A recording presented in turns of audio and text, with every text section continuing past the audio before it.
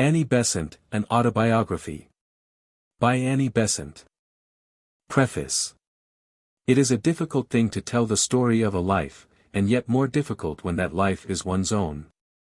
At the best, the telling has a savor of vanity, and the only excuse for the proceeding is that the life, being an average one, reflects many others, and in troublous times like ours may give the experience of many rather than of one. And so the autobiographer does his work because he thinks that, at the cost of some unpleasantness to himself, he may throw light on some of the typical problems that are vexing the souls of his contemporaries. And perchance may stretch out a helping hand to some brother who is struggling in the darkness, and so bring him cheer when despair has him in its grip. Since all of us, men and women of this restless and eager generation, surrounded by forces we dimly see but cannot as yet understand, discontented with old ideas and half afraid of new, greedy for the material results of the knowledge brought us by science but looking askance at her agnosticism as regards the soul, fearful of superstition but still more fearful of atheism. Turning from the husks of outgrown creeds but filled with desperate hunger for spiritual ideals, since all of us have the same anxieties, the same griefs, the same yearning hopes, the same passionate desire for knowledge.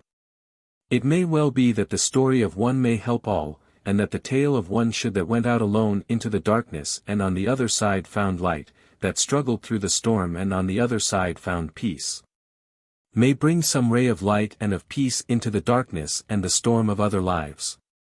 Annie Besant. The Theosophical Society. 17 and 19, Avenue Road, Regent's Park, London. August, 1893. How do you find this book? Any thoughts about the book or the author? Any suggestion for improvement? Please take a moment to share your thoughts in a comment. If you like it, share it with your friends who might enjoy it as well. Subscribe to keep in touch. Visit CompleteAudiobooks.com for more quality content. 1. Out of the Everywhere into the Here. On October 1, 1847, I am credibly informed, my baby eyes opened to the light of a London afternoon at 5:39. A friendly astrologer has drawn for me the following chart, showing the position of the planets at this, to me fateful, moment, but I know nothing of astrology, so feel no wiser as I gaze upon my horoscope. Keeping in view the way in which sun, moon, and planets influence the physical condition of the earth, there is nothing incongruous with the orderly course of nature in the view that they also influence the physical bodies of men. These being part of the physical earth, and largely molded by its conditions. Anyone who knows the characteristics ascribed to those who are born under the several signs of the zodiac, may very easily pick out the different types among his own acquaintances. And he may then get them to go to some astrologer and find out under what signs they were severally born. He will very quickly discover that two men of completely opposed types are not born under the same sign, and the invariability of the concurrence will convince him that law, and not chance, is at work. We are born into earthly life under certain conditions, just as we were physically affected by them prenatally, and these will have their bearing on our subsequent physical evolution. At the most, astrology, as it is now practiced, can only calculate the interaction between these physical conditions at any given moment, and the conditions brought to them by a given person whose general constitution and natal condition are known. It cannot say what the person will do, nor what will happen to him, but only what will be the physical district, so to speak, in which he will find himself, and the impulses that will play upon him from external nature and from his own body. Even on those matters modern astrology is not quite reliable, judging from the many blunders made, or else its professors are very badly instructed. But that there is a real science of astrology I have no doubt, and there are some men who are past masters in it.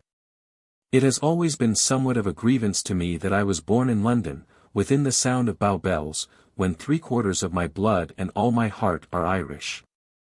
My dear mother was of purest Irish descent, and my father was Irish on his mother's side, though belonging to the Devonshire woods on his father's.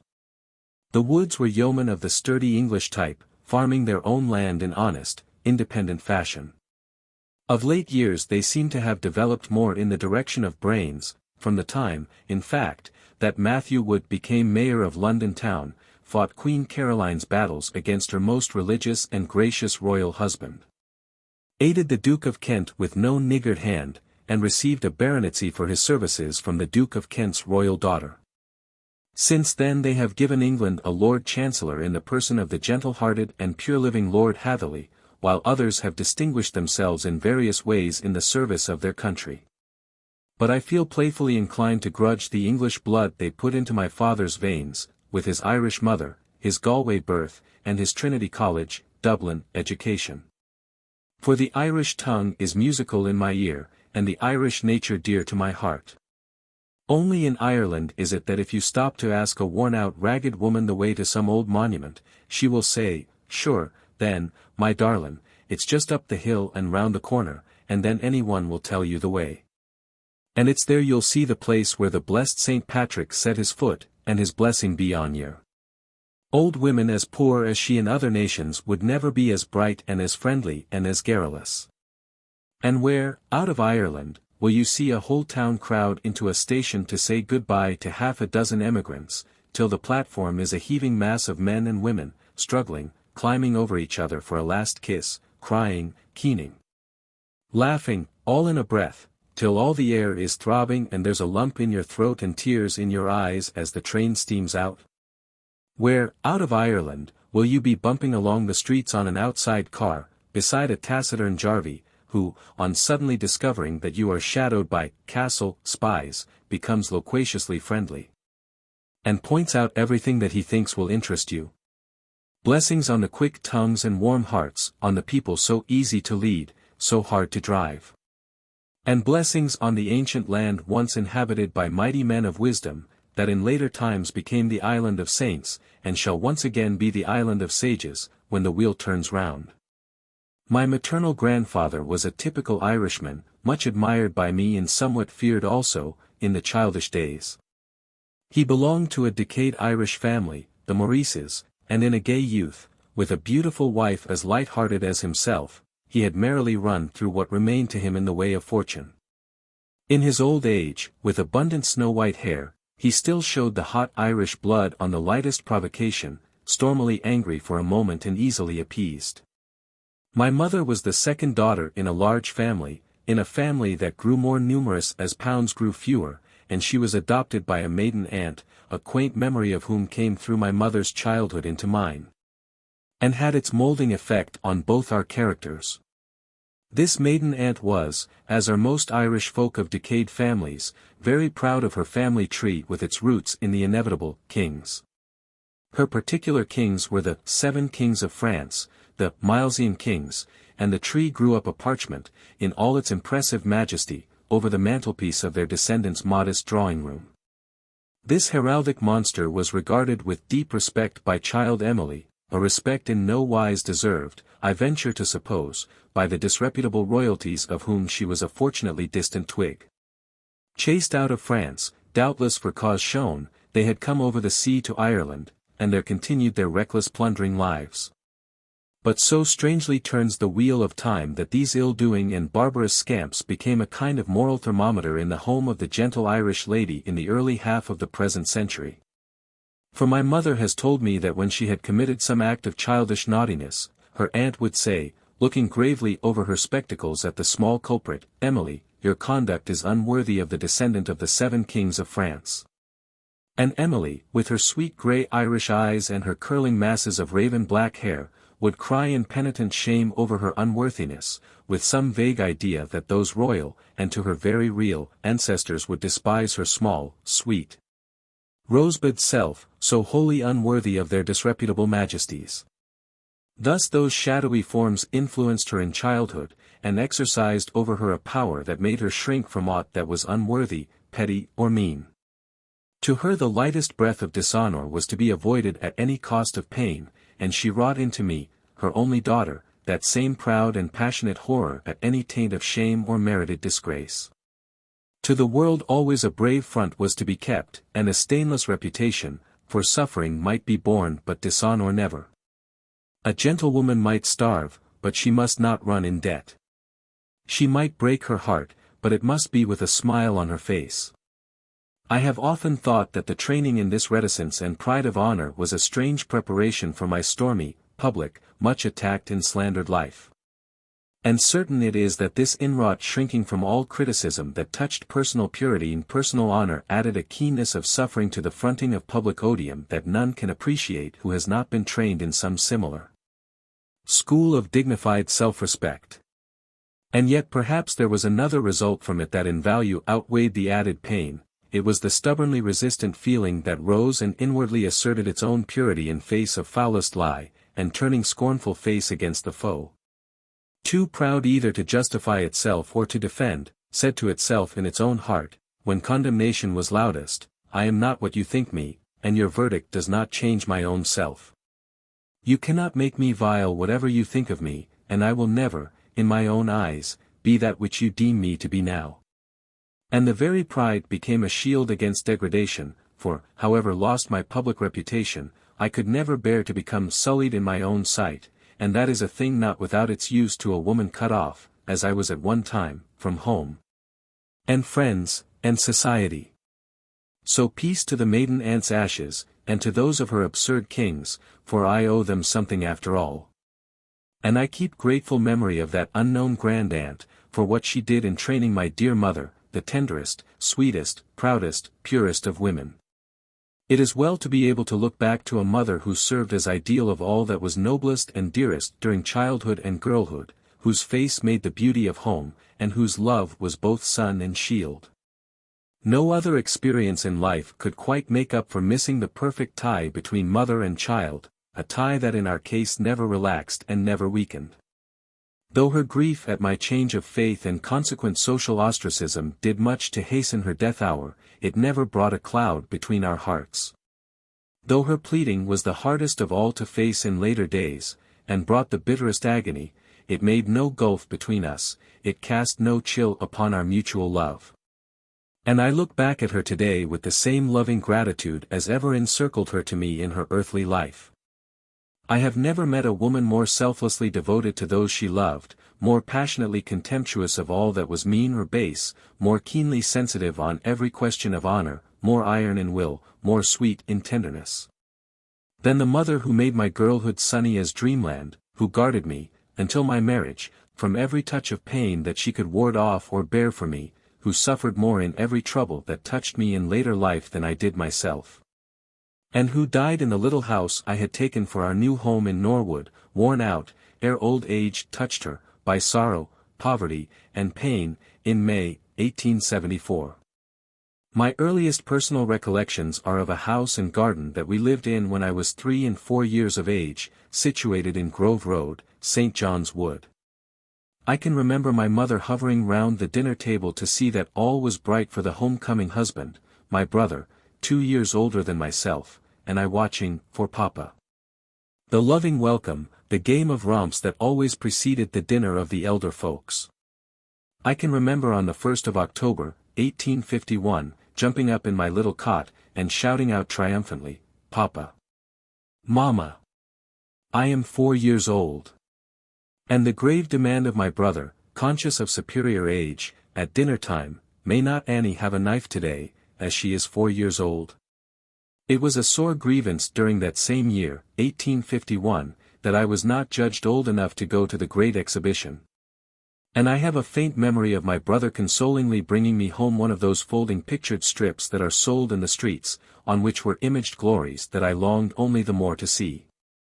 Far away, dusky, trivial memories, these.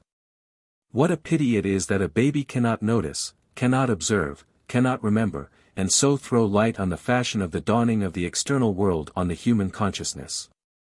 If only we could remember how things looked when they were first imaged on the retina, what we felt when first we became conscious of the outer world.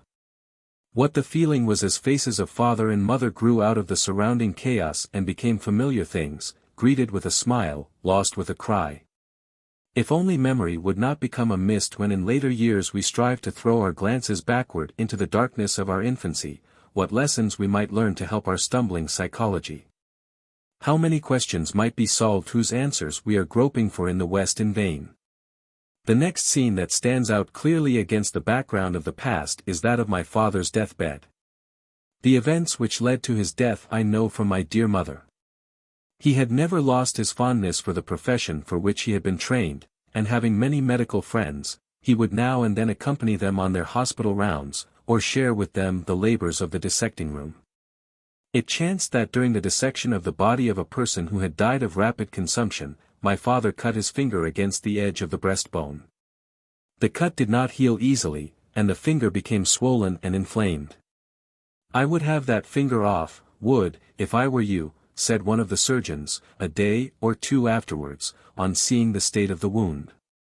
But the others laughed at the suggestion, and my father, at first inclined to submit to the amputation, was persuaded to leave nature alone. About the middle of August, 1852, he got wet through, riding on the top of an omnibus, and the wetting resulted in a severe cold, which settled on his chest. One of the most eminent doctors of the day, as able as he was rough in manner, was called to see him. He examined him carefully, sounded his lungs, and left the room followed by my mother. "Well?" she asked, scarcely anxious as to the answer, save as it might worry her husband to be kept idly at home. "You must keep up his spirits," was the thoughtless answer. "He is in a galloping consumption. You will not have him with you 6 weeks longer." The wife staggered back, and fell like a stone on the floor. But love triumphed over agony, and half an hour later she was again at her husband's side, never to leave it again for 10 minutes at a time, night or day, till he was lying with closed eyes asleep in death. I was lifted on to the bed to say good-bye to dear Papa, on the day before his death, and I remember being frightened at his eyes which looked so large and his voice which sounded so strange. As he made me promise always to be a very good girl to darling Mamma, as Papa was going right away. I remember insisting that Papa should kiss Cherry, a doll given me on my birthday, 3 days before, by his direction, and being removed, crying and struggling, from the room. He died on the following day, October 5th, and I do not think that my elder brother and I, who were staying at our maternal grandfather's, went to the house again until the day of the funeral. With the death, my mother broke down, and when all was over they carried her senseless from the room. I remember hearing afterwards how, when she recovered her senses, she passionately insisted on being left alone, and locked herself into her room for the night. And how on the following morning her mother, at last persuading her to open the door, started back at the face she saw with the cry, "Good God, Emily! Your hair is white!" It was even so.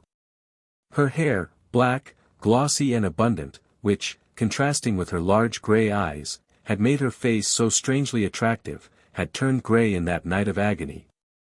And to me my mother's face is ever framed in exquisite silver bands of hair as white as the driven unsullied snow.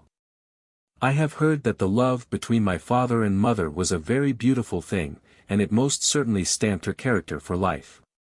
He was keenly intellectual and splendidly educated.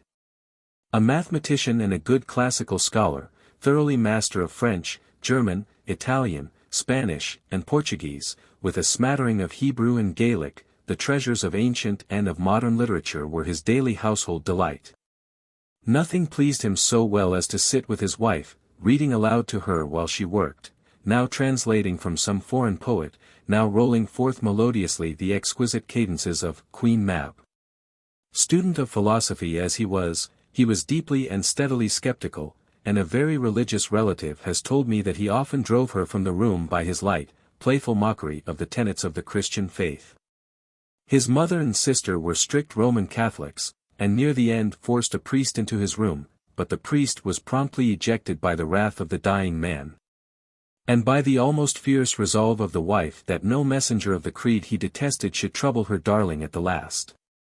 Deeply read in philosophy, he had outgrown the orthodox beliefs of his day, and his wife, who loved him too much to criticize, was wont to reconcile her own piety and his skepticism by holding that women ought to be religious, while men had a right to read everything and think as they would, provided that they were upright and honorable in their lives. But the result of his liberal and unorthodox thought was to insensibly modify and partially rationalize her own beliefs, and she put on one side as errors the doctrines of eternal punishment, the vicarious atonement, the infallibility of the Bible.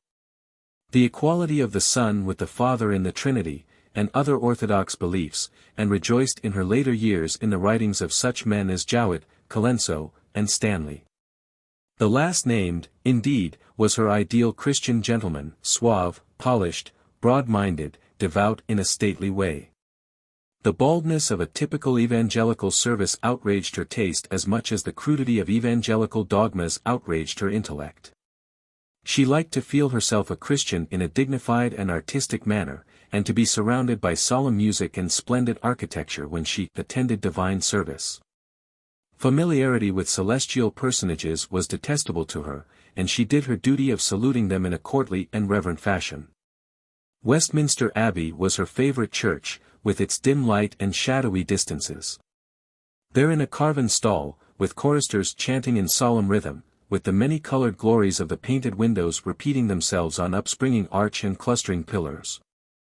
With the rich harmonies of the pealing organ throbbing up against screen and monument, with the ashes of the mighty dead around, and all the stately memories of the past inwrought into the very masonry. Their religion appeared to her to be intellectually dignified and emotionally satisfactory. To me, who took my religion in strenuous fashion, this dainty and well-bred piety seemed perilously like Laodicean lukewarmness. While my headlong vigor of conviction and practice often jarred on her as alien from the delicate balance and absence of extremes that should characterize the gentlewoman. She was of the old regime. I of the stuff from which fanatics are made, and I have often thought, in looking back, that she must have had on her lips many a time unspoken a phrase that dropped from them when she lay a-dying, "My little one. You have never made me sad or sorry except for your own sake. You have always been too religious." And then she murmured to herself, "Yes, it has been darling Annie's only fault, she has always been too religious." Methinks that, as the world judges, the dying voice spake truly, and the dying eyes saw with a real insight. For though I was then kneeling beside her bed, heretic and outcast, the heart of me was religious in its very fervor of repudiation of a religion, and in its rebellious uprising against dogmas that crushed the reason and did not satisfy the soul. I went out into the darkness alone, not because religion was too good for me, but because it was not good enough. It was too meager, too commonplace, too little exacting, too bound up with earthly interests, too calculating in its accommodations to social conventionalities. The Roman Catholic Church, had it captured me, as it nearly did, would have sent me on some mission of danger and sacrifice and utilized me as a martyr. The Church established by law transformed me into an unbeliever and an antagonist. For as a child I was mystical and imaginative religious to the very fingertips, and with a certain faculty for seeing visions and dreaming dreams. This faculty is not uncommon with the Celtic races, and makes them seem superstitious to more solidly built peoples. Thus, on the day of my father's funeral, my mother sat with vacant eyes and fixed pallid face. The picture comes back to me yet, it so impressed my childish imagination, following the funeral service, stage after stage, and suddenly, with the words, "It is all over," fell back fainting. She said afterwards that she had followed the hearse, had attended the service, had walked behind the coffin to the grave. Certain it is that a few weeks later she determined to go to the Kensal Green Cemetery, where the body of her husband had been laid, and went thither with a relative. He failed to find the grave, and while another of the party went in search of an official to identify the spot, my mother said, "If you will take me to the chapel where the first part of the service was read, I will find the grave." The idea seemed to her friend, of course, to be absurd, but he would not cross the newly made widow, so took her to the chapel. She looked round, left the chapel door, and followed the path along which the corpse had been borne till she reached the grave, where she was quietly standing when the caretaker arrived to point it out. The grave is at some distance from the chapel, and is not on one of the main roads. It had nothing on it to mark it, save the wooden peg with the number, and this would be no help to identification at a distance since all the graves are thus marked, and at a little way off these pegs are not visible. How she found the grave remained a mystery in the family, as no one believed her straightforward story that she had been present at the funeral. With my present knowledge the matter is simple enough, for I now know that the consciousness can leave the body, take part in events going on at a distance, and, returning, impress on the physical brain what it has experienced. The very fact that she asked to be taken to the chapel is significant, showing that she was picking up a memory of a previous going from that spot to the grave. She could only find the grave if she started from the place from which she had started before. Another proof of this ultra-physical capacity was given a few months later, when her infant son, who had been pining himself ill for papa, was lying one night in her arms. On the next morning she said to her sister, "Alf is going to die." The child had no definite disease, but was wasting away, and it was argued to her that the returning spring would restore the health lost during the winter. "No," was her answer. "He was lying asleep in my arms last night, and William, her husband, came to me and said that he wanted Alf with him, but that I might keep the other two." In vain she was assured that she had been dreaming, that it was quite natural that she should dream about her husband, and that her anxiety for the child had given the dream its shape. Nothing would persuade her that she had not seen her husband, or that the information he had given her was not true.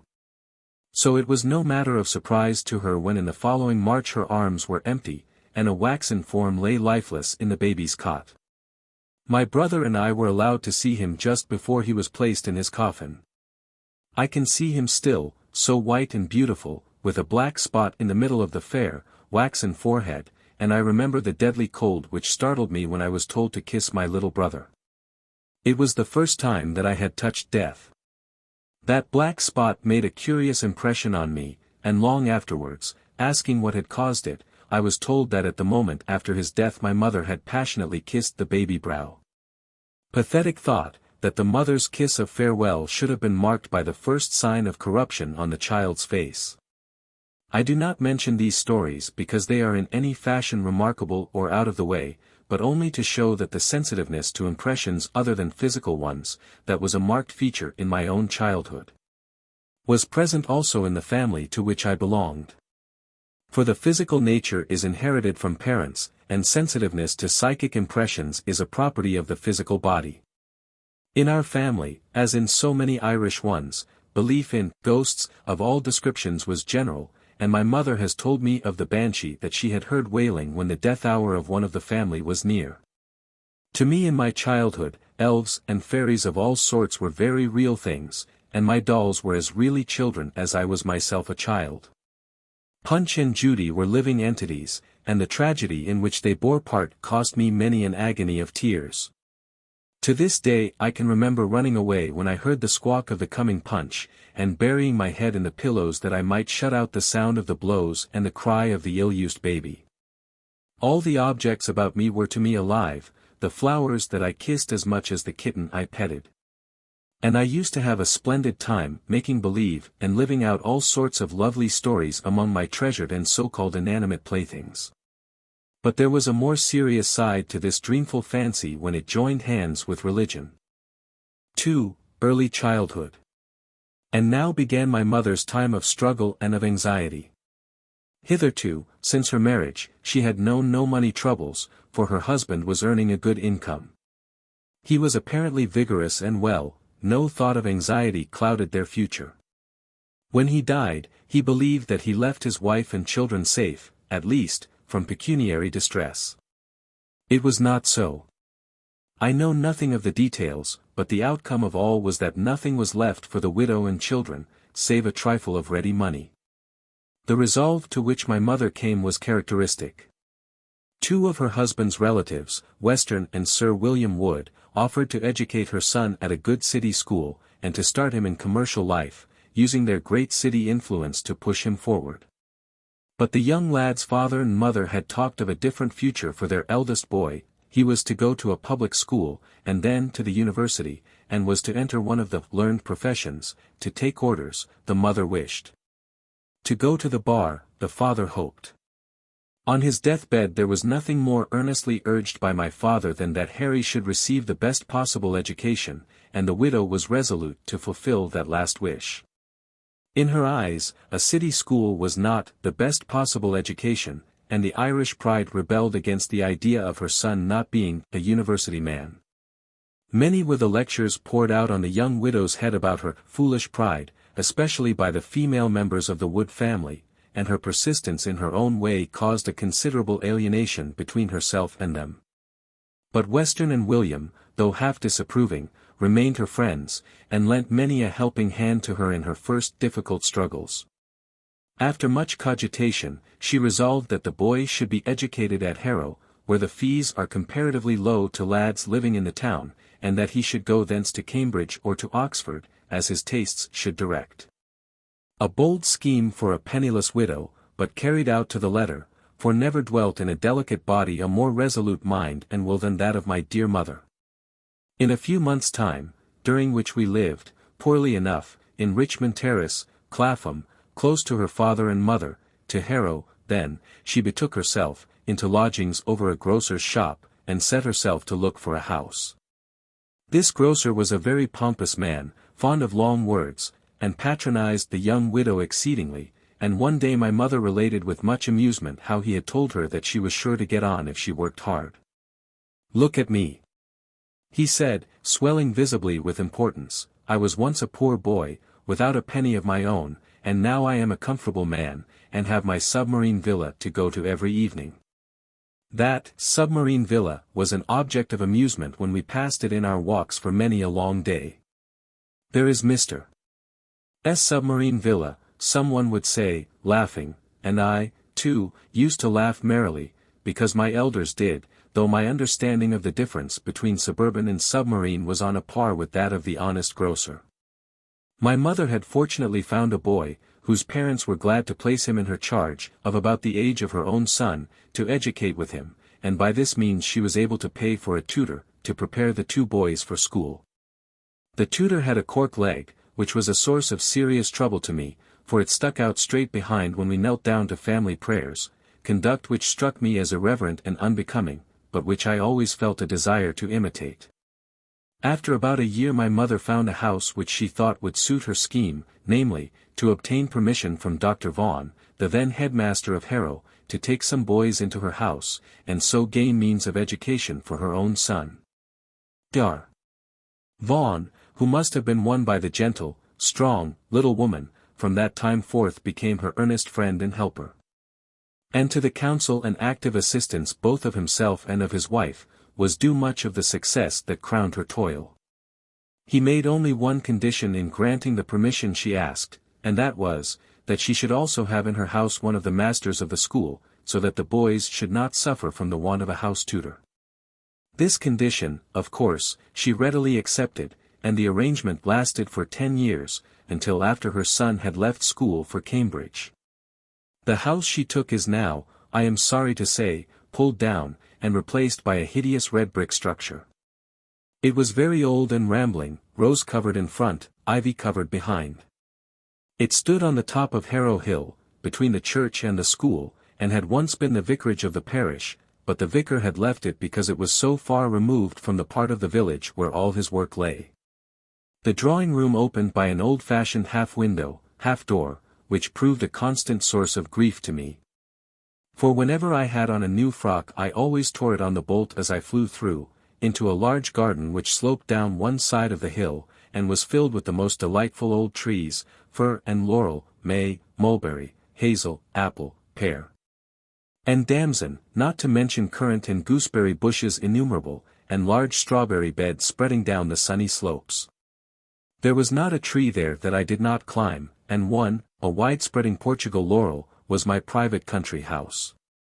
I had there my bedroom and my sitting rooms, my study, and my larder.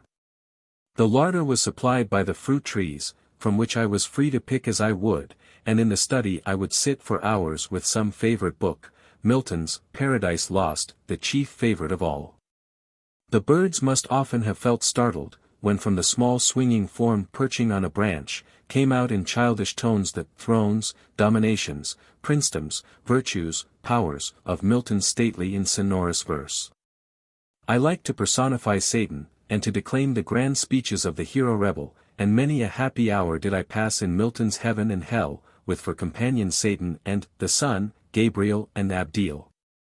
Then there was a terrace running by the side of the churchyard, always dry in the wettest weather, and bordered by an old wooden fence, over which clambered roses of every shade, never was such a garden for roses as that of the old vicarage.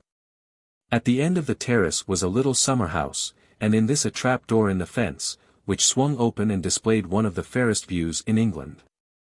Sheer from your feet downwards went the hill, and then far below stretched the wooded country till your eye reached the towers of Windsor Castle, far away on the horizon.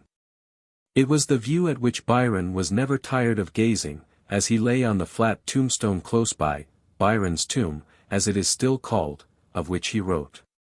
Again I behold where for hours I have pondered. As reclining, at eve, on yon tombstone I lay. Or round the steep brow of the churchyard I wandered, to catch the last gleam of the sun's setting ray. Reader mine, if ever you go to Harrow, ask permission to enter the old garden, and try the effect of that sudden burst of beauty, as you swing back the small trap-door at the terrace end. Into this house we moved on my 8th birthday, and for 11 years it was home to me, left always with regret, returned to always with joy. Almost immediately afterwards I left my mother for the first time. For one day, visiting a family who lived close by, I found a stranger sitting in the drawing-room, a lame lady with a strong face, which softened marvellously as she smiled at the child who came dancing in. She called me to her presently, and took me on her lap and talked to me, and on the following day our friend came to see my mother, to ask if she would let me go away and be educated with this lady's niece, coming home for the holidays regularly, but leaving my education in her hands. At first my mother would not hear of it, for she and I scarcely ever left each other. My love for her was an idolatry, hers for me a devotion. A foolish little story, about which I was unmercifully teased for years, marked that absolute idolatry of her, which has not yet faded from my heart. In tenderest rallying one day of the child who trotted after her everywhere, content to sit, or stand, or wait, if only she might touch hand or dress of "Mamma," she said, "Little one," the name by which she always called me. If you cling to Mamma in this way, I must really get a string and tie you to my apron, and how will you like that? "Oh Mamma, darling," came the fervent answer, "do let it be in a knot." And, indeed, the tie of love between us was so tightly knotted that nothing ever loosened it till the sword of death cut that which pain and trouble never availed to slacken in the slightest degree. But it was urged upon her that the advantages of education offered were such as no money could purchase for me. That it would be a disadvantage for me to grow up in a house full of boys, and, in truth, I was as good a cricketer and climber as the best of them, that my mother would soon be obliged to send me to school, unless she accepted an offer which gave me every advantage of school without its disadvantages. At last she yielded, and it was decided that Miss Marriott, on returning home, should take me with her. Miss Marriott, the favourite sister of Captain Marriott, the famous novelist, was a maiden lady of large means. She had nursed her brother through the illness that ended in his death, and had been living with her mother at Wimbledon Park. On her mother's death she looked round for work which would make her useful in the world, and finding that one of her brothers had a large family of girls, she offered to take charge of one of them, and to educate her thoroughly. Chancing to come to Harrow, my good fortune threw me in her way, and she took a fancy to me and thought she would like to teach 2 little girls rather than one. Hence her offer to my mother. Miss Marriott had a perfect genius for teaching, and took in it the greatest delight. From time to time she added another child to our party, sometimes a boy, sometimes a girl. At first, with Amy Marriott and myself, there was a little boy, Walter Powys, son of a clergyman with a large family, and him she trained for some years, and then sent him on to school admirably prepared. She chose her children, as she loved to call us, in very definite fashion. Each must be gently born and gently trained, but in such position that the education freely given should be a relief and aid to a slender parental purse.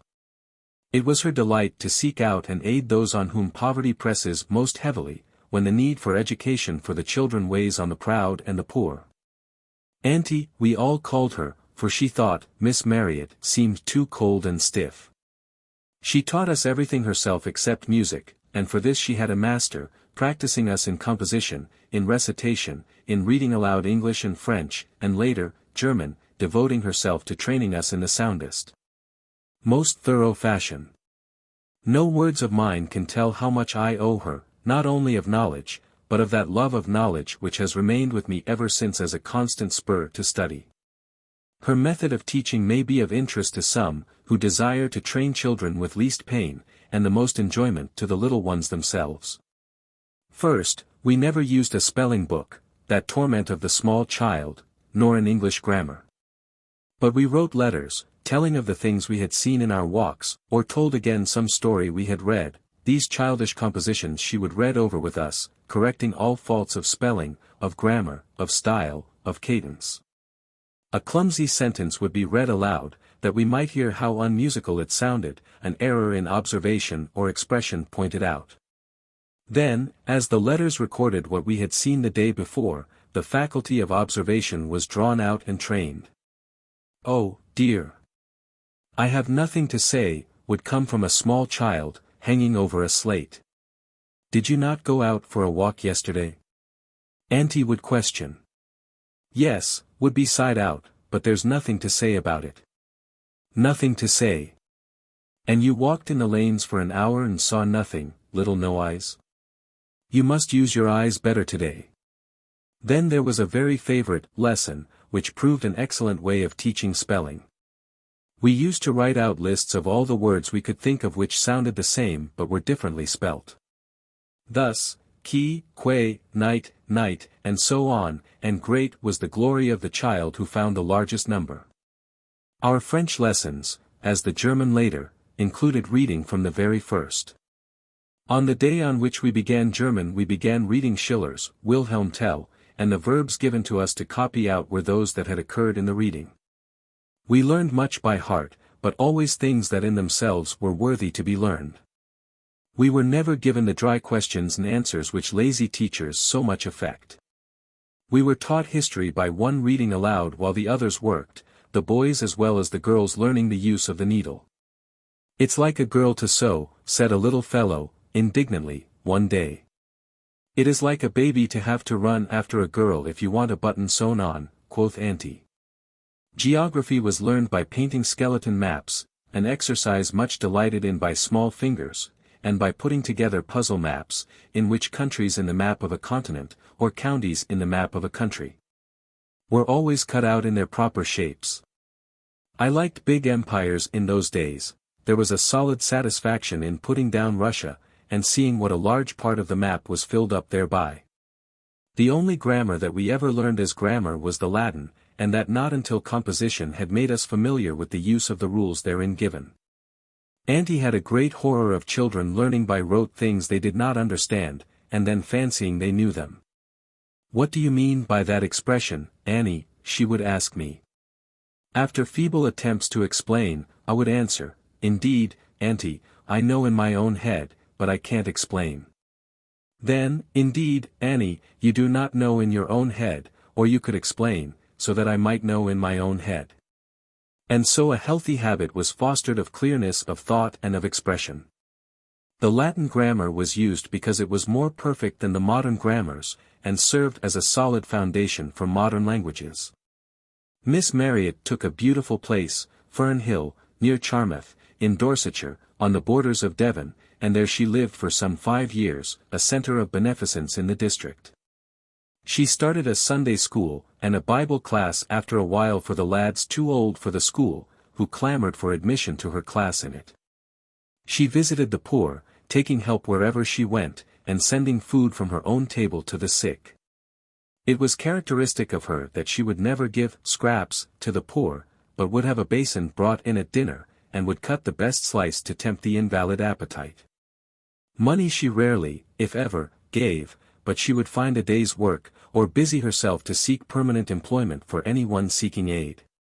Stern in rectitude herself, and iron to the fawning or the dishonest, her influence, whether she was feared or loved, was always for good.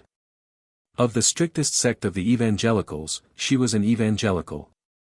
On the Sunday no books were allowed save the Bible or the Sunday at Home, but she would try to make the day bright by various little devices, by a walk with her in the garden, by the singing of hymns, always attractive to children, by telling us wonderful missionary stories of Moffat and Livingstone, whose adventures with savages and wild beasts were as exciting as any tale of Maine reads.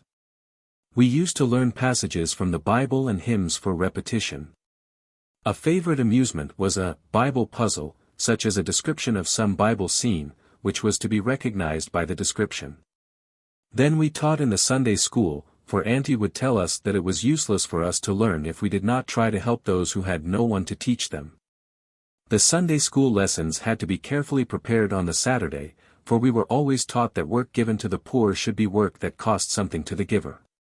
This principle, regarded by her as an illustration of the text, "Shall I give unto the Lord my God that which has cost me nothing," ran through all her precept and her practice. When in some public distress we children went to her crying, and asking whether we could not help the little children who were starving, her prompt reply was, "What will you give up for them?" And then she said that if we liked to give up the use of sugar, we might thus each save 6 pence a week to give away. I doubt if a healthier lesson can be given to children than that of personal self-denial for the good of others.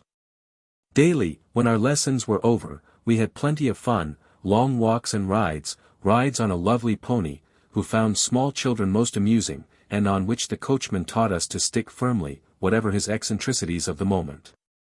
Delightful all-day picnics in the lovely country round Charmouth, Auntie our merriest playfellow.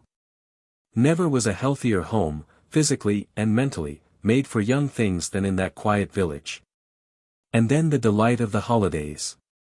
The pride of my mother at the good report of her darling's progress, and the renewal of acquaintance with every nook and corner in the dear old house and garden.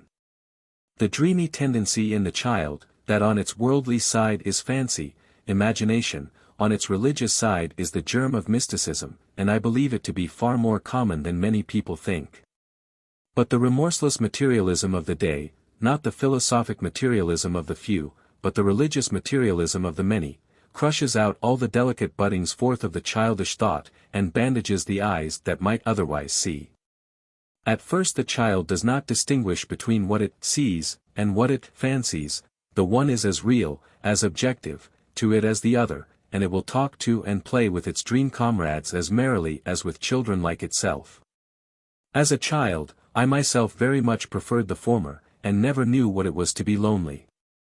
But clumsy grown-ups come along and tramp right through the dream garden, and crush the dream flowers, and push the dream children aside, and then say, in their loud, harsh voices, not soft and singable like the dream voices, "You must not tell such naughty stories, Miss Annie.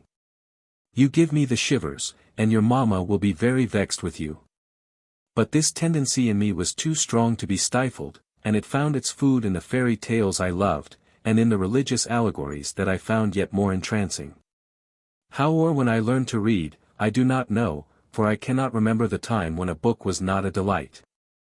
At 5 years of age I must have read easily, for I remember being often unswathed from a delightful curtain, in which I used to roll myself with a book, and told to go and play, while I was still a 5 years old. And I had a habit of losing myself so completely in the book that my name might be called in the room where I was, and I never hear it, so that I used to be blamed for willfully hiding myself, when I had simply been away in fairyland. Or lying trembling beneath some friendly cabbage leaf as a giant went by.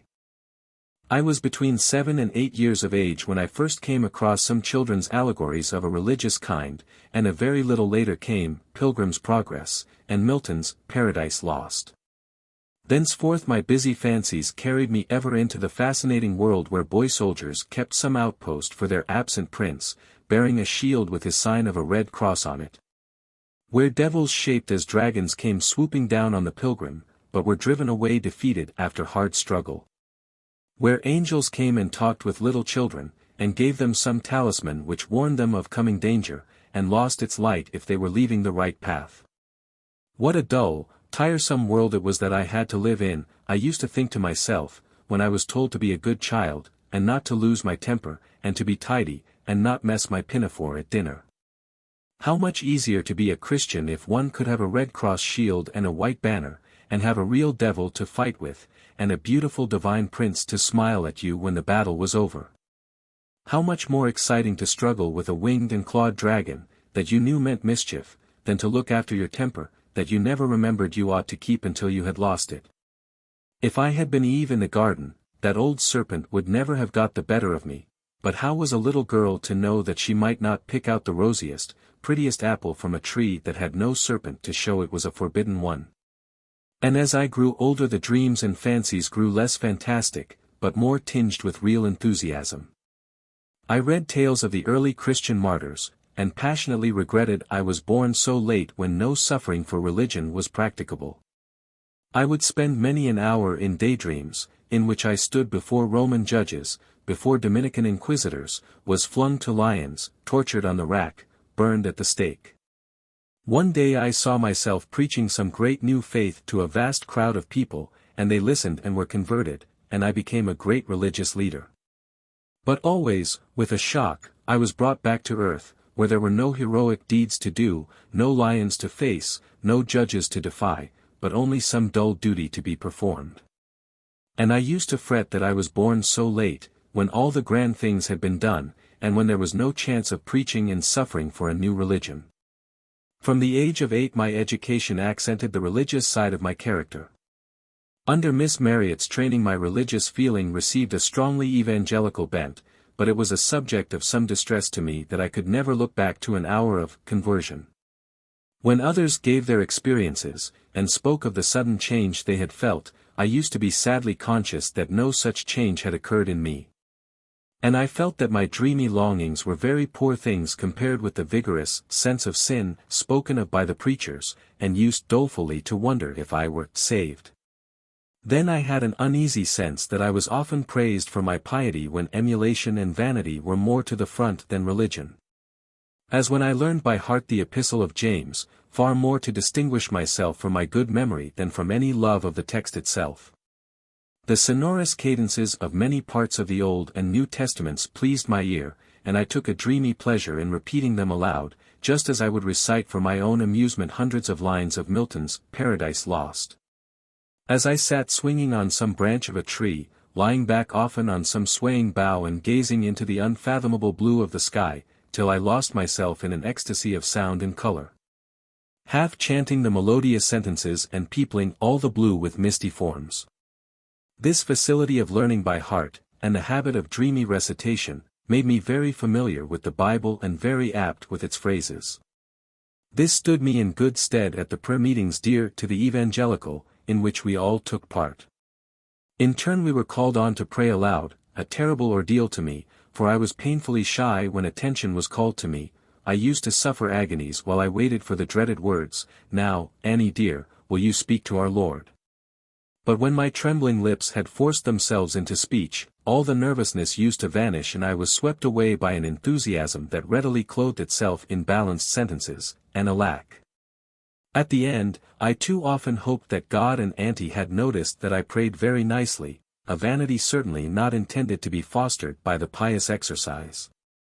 On the whole, the somewhat Calvinistic teaching tended, I think, to make me a little morbid, especially as I always fretted silently after my mother.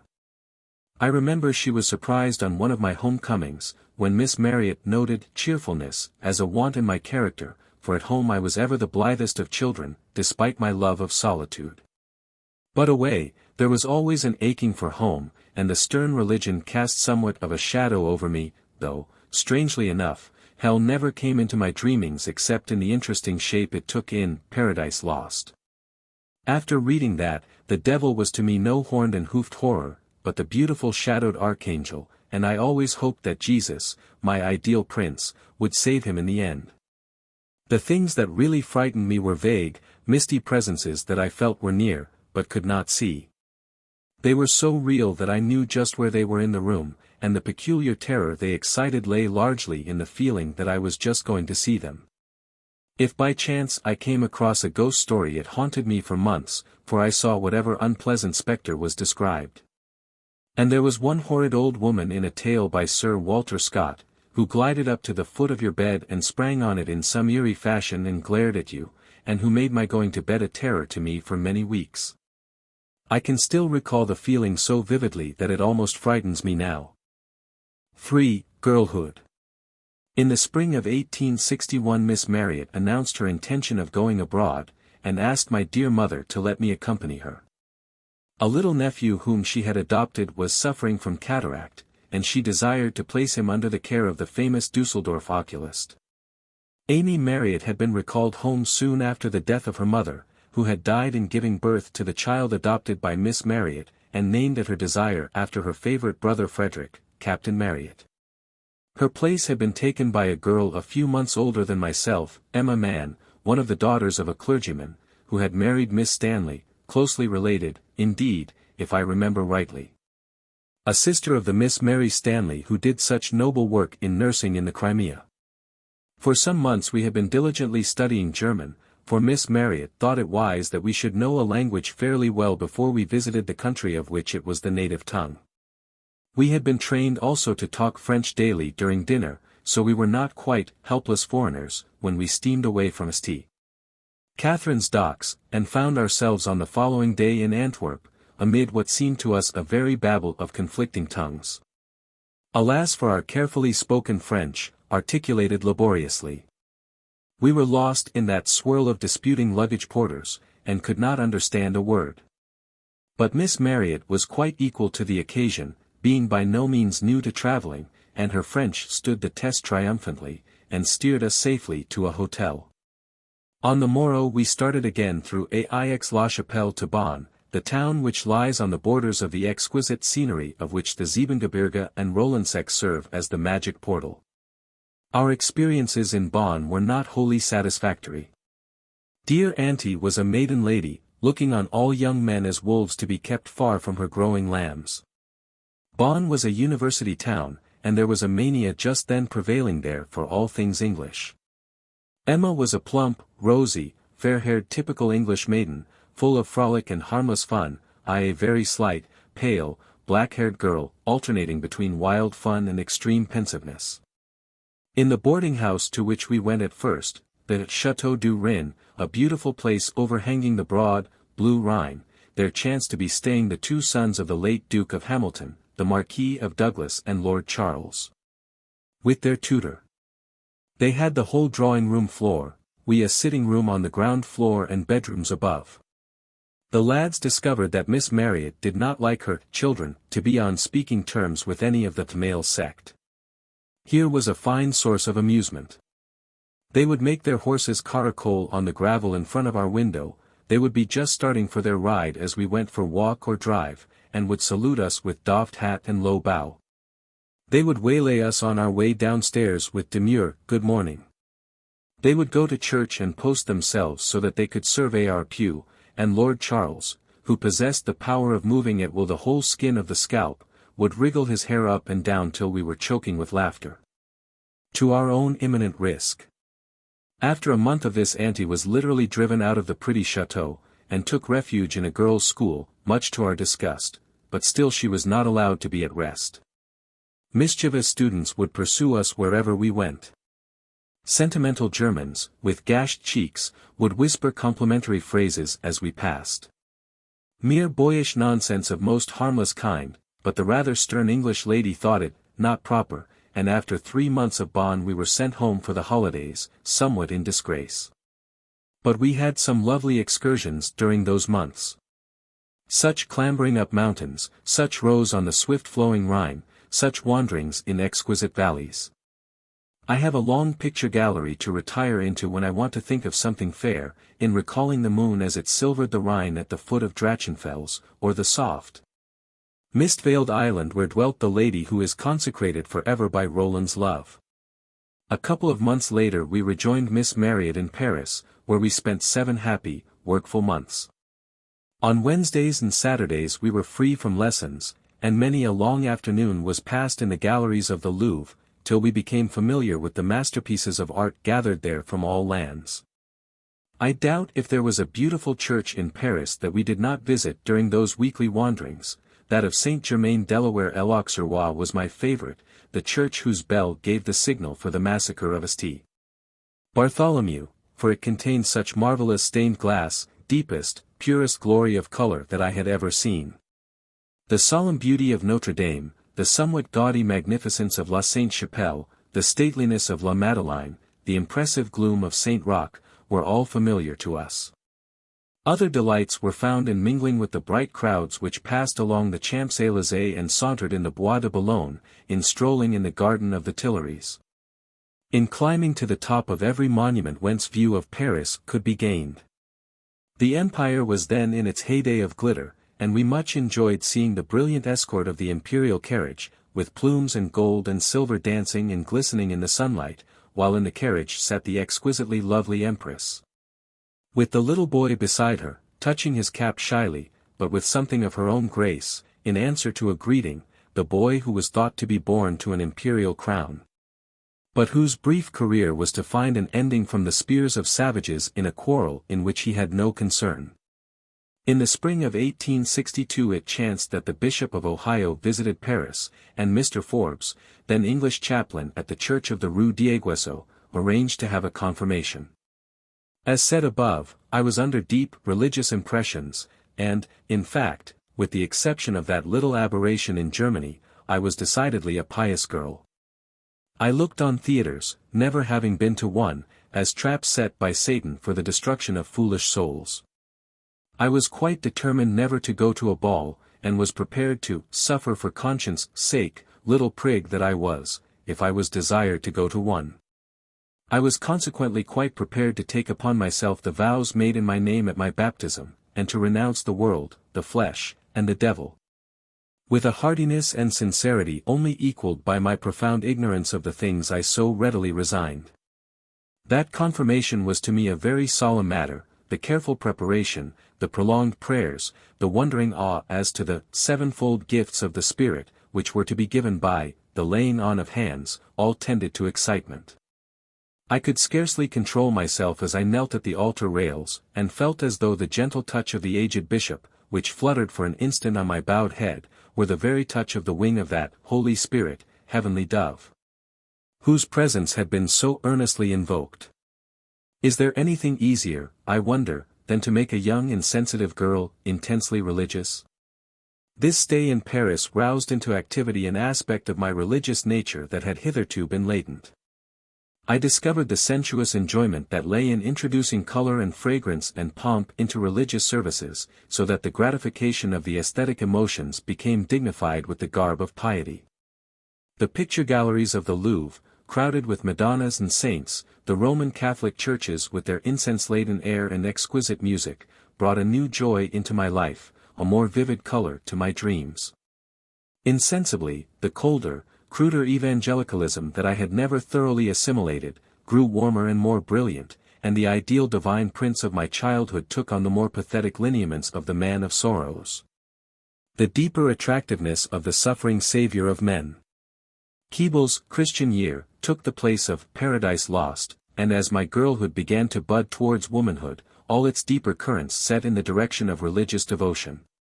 My mother did not allow me to read love stories, and my daydreams of the future were scarcely touched by any of the ordinary hopes and fears of a girl lifting her eyes towards the world she is shortly to enter. They were filled with broodings over the days when girl martyrs were blessed with visions of the King of Martyrs, when sweet Saint Agnes saw her celestial bridegroom, and angels stooped to whisper melodies in Saint Cecilia's raptured ear.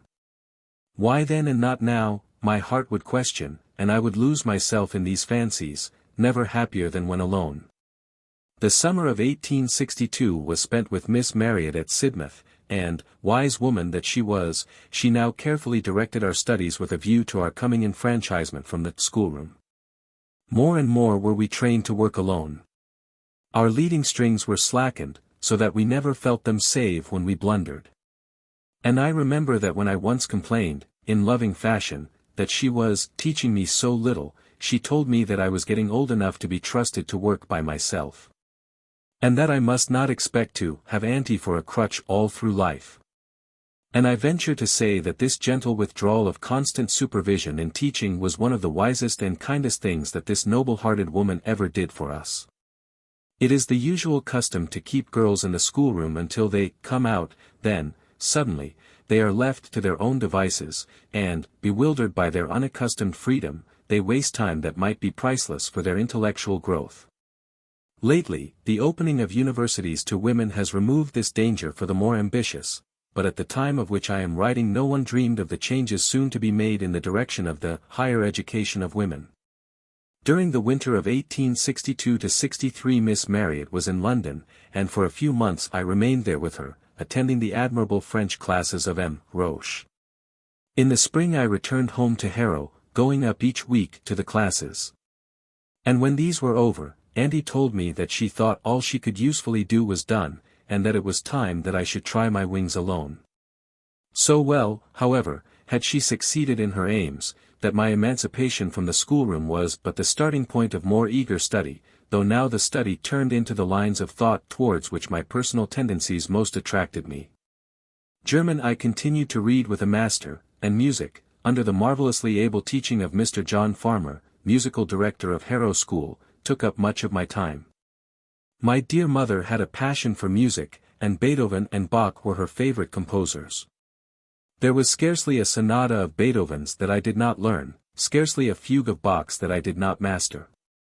Mendelssohn's Lieder gave a lighter recreation, and many a happy evening did we spend, my mother and I, over the stately strains of the Blind Titan, and the sweet melodies of the German wordless orator.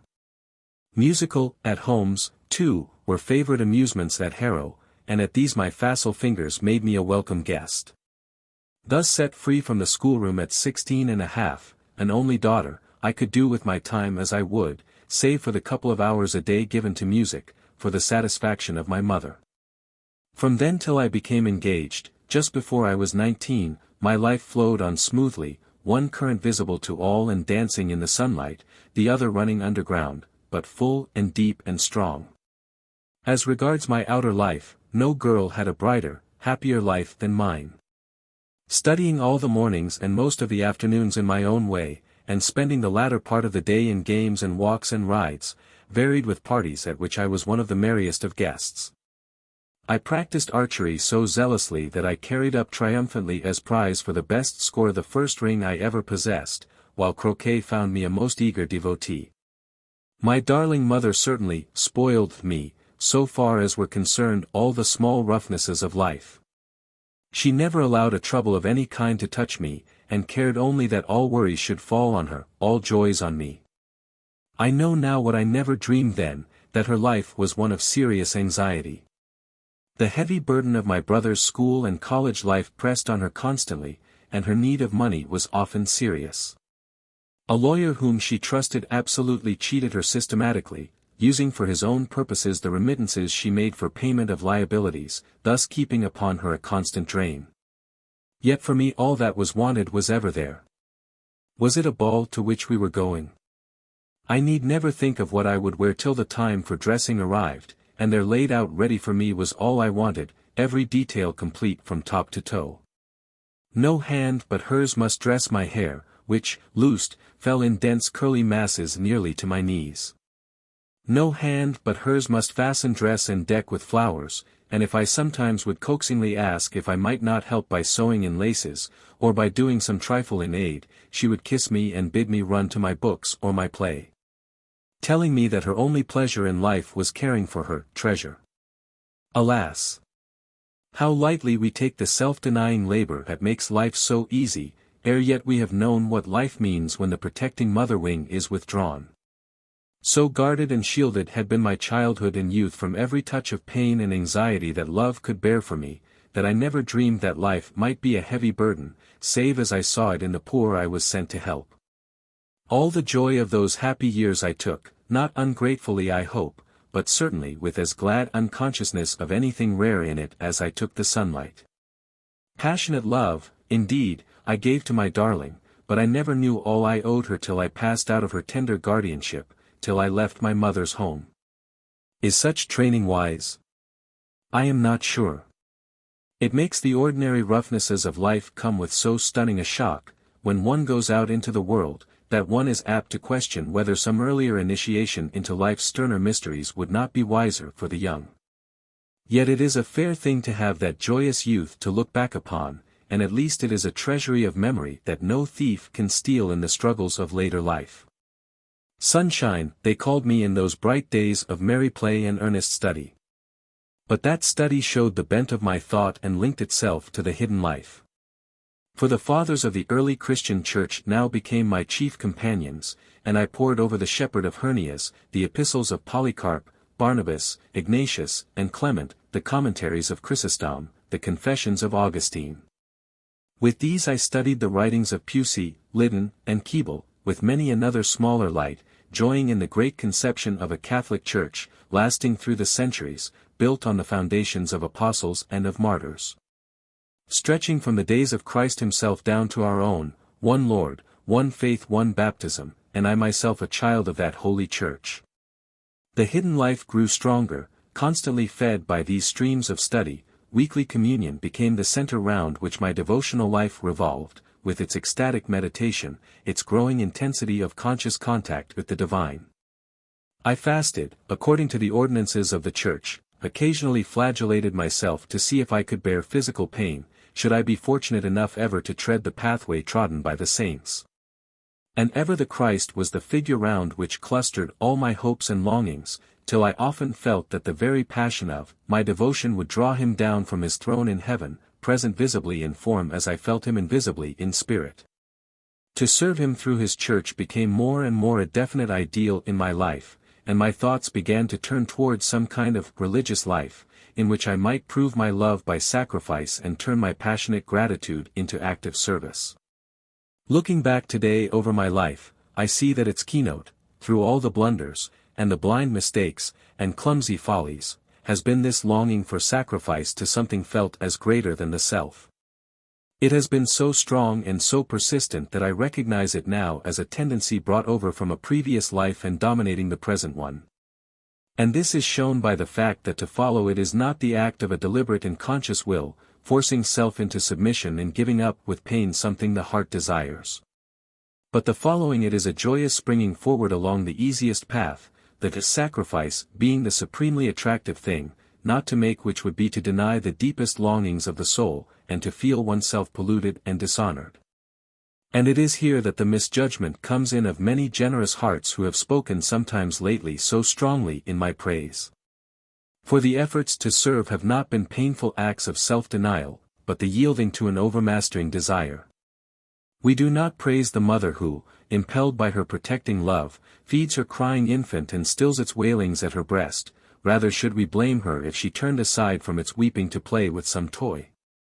And so with all those whose ears are open to the wailings of the great orphan humanity, they are less to be praised for helping than they would be to be blamed if they stood aside.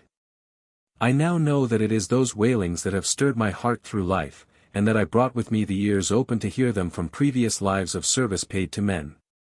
It was those lives that drew for the child the alluring pictures of martyrdom, breathed into the girl the passion of devotion, sent the woman out to face scoff and odium, and drove her finally into the theosophy that rationalizes sacrifice, while opening up possibilities of service beside which all other hopes grow pale.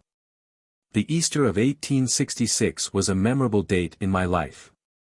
I was introduced to the clergyman I married, and I met and conquered my first religious doubt. A little mission church had been opened the preceding Christmas in a very poor district of Clapham. My grandfather's house was near at hand, in Albert Square, and a favorite aunt and myself devoted ourselves a good deal to this little church, as enthusiastic girls and women will. At Easter we decorated it with spring flowers, with dewy primroses and fragrant violets, and with the yellow bells of the wild daffodil, to the huge delight of the poor who crowded in, and of the little London children who had, many of them, never seen a flower. Here I met the Reverend Frank Besant, a young Cambridge man, who had just taken orders, and was serving the little mission church as deacon. Strange that at the same time I should meet the man I was to marry, and the doubts which were to break the marriage tie. For in the Holy Week preceding that Easter Eve, I had been, as English and Roman Catholics are wont to do, trying to throw the mind back to the time when the commemorated events occurred, and to follow, step by step, the last days of the Son of Man. Living, as it were, through those last hours, so that I might be ready to kneel before the cross on Good Friday, to stand beside the sepulchre on Easter Day. In order to facilitate the realization of those last sacred days of God incarnate on earth, working out man's salvation, I resolved to write a brief history of that week, compiled from the four Gospels. meaning them to try and realize each day the occurrences that had happened on the corresponding date in A.D. 33, and so to follow those blessed feet step by step, till they were nailed for our advantage to the bitter cross. With the fearlessness which springs from ignorance I sat down to my task. My method was as follows. Matthew, Mark, Luke, John. Palm Sunday. Palm Sunday. Palm Sunday. Palm Sunday. Rode into Jerusalem. Purified the temple. Returned to Bethany. Rode into Jerusalem. Returned to Bethany. Rode into Jerusalem. Purified the temple. Note, taught daily in the temple. Rode into Jerusalem. Spoke in the temple. Monday. Monday. Monday. Monday. Cursed the fig tree. Taught in the temple, and spake many parables. No breaks shone, but the fig tree, 21.19, did not wither till Tuesday, see Mark. Cursed the fig tree. Purified the temple. Went out of city. Like Matthew. Tuesday. Tuesday. Tuesday. Tuesday. All chaps, 21. 20, 22 to 25, spoken on Tuesday, 4:26. 2 gives Passover as, after 2 days. Saw fig tree withered up. Then discourses. Discourses. No date shown. Wednesday. Wednesday. Wednesday. Wednesday. Blank. Possibly remained in Bethany, the alabaster box of ointment. Thursday. Thursday. Thursday. Thursday. Preparation of Passover. Eating of Passover, and institution of the Holy Eucharist. Gethsemane. Betrayal by Judas. Led captive to Caiaphas. Denied by St. Peter. Same as Matt. Same as Matt. Discourses with disciples, but before the Passover. Washes the disciples' feet. Nothing said of Holy Eucharist, nor of agony in Gethsemane. Malchus ear. Led captives to Annas first. Then to Caiaphas. Denied by St. Peter. Friday. Friday. Friday. Friday. Led to Pilate. Judas hangs himself. Tried. Condemned to death. Scourged and mocked. Led to crucifixion. Darkness from 12 to 3. Died at 3. As Matthew, but hour of crucifixion given, 9 a.m. Led to Pilate. Sent to Herod. Sent back to Pilate. Rest as in Matthew, but one malefactor repents. Taken to Pilate. Jews would not enter, that they might eat the Passover. Scourged by Pilate before condemnation, and mocked. Shown by Pilate to Jews at 12. I became uneasy as I proceeded with my task, for discrepancies leaped at me from my 4 columns. The uneasiness grew as the contradictions increased, until I saw with a shock of horror that my harmony was a discord, and a doubt of the veracity of the story sprang up like a serpent hissing in my face. It was struck down in a moment, for to me to doubt was sin, and to have doubted on the very eve of the Passion was an added crime. Quickly I assured myself that these apparent contradictions were necessary as tests of faith, and I forced myself to repeat Tertullian's famous Credo quia impossible, till, from a wooden recital, it became a triumphant affirmation. I reminded myself that St. Peter had said of the Pauline epistles that in them were some things hard to be understood, which they that are unlearned and unstable wrest, unto their own destruction. I shudderingly recognized that I must be very unlearned and unstable to find discord among the holy evangelists, and imposed on myself an extra fast as penance for my ignorance and lack of firmness in the faith. For my mental position was one to which doubt was one of the worst of sins. I knew that there were people like Colenso, who questioned the infallibility of the Bible, but I remembered how the Apostle John had fled from the baths when Cerinthus entered them, lest the roof should fall on the heretic. and crush any one in his neighborhood, and I looked on all heretics with holy horror. Pusey had indoctrinated me with his stern hatred of all heresy, and I was content to rest with him on that faith, which must be old because it is eternal, and must be unchangeable because it is true. I would not even read the works of my mother's favorite Stanley, because he was unsound, and because Pusey had condemned his variegated use of words which destroys all definiteness of meaning, a clever and pointed description. Be it said in passing, of the Dean's exquisite phrases, capable of so many readings. It can then be imagined with what a stab of pain this first doubt struck me, and with what haste I smothered it up, buried it, and smoothed the turf over its grave. But it had been there, and it left its mark. 4. Marriage. The last year of my girlish freedom was drawing to its close. How shall I hope to make common-sense readers understand how I became betrothed maiden ere yet 19, girl wife when 20 years had struck? Looking back over 25 years, I feel a profound pity for the girl standing at that critical point of life, so utterly, hopelessly ignorant of all that marriage meant, so filled with impossible dreams, so unfitted for the role of wife. As I have said, my daydreams held little place for love, partly from the absence of love novels from my reading, partly from the mystic fancies that twine themselves round the figure of the Christ. Catholic books of devotion, English or Roman, it matters not, for to a large extent they are translations of the same hymns and prayers, are exceedingly glowing in their language. And the dawning feelings of womanhood unconsciously lend to them a passionate fervor. I longed to spend my time in worshipping Jesus, and was, as far as my inner life was concerned, absorbed in that passionate love of the Saviour which, among emotional Catholics, really is the human passion of love transferred to an ideal, for women to Jesus, for men to the Virgin Mary. In order to show that I am not here exaggerating, I subjoin a few of the prayers in which I found daily delight, and I do this in order to show how an emotional girl may be attracted by these so-called devotional exercises. O crucified love! Raise in me fresh ardors of love and consolation, that it may henceforth be the greatest torment I can endure ever to offend thee. That it may be my greatest delight to please thee. Let the remembrance of thy death, O Lord Jesu, make me to desire and pant after thee, that I may delight in thy gracious presence. O most sweet Jesu Christ, I, unworthy sinner, yet redeemed by thy precious blood. Thine I am and will be, in life and in death. O Jesu, beloved, fairer than the sons of men, draw me after thee with the cords of thy love.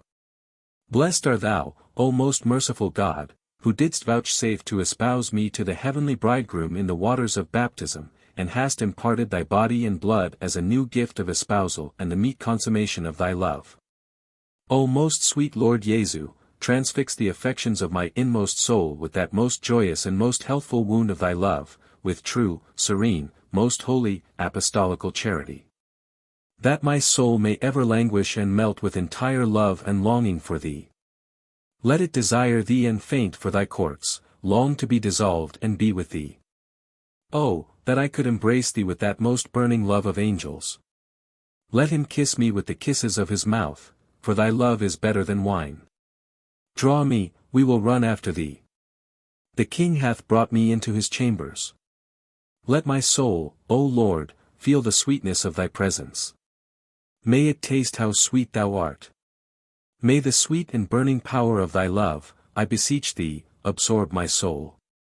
All girls have in them the germ of passion, and the line of its development depends on the character brought into the world, and the surrounding influences of education. I had but two ideals in my childhood and youth, round whom twined these budding tendrils of passion, they were my mother and the Christ. I know this may seem strange, but I am trying to state things as they were in this life story, and not give mere conventionalisms, and so it was. I had men friends, but no lovers, at least, to my knowledge, for I have since heard that my mother received 2 or 3 offers of marriage for me, but declined them on account of my youth and my childishness, friends with whom I liked to talk. Because they knew more than I did. But they had no place in my daydreams. These were more and more filled with the one ideal man, and my hopes turned towards the life of the Sister of Mercy, who ever worships the Christ, and devotes her life to the service of his poor. I knew my dear mother would set herself against this idea, but it nestled warm at my heart, for ever that idea of escaping from the humdrum of ordinary life by some complete sacrifice lured me onwards with its overmastering fascination. Now one unlucky result of this view of religion is the idealization of the clergyman, the special messenger and chosen servant of the Lord.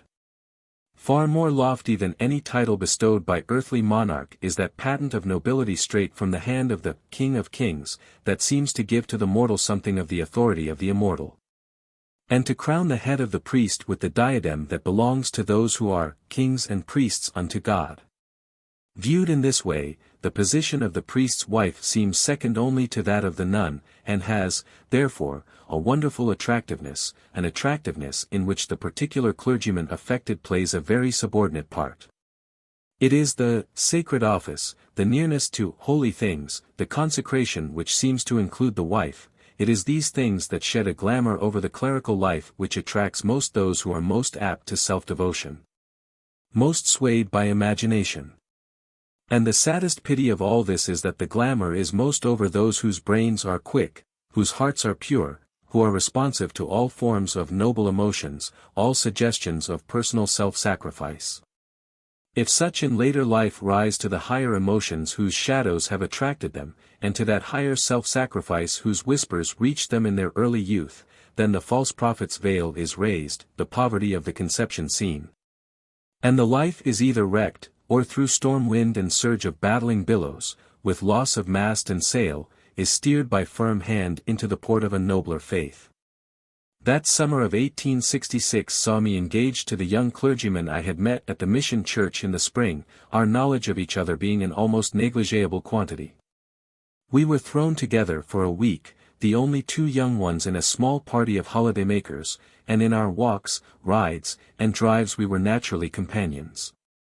An hour or two before he left he asked me to marry him, taking my consent for granted as I had allowed him such full companionship, a perfectly fair assumption with girls accustomed to look on all men as possible husbands.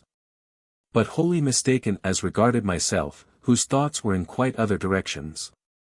Startled, and my sensitive pride touched by what seemed to my strict views an assumption that I had been flirting, I hesitated, did not follow my first impulse of refusal, but took refuge in silence. My suitor had to catch his train, and bound me over to silence till he could himself speak to my mother, urging authoritatively that it would be dishonorable of me to break his confidence. And left me, the most upset and distressed little person on the Sussex coast. The fortnight that followed was the first unhappy one of my life, for I had a secret from my mother, a secret which I passionately longed to tell her, but dared not speak at the risk of doing a dishonorable thing. On meeting my suitor on our return to town I positively refused to keep silence any longer, and then out of sheer weakness and fear of inflicting pain I drifted into an engagement with a man I did not pretend to love. Drifted, is the right word, for 2 or 3 months past, on the ground that I was so much of a child, before my mother would consent to a definite engagement. My dislike of the thought of marriage faded before the idea of becoming the wife of a priest, working ever in the church and among the poor. I had no outlet for my growing desire for usefulness in my happy and peaceful home life, where all religious enthusiasm was regarded as unbalanced and unbecoming. All that was deepest and truest in my nature chafed against my easy, useless days, longed for work, yearned to devote itself, as I had read women saints had done, to the service of the church and of the poor. To the battling against sin and misery, what empty names sin and misery then were to me.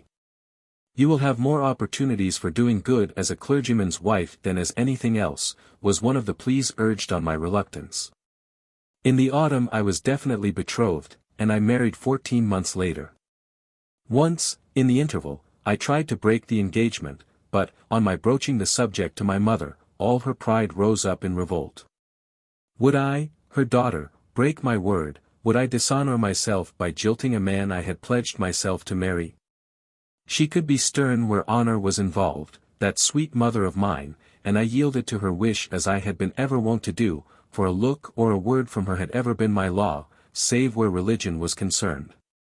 So I married in the winter of 1867 with no more idea of the marriage relation than if I had been 4 years old instead of 20. My dreamy life, into which no knowledge of evil had been allowed to penetrate, in which I had been guarded from all pain, shielded from all anxiety, kept, innocent on all questions of sex, was no preparation for married existence. And left me defenseless to face a rude awakening. Looking back on it all, I deliberately say that no more fatal blunder can be made than to train a girl to womanhood in ignorance of all life's duties and burdens, and then to let her face them for the first time away from all the old associations. The old helps, the old refuge on the mother's breast. That perfect innocence may be very beautiful, but it is a perilous possession, and Eve should have the knowledge of good and evil ere she wanders forth from the paradise of a mother's love.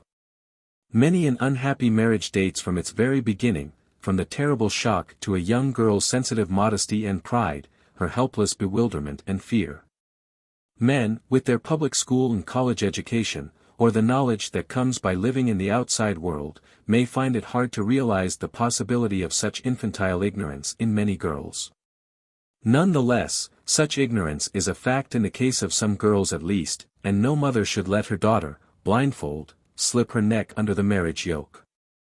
Before leaving the harborage of girlhood to set sail on the troublous sea of life, there is an occurrence of which I must make mention, as it marks my first awakening of interest in the outer world of political struggle. In the autumn of 1867 my mother and I were staying with some dear friends of ours, the Robertses, at Pendleton, near Manchester. Mr. Roberts was the poor man's lawyer, in the affectionate phrase used of him by many a hundred men. He was a close friend of Ernest Jones, and was always ready to fight a poor man's battle without fee.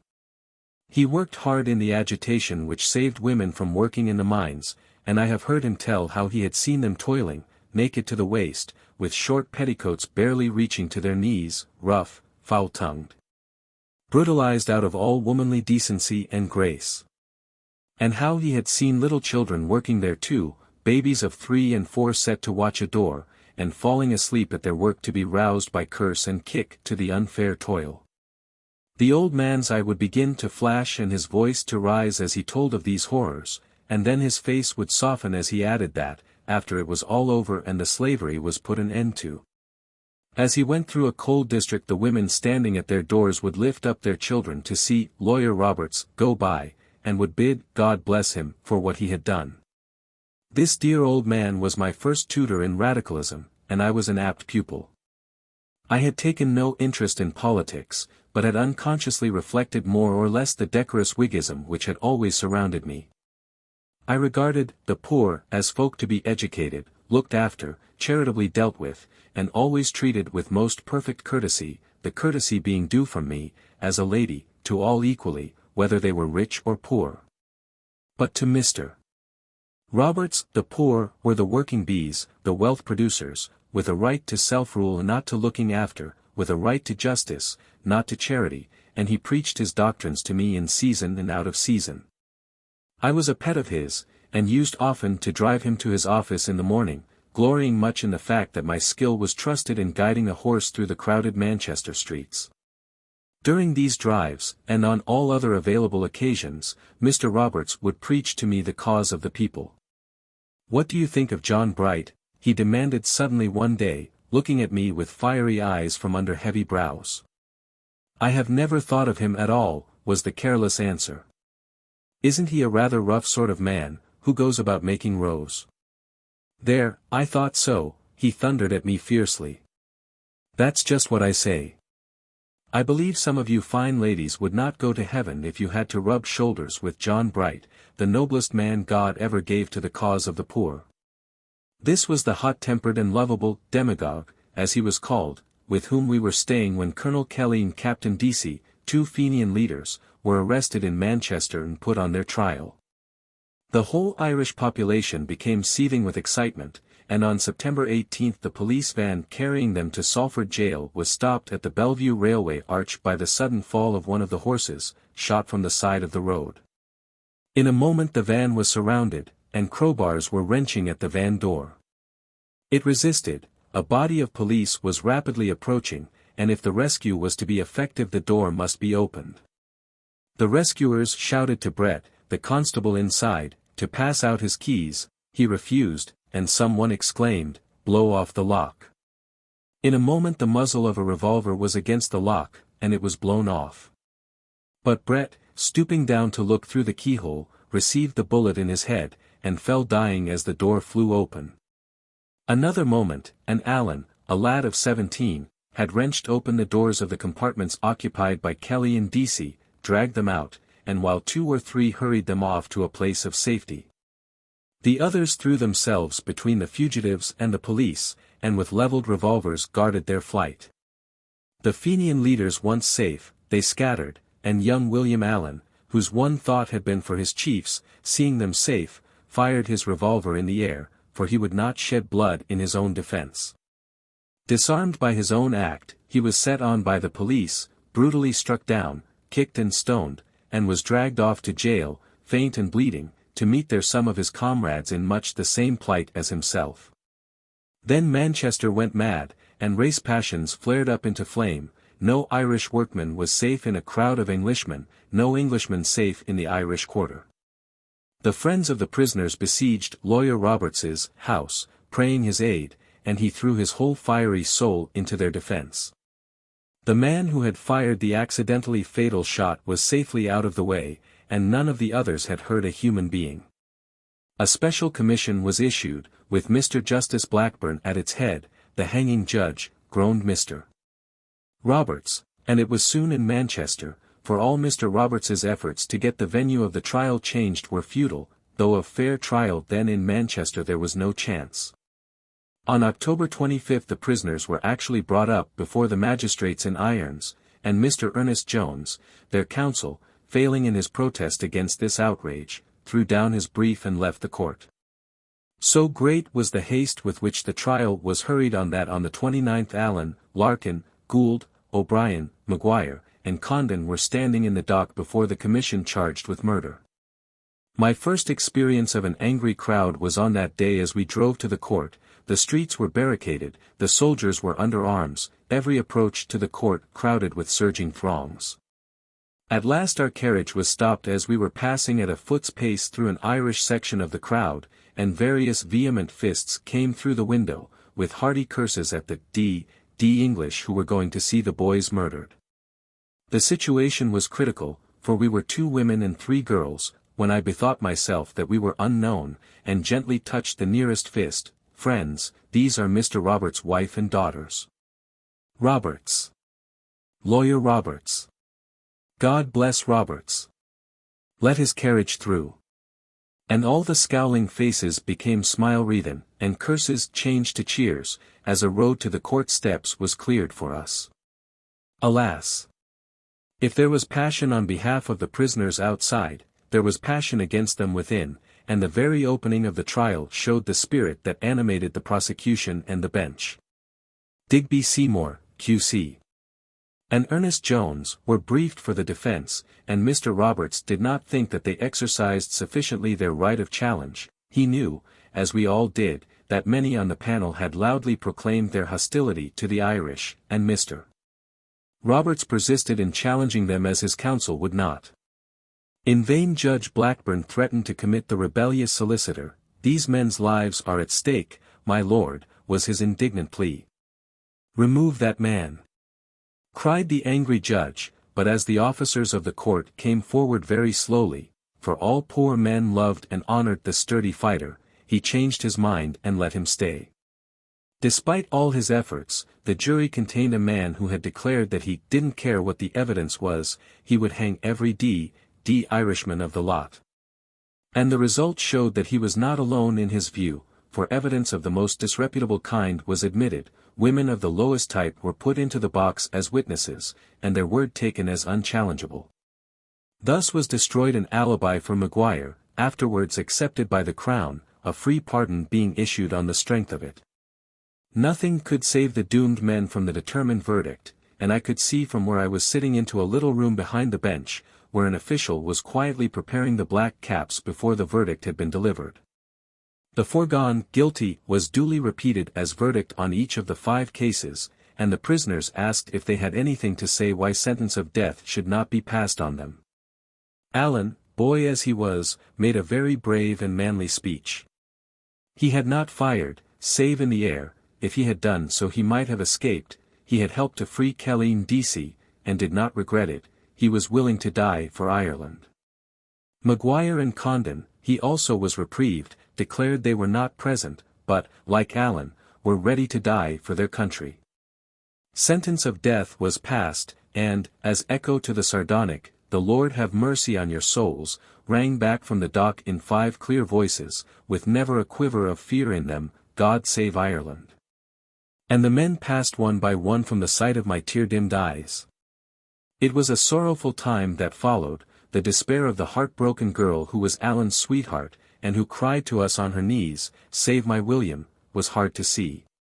Nothing we or anyone could do availed to avert the doom, and on November 23 Allen, Larkin, and O'Brien were hanged outside Salford jail. Had they striven for freedom in Italy, England would have honored them. Here she buried them as common murderers in quicklime in the prison yard.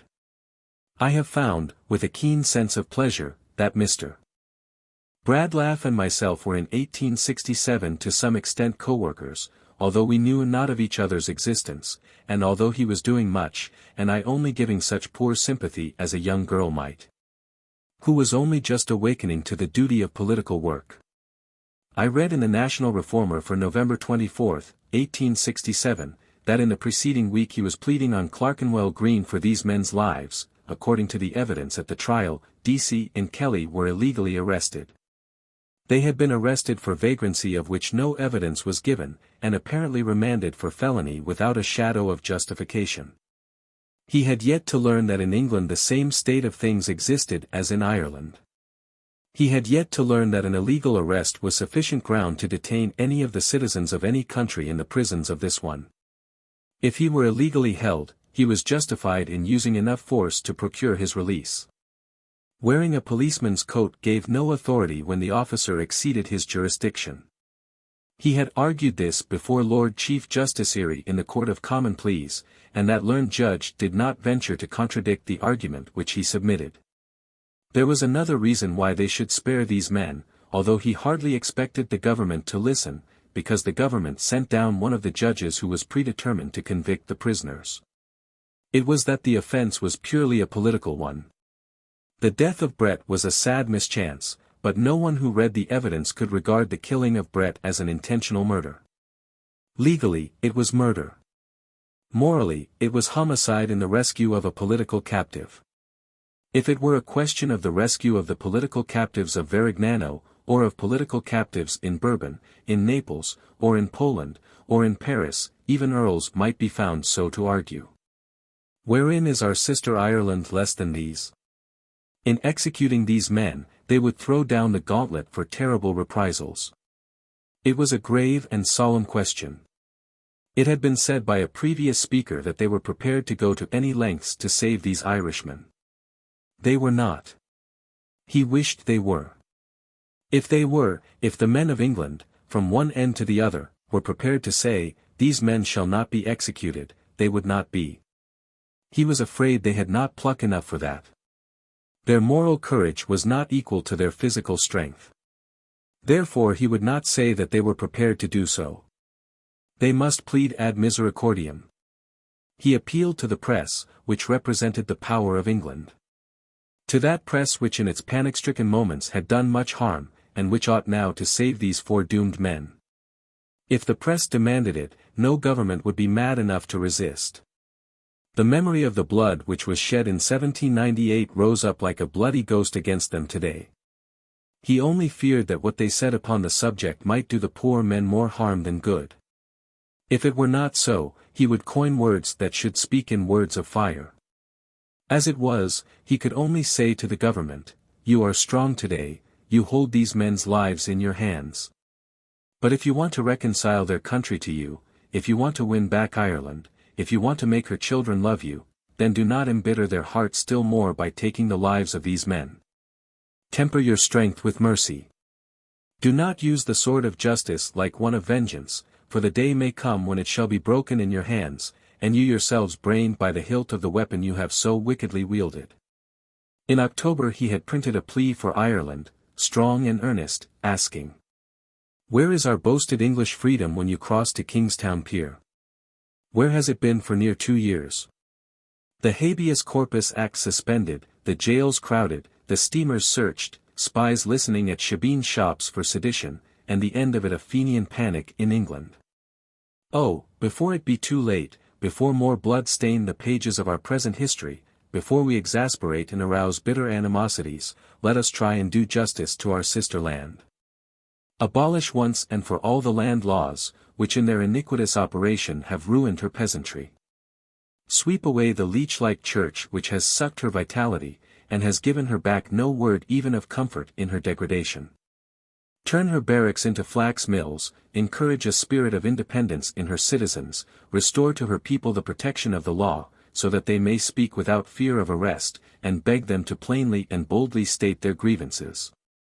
Let a commission of the best and wisest amongst Irishmen, with some of our highest English judges added, sit solemnly to hear all complaints, and then let us honestly legislate, not for the punishment of the discontented, but to remove the causes of the discontent.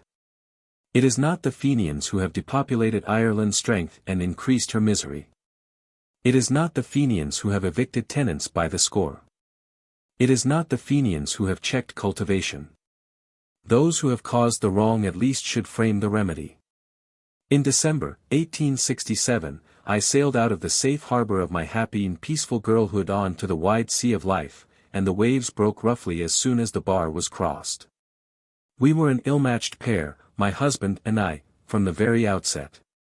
He, with very high ideas of a husband's authority in a wife's submission, holding strongly to the master-in-my-own-house theory, thinking much of the details of home arrangements, precise, methodical, easily angered and with difficulty appeased.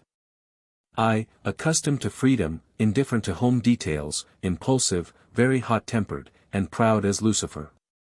I had never had a harsh word spoken to me, never been ordered to do anything, had had my way smoothed for my feet, and never a worry had touched me. Harshness roused first incredulous wonder, then a storm of indignant tears, and after a time a proud, defiant resistance, cold and hard as iron.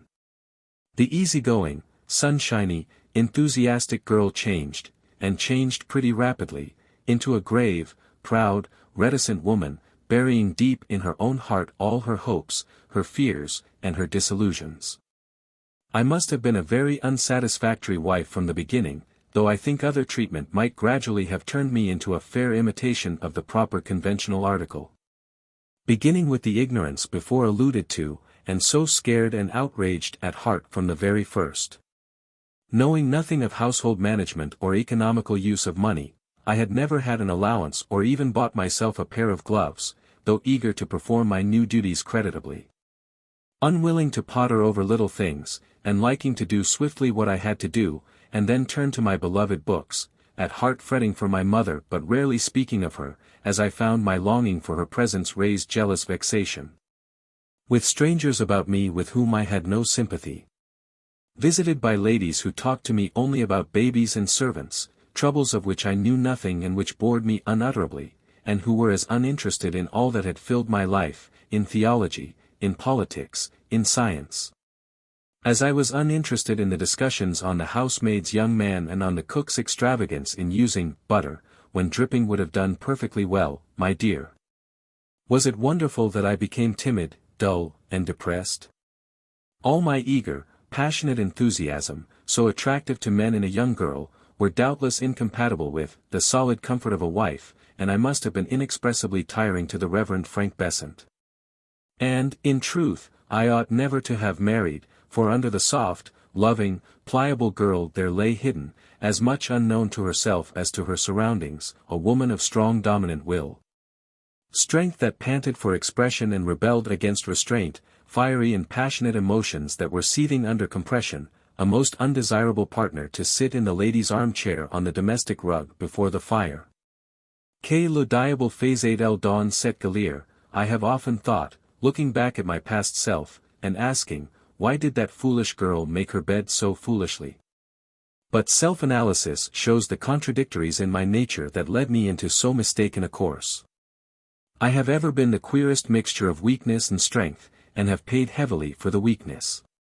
As a child I used to suffer tortures of shyness, and if my shoelace was untied would feel shamefacedly that every eye was fixed on the unlucky string.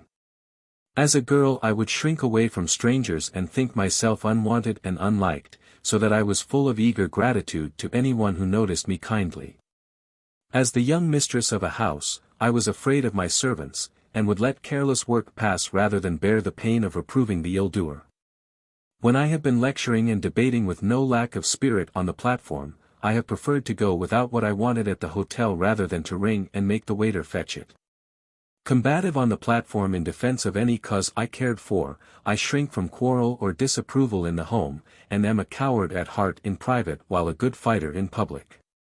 How often have I passed unhappy quarters of an hour screwing up my courage to find fault with some subordinate whom my duty compelled me to reprove, and how often have I jeered at myself for a fraud as the doughty platform combatant. When shrinking from blaming some lad or lass for doing their work badly, an unkind look or word has availed to make me shrink into myself as a snail into its shell, while on the platform opposition makes me speak my best. So I slid into marriage blindly and stupidly, fearing to give pain, fretted my heart out for a year. Then, roused by harshness and injustice, stiffened and hardened, and lived with a wall of ice round me within which I waged mental conflicts that nearly killed me. And learned at last how to live and work in armor that turned the edge of the weapons that struck it, and left the flesh beneath unwounded, armor laid aside, but in the presence of a very few. My first serious attempts at writing were made in 1868, and I took up two very different lines of composition. I wrote some short stories of a very flimsy type, and also a work of a much more ambitious character, The Lives of the Black Letter Saints. For the sake of the unecclesiastically trained it may be as well to mention that in the calendar of the Church of England there are a number of saints' days. Some of these are printed in red, and are red letter days, for which services are appointed by the Church, others are printed in black, and are black letter days, and have no special services fixed for them. It seemed to me that it would be interesting to take each of these days and write a sketch of the life of the saint belonging to it, and accordingly I set to work to do so. And gathered various books of history and legend wherefrom to collect my facts. I do not in the least know what became of that valuable book. I tried Macmillan's with it, and it was sent on by them to someone who was preparing a series of church books for the young. Later I had a letter from a church brotherhood offering to publish it, if I would give it as an act of piety to their order. Its ultimate fate is to me unknown. The short stories were more fortunate. I sent the first to the Family Herald, and some weeks afterwards received a letter from which dropped a check as I opened it. Dear me! I have earned a good deal of money since by my pen, but never any that gave me the intense delight of that first 30 shillings. It was the first money I had ever earned, and the pride of the earning was added to the pride of authorship. In my childish delight in practical religion, I went down on my knees and thanked God for sending it to me, and I saw myself earning heaps of golden guineas, and becoming quite a support of the household.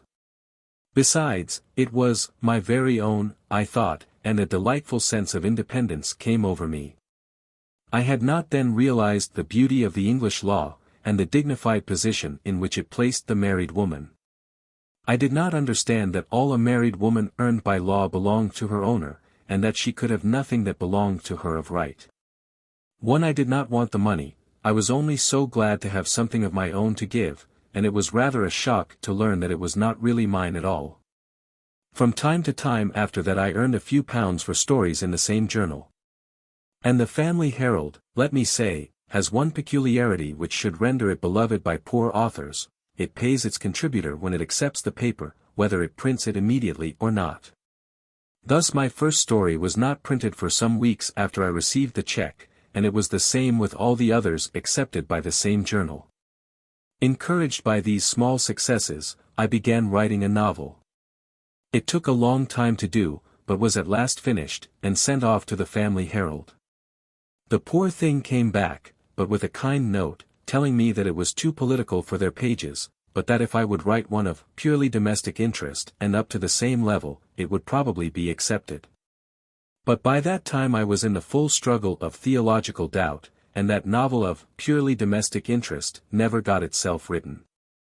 I contributed further to the literature of my country a theological pamphlet, of which I forget the exact title, but it dealt with the duty of fasting incumbent on all faithful Christians, and was very patristic in its tone. In January, 1869, my little son was born, and as I was very ill for some months before, and was far too much interested in the tiny creature afterwards, to devote myself to pen and paper, my literary career was checked for a while. The baby gave a new interest and a new pleasure to life, and as we could not afford a nurse I had plenty to do in looking after his small majesty. My energy in reading became less feverish when it was done by the side of the baby's cradle, and the little one's presence almost healed the abiding pain of my mother's loss. I may pass very quickly over the next 2 years. In August, 1870, a little sister was born to my son, and the recovery was slow and tedious, for my general health had been failing for some time. The boy was a bright, healthy little fellow, but the girl was delicate from birth, suffering from her mother's unhappiness, and born somewhat prematurely in consequence of a shock. When, in the spring of 1871, the 2 children caught the whooping cough, my Mabel's delicacy made the ordeal well-nigh fatal to her. She was very young for so trying a disease, and after a while bronchitis set in and was followed by congestion of the lungs. For weeks she lay in hourly peril of death. We arranged a screen round the fire like a tent, and kept it full of steam to ease the panting breath, and there I sat, day and night, all through those weary weeks, the tortured baby on my knees. I loved my little ones passionately, for their clinging love soothed the aching at my heart, and their baby eyes could not critically scan the unhappiness that grew deeper month by month. And that steam-filled tent became my world, and there, alone, I fought with death for my child. The doctor said that recovery was impossible, and that in one of the paroxysms of coughing she must die. The most distressing thing was that, at last, even a drop or 2 of milk would bring on the terrible convulsive choking, and it seemed cruel to add to the pain of the apparently dying child. At length, one morning the doctor said she could not last through the day. I had sent for him hurriedly, for the body had suddenly swollen up as a result of the perforation of one of the pleurae, and the consequent escape of air into the cavity of the chest. While he was there one of the fits of coughing came on, and it seemed as though it must be the last. He took a small bottle of chloroform out of his pocket, and putting a drop on a handkerchief held it near the child's face, till the drug soothed the convulsive struggle. "It can't do any harm at this stage," he said, "and it checks the suffering." He went away, saying that he feared he would never see the child alive again. One of the kindest friends I had in my married life was that same doctor, Mr. Lauriston Winterbotham. He was as good as he was clever, and, like so many of his noble profession, he had the merits of discretion and silence. He never breathed a word as to my unhappiness, until in 1878 he came up to town to give evidence as to cruelty which, had the deed of separation not been held as condonation, would have secured me a divorce mensa et thura. The child, however, recovered, and her recovery was due, I think, to that chance thought of Mr. Winterbotham's about the chloroform, for I used it whenever the first sign of a fit of coughing appeared, and so warded off the convulsive attack and the profound exhaustion that followed. In which a mere flicker of breath at the top of the throat was the only sign of life, and sometimes even that disappeared, and I thought her gone. For years the child remained ailing and delicate, requiring the tenderest care, but those weeks of anguish left a deeper trace on mother than on child. Once she was out of danger I collapsed physically, and lay in bed for a week unmoving, and then rose to face a struggle which lasted for 3 years and 2 months, and nearly cost me my life. The struggle which transformed me from a Christian into an atheist.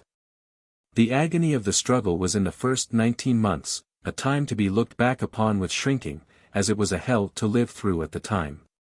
For no one who has not felt it knows the fearful anguish inflicted by doubt on the earnestly religious soul. There is in life no other pain so horrible, so keen in its torture, so crushing in its weight. It seems to shipwreck everything, to destroy the one steady gleam of happiness, on the other side, that no earthly storm could obscure, to make all life gloomy with a horror of despair, a darkness that verily may be felt. Nothing but an imperious intellectual and moral necessity can drive into doubt a religious mind, for it is as though an earthquake shook the foundations of the soul, and the very being quivers and sways under the shock.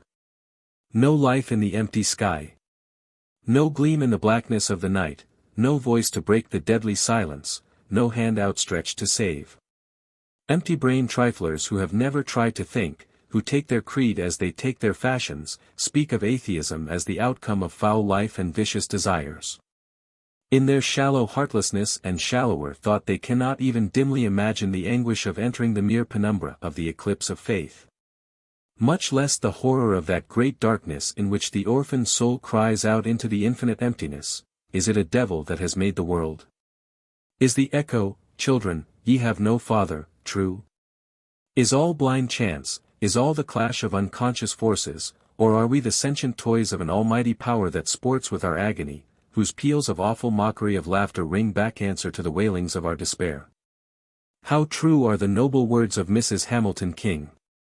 For some may follow truth from dawn to dark, as a child follows by his mother's hand, knowing no fear, rejoicing all the way. And unto some her face is as a star, set through an avenue of thorns and fires, and waving branches black without a leaf.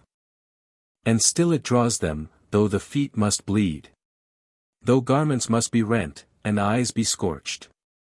And if the valley of the shadow of death be passed, and to the level road they come, still with their faces to the polar star, it is not with the same looks, the same limbs, but halt, and maimed, and of infirmity. And for the rest of the way they have to go, it is not day but night, and oftentimes a night of clouds wherein the stars are lost. 2. But never lost is the star of truth to which the face is set, and while that shines all lesser lights may go. It was the long months of suffering through which I had been passing, with the seemingly purposeless torturing of my little one as a climax, that struck the first stunning blow at my belief in God as a merciful Father of men. I had been visiting the poor a good deal, and had marked the patient suffering of their lives. My idolized mother had been defrauded by a lawyer she had trusted, and was plunged into debt by his non-payment of the sums that should have passed through his hands to others. My own bright life had been enshrouded by pain and rendered to me degraded by an intolerable sense of bondage, and here was my helpless, sinless babe tortured for weeks and left frail and suffering. The smooth brightness of my previous life made all the disillusionment more startling, and the sudden plunge into conditions so new and so unfavorable dazed and stunned me. My religious past became the worst enemy of the suffering present. All my personal belief in Christ, all my intense faith in his constant direction of affairs, all my habit of continual prayer and of realization of his presence, all were against me now. The very height of my trust was the measure of the shock when the trust gave way. To me he was no abstract idea, but a living reality, and all my heart rose up against this person in whom I believed, and whose individual finger I saw in my baby's agony, my own misery, the breaking of my mother's proud heart under a load of debt, and all the bitter suffering of the poor. The presence of pain and evil in a world made by a good God, the pain falling on the innocent, as on my 7-months-old babe, the pain begun here reaching on into eternity unhealed, a sorrow-laden world, a lurid, hopeless hell. All these, while I still believed, drove me desperate, and instead of like the devils believing and trembling, I believed and hated. All the hitherto dormant and unsuspected strength of my nature rose up in rebellion. I did not yet dream of denial, but I would no longer kneel. As the first stirrings of this hot rebellion moved in my heart, I met a clergyman of a very noble type, who did much to help me by his ready and wise sympathy. Mr. Besant brought him to see me during the crisis of the child's illness. He said little, but on the following day I received from him the following note. April 21, 1871. My dear Mrs. Besant, I am painfully conscious that I gave you but little help in your trouble yesterday. It is needless to say that it was not from want of sympathy. Perhaps it would be nearer the truth to say that it was from excess of sympathy. I shrink intensely from meddling with the sorrow of any one whom I feel to be of a sensitive nature. The heart hath its own bitterness, and the stranger meddleth not therewith. It is to me a positively fearful thought that I might awaken such a reflection as, and common was the commonplace, and vacant chaff well meant for grain. Conventional consolations, conventional verses out of the Bible, and conventional prayers are, it seems to me, an intolerable aggravation of suffering. And so I acted on a principle that I mentioned to your husband, that there is no power so great as that of one human faith looking upon another human faith. The promises of God, the love of Christ for little children, and all that has been given to us of hope and comfort, are as deeply planted in your heart as in mine, and I did not care to quote them. But when I talk face to face with one who is in sore need of them, my faith in them suddenly becomes so vast and heart-stirring that I think I must help most by talking naturally, and letting the faith find its own way from soul to soul. Indeed, I could not find words for it if I tried. And yet I am compelled, as a messenger of the glad tidings of God, to solemnly assure you that all is well. We have no key to the mystery of pain excepting the cross of Christ. But there is another and a deeper solution in the hands of our Father, and it will be ours when we can understand it. There is, in the place to which we travel, some blessed explanation of your baby's pain and your grief, which will fill with light the darkest heart. Now you must believe without having seen, that is true faith. You must reach a hand through time to catch the far-off interest of tears.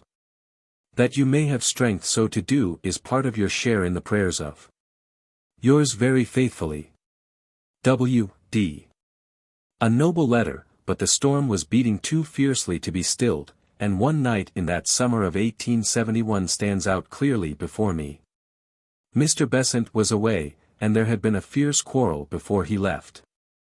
I was outraged, desperate, with no door of escape from a life that, losing its hope in God, had not yet learned to live for hope for man. No door of escape. The thought came like a flash, there is one. And before me there swung open, with lure of peace and of safety, the gateway into silence and security, the gateway of the tomb. I was standing by the drawing-room window, staring hopelessly at the evening sky. With the thought came the remembrance that the means was at hand, the chloroform that had soothed my baby's pain, and that I had locked away upstairs. I ran up to my room, took out the bottle, and carried it downstairs, standing again at the window in the summer twilight, glad that the struggle was over and peace at hand. I uncorked the bottle, and was raising it to my lips, when, as though the words were spoken softly and clearly, I heard, "O coward, coward, who used to dream of martyrdom, and cannot bear a few short years of pain." A rush of shame swept over me, and I flung the bottle far away among the shrubs in the garden at my feet, and for a moment I felt strong as for a struggle, and then fell fainting on the floor. Only once again in all the strifes of my career did the thought of suicide recur, and then it was but for a moment, to be put aside as unworthy a strong soul. My new friend, Mr. D., proved a very real help. The endless torture of hell, the vicarious sacrifice of Christ, the trustworthiness of revelation, doubts on all these hitherto accepted doctrines grew and heaped themselves on my bewildered soul. My questionings were neither shirked nor discouraged by Mr. D., he was not horrified nor was he sanctimoniously rebukeful, but met them all with a wide comprehension inexpressibly soothing to one writhing in the first agonies of doubt. He left Cheltenham in the early autumn of 1871. But the following extracts from a letter written in November will show the kind of net in which I was struggling. I had been reading Mlead Campbell's work on the Atonement. You forget one great principle, that God is impassive, cannot suffer. Christ, qua God, did not suffer, but as Son of Man and in his humanity. Still, it may be correctly stated that he felt to sin and sinners, as God eternally feels, i.e., abhorrence of sin, and love of the sinner. But to infer from that the Father in his Godhead feels the sufferings which Christ experienced solely in humanity, and because incarnate is, I think, wrong. 2. I felt strongly inclined to blow you up for the last part of your letter. You assume, I think quite gratuitously, that God condemns the major part of his children to objectless future suffering. You say that if he does not, he places a book in their hands which threatens what he does not mean to inflict. But how utterly this seems to me opposed to the gospel of Christ. All Christ's references to eternal punishment may be resolved into references to the valley of Hinnom, by way of imagery. With the exception of the Dives parable, where is distinctly inferred a moral amendment beyond the grave. I speak of the unselfish desire of Dives to save his brothers. The more I see of the controversy, the more baseless does the eternal punishment theory appear. It seems then, to me, that instead of feeling aggrieved and shaken, you ought to feel encouraged and thankful that God is so much better than you were taught to believe him. You will have discovered by this time in Morris's What is Revelation? I suppose you have the sequel, too, that God's truth is our truth, and his love is our love, only more perfect and full. There is no position more utterly defeated in modern philosophy and theology than Dean Mansell's attempt to show that God's love, justice, and are different in kind from ours. Mill and Maurice, from totally alien points of view, have shown up the preposterous nature of the notion. 3. A good deal of what you have thought is, I fancy, based on a strange forgetfulness of your former experience. If you have known Christ, whom to know is eternal life, and that you have known him I am certain, can you really say that a few intellectual difficulties, nay, a few moral difficulties if you will, are able at once to obliterate the testimony of that higher state of being? Why, the keynote of all my theology is that Christ is lovable because, and just because, he is the perfection of all that I know to be noble and generous, and loving, and tender, and true. If an angel from heaven brought me a gospel which contained doctrines that would not stand the test of such perfect lovableness, doctrines hard, or cruel, or unjust, I should reject him and his trumpery gospel with scorn, knowing that neither could be Christ's. Know Christ and judge religions by him, don't judge him by religions, and then complain because they find yourself looking at him through a blood-colored glass. I am saturating myself with Maurice, who is the antidote given by God to this age against all dreary doublings and temptings of the devil to despair. Many a one, in this age of controversy over all things once held sacred, has found peace and new light on this line of thought, and has succeeded in thus reconciling theological doctrines with the demands of the conscience for love and justice in a world made by a just and loving God. I could not do so. The awakening to what the world was, to the facts of human misery, to the ruthless tramp of nature and of events over the human heart, making no difference between innocent and guilty, the shock had been too great for the equilibrium to be restored by arguments that appealed to the emotions and left the intellect unconvinced. Months of this long-drawn-out mental anguish wrought their natural effects on physical health, and at last I broke down completely, and lay for weeks helpless and prostrate, in raging and unceasing head pain, unable to sleep, unable to bear the light, lying like a log on the bed, not unconscious, but indifferent to everything, consciousness-centered, as it were, in the ceaseless pain.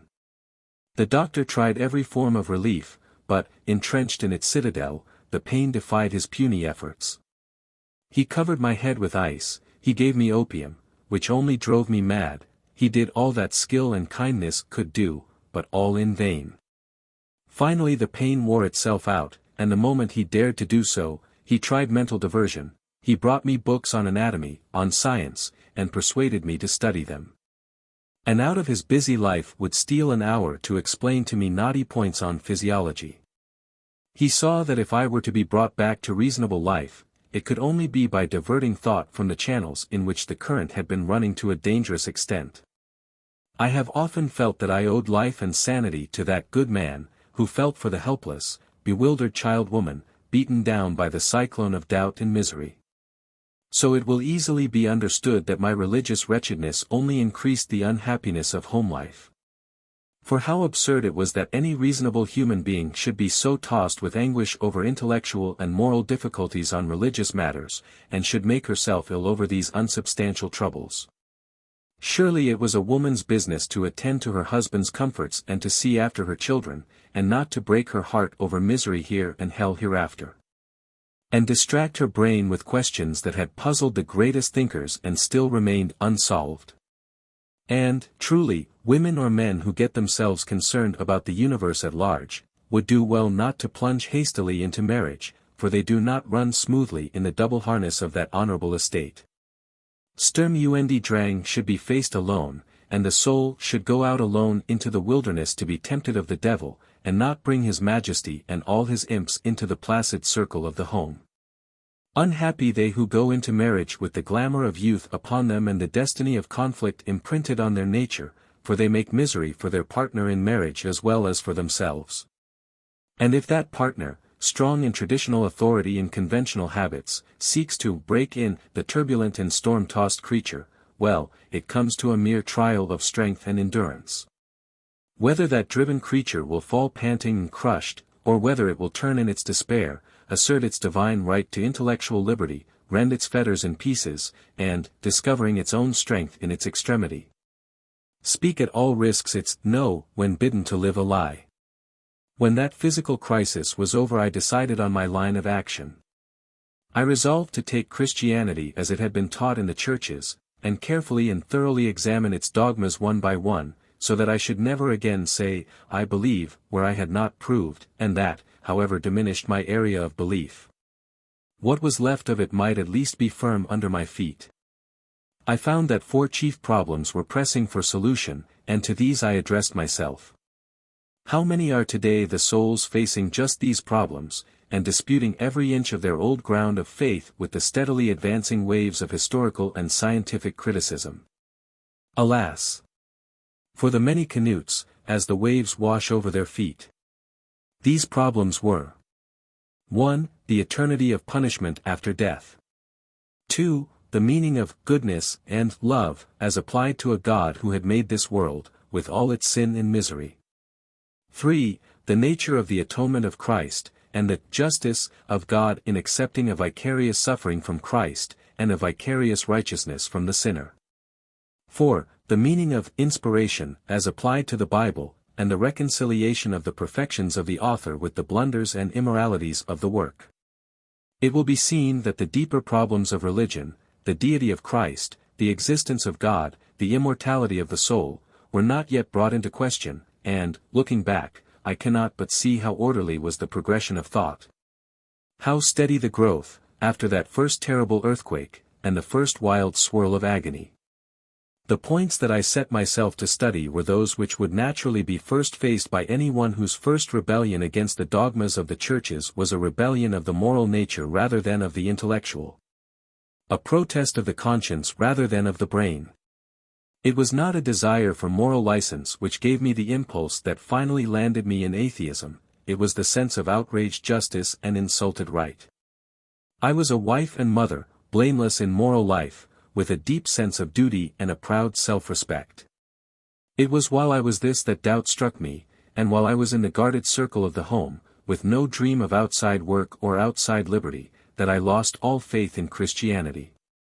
My education, my mother's example, my inner timidity and self-distrust, all fenced me in from temptations from without. It was the uprising of an outraged conscience that made me a rebel against the churches and finally an unbeliever in God. And I place this on record, because the progress of materialism will never be checked by diatribes against unbelievers, as though they became unbelievers from desire for vice and for license to do evil. What religion has to face in the controversies of today is not the unbelief of the sty, but the unbelief of the educated conscience and of the soaring intellect. And unless it can arm itself with a loftier ethic and a grander philosophy than its opponent, it will lose its hold over the purest and the strongest of the younger generation. 5. The storm of doubt. My reading of heretical and broad church works on one side, and of orthodox ones on the other, now occupied a large part of my time, and our removal to Sibsey, in Lincolnshire, an agricultural village with a scattered population, increased my leisure. I read the works of Robertson, Stopford Brooke, Stanley, Gregg, Matthew Arnold, Liddon, Mansell, and many another, and my skepticism grew deeper and deeper as I read. The broad church arguments appeared to me to be of the nature of special pleading, skillful evasions of difficulties rather than the real meaning and solving of them. For the problem was, given a good God, how can he have created mankind, knowing beforehand that the vast majority of those whom he created were to be tortured forever? Given a just God, how can he punish people for being sinful, when they have inherited a sinful nature without their own choice and of necessity? Given a righteous God, how can he allow sin to exist forever, so that evil shall be as eternal as good, and Satan shall reign in hell as long as Christ in heaven?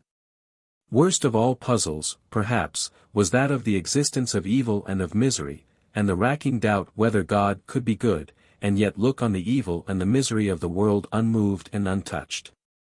It seemed so impossible to believe that a creator could be either cruel enough to be indifferent to the misery, or weak enough to be unable to stop it. The old dilemma faced me incessantly: if he can prevent it and does not, he is not good.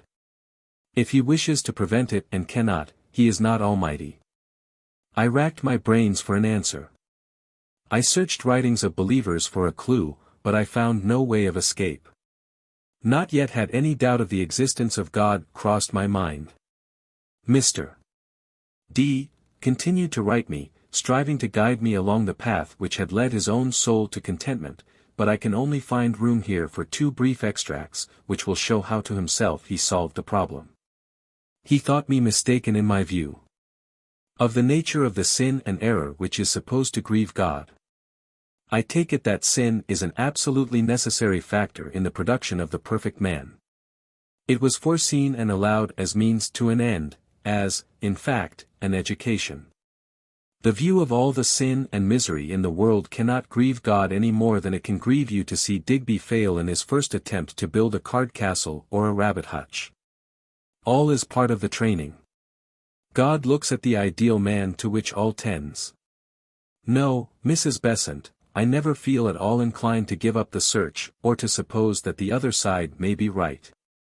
I claim no merit for it, but I have an invincible faith in the morality of God and the moral order of the world. I have no more doubt about the falsehood of the popular theology than I have about the unreality of 6 robbers who attacked me 3 nights ago in a horrid dream. I exult and rejoice in the grandeur and freedom of the little bit of truth it has been given me to see. I am told that present-day papers, by Bishop Ewing, edited, are a wonderful help, many of them, to puzzled people. I mean to get them. But I am sure you will find that the truth will, even so little as we may be able to find out, grow on you, make you free, light your path, and dispel, at no distant time, your painful difficulties and doubts. I should say on no account give up your reading. I think with you that you could not do without it. It will be a wonderful source of help and peace to you. For there are struggles far more fearful than those of intellectual doubt. I am keenly alive to the gathered-up sadness of which your last 2 pages are an expression. I was sorrier than I can say to read them. They reminded me of a long and very dark time in my own life, when I thought the light never would come. Thank God it came, or I think I could not have held out much longer. But you have evidently strength to bear it now. The more dangerous time, I should fancy, has passed. You will have to mind that the fermentation leaves clear spiritual wine, and not, as too often, vinegar. I wish I could write something more helpful to you in this great matter. But as I sit in front of my large bay window and see the shadows on the grass and the sunlight on the leaves, and the soft glimmer of the rosebuds left by the storms, I can but believe that all will be very well. Trust in the Lord, wait patiently for him, they are trite words. But he made the grass, the leaves, the rosebuds, and the sunshine, and he is the Father of our Lord Jesus Christ. And now the trite words have swelled into a mighty argument. I found more help in theistic writers like Gray, and agnostic like Arnold, than I did in the broad church teachers, but these, of course, served to make return to the old faith more and more impossible. The church services were a weekly torture, but feeling as I did that I was only a doubter, I kept my doubts to myself. It was possible, I felt, that all my difficulties might be cleared up, and I had no right to shake the faith of others while in uncertainty myself. Others had doubted and had afterwards recovered their faith, for the doubter's silence was a duty. The blinded had better keep their misery to themselves. During these weary months of anxiety and torment I found some relief from the mental strain in practical parish work, nursing the sick, trying to brighten the lot of the poor. I learned then some of the lessons as to the agricultural laborer and the land that I was able in after years to teach from the platform. The movement among the agricultural laborers, due to the energy and devotion of Joseph Arch, was beginning to be discussed in the Fens, and my sympathies went strongly with the claims of the laborers, for I knew their life conditions. In one cottage I had found 4 generations sleeping in one room, the great-grandfather and his wife, the unmarried grandmother, the unmarried mother, the little child. 3 men lodgers completed the tale of 8 human beings crowded into that narrow, ill-ventilated garret. Other cottages were hovels, through the broken roofs of which poured the rain, and wherein rheumatism and ague lived with the human dwellers. How could I do aught but sympathize with any combination that aimed at the raising of these poor? But the Agricultural Laborers' Union was bitterly opposed by the farmers, and they would give no work to a union man. One example may serve for all. There was a young married man with 2 small children, who was sinful enough to go to a union meeting and sinful enough to talk of it on his return home. No farmer would employ him in all the district round. He tramped about vainly looking for work, grew reckless, and took to drink. Visiting his cottage, consisting of 1 room and a lean-to, I found his wife ill with fever, a fever-stricken babe in her arms, the second child lying dead on the bed. In answer to my soft-spoken questions, yes, she was pining, starving, there was no work. Why did she leave the dead child on the bed? Because she had no other place for it till the coffin came. And at night the unhappy, driven man, the fever-stricken wife, the fever-stricken child, the dead child, all lay in the one bed. The farmers hated the union because its success meant higher wages for the men, and it never struck them that they might well pay less rent to the absent landlord and higher wage to the men who tilled their fields. They had only civil words for the burden that crushed them, hard words for the mowers of their harvests and the builders up of their ricks. They made common cause with their enemies instead of with their friends, and instead of leaguing themselves together with the laborers as forming together the true agricultural interest. They leagued themselves with the landlords against the laborers, and so made ruinous fratricidal strife instead of easy victory over the common foe. And, seeing all this, I learned some useful lessons, and the political education progressed while the theological strife went on within. In the early autumn a ray of light broke the darkness. I was in London with my mother, and wandered one Sunday morning into St. George's Hall, where the Reverend Charles Voysey was preaching. There to my delight I found, on listening to the sermon and buying some literature on sale in the anteroom, that there were people who had passed through my own difficulties, and had given up the dogmas that I found so revolting. I went again on the following Sunday, and when the service was over I noticed that the outgoing stream of people were passing by Mr. and Mrs. Voysey, and that many who were evidently strangers spoke a word of thanks to him as they went on. Moved by a strong desire, after the long months of lonely striving, to speak to one who had struggled out of Christian difficulties, I said to Mr. Voysey, as I passed in my turn, I must thank you for very great help in what you said this morning, for in truth, never having yet doubted the existence of God, the teaching of Mr. Voysey that he was loving unto every man, and his tender mercy over all his works, came like a gleam of light across the stormy sea of doubt and distress on which I had so long been tossing.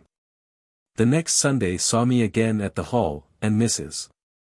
Voysey gave me a cordial invitation to visit them in their Dulwich home. I found their theism was free from the defects that had revolted me in Christianity, and they opened up to me new views of religion. I read Theodore Parker's Discourse on Religion, Francis Newman's works, those of Miss Frances Power Cobbe, and of others. The anguish of the tension relaxed, the nightmare of an almighty evil passed away. My belief in God, not yet touched, was cleared from all the dark spots that had sullied it, and I no longer doubted whether the dogmas that had shocked my conscience were true or false. I shook them off, once for all, with all their pain and horror and darkness, and felt, with joy and relief inexpressible, that they were delusions of the ignorance of man, not the revelations of a God. But there was one belief that had not been definitely challenged, but of which the rationale was gone with the orthodox dogmas now definitely renounced, the doctrine of the deity of Christ. The whole teaching of the broad church school tends, of course, to emphasize the humanity of Christ at the expense of his deity. And when eternal punishment and the substitutionary atonement had gone, there seemed no reason remaining sufficient to account for so tremendous a miracle as the incarnation of the deity. In the course of my reading I had become familiar with the idea of avatars in Eastern creeds, and I saw that the incarnate God was put forward as a fact by all ancient religions. And thus the way was paved for challenging the especially Christian teaching, when the doctrines morally repulsive were cleared away. But I shrank from the thought of placing in the crucible a doctrine so dear from all the associations of the past. There was so much that was soothing and ennobling in the idea of a union between man and God, between a perfect man and a divine life, between a human heart and an almighty strength. Jesus as God was interwoven with all art and all beauty in religion. To break with the deity of Jesus was to break with music, with painting, with literature, the divine babe in his mother's arms, the divine man in his passion and his triumph. The friend of man encircled with the majesty of the Godhead. Did inexorable truth demand that this ideal figure, with all its pathos, its beauty, its human love, should pass away into the pantheon of the dead gods of the past? Nor was this all. If I gave up belief in Christ as God, I must give up Christianity as creed. Once challenged the unique position of the Christ, and the name Christian seemed to me to be a hypocrisy, and its renouncement a duty binding on the upright mind. I was a clergyman's wife. What would be the effect of such a step? Hitherto mental pain alone had been the price demanded inexorably from the searcher after truth. But with the renouncing of Christ outer warfare would be added to the inner, and who might guess the result upon my life? The struggle was keen but short. I decided to carefully review the evidence for and against the deity of Christ, with the result that that belief followed the others, and I stood, no longer Christian, face to face with a dim future in which I sensed the coming conflict. One effort I made to escape it, I appealed to Dr. Pusey, thinking that if he could not answer my questionings, no answer to them could be reasonably hoped for. I had a brief correspondence with him, but was referred only to lines of argument familiar to me, as those of Liddon in his Bampton Lectures, and finally, on his invitation, went down to Oxford to see him.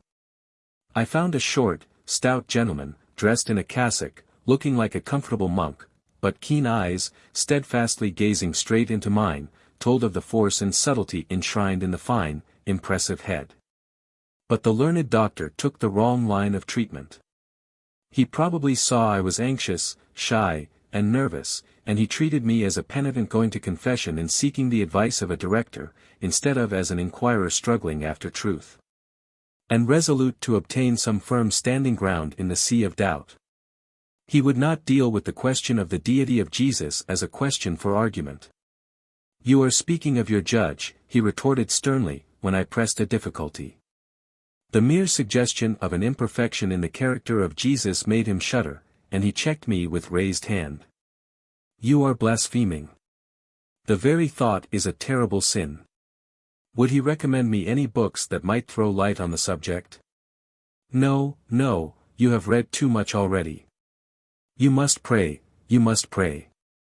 When I urged that I could not believe without proof, I was told, "Blessed are they that have not seen and yet have believed." And my further questioning was checked by the murmur, "Oh my child, how undisciplined! How impatient!" Truly, he must have found in me, hot, eager, passionate in my determination to know, resolute not to profess belief while belief was absent, nothing of the meek, chastened, submissive spirit with which he was wont to deal in penitents seeking his counsel as their spiritual guide. In vain did he bid me pray as though I believed, in vain did he urge the duty of blind submission to the authority of the Church, of blind, unreasoning faith that questioned not. I had not trodden the thorny path of doubt to come to the point from which I had started. I needed, and would have, solid grounds ere I believed. He had no conception of the struggles of a skeptical spirit. He had evidently never felt the pangs of doubt. His own faith was solid as a rock, firm, satisfied, unshakable, he would as soon have committed suicide as have doubted of the infallibility of the universal church. "It is not your duty to ascertain the truth," he told me, sternly. "It is your duty to accept and believe the truth as laid down by the church. At your peril you reject it. The responsibility is not yours so long as you dutifully accept that which the church has laid down for your acceptance. Did not the Lord promise that the presence of the Spirit should be ever with his church, to guide her into all truth? But the fact of the promise and its value are just the very points on which I am doubtful," I answered. He shuddered. Pray, he said. "Father, forgive her, for she knows not what she says." It was in vain that I urged on him the sincerity of my seeking, pointing out that I had everything to gain by following his directions, everything to lose by going my own way. But that it seemed to me untruthful to pretend to accept what was not really believed. Everything to lose. Yes, indeed. You will be lost for time and lost for eternity. Lost or not, I rejoined, I must and will try to find out what is true, and I will not believe till I am sure. You have no right to make terms with God, he retorted, as to what you will believe or what you will not believe. You are full of intellectual pride. I sighed hopelessly. Little feeling of pride was there in me just then, but only a despairful feeling that in this rigid, unyielding dogmatism there was no comprehension of my difficulties, no help for me in my strugglings. I rose, and, thanking him for his courtesy, said that I would not waste his time further, that I must go home and face the difficulties, openly leaving the church and taking the consequences. Then for the first time his serenity was ruffled. "I forbid you to speak of your disbelief," he cried. "I forbid you to lead into your own lost state the souls for whom Christ died." Slowly and sadly I took my way back to the station, knowing that my last chance of escape had failed me. I recognized in this famous divine the spirit of priestcraft, that could be tender and pitiful to the sinner, repentant, humble, submissive. But that was iron to the doubter, the heretic, and would crush out all questionings of revealed truth, silencing by force, not by argument, all challenge of the traditions of the Church. Out of such men were made the inquisitors of the Middle Ages, perfectly conscientious, perfectly rigid, perfectly merciless to the heretic. To them heretics are centers of infectious disease, and charity to the heretic is the worst cruelty to the souls of men. Certain that they hold, by no merit of our own, but by the mercy of our God, the one truth which he has revealed, they can permit no questionings, they can accept not but the most complete submission. But while man aspires after truth, while his mind yearns after knowledge, while his intellect soars upward into the empyrean of speculation and beats the air with tireless wing, so long shall those who demand faith from him be met by challenge for proof, and those who would blind him shall be defeated by his resolve to gaze unblenching on the face of truth, even though her eyes should turn him into stone. It was during this same autumn of 1872 that I first met Mr. and Mrs. Scott, introduced to them by Mr. Voysey. At that time Thomas Scott was an old man, with beautiful white hair, and eyes like those of a hawk gleaming from under shaggy eyebrows. He had been a man of magnificent physique, and, though his frame was then enfeebled, the splendid lion-like head kept its impressive strength and beauty, and told of a unique personality. Well-born and wealthy, he had spent his earlier life in adventure in all parts of the world, and after his marriage he had settled down at Ramsgate, and had made his home a center of heretical thought. His wife, his right hand, as he justly called her, was young enough to be his daughter, a sweet, strong, gentle, noble woman, worthy of her husband, and than that no higher praise could be spoken. Mr. Scott for many years issued monthly a series of pamphlets, all heretical, though very varying in their shades of thought. All were well written, cultured, and polished in tone, and to this rule Mr. Scott made no exception. His writers might say what they liked, but they must have something to say, and must say it in good English. His correspondence was enormous, from prime ministers downwards. At his house met people of the most varied opinions. It was a veritable heretical salon. Colenso of Natal, Edward Maitland, E. Vansittart Neale, Charles Bray, Sarah Hennell, and hundreds more, clerics and laymen, scholars and thinkers, all coming to this one house, to which the entree was gained only by love of truth and desire to spread freedom among men. For Thomas Scott my first freethought essay was written a few months after, on the deity of Jesus of Nazareth, by the wife of a benefited clergyman. My name was not mine to use, so it was agreed that any essays from my pen should be anonymous. And now came the return to Sibsey, and with it the need for definite steps as to the church. For now I no longer doubted, I had rejected, and the time for silence was past. I was willing to attend the church services, taking no part in any not directed to God himself, but I could no longer attend the Holy Communion, for in that service, full of recognition of Jesus as deity and of his atoning sacrifice, I could no longer take part without hypocrisy. This was agreed to, and well do I remember the pain and trembling wherewith on the first Sacrament Sunday, after my return I rose and left the church. That the vicar's wife should communicate was as much a matter of course as that the vicar should administer. I had never done anything in public that would draw attention to me, and a feeling of deadly sickness nearly overcame me as I made my exit, conscious that every eye was on me, and that my non-participation would be the cause of unending comment. As a matter of fact, every one naturally thought I was taken suddenly ill, and I was overwhelmed with calls and inquiries. To any direct question I answered quietly that I was unable to take part in the profession of faith required by an honest communicant, but the statement was rarely necessary. As the idea of heresy in a vicar's wife is slow to suggest itself to the ordinary bucolic mind, and I proffered no information where no question was asked. It happened that, shortly after that, to me, memorable Christmas of 1872, a sharp epidemic of typhoid fever broke out in the village of Sibsey. The drainage there was of the most primitive type, and the contagion spread rapidly. Naturally fond of nursing, I found in this epidemic work just fitted to my hand, and I was fortunate enough to be able to lend personal help that made me welcome in the homes of the stricken poor. The mothers who slept exhausted while I watched beside their darlings' bedsides will never, I like to fancy, think over harshly of the heretic whose hand was as tender and often more skillful than their own. I think Mother Nature meant me for a nurse, for I take a sheer delight in nursing any one, provided only that there is peril in the sickness. So that there is the strange and solemn feeling of the struggle between the human skill one wields and the supreme enemy, death. There is a strange fascination in fighting death, step by step, and this is of course felt to the full where one fights for life as life, and not for a life one loves. When the patient is beloved the struggle is touched with agony, but where one fights with death over the body of a stranger there is a weird enchantment in the contest without personal pain.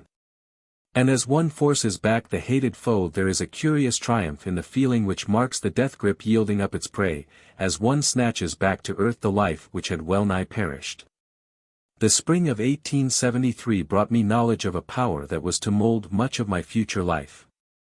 I delivered my first lecture, but delivered it to rows of empty pews in Sibsey Church. A queer whim took me that I would like to know how it felt to preach, and vague fancies stirred in me that I could speak if I had the chance. I saw no platform in the distance, nor had any idea of possible speaking in the future dawned upon me. But the longing to find outlet in words came upon me, and I felt as though I had something to say and was able to say it. So locked alone in the great, silent church, whither I had gone to practice some organ exercises, I ascended the pulpit steps and delivered my first lecture on the inspiration of the Bible. I shall never forget the feeling of power and delight, but especially of power, that came upon me as I sent my voice ringing down the aisles. And the passion in me broke into balanced sentences and never paused for musical cadence or for rhythmical expression. All I wanted then was to see the church full of upturned faces, alive with throbbing sympathy, instead of the dreary emptiness of silent pews. And as though in a dream the solitude was peopled, and I saw the listening faces and the eager eyes, and as the sentences flowed unbidden from my lips and my own tones echoed back to me from the pillars of the ancient church, I knew of a verity that the gift of speech was mine, and that if ever, and then it seemed so impossible. If ever the chance came to me of public work, this power of melodious utterance should at least win hearing for any message I had to bring. But the knowledge remained a secret all to my own self for many a long month, for I quickly felt ashamed of that foolish speechifying in an empty church. But, foolish as it was, I note it here, as it was the first effort of that expression in spoken words which later became to me one of the deepest delights of life. And, indeed, none can know, save they who have felt it, what joy there is in the full rush of language that moves and sways, to feel a crowd respond to the lightest touch, to see the faces brighten or darken at your bidding. To know that the sources of human emotion and human passion gush forth at the word of the speaker as the stream from the riven rock. To feel that the thought which thrills through 1,000 hearers has its impulse from you, and throbs back to you the fuller from 1,000 heartbeats. Is there any emotional joy in life more brilliant than this, fuller of passionate triumph, and of the very essence of intellectual delight? In 1873 my marriage tie was broken. I took no new step, but my absence from the communion led to some gossip, and a relative of Mr. Besant pressed on him highly colored views of the social and professional dangers which would accrue if my heresy became known. My health, never really restored since the autumn of 1871, grew worse and worse, serious heart trouble having arisen from the constant strain under which I lived. At last, in July or August, 1873, the crisis came. I was told that I must conform to the outward observances of the Church, and attend the communion. I refused. Then came the distinct alternative, conformity or exclusion from home, in other words, hypocrisy or expulsion. I chose the latter. A bitterly sad time followed. My dear mother was heartbroken. To her, with her wide and vague form of Christianity, loosely held, the intensity of my feeling that where I did not believe I would not pretend belief, was incomprehensible. She recognized far more fully than I did all that a separation from my home meant for me, and the difficulties that would surround a young woman, not yet 26, living alone. She knew how brutally the world judges, and how the mere fact that a woman was young and alone justified any coarseness of slander. Then I did not guess how cruel men and women could be, how venomous their tongues. Now, knowing it, having faced slander and lived it down, I deliberately say that were the choice again before me I would choose as I chose then. I would rather go through it all again than live, in society, under the burden of an acted lie. The hardest struggle was against my mother's tears and pleading, to cause her pain was tenfold pain to me. Against harshness I had been rigid as steel, but it was hard to remain steadfast when my darling mother, whom I loved as I loved nothing else on earth, threw herself on her knees before me, imploring me to yield. It seemed like a crime to bring such anguish on her, and I felt as a murderer as the snowy head was pressed against my knees. And yet, to live a lie. Not even for her was that shame possible. In that worst crisis of blinding agony my will clung fast to truth. And it is true now as it ever was that he who loves father or mother better than truth is not worthy of her, and the flint-strewn path of honesty is the way to light and peace. Then there were the children, the two little ones who worshipped me, who was to them mother, nurse, and playfellow. Were they, too, demanded at my hands? Not wholly, for a time. Facts which I need not touch on here enabled my brother to obtain for me a legal separation, and when everything was arranged, I found myself guardian of my little daughter. And possessor of a small monthly income sufficient for respectable starvation. With a great price I had obtained my freedom, but, I was free. Home, friends, social position, were the price demanded and paid, and, being free, I wondered what to do with my freedom. I could have had a home with my brother if I would give up my heretical friends and keep quiet, but I had no mind to put my limbs into fetters again, and in my youthful inexperience I determined to find something to do. The difficulty was the something, and I spent various shillings in agencies, with a quite wonderful unanimity of failures. I tried fancy needlework, offered to ladies in reduced circumstances, and earned 4s. by some weeks of stitching. I experimented with a Birmingham firm, who generously offered everyone the opportunity of adding to their incomes, and on sending the small fee demanded, received a pencil case. With an explanation that I was to sell little articles of that description, going as far as cruet stands, to my friends. I did not feel equal to springing pencil cases and cruet stands on my acquaintances, so did not enter on that line of business, and similar failures in numerous efforts made me feel, as so many others have found, that the world oyster is hard to open. However, I was resolute to build a nest for my wee daughter, my mother, and myself, and the first thing to do was to save my monthly pittance to buy furniture. I found a tiny house in Colby Road, Upper Norwood, near the Scots, who were more than good to me, and arranged to take it in the spring, and then accepted a loving invitation to Folkestone, where my grandmother and 2 aunts were living, to look for work there. And found it. The vicar wanted a governess, and one of my aunts suggested me as a stop-gap, and thither I went with my little Mabel, our board and lodging being payment for my work. I became head cook, governess, and nurse, glad enough to have found something to do that enabled me to save my little income.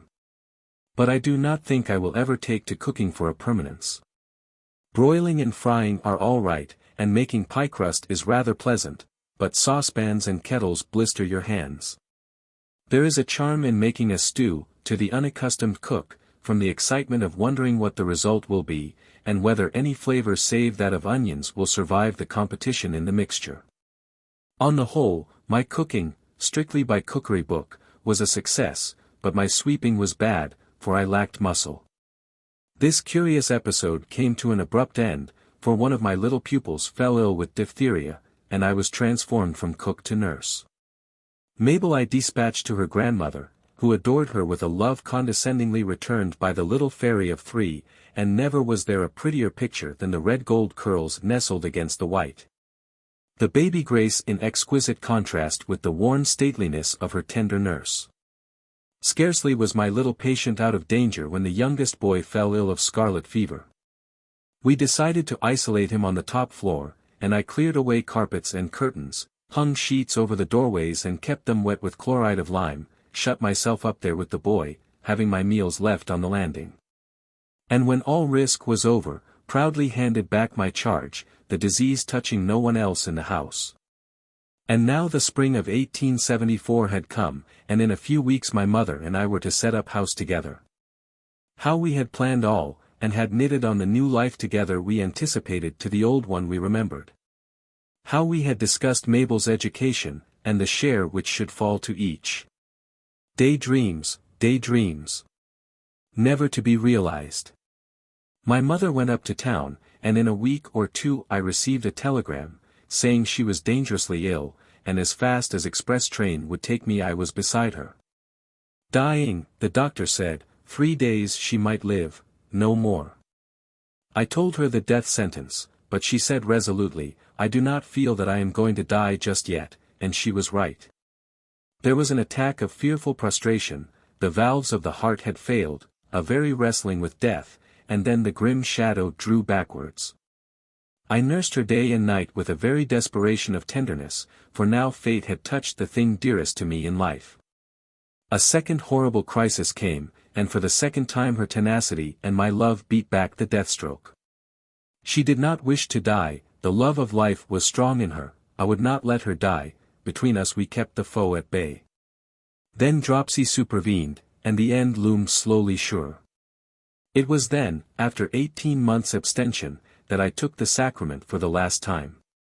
My mother had an intense longing to communicate before she died, but absolutely refused to do so unless I took it with her. If it be necessary to salvation, she persisted, doggedly, I will not take it if darling Annie is to be shut out. I would rather be lost with her than saved without her. I went to a clergyman I knew well, and laid the case before him. As I expected, he refused to allow me to communicate. I tried a second, with the same result. At last a thought struck me. There was Dean Stanley, my mother's favourite, a man known to be of the broadest school within the Church of England. Suppose I asked him? I did not know him, and I felt the request would be an impertinence, but there was just the chance that he might consent, and what would I not do to make my darling's deathbed easier? I said nothing to any one, but set out to the deanery, Westminster, timidly asked for the dean, and followed the servant upstairs with a sinking heart. I was left for a moment alone in the library, and then the dean came in. I don't think I ever in my life felt more intensely uncomfortable than I did in that minute's interval as he stood waiting for me to speak, his clear, grave, piercing eyes gazing questioningly into mine. Very falteringly, it must have been very clumsily, I preferred my request, stating boldly, with abrupt honesty, that I was not a Christian, that my mother was dying, that she was fretting to take the sacrament. That she would not take it unless I took it with her, that 2 clergymen had refused to allow me to take part in the service, that I had come to him in despair, feeling how great was the intrusion, but, she was dying. His face changed to a great softness.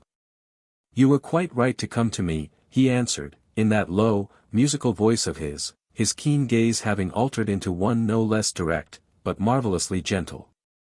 "Of course I will go and see your mother, and I have little doubt that, if you will not mind talking over your position with me, we may see our way clear to doing as your mother wishes." I could barely speak my thanks, so much did the kindly sympathy move me. The revulsion from the anxiety and fear of rebuff was strong enough to be almost pain. But Dean Stanley did more than I asked.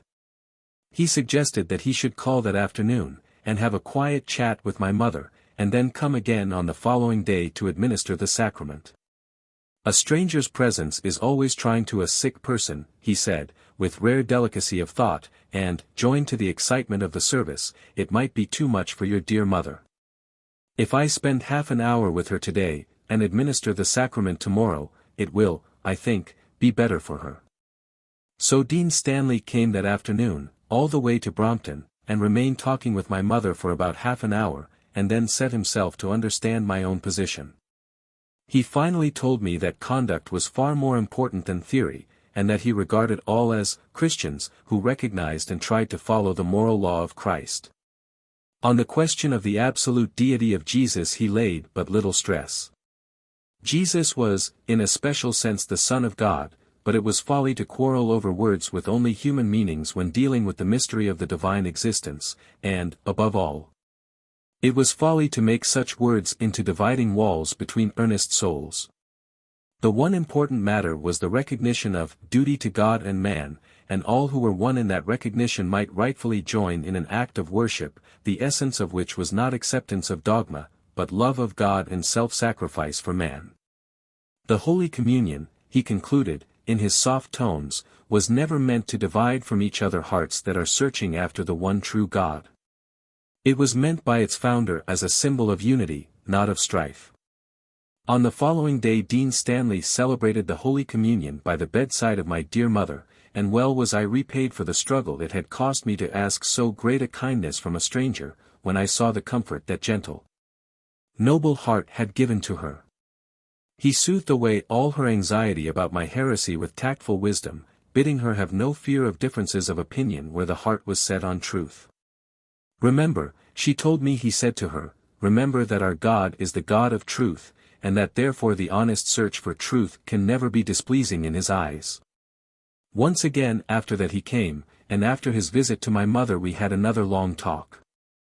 I ventured to ask him, the conversation having turned that way, how, with views so broad as his, he found it possible to remain in communion with the Church of England. "I think," he answered, gently, "that I am of more service to true religion by remaining in the Church and striving to widen its boundaries from within, than if I left it and worked from without."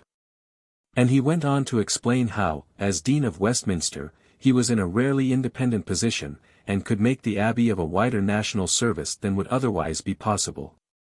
In all he said on this his love for and his pride in the glorious Abbey were manifest, and it was easy to see that old historical associations, love of music, of painting, of stately architecture, were the bonds that held him bound to the old historic Church of England. His emotions, not his intellect, kept him churchman, and he shrank, with the over-sensitiveness of the cultured scholar, from the idea of allowing the old traditions to be handled roughly by inartistic hands. Naturally of a refined and delicate nature, he had been rendered yet more exquisitely sensitive by the training of the college and the court. The polished courtesy of his manners was but the natural expression of a noble and lofty mind, a mind whose very gentleness sometimes veiled its strength. I have often heard Dean Stanley harshly spoken of, I have heard his honesty roughly challenged. But never has he been attacked in my presence that I have not uttered my protest against the injustice done him, and thus striven to repay some small fraction of that great debt of gratitude which I shall ever owe his memory. And now the end came swiftly. I had hurriedly furnished a couple of rooms in the little house, now ours, that I might take my mother into the purer air of Norwood, and permission was given to drive her down in an invalid carriage. The following evening she was suddenly taken worse. We lifted her into bed, and telegraphed for the doctor. But he could do nothing, and she herself felt that the hand of death had gripped her. Selfless to the last, she thought but for my loneliness.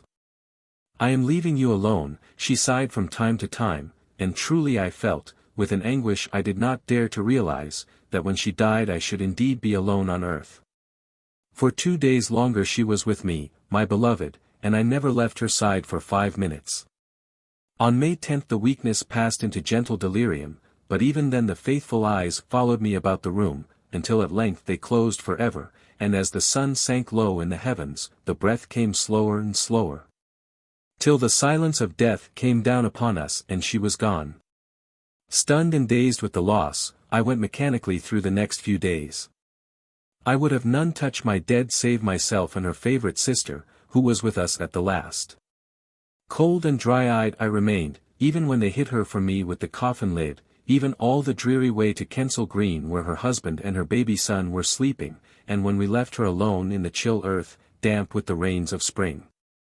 I could not believe that our daydream was dead and buried, and the home in ruins ere yet it was fairly built. Truly, my house was left unto me desolate, and the rooms, filled with sunshine but unlighted by her presence, seemed to echo from their bare walls, "You are all alone." But my little daughter was there, and her sweet face and dancing feet broke the solitude, while her imperious claims for love and tendance forced me into attention to the daily needs of life. And life was hard in those days of spring and summer, resources small, and work difficult to find. In truth, the 2 months after my mother's death were the dreariest my life has known, and they were months of tolerably hard struggle. The little house in Colby Road taxed my slender resources heavily, and the search for work was not yet successful. I do not know how I should have managed but for the help ever at hand, of Mr. and Mrs. Thomas Scott. During this time I wrote for Mr. Scott pamphlets on inspiration, atonement, mediation and salvation, eternal torture, religious education of children, natural versus revealed religion, and the few guineas thus earned were very valuable. Their house, too, was always open to me, and this was no small help, for often in those days the little money I had was enough to buy food for 2 but not enough to buy it for 3, and I would go out and study all day at the British Museum. So as to have my dinner in town, the said dinner being conspicuous by its absence. If I was away for 2 evenings running from the hospitable house in the terrace, Mrs. Scott would come down to see what had happened, and many a time the supper there was of real physical value to me. Well might I write, in 1879, when Thomas Scott lay dead, it was Thomas Scott whose house was open to me when my need was sorest, and he never knew, this generous, noble heart, how sometimes, when I went in, weary and overdone, from a long day's study in the British Museum, with scarce food to struggle through the day, he never knew how his genial, "Well, little lady," in welcoming tone, cheered the then utter loneliness of my life. To no living man, save one, do I owe the debt of gratitude that I owe to Thomas Scott.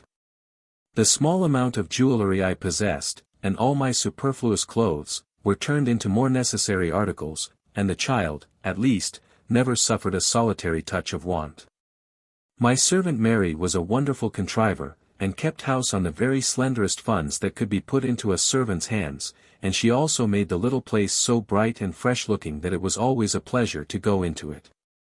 Recalling those days of hard living, I can now look on them without regret. More, I am glad to have passed through them, for they have taught me how to sympathize with those who are struggling as I struggled then, and I never can hear the words fall from pale lips, "I am hungry," without remembering how painful a thing hunger is, and without curing that pain, at least for the moment. The presence of the child was good for me, keeping alive my aching, lonely heart, she would play contentedly for hours while I was working, a word now and again being enough for happiness. When I had to go out without her, she would run to the door with me, and the "goodbye" would come from down-curved lips. She was ever watching at the window for my return, and the sunny face was always the first to welcome me home. Many and many a time have I been coming home, weary, hungry, and heartsick, and the glimpse of the little face watching has reminded me that I must not carry in a grave face to sadden my darling. And the effort to throw off the depression for her sake threw it off altogether, and brought back the sunshine. She was the sweetness and joy of my life, my curly-headed darling, with her red gold hair and glorious eyes, and passionate, willful, loving nature. The torn, bruised tendrils of my heart gradually twined round this little life. She gave something to love and to tend, and thus gratified one of the strongest impulses of my nature. 6. Charles Bradlaugh. During all these months the intellectual life had not stood still. I was slowly, cautiously feeling my way onward. And in the intellectual and social side of my life I found a delight unknown in the old days of bondage. First, there was the joy of freedom, the joy of speaking out frankly and honestly each thought. Truly, I had a right to say, with a great price obtained I this freedom, and having paid the price, I revelled in the liberty I had bought. Mr. Scott's valuable library was at my service. His keen brain challenged my opinions, probed my assertions, and suggested phases of thought hitherto untouched. I studied harder than ever, and the study now was unchecked by any fear of possible consequences. I had nothing left of the old faith save belief in a God, and that began slowly to melt away. The theistic axiom, if there be a God at all he must be at least as good as his highest creature, began with an if, and to that if I turned my attention. Of all impossible things, writes Miss Frances Power Cobbe, the most impossible must surely be that a man should dream something of the good and the noble. And that it should prove at last that his Creator was less good and less noble than he had dreamed. But, I questioned, are we sure that there is a Creator? Granted that, if there is, he must be above his highest creature, but, is there such a being? The ground, says the Reverend Charles Voysey, on which our belief in God rests is man. Man, parent of Bibles and churches, inspirer of all good thoughts and good deeds. Man, the masterpiece of God's thought on earth. Man, the textbook of all spiritual knowledge. Neither miraculous nor infallible, man is nevertheless the only trustworthy record of the divine mind in things pertaining to God. Man's reason, conscience, and affections are the only true revelation of his Maker. But what if God were only man's own image reflected in the mirror of man's mind? What if man were the Creator, not the revelation of his God? It was inevitable that such thoughts should arise after the more palpably indefensible doctrines of Christianity had been discarded. Once encourage the human mind to think, and bounds to the thinking can never again be set by authority. Once challenge traditional beliefs, and the challenge will ring on every shield which is hanging in the intellectual arena. Around me was the atmosphere of conflict, and, freed from its long repression, my mind leapt up to share in the strife with a joy in the intellectual tumult, the intellectual strain. I often attended South Place Chapel, where Moncure D. Conway was then preaching, and discussion with him did something towards widening my views on the deeper religious problems. I reread Dean Mansell's Bampton Lectures, and they did much towards turning me in the direction of atheism. I reread Mill's Examination of Sir William Hamilton's Philosophy, and studied carefully Kant's Philosophy Positive. Gradually I recognized the limitations of human intelligence and its incapacity for understanding the nature of God, presented as infinite and absolute. I had given up the use of prayer as a blasphemous absurdity, since an all-wise God could not need my suggestions, nor an all-good God require my promptings. But God fades out of the daily life of those who never pray.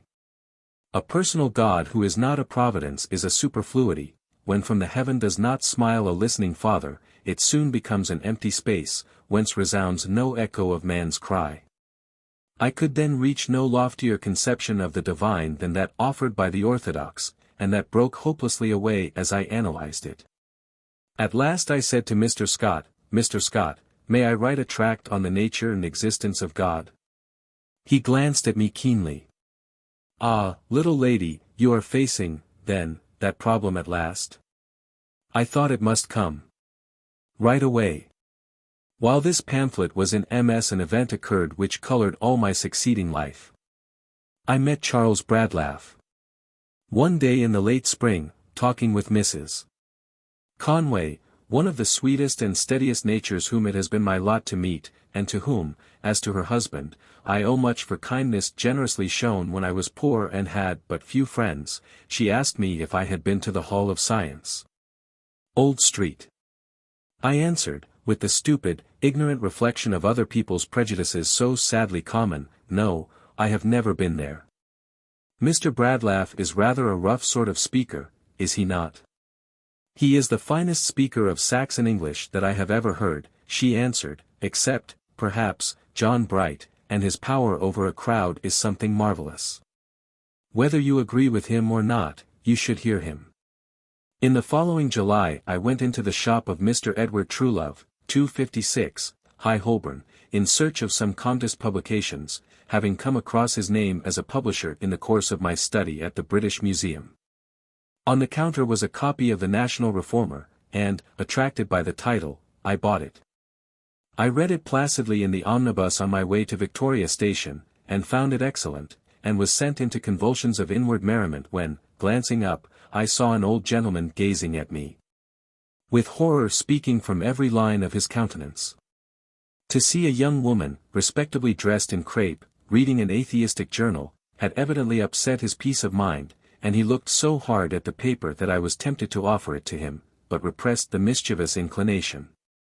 This first copy of the paper with which I was to be so closely connected bore date July 19, 1874, and contained 2 long letters from a Mr. Arnold of Northampton, attacking Mr. Bradlaugh, and a brief and singularly self-restrained answer from the latter. There was also an article on the National Secular Society, which made me aware that there was an organization devoted to the propagandism of free thought. I felt that if such a society existed, I ought to belong to it, and I consequently wrote a short note to the editor of the National Reformer, asking whether it was necessary for a person to profess atheism before being admitted to the society. The answer appeared in the National Reformer. S.E. To be a member of the National Secular Society, it is only necessary to be able honestly to accept the 4 principles, as given in the National Reformer of June 14. This any person may do without being required to avow himself an atheist. Candidly, we can see no logical resting place between the entire acceptance of authority, as in the Roman Catholic Church, and the most extreme rationalism. If, on again looking to the principles of the society, you can accept them, we repeat to you our invitation. I sent my name in as an active member, and find it is recorded in the National Reformer of August 9. Having received an intimation that Londoners could receive their certificates at the Hall of Science from Mr. Bradlaugh on any Sunday evening, I betook myself thither, and it was on August 2, 1874, that I first set foot in a Freethought hall. The hall was crowded to suffocation, and, at the very moment announced for the lecture, a roar of cheering burst forth, a tall figure passed swiftly up the hall to the platform, and, with a slight bow in answer to the voluminous greeting, Charles Bradlaugh took his seat. I looked at him with interest, impressed and surprised. The grave, quiet, stern, strong face, the massive head, the keen eyes, the magnificent breadth and height of forehead, was this the man I had heard described as a blatant agitator, an ignorant demagogue? He began quietly and simply, tracing out the resemblances between the Krishna and the Christ myths, and as he went from point to point his voice grew in force and resonance, till it rang round the hall like a trumpet. Familiar with the subject, I could test the value of his treatment of it, and saw that his knowledge was as sound as his language was splendid. Eloquence, fire, sarcasm, pathos, passion, all in turn were bent against Christian superstition, till the great audience, carried away by the torrent of the orator's force, hung silent, breathing soft, as he went on. Till the silence that followed a magnificent peroration broke the spell, and a hurricane of cheers relieved the tension. He came down the hall with some certificates in his hand, glanced round, and handed me mine with a questioning "Mrs. Besant?" Then he said, referring to my question as to a profession of atheism, that he would willingly talk over the subject of atheism with me if I would make an appointment, and offered me a book he had been using in his lecture. Long afterwards I asked him how he knew me, whom he had never seen, that he came straight to me in such fashion. He laughed and said he did not know, but, glancing over the faces, he felt sure that I was Annie Besant. From that first meeting in the Hall of Science dated a friendship that lasted unbroken till death severed the earthly bond, and that to me stretches through death's gateway and links us together still. As friends, not as strangers, we met, swift recognition, as it were, leaping from eye to eye. And I know now that the instinctive friendliness was in very truth an outgrowth of strong friendship in other lives, and that on that August day we took up again an ancient tie, we did not begin a new one. And so in lives to come we shall meet again, and help each other as we helped each other in this. And let me here place on record, as I have done before, some word of what I owe him for his true friendship. Though, indeed, how great is my debt to him I can never tell. Some of his wise phrases have ever remained in my memory. You should never say you have an opinion on a subject until you have tried to study the strongest things said against the view to which you are inclined. You must not think you know a subject until you are acquainted with all that the best minds have said about it.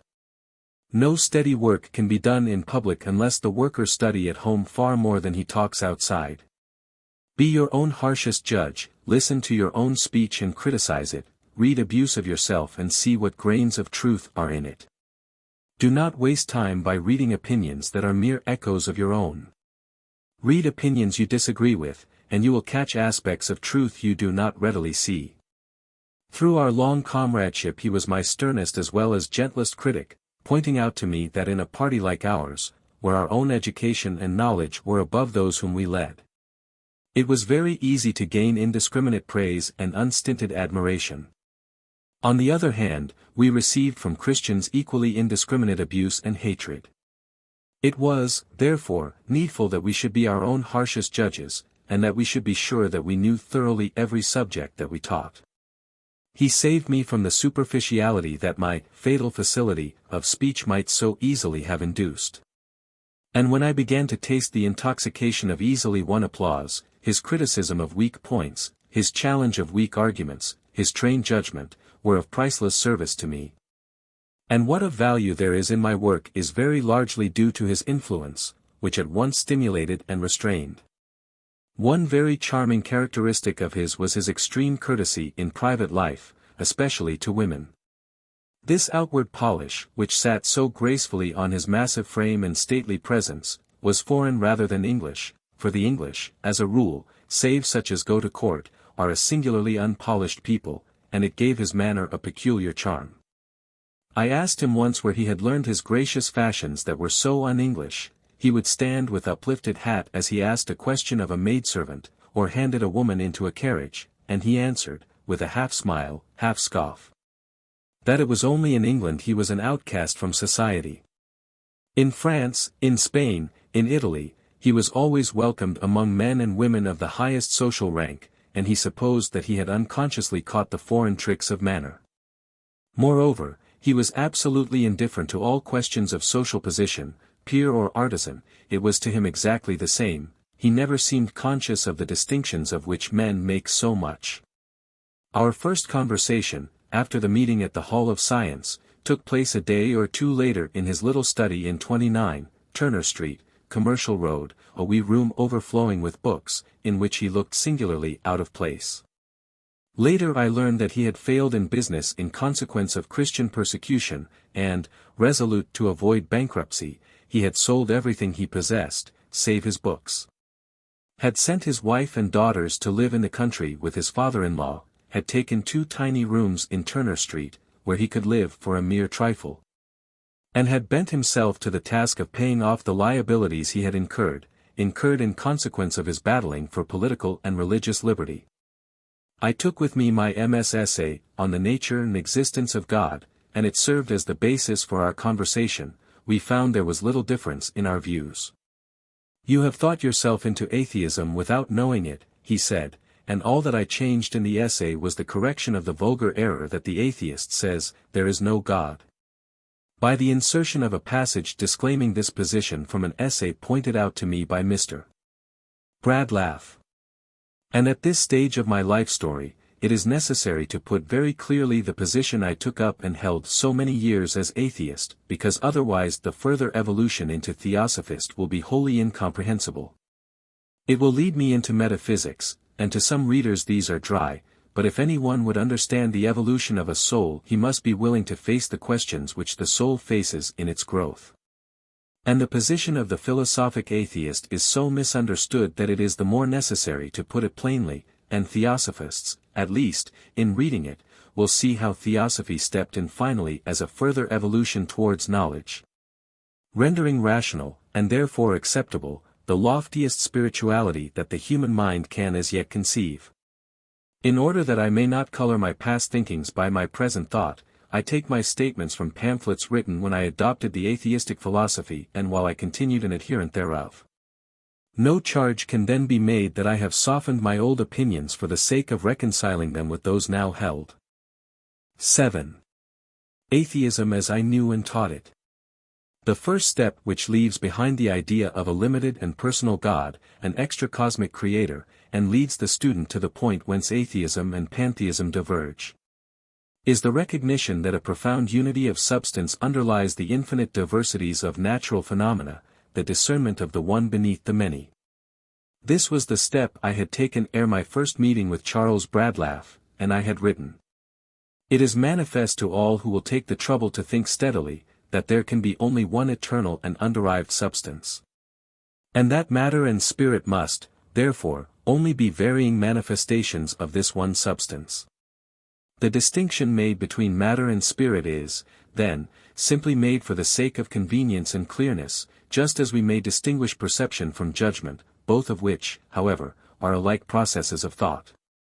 Matter is, in its constituent elements, the same as spirit, existence is one, however manifold in its phenomena, life is one, however multiform in its evolution.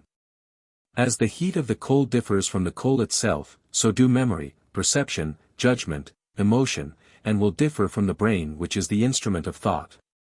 But nevertheless they are all equally products of the one sole substance, varying only in their conditions.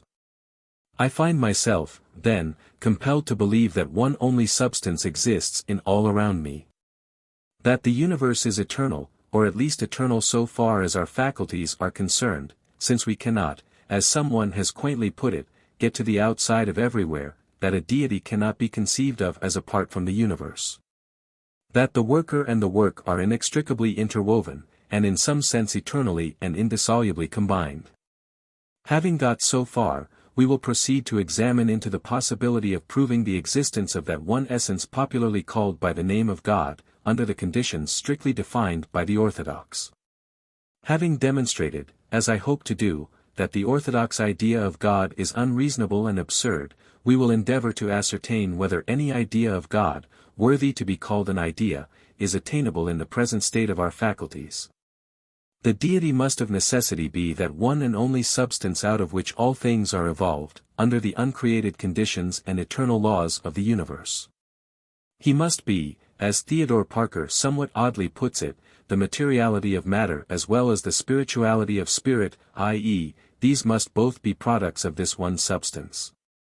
A truth which is readily accepted as soon as spirit and matter are seen to be but different modes of one essence. Thus we identify substance with the all-comprehending and vivifying force of nature, and in so doing we simply reduce to a physical impossibility the existence of the being described by the orthodox as a God possessing the attributes of personality. The deity becomes identified with nature, coextensive with the universe, but the God of the orthodox no longer exists. We may change the signification of God, and use the word to express a different idea, but we can no longer mean by it a personal being in the orthodox sense, possessing an individuality which divides him from the rest of the universe. 3. Proceeding to search whether any idea of God was attainable, I came to the conclusion that evidence of the existence of a conscious power was lacking, and that the ordinary proofs offered were inconclusive. That we could grasp phenomena and no more. There appears, also, to be a possibility of a mind in nature, though we have seen that intelligence is, strictly speaking, impossible. There cannot be perception, memory, comparison, or judgment, but may there not be a perfect mind, unchanging, calm, and still? Our faculties fail us when we try to estimate the deity, and we are betrayed into contradictions and absurdities. But does it therefore follow that he is not? It seems to me that to deny his existence is to overstep the boundaries of our thought power almost as much as to try and define it. We pretend to know the unknown if we declare him to be the unknowable. Unknowable to us at present, yes. Unknowable forever, in other possible stages of existence. We have reached a region into which we cannot penetrate. Here all human faculties fail us, we bow our heads on the threshold of the unknown. And the ear of man cannot hear, and the eye of man cannot see. But if we could see and hear, this vision, were it not he? Thus sings Alfred Tennyson, the poet of metaphysics, if we could see and hear. Alas! It is always an if. 4. This refusal to believe without evidence, and the declaration that anything, behind phenomena, is unknowable to man as at present constituted, these are the two chief planks of the atheistic platform. As atheism was held by Charles Bradlaugh and myself.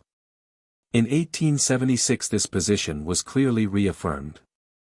It is necessary to put briefly the atheistic position, for no position is more continuously and more persistently misrepresented. Atheism is without God. It does not assert no God. The atheist does not say, there is no God, but he says, I know not what you mean by God, I am without idea of God. The word God is to me a sound conveying no clear or distinct affirmation. I do not deny God, because I cannot deny that of which I have no conception, and the conception of which, by its affirmer, is so imperfect that he is unable to define it to me. Charles Bradlaugh, Freethinker's Textbook, page 118. The atheist neither affirms nor denies the possibility of phenomena differing from those recognized by human experience. As his knowledge of the universe is extremely limited and very imperfect, the atheist declines either to deny or to affirm anything with regard to modes of existence of which he knows nothing. Further, he refuses to believe anything concerning that of which he knows nothing, and affirms that that which can never be the subject of knowledge ought never to be the object of belief. While the atheist, then, neither affirms nor denies the unknown, he does deny all which conflicts with the knowledge to which he has already attained. For example, he knows that 1 is 1, and that 3 times 1 are 3. He denies that 3 times 1 are, or can be, 1. The position of the atheist is a clear and a reasonable one. I know nothing about God, and therefore I do not believe in him or in it. What you tell me about your God is self-contradictory, and is therefore incredible. I do not deny God, which is an unknown tongue to me, I do deny your God, who is an impossibility. I am without God. 5 Up to 1887 I find myself writing on the same lines. No man can rationally affirm, there is no God, until the word God has for him a definite meaning, and until everything that exists is known to him. And known with what Leibniz calls perfect knowledge. The atheist's denial of the gods begins only when these gods are defined or described. Never yet has a god been defined in terms which were not palpably self-contradictory and absurd. Never yet has a god been described so that a concept of him was made possible to human thought, nor is anything gained by the assertors of deity when they allege that he is incomprehensible. If God exists and is incomprehensible, his incomprehensibility is an admirable reason for being silent about him, but can never justify the affirmation of self-contradictory propositions. And the threatening of people with damnation if they do not accept them. 6. The belief of the atheist stops where his evidence stops. He believes in the existence of the universe, judging the accessible proof thereof to be adequate, and he finds in this universe sufficient cause for the happening of all phenomena. He finds no intellectual satisfaction in placing a gigantic conundrum behind the universe, which only adds its own unintelligibility to the already sufficiently difficult problem of existence. Our lungs are not fitted to breathe beyond the atmosphere which surrounds our globe, and our faculties cannot breathe outside the atmosphere of the phenomenal. 7. And I summed up this essay with the words, I do not believe in God. My mind finds no grounds on which to build up a reasonable faith. My heart revolts against the specter of an almighty indifference to the pain of sentient beings. My conscience rebels against the injustice, the cruelty, the inequality, which surround me on every side. But I believe in man. In man's redeeming power, in man's remolding energy, in man's approaching triumph, through knowledge, love, and work. 8. These views of existence naturally color all views of life and of the existence of the soul. And here steps in the profound difference between atheism and pantheism. Both posit an existence at present inscrutable by human faculties, of which all phenomena are modes. But to the atheist that existence manifests as force matter, unconscious, unintelligent, while to the pantheist it manifests as life matter, conscious, intelligent. To the one, life and consciousness are attributes, properties, dependent upon arrangements of matter, to the other they are fundamental, essential, and only limited in their manifestation by arrangements of matter. Despite the attraction held for me in Spinoza's luminous arguments, the overmastering sway which science was beginning to exercise over me drove me to seek for the explanation of all problems of life and mind at the hands of the biologist and the chemist. They had done so much, explained so much, could they not explain all?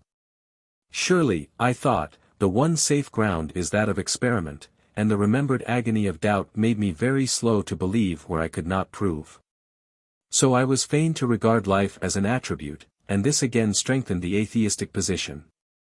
Scientifically regarded, life is not an entity but a property, it is not a mode of existence, but a characteristic of certain modes. Life is the result of an arrangement of matter, and when rearrangement occurs the former result can no longer be present, we call the result of the changed arrangement death. Life and death are two convenient words for expressing the general outcome of two arrangements of matter, one of which is always found to precede the other.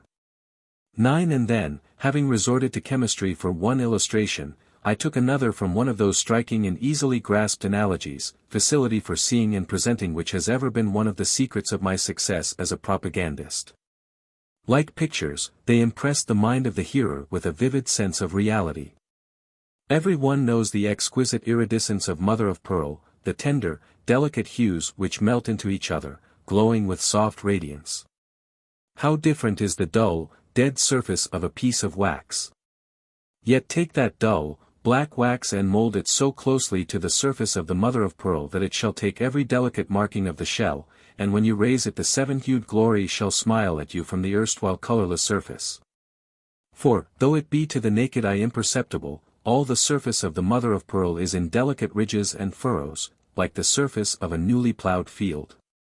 And when the waves of light come dashing up against the ridged surface, they are broken like the waves on a shingly shore, and are flung backwards, so that they cross each other and the oncoming waves. And, as every ray of white light is made up of waves of 7 colors, and these waves differ in length each from the others, the fairy ridges fling them backwards separately, and each ray reaches the eye by itself. So that the color of the mother of pearl is really the spray of the light waves, and comes from arrangement of matter once again. Give the dull, black wax the same ridges and furrows, and its glory shall differ in nothing from that of the shell. To apply our illustration, as the color belongs to one arrangement of matter and the dead surface to another, so life belongs to some arrangements of matter and is their resultant, while the resultant of other arrangements is death. 10. The same line of reasoning naturally was applied to the existence of spirit in man, and it was argued that mental activity, the domain of the spirit, was dependent on bodily organization. When the babe is born it shows no sign of mind. For a brief space hunger and repletion, cold and warmth are its only sensations. Slowly the specialized senses begin to function, still more slowly muscular movements, at first aimless and reflex, become coordinated and consciously directed. There is no sign here of an intelligent spirit controlling a mechanism, there is every sign of a learning and developing intelligence, developing pari passu with the organism of which it is a function. As the body grows, the mind grows with it, and the childish mind of the child develops into the hasty, quickly judging, half-informed, unbalanced youthful mind of the youth. With maturity of years comes maturity of mind, and body and mind are vigorous and in their prime. As old age comes on and the bodily functions decay, the mind decays also, until age passes into senility, and body and mind sink into second childhood. Has the immortal spirit decayed with the organization, or is it dwelling in sorrow, bound in its house of clay? If this be so, the spirit must be unconscious, or else separate from the very individual whose essence it is supposed to be, for the old man does not suffer when his mind is senile, but is contented as a little child. And not only is this constant, simultaneous growth and decay of body and mind to be observed, but we know that mental functions are disordered and suspended by various physical conditions. Alcohol, many drugs, fever, disorder the mind. A blow on the cranium suspends its functions, and the spirit returns with the surgeon's trepanning. Does the spirit take part in dreams? Is it absent from the idiot, from the lunatic? Is it guilty of manslaughter when the madman murders, or does it helplessly watch its own instrument performing actions at which it shudders? If it can only work here through an organism, is its nature changed in its independent life, severed from all with which it was identified? Can it, in its disembodied state, have anything in common with its past? 11. It will be seen that my unbelief in the existence of the soul or spirit was a matter of cold, calm reasoning. As I wrote in 1885, for many of us evidence must precede belief. I would gladly believe in a happy immortality for all, as I would gladly believe that all misery and crime and poverty will disappear in 1885, if I could. But I am unable to believe an improbable proposition unless convincing evidence is brought in support of it. Immortality is most improbable, no evidence is brought forward in its favor. I cannot believe only because I wish. 12. Such was the philosophy by which I lived from 1874 to 1886, when first some researches that will be dealt with in their proper place, and which led me ultimately to the evidence I had before vainly demanded, began to shake my confidence in its adequacy. Amid outer storm and turmoil and conflict, I found it satisfy my intellect, while lofty ideals of morality fed my emotions. I called myself atheist, and rightly so, for I was without God, and my horizon was bounded by life on earth. I gloried in the name then, as it is dear to my heart now, for all the associations with which it is connected. Atheist is one of the grandest titles a man can wear, it is the order of merit of the world's heroes. Most great discoverers, most deep-thinking philosophers, most earnest reformers, most toiling pioneers of progress, have in their turn had flung at them the name of atheist. It was howled over the grave of Copernicus. It was clamored round the death pile of Bruno, it was yelled at Van Eyne, at Spinoza, at Priestley, at Voltaire, at Paine. It has become the laurel bay of the hero, the halo of the martyr. In the world's history it has meant the pioneer of progress, and where the cry of atheist is raised there may we be sure that another step is being taken towards the redemption of humanity. The saviors of the world are too often howled at as atheists, and then worshipped as deities. The atheists are the vanguard of the army of free thought, on whom falls the brunt of the battle, and are shivered the hardest of the blows. Their feet trample down the thorns that others may tread unwounded, their bodies fill up the ditch that, by the bridge thus made, others may pass to victory. Honor to the pioneers of progress, honor to the vanguard of liberty's army, honor to those who to improve earth have forgotten heaven, and who in their zeal for man have forgotten God. 13. This poor sketch of the conception of the universe, to which I had conquered my way at the cost of so much pain, and which was the inner center round which my life revolved for 12 years, may perhaps show that the atheistic philosophy is misjudged sorely when it is scouted as vile or condemned as intellectually degraded. It has outgrown anthropomorphic deities, and it leaves us face to face with nature, open to all her purifying, strengthening inspirations. There is only one kind of prayer, it says, which is reasonable, and that is the deep, silent adoration of the greatness and beauty and order around us, as revealed in the realms of non-rational life and in humanity. As we bow our heads before the laws of the universe, and mold our lives into obedience to their voice, we find a strong, calm peace steal over our hearts, a perfect trust in the ultimate triumph of the right. A quiet determination to make our lives sublime. Before our own high ideals, before those lives which show us how high the tides of divine life have risen in the human world, we stand with hushed voice and veiled face. From them we draw strength to emulate and even dare struggle to excel. The contemplation of the ideal is true prayer. It inspires, it strengthens, it ennobles. The other part of prayer is work, from contemplation to labor, from the forest to the street. Study nature's laws, conform to them, work in harmony with them, and work becomes a prayer and a thanksgiving, an adoration of the universal wisdom, and a true obedience to the universal law. 14.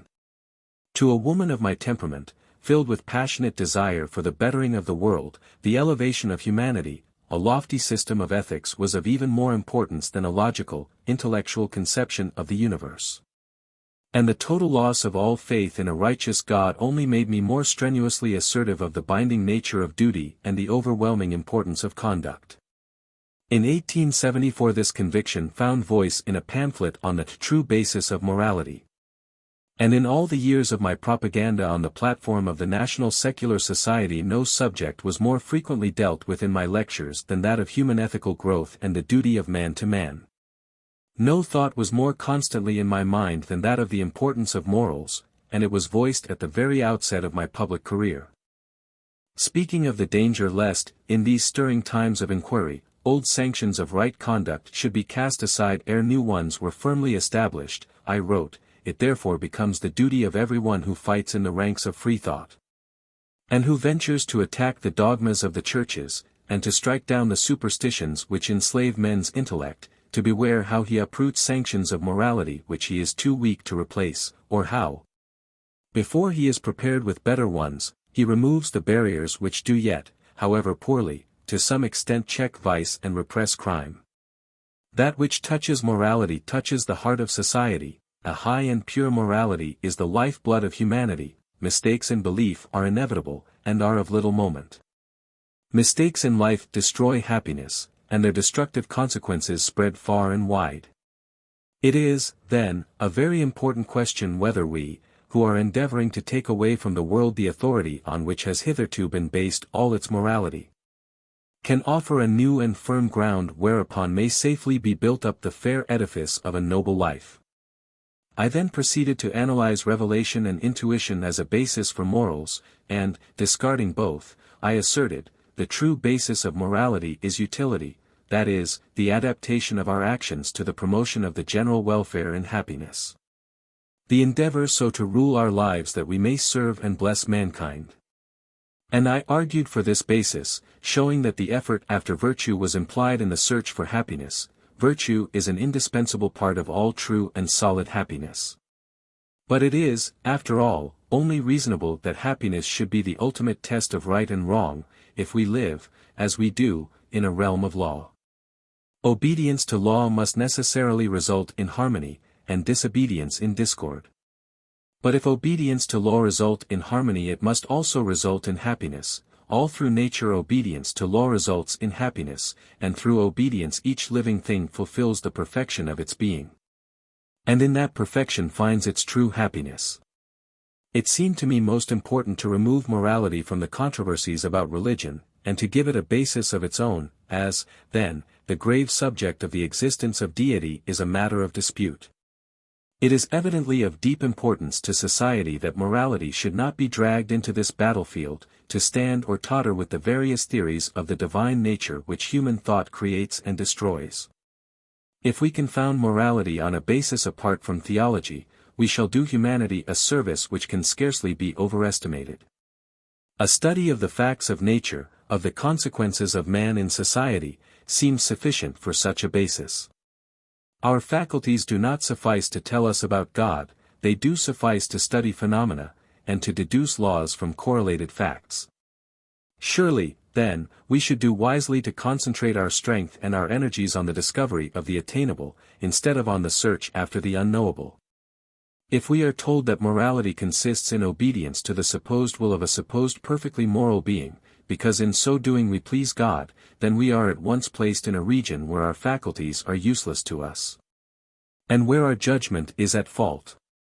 But if we are told that we are to lead noble lives, because nobility of life is desirable for itself alone, because in so doing we are acting in harmony with the laws of nature, because in so doing we spread happiness around our pathway and gladden our fellow men, then, indeed, motives are appealed to which spring forward to meet the call, and chords are struck in our hearts which respond in music to the touch. It was to the establishment of this secure basis that I bent my energies, this that was to me of supreme moment. Amid the fervid movement of society, with its wild theories and crude social reforms, with its righteous fury against oppression and its unconsidered notions of wider freedom and gladder life, it is of vital importance that morality should stand on a foundation unshakable. That so through all political and religious revolutions human life may grow purer and nobler, may rise upwards into settled freedom, and not sink downwards into anarchy.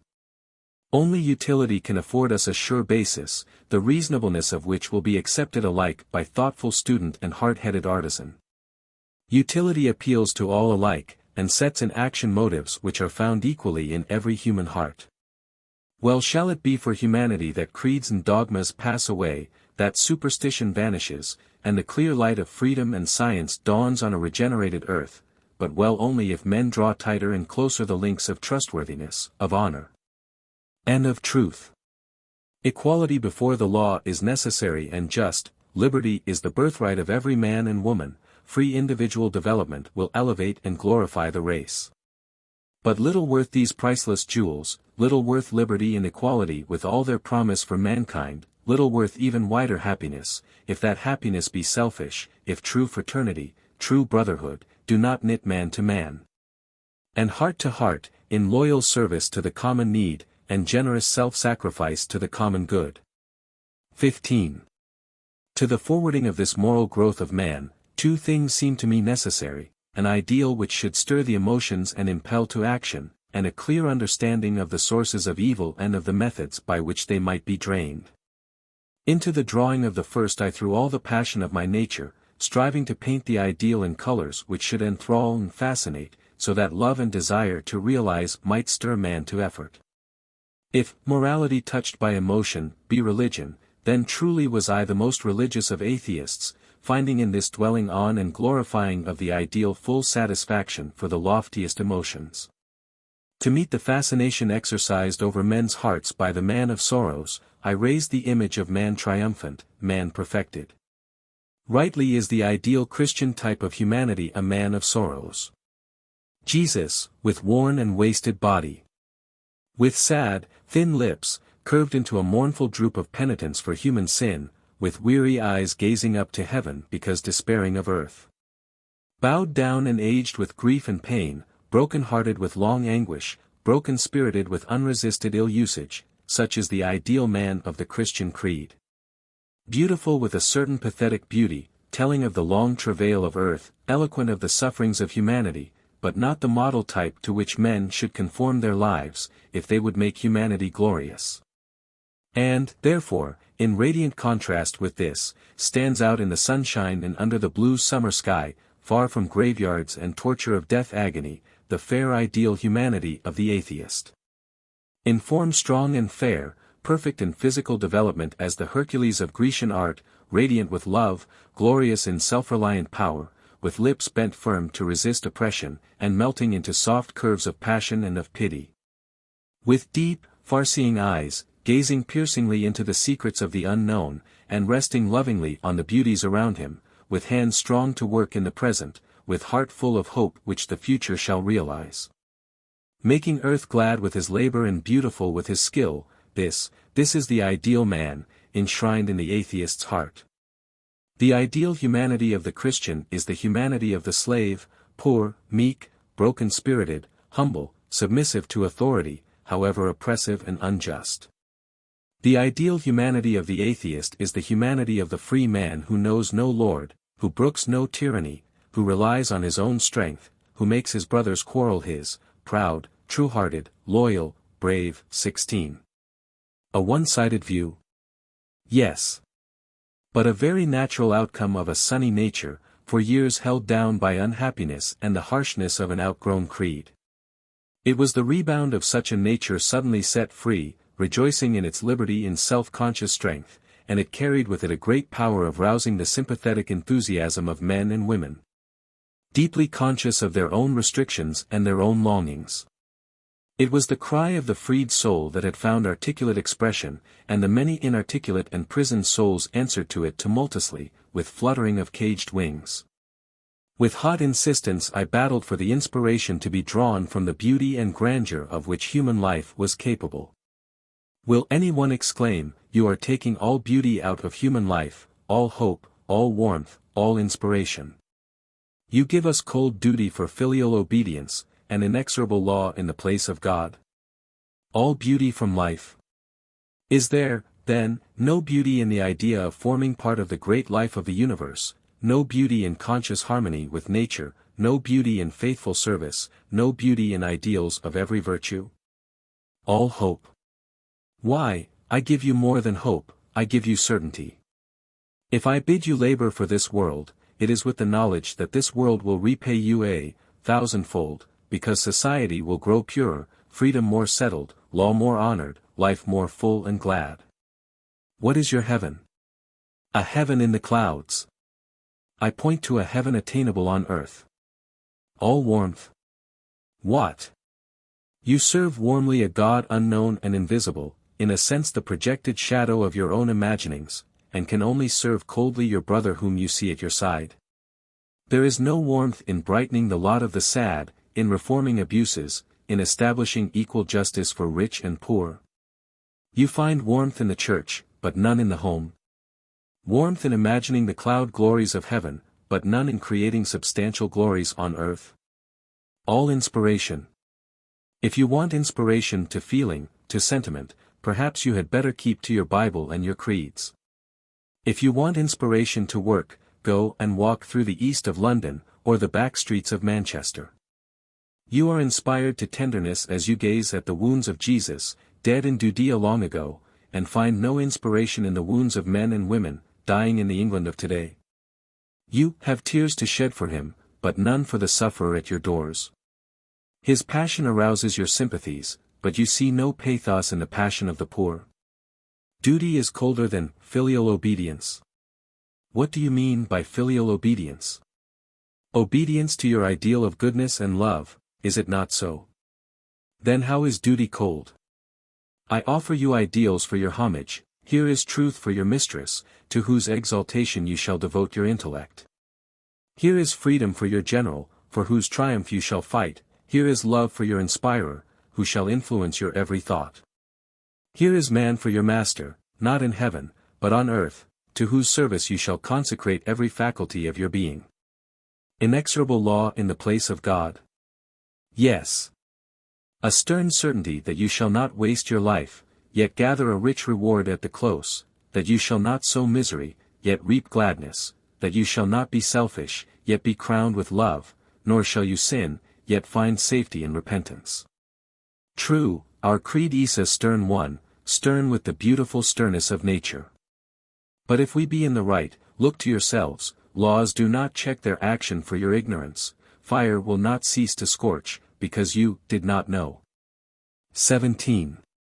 With equal vigor did I maintain that virtue was its own reward, and that payment on the other side of the grave was unnecessary as an incentive to right living.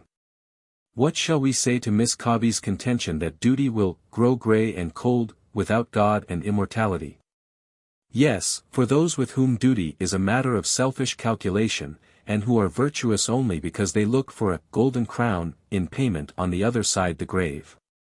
Those of us who find joy in right doing, who work because work is useful to our fellows, who live well because in such living we pay our contribution to the world's wealth. Leaving earth richer than we found it, we need no paltry payment after death for our life's labor, for in that labor is its own exceeding great reward. 18. But did any one yearn for immortality, that not all of me shall die? Is it true that atheism has no immortality? What is true immortality? Is Beethoven's true immortality in his continued personal consciousness, or in his glorious music deathless while the world endures? Is Shelley's true life in his existence in some far-off heaven, or in the pulsing liberty his lyrics send through men's hearts, when they respond to the strains of his lyre? Music does not die, though one instrument be broken. Thought does not die, though one brain be shivered. Love does not die, though one heart's strings be rent. And no great thinker dies so long as his thought re-echoes through the ages, its melody the fuller toned the more human brains send its music on. Not only to the hero and the sage is this immortality given. It belongs to each according to the measure of his deeds, worldwide life for worldwide service, straitened life for straitened work, each reaps as he sows, and the harvest is gathered by each in his rightful order. 19. This longing to leave behind a name that will live among men by right of service done them. This yearning for human love and approval that springs naturally from the practical and intense realization of human brotherhood, these will be found as strong motives in the breasts of the most earnest men and women who have in our generation identified themselves with the free-thought cause. They shine through the written and spoken words of Charles Bradlaugh all through his life, and every friend of his knows how often he has expressed the longing that, when the grass grows green over my grave, men may love me a little for the work I tried to do. Needless to say that, in the many controversies in which I took part, it was often urged against me that such motives were insufficient, that they appealed only to natures already ethically developed, and left the average man, and, above all, the man below the average, with no sufficiently constraining motive for right conduct. I resolutely held to my faith in human nature, and the inherent response of the human heart when appealed to from the highest grounds. Strange, I often think now, this instinctive certainty I had of man's innate grandeur, that governed all my thought, inconsistent as that certainty was with my belief in his purely animal ancestry. Pressed too hard, I would take refuge in a passionate disdain for all who did not hear the thrilling voice of virtue and love her for her own sweet sake. I have myself heard the question asked, why should I seek for truth, and why should I lead a good life, if there be no immortality in which to reap a reward? To this question the free thinker has one clear and short answer: there is no reason why you should seek truth, if to you the search has no attracting power. There is no reason why you should lead a noble life, if you find your happiness in leading a poor and a base one. Friends, no one can enjoy a happiness which is too high for his capabilities. A book may be of intensest interest, but a dog will very much prefer being given a bone. To him whose highest interest is centered in his own miserable self, to him who cares only to gain his own ends, to him who seeks only his own individual comfort, to that man free thought can have no attraction. Such a man may indeed be made religious by a bribe of heaven, he may be led to seek for truth, because he hopes to gain his reward hereafter by the search, but truth disdains the service of the self-seeker. She cannot be grasped by a hand that itches for reward. If truth is not loved for her own pure sake, if to lead a noble life, if to make men happier, if to spread brightness around us, if to leave the world better than we found it, if these aims have no attraction for us, if these thoughts do not inspire us, then we are not worthy to be secularists, we have no right to the proud title of freethinkers. If you want to be paid for your good lives by living forever in a lazy and useless fashion in an idle heaven, if you want to be bribed into nobility of life, if, like silly children, you learn your lesson not to gain knowledge but to win sugar plums, then you had better go back to your creeds and your churches, they are all you are fit for, you are not worthy to be free. But we, who, having caught a glimpse of the beauty of truth, deem the possession of her worth more than all the world beside, who have made up our minds to do our work ungrudgingly, asking for no reward beyond the results which spring up from our labor, we will spread the gospel of free thought among men, until the sad minor melodies of Christianity have sobbed out their last mournful notes on the dying evening breeze, and on the fresh morning winds shall ring out the chorus of hope and joyfulness from the glad lips of men whom the truth has at last set free. 20. The intellectual comprehension of the sources of evil and the method of its extinction was the second great plank in my ethical platform. The study of Darwin and Herbert Spencer, of Huxley, Buchner and Haeckel, had not only convinced me of the truth of evolution, but, with help from W.H. Clifford, Lubbock, Buckle, Lecky, and many another, had led me to see in the evolution of the social instinct the explanation of the growth of conscience and of the strengthening of man's mental and moral nature. If man by study of the conditions surrounding him and by the application of intelligence to the subdual of external nature, had already accomplished so much, why should not further persistence along the same road lead to his complete emancipation? All the evil, antisocial side of his nature was an inheritance from his brute ancestry, and could be gradually eradicated. He could not only let the ape and tiger die, but he could kill them out. It may be frankly acknowledged that man inherits from his brute progenitors various bestial tendencies which are in course of elimination. The wild beast desire to fight is one of these, and this has been encouraged, not checked, by religion.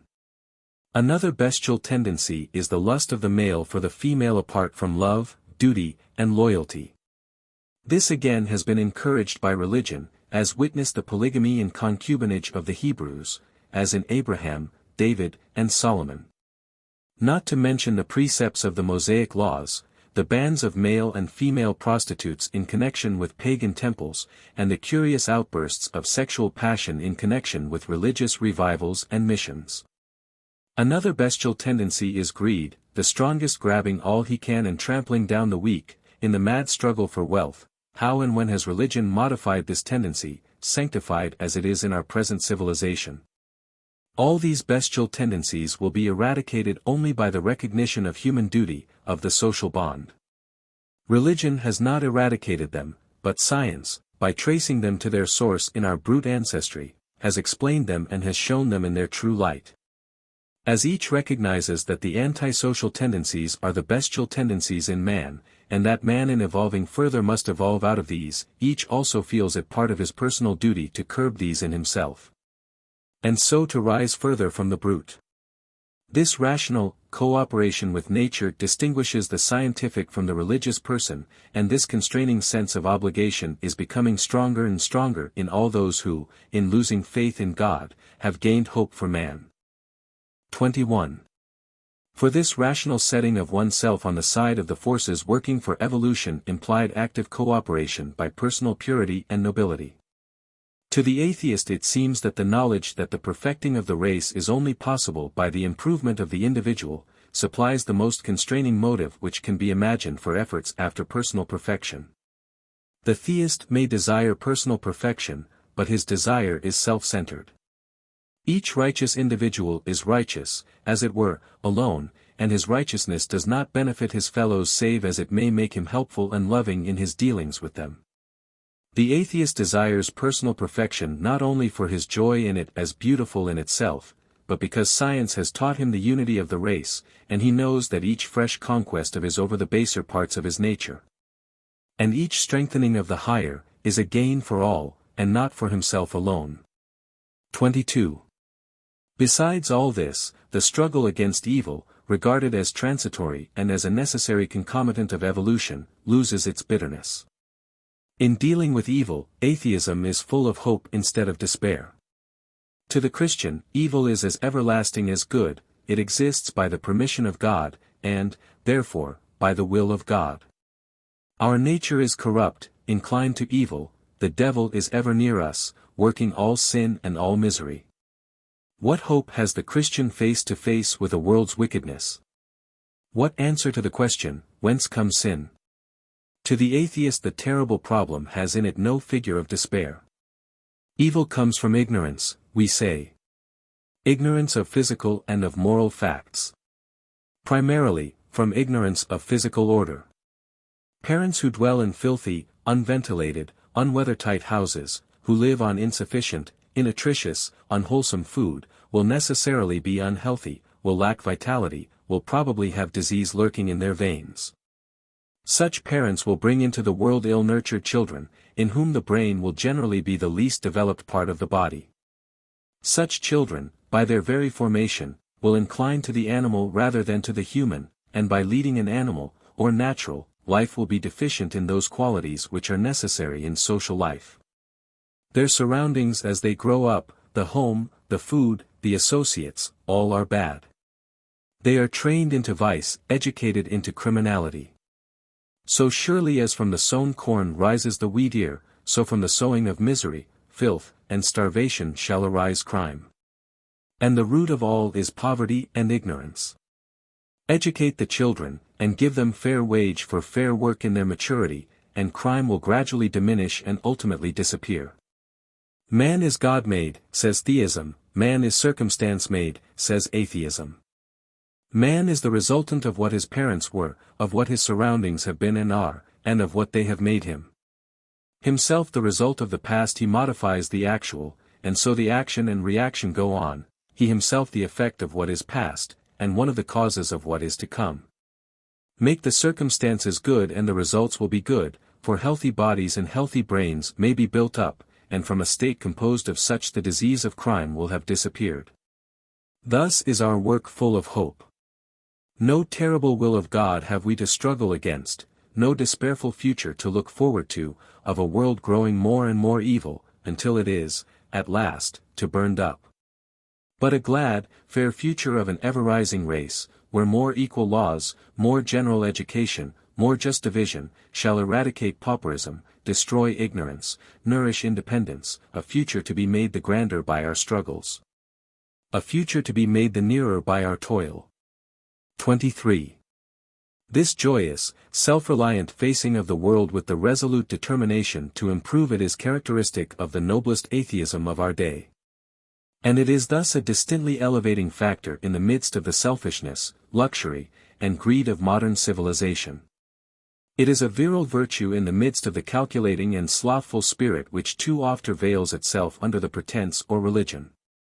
It will have no putting off of justice to a far-off day of reckoning, and it is ever spurred on by the feeling, the night cometh, when no man can work. Bereft of all hope of a personal future, it binds up its hopes with that of the race. Unbelieving in any aid from deity, it struggles the more strenuously to work out man's salvation by his own strength. To us there is but small comfort in Miss Cobby's assurance that earth's wrongs and agonies will be righted hereafter.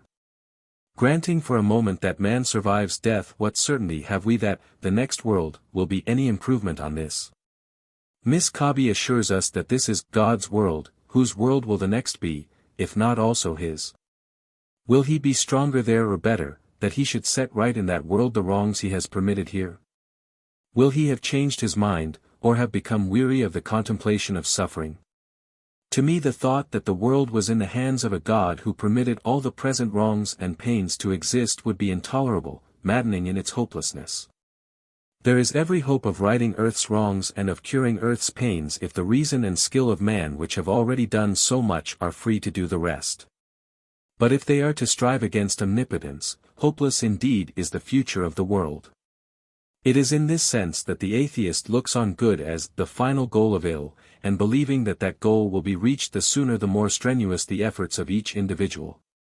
He works in the glad certainty that he is aiding the world's progress thitherward. Not dreaming of a personal reward hereafter, not craving a personal payment from heavenly treasury, he works and loves, content that he is building a future fairer than his present, joyous that he is creating a new earth for a happier race. 24.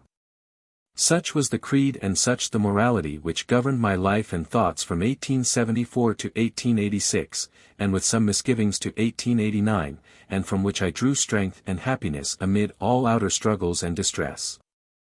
And I shall ever remain grateful for the intellectual and moral training it gave me, for the self-reliance it nurtured, for the altruism it inculcated, for the deep feeling of the unity of man that it fostered, for the inspiration to work that it lent. And perhaps the chief debt of gratitude I owe to free thought is that it left the mind ever open to new truth, encouraged the most unshrinking questioning of nature, and shrank from no new conclusions, however adverse to the old, that were based on solid evidence. I admit sorrowfully that all free thinkers do not learn this lesson, but I worked side by side with Charles Bradlaugh, and the free thought we strove to spread was strong-headed and broad-hearted. The antagonism which, as we shall see in a few moments, blazed out against me from the commencement of my platform work, was based partly on ignorance, was partly aroused by my direct attacks on Christianity, and by the combative spirit I myself showed in those attacks, and very largely by my extreme radicalism in politics. I had against me all the conventional beliefs and traditions of society in general, and I attacked them, not with bated breath and abundant apologies, but joyously and defiantly, with sheer delight in the intellectual strife. I was fired, too, with passionate sympathy for the sufferings of the poor, for the overburdened, overdriven masses of the people, not only here but in every land, and wherever a blow was struck at liberty or justice my pen or tongue brake silence. It was a perpetual carrying of the fiery cross, and the comfortable did not thank me for shaking them out of their soft repose. The antagonism that grew out of ignorance regarded atheism as implying degraded morality and bestial life, and they assailed my conduct not on evidence that it was evil, but on the presumption that an atheist must be immoral. Thus a Christian opponent at Leicester assailed me as a teacher of free love, fathering on me views which were maintained in a book that I had not read, but which, before I had ever seen the National Reformer, had been reviewed in its columns, as it was reviewed in other London papers, and had been commended for its clear statement of the Malthusian position, but not for its contention as to free love, a theory to which Mr. Bradlaugh was very strongly opposed. Nor were the attacks confined to the ascription to me of theories which I did not hold, but agents of the Christian Evidence Society, in their street preaching, made the foulest accusations against me of personal immorality. Remonstrances addressed to the Reverend Mr. Engstrom, the secretary of the Society, brought voluble protestations of disavowal and disapproval, but as the peccant agents were continued in their employment, the apologies were of small value. No accusation was too coarse, no slander too baseless, for circulation by these men, and for a long time these indignities caused me bitter suffering, outraging my pride, and soiling my good name. The time was to come when I should throw that good name to the winds for the sake of the miserable, but in those early days I had done nothing to merit, even ostensibly, such attacks. Even by educated writers, who should have known better, the most wanton accusations of violence and would-be destructiveness were brought against atheists. Thus Miss Frances Power Cobbe wrote in the Contemporary Review that loss of faith in God would bring about the secularization or destruction of all cathedrals, churches, and chapels. Why, I wrote in answer, should cathedrals, churches, and chapels be destroyed? Atheism will utilize, not destroy, the beautiful edifices which, once wasted on God, shall hereafter be consecrated for man. Destroy Westminster Abbey, with its exquisite arches, its glorious tones of soft, rich color, its stonework light as if of cloud, its dreamy, subdued twilight, soothing as the shadow of a great rock in a weary land. Nay, but reconsecrate it to humanity. The fat cherubs who tumble over guns and banners on soldiers' graves will fitly be removed to some spot where their clumsy forms will no longer mar the upward springing grace of lines of pillar and of arch. But the glorious building wherein now barbaric psalms are chanted and droning cannons preach of Eastern follies, shall hereafter echo the majestic music of Wagner and Beethoven. And the teachers of the future shall there unveil to thronging multitudes the beauties and the wonders of the world. The towers and spires will not be effaced, but they will no longer be symbols of a religion which sacrifices earth to heaven and man to God. 25 Between the cultured and the uncultured burlesques of atheism we came off pretty badly, being for the most part regarded, as the late Cardinal Manning termed us, as mere cattle. The moral purity and elevation of atheistic teaching were overlooked by many who heard only of my bitter attacks on Christian theology. Against the teachings of eternal torture, of the vicarious atonement, of the infallibility of the Bible, I leveled all the strength of my brain and tongue, and I exposed the history of the Christian Church with unsparing hand, its persecutions, its religious wars, its cruelties, its oppressions. Smarting under the suffering inflicted on myself, and wroth with the cruel pressure continually put on freethinkers by Christian employers, speaking under constant threats of prosecution. Identifying Christianity with the political and social tyrannies of Christendom, I used every weapon that history, science, criticism, scholarship could give me against the churches. Eloquence, sarcasm, mockery, all were called on to make breaches in the wall of traditional belief and crass superstition. To argument and reason I was ever ready to listen, but I turned a front of stubborn defiance to all attempts to compel assent to Christianity by appeals to force. The threat and the enforcement of legal and social penalties against unbelief can never compel belief.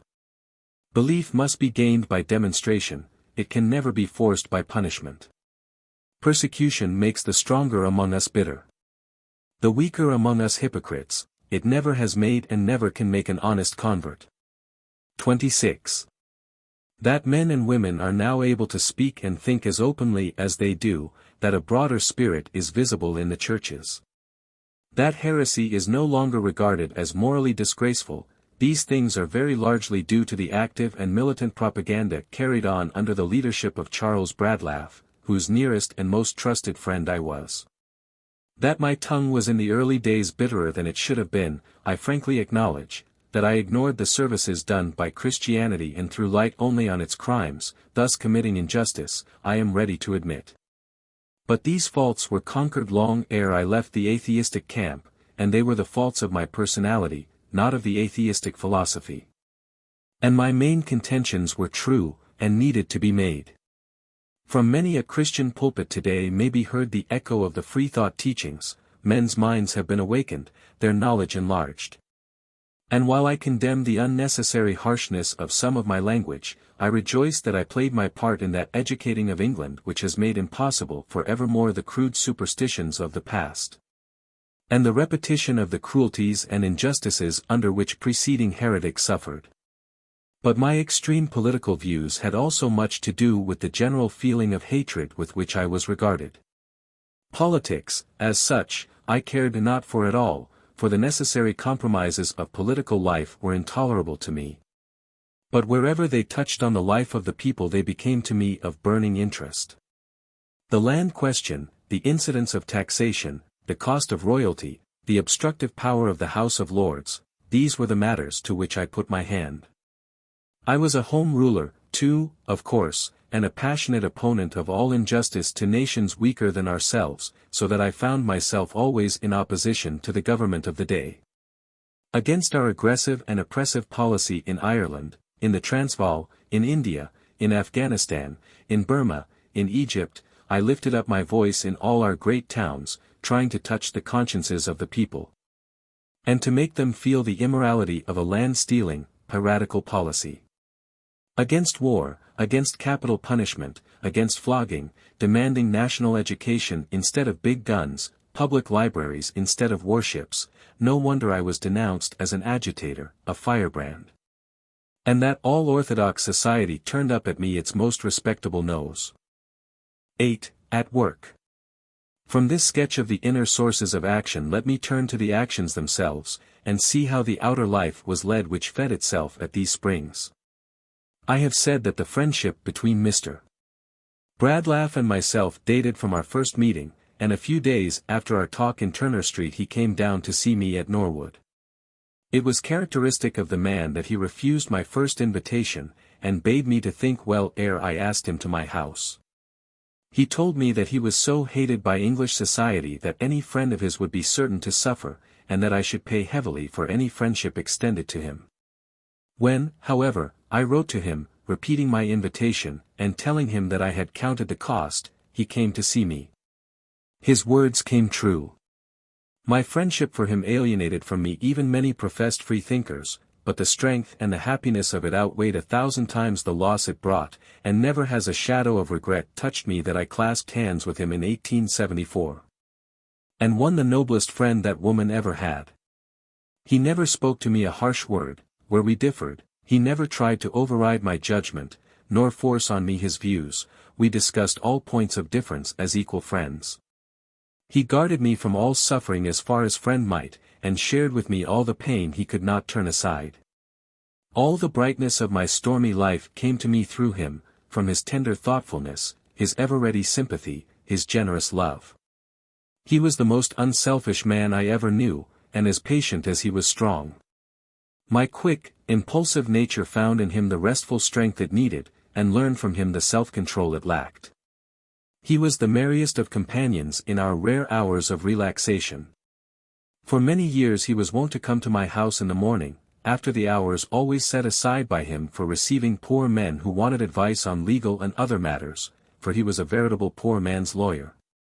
Always ready to help and counsel, and, bringing his books and papers, he would sit writing, hour after hour, I equally busy with my own work, now and then, perhaps, exchanging a word, breaking off just for lunch and dinner. And working on again in the evening till about 10 o'clock, he always went early to bed when at home, he would take himself off again to his lodgings, about 3/4 of a mile away. Sometimes he would play cards for an hour, euchre being our favorite game. But while we were mostly busy and grave, we would make holiday sometimes, and then he was like a boy, brimming over with mirth, full of quaint turns of thought and speech. All the country round London has for me bright memories of our wanderings, Richmond, where we tramped across the park, and sat under its mighty trees, Windsor, with its groves of bracken. Kew, where we had tea in a funny little room, with watercress ad libitum, Hampton Court, with its dishevelled beauties, Maidenhead and Taplow, where the river was the attraction. And, above all, Broxbourne, where he delighted to spend the day with his fishing rod, wandering along the river, of which he knew every eddy. For he was a great fisherman, and he taught me all the mysteries of the craft, mirthfully disdainful of my dislike of the fish when I had caught them. And in those days he would talk of all his hopes of the future, of his work, of his duty to the thousands who looked to him for guidance, of the time when he would sit in Parliament as member for Northampton, and help to pass into laws the projects of reform for which he was battling with pen and tongue. How often he would voice his love of England, his admiration of her Parliament, his pride in her history. Keenly alive to the blots upon it in her sinful wars of conquest, in the cruel wrongs inflicted upon subject peoples, he was yet an Englishman to the heart's core, but feeling above all the Englishman's duty, as one of a race that had gripped power and held it, to understand the needs of those he ruled, and to do justice willingly, since compulsion to justice there was none. His service to India in the latest years of his life was no suddenly accepted task.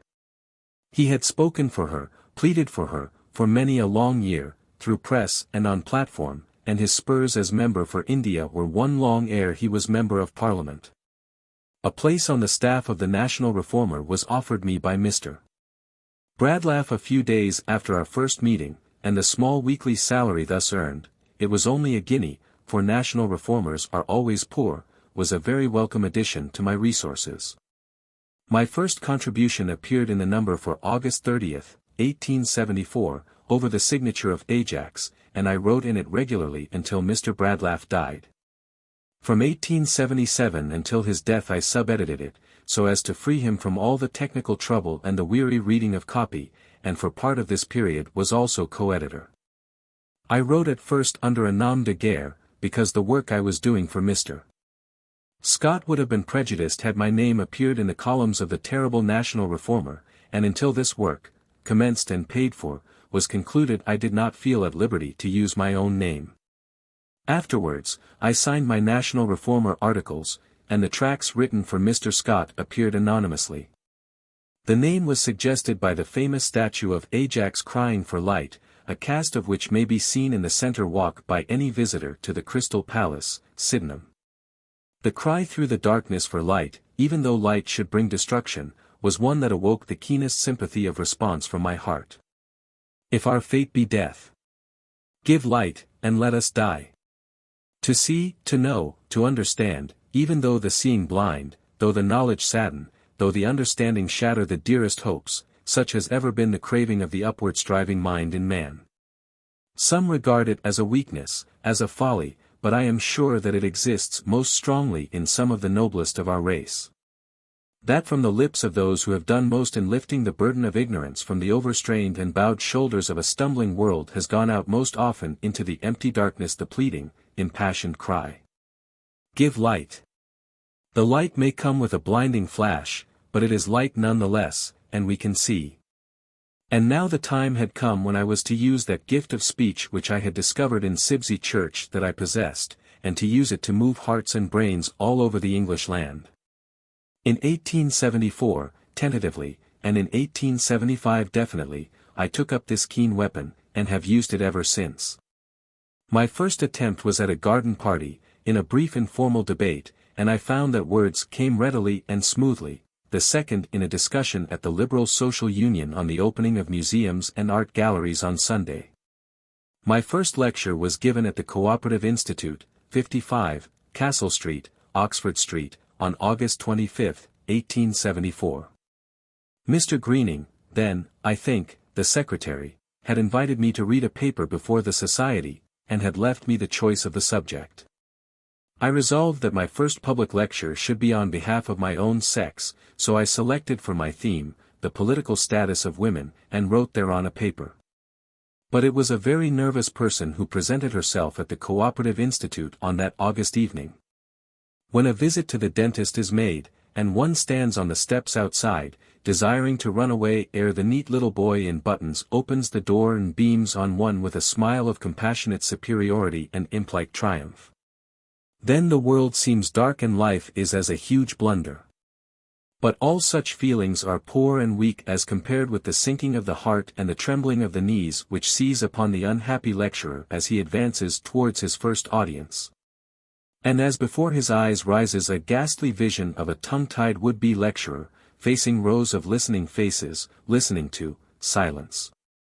But to my surprise all this miserable feeling vanished the moment I was on my feet and was looking at the faces before me.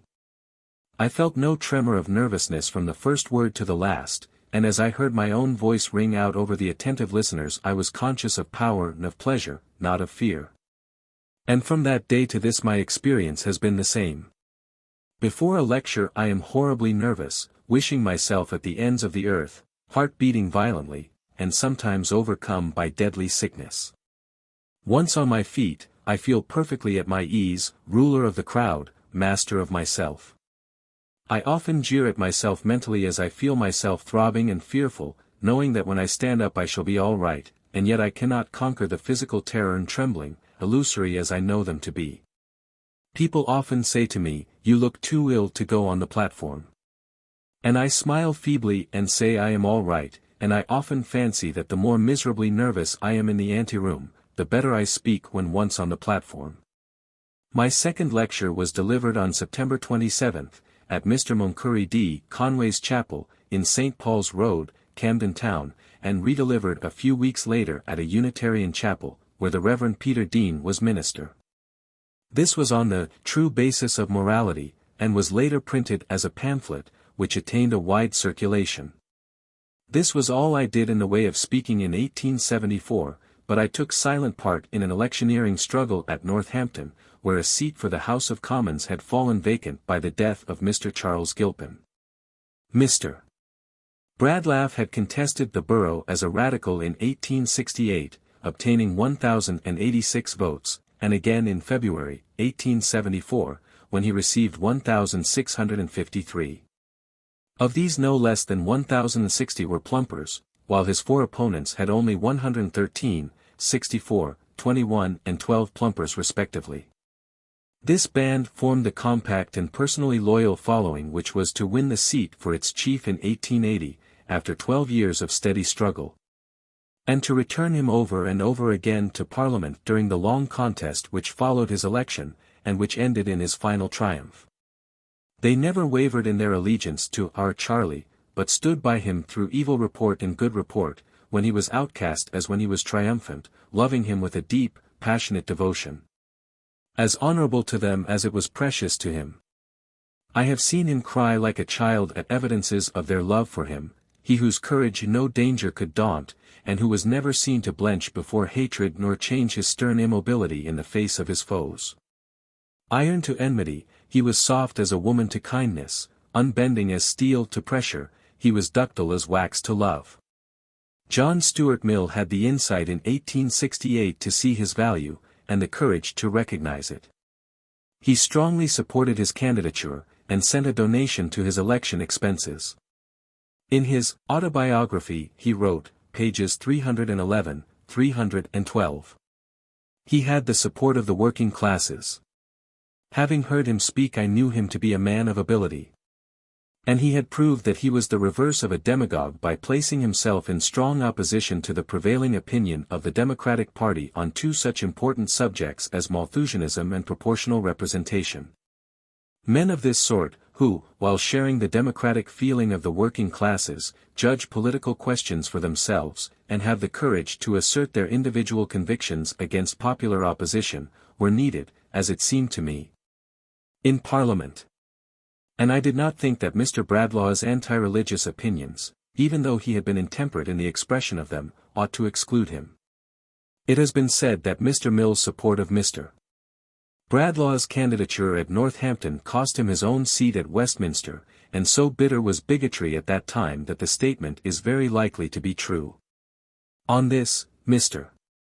Mill himself said, "It was the right thing to do, and if the election were yet to take place, I would do it again." At this election of September, 1874, the second in the year, for the general election had taken place in the February, and Mr. Bradlaugh had been put up and defeated during his absence in America, I went down to Northampton to report electioneering incidents for the National Reformer, and spent some days there in the whirl of the struggle. The Whig party was more bitter against Mr. Bradlaugh than was the Tory. Strenuous efforts were made to procure a Liberal candidate, who would be able at least to prevent Mr. Bradlaugh's return, and, by dividing the Liberal and Radical party, should let in a Tory rather than the detested Radical. Messrs. Bell and James and Dr. Pierce came on the scene only to disappear. Mr. Jacob Bright and Mr. Arnold Morley were vainly suggested. Mr. Ayrton's name was whispered. Major Lumley was recommended by Mr. Bernal Osborne. Dr. Kenealy proclaimed himself ready to come to the rescue of the Whigs. Mr. Tillett, of Norwich, Mr. Cox, of Belper, were invited, but neither would consent to oppose a good Radical who had fought 2 elections at Northampton and had been the chosen of the Radical workers for 6 years. At last Mr. William Fowler, a banker, accepted the task of handing over the representation of a Liberal and Radical borough to a Tory, and duly succeeded in giving the seat to Mr. Merewether, a very reputable Tory lawyer. Mr. Bradlaugh polled 1,766, thus adding another 133 voters to those who had polled for him in the previous February. That election gave me my first experience of anything in the nature of rioting. The violent abuse levelled against Mr. Bradlaugh by the Whigs, and the foul and wicked slanders circulated against him, assailing his private life and family relations, had angered almost to madness those who knew and loved him. And when it was found that the unscrupulous Whig devices had triumphed, had turned the election against him, and given over the borough to a Tory, the fury broke out into open violence. One illustration may be given as a type of these cruel slanders. It was known that Mr. Bradlaugh was separated from his wife, and it was alleged that being an atheist, and, therefore, an opponent of marriage, he had deserted his wife and children, and left them to the workhouse. The cause of the separation was known to very few, for Mr. Bradlaugh was chivalrously honourable to women, and he would not shield his own good name at the cost of that of the wife of his youth and the mother of his children.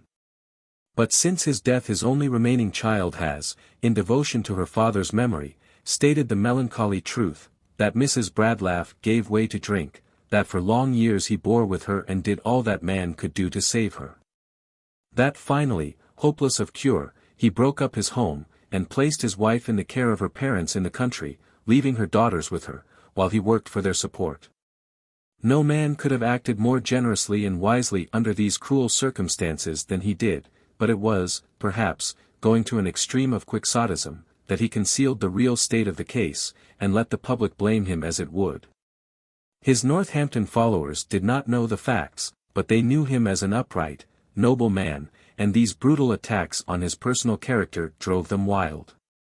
Stray fights had taken place during the election over these slanders, and, defeated by such foul weapons, the people lost control of their passions. As Mr. Bradlaugh was sitting well-nigh exhausted in the hotel, after the declaration of the poll, the landlord rushed in, crying to him to go out and try to stop the people, or there would be murder done at the Palmerston, Mr. Fowler's headquarters. The crowd was charging the door, and the windows were being broken with showers of stones. Weary as he was, Mr. Bradlaugh sprang to his feet, and swiftly made his way to the rescue of those who had maligned and defeated him. Flinging himself before the doorway, from which the door had just been battered down, he knocked down one or two of the most violent, drove the crowd back, argued and scolded them into quietness, and finally dispersed them.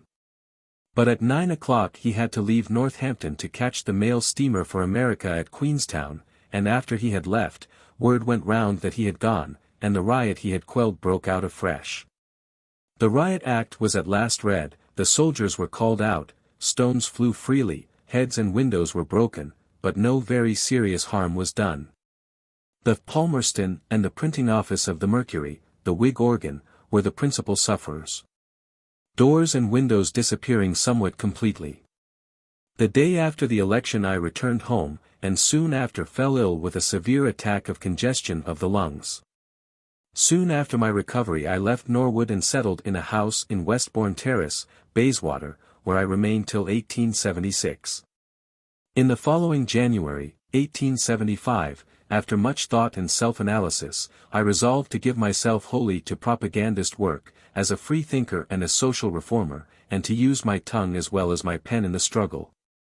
I counted the cost ere I determined on this step, for I knew that it would not only outrage the feelings of such new friends as I had already made, but would be likely to imperil my custody of my little girl. I knew that an atheist was outside the law, obnoxious to its penalties, but deprived of its protection, and that the step I contemplated might carry me into conflicts in which everything might be lost and nothing could be gained. But the desire to spread liberty and truer thought among men, to war against bigotry and superstition, to make the world freer and better than I found it, all this impelled me with a force that would not be denied. I seemed to hear the voice of truth ringing over the battlefield, "Who will go? Who will speak for me?" And I sprang forward with passionate enthusiasm, with resolute cry, "Here am I, send me." Nor have I ever regretted for 1 hour that resolution, come to in solitude, carried out amid the surging life of men, to devote to that sacred cause every power of brain and tongue that I possessed. Very solemn to me is the responsibility of the public teacher, standing forth in press and on platform to partly mold the thought of his time, swaying thousands of readers and hearers year after year. No weightier responsibility can any take, no more sacred charge. The written and the spoken word start forces none may measure, set working brain after brain, influence numbers unknown to the fourth giver of the word, work for good or for evil all down the stream of time.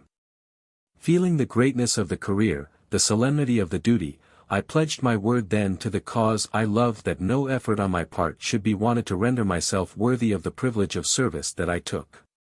That I would read and study, and would train every faculty that I had, that I would polish my language, discipline my thought, widen my knowledge. And this, at least, I may say, that if I have written and spoken much, I have studied and thought more, and that I have not given to my mistress truth that, which hath cost me nothing. This same year, 1875, that saw me launched on the world as a public advocate of free thought, saw also the founding of the Theosophical Society to which my free thought was to lead me. I have often since thought with pleasure that at the very time I began lecturing in England, H. P. Blavatsky was at work in the United States, preparing the foundation on which in November, 1875, the Theosophical Society was to be raised. And with deeper pleasure yet have I found her writing of what she called the noble work against superstition done by Charles Bradlaugh and myself, rendering the propaganda of theosophy far more practicable and safer than it would otherwise have been. The fight soon began, and with some queer little skirmishes. I was a member of the Liberal Social Union, and one night a discussion arose as to the admissibility of atheists to the society. Dr. Zerfy declared that he would not remain a member if avowed atheists were admitted. I promptly declared that I was an atheist, and that the basis of the union was liberty of opinion. The result was that I found myself cold-shouldered, and those that had been warmly cordial to me merely as a non-Christian looked askance at me when I had avowed that my skepticism had advanced beyond their limits of religious thought. The Liberal Social Union soon knew me no more, but in the wider field of work opened before me, the narrow-mindedness of this petty clique troubled me not at all. I started my definite lecturing work at South Place Chapel in January, 1875, Mr.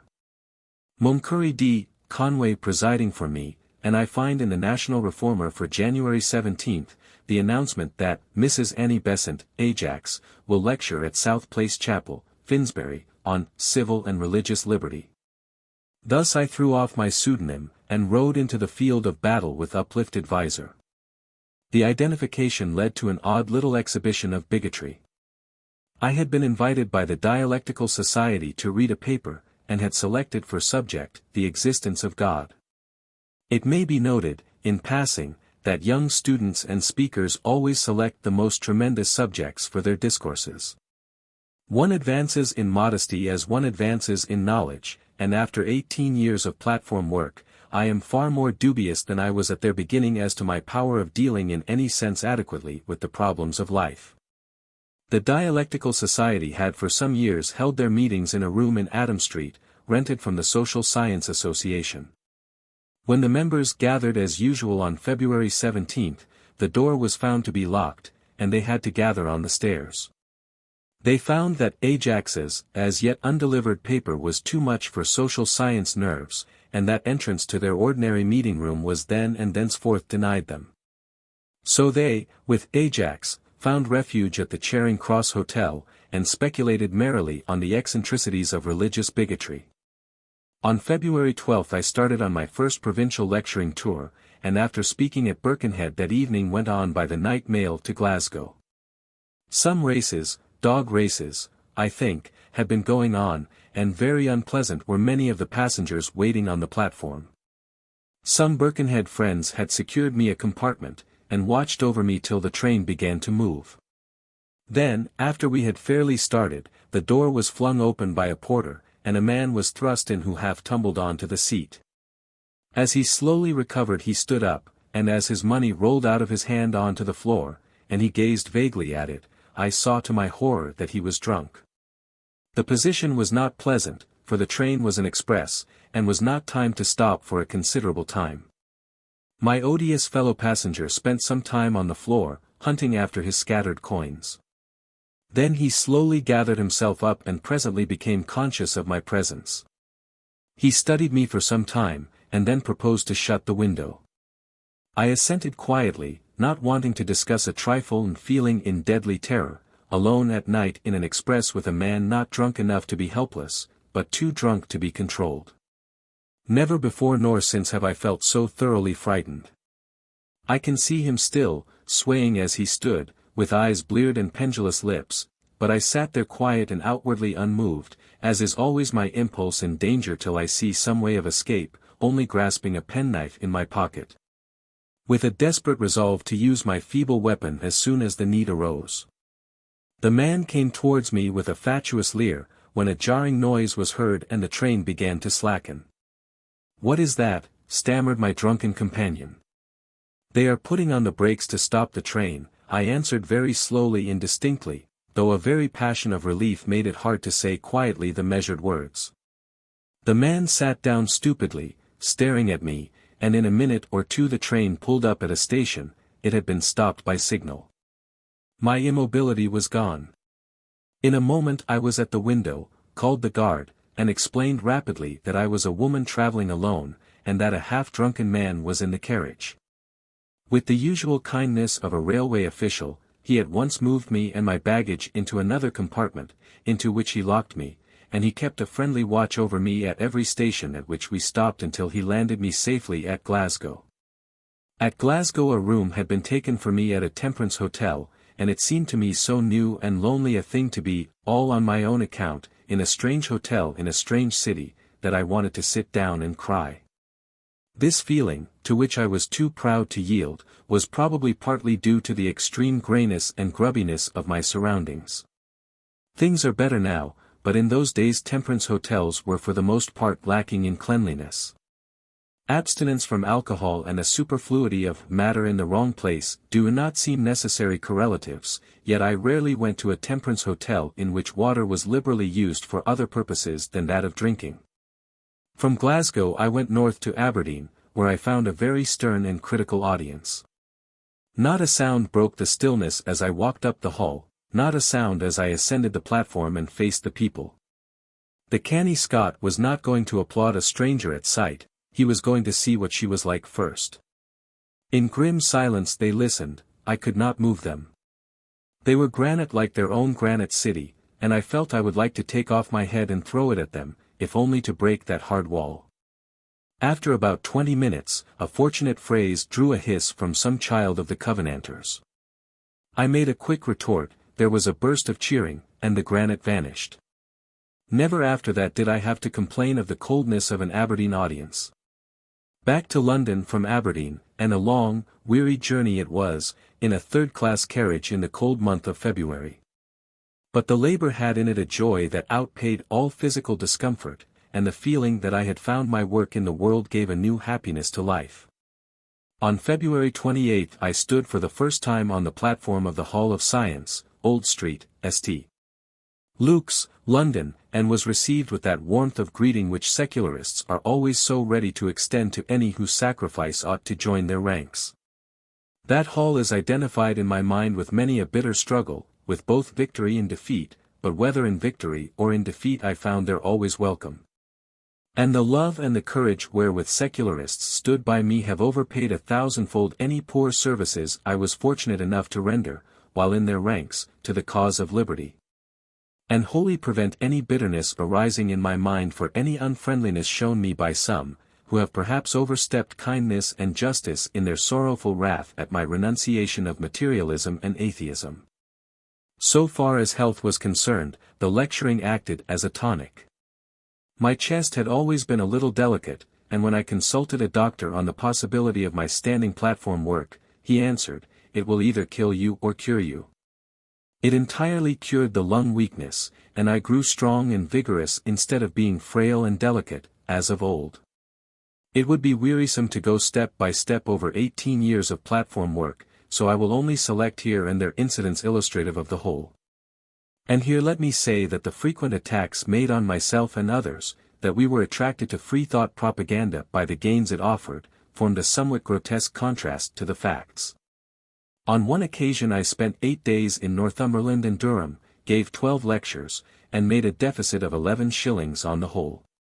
Of course such a thing could not happen in later years, when I had made my name by sheer hard work, but I fancy that every secularist lecturer could tell of similar experiences in the early days of winning his way. The fact is that from Mr. Bradlaugh downwards every one of us could have earned a competence with comparative ease in any other line of work, and could have earned it with public approval instead of amid popular reproach.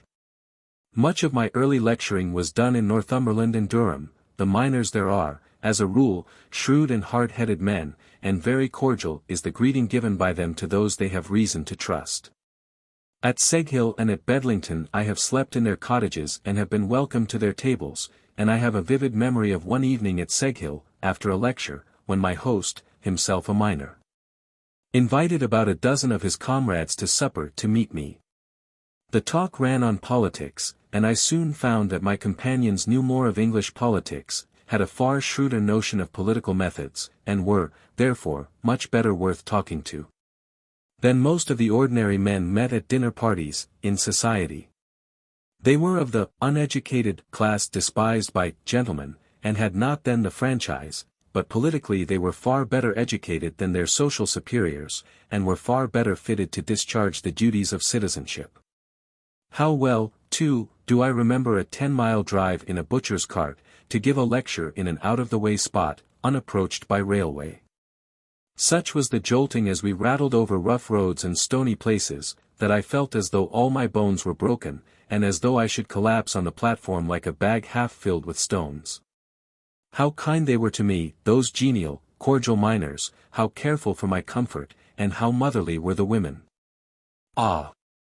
If opponents of my views who did not know me were often cruel and malignant, there was compensation in the love and honor in which good men and women all the country over held me, and their devotion outweighed the hatred. And many a time and often soothed a weary and aching heart. Lecturing in June, 1875, at Leicester, I came for the first time across a falsehood that brought sore trouble and cost me more pain than I care to tell.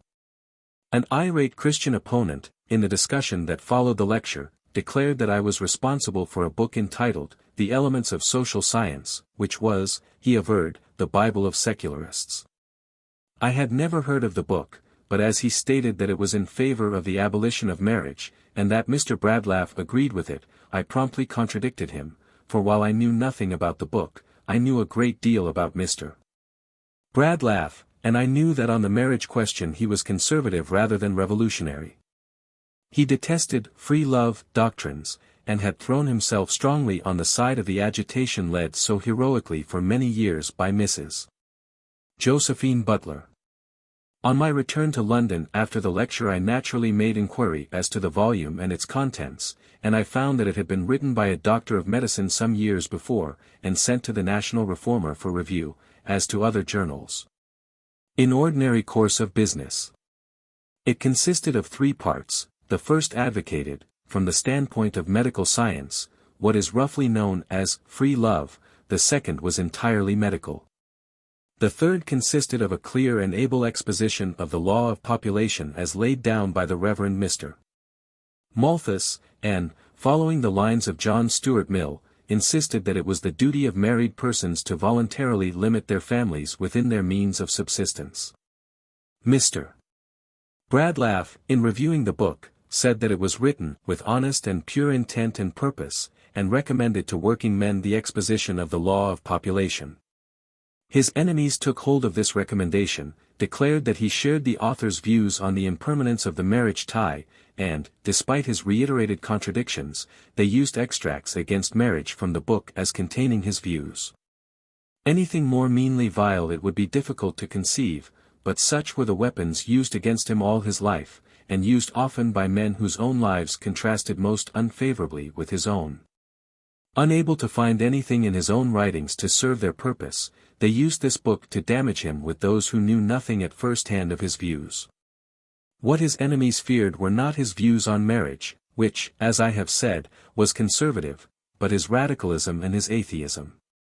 To discredit him as politician they maligned him socially, and the idea that a man desires, to abolish marriage and the home, is a most convenient poniard, and the one most certain to wound.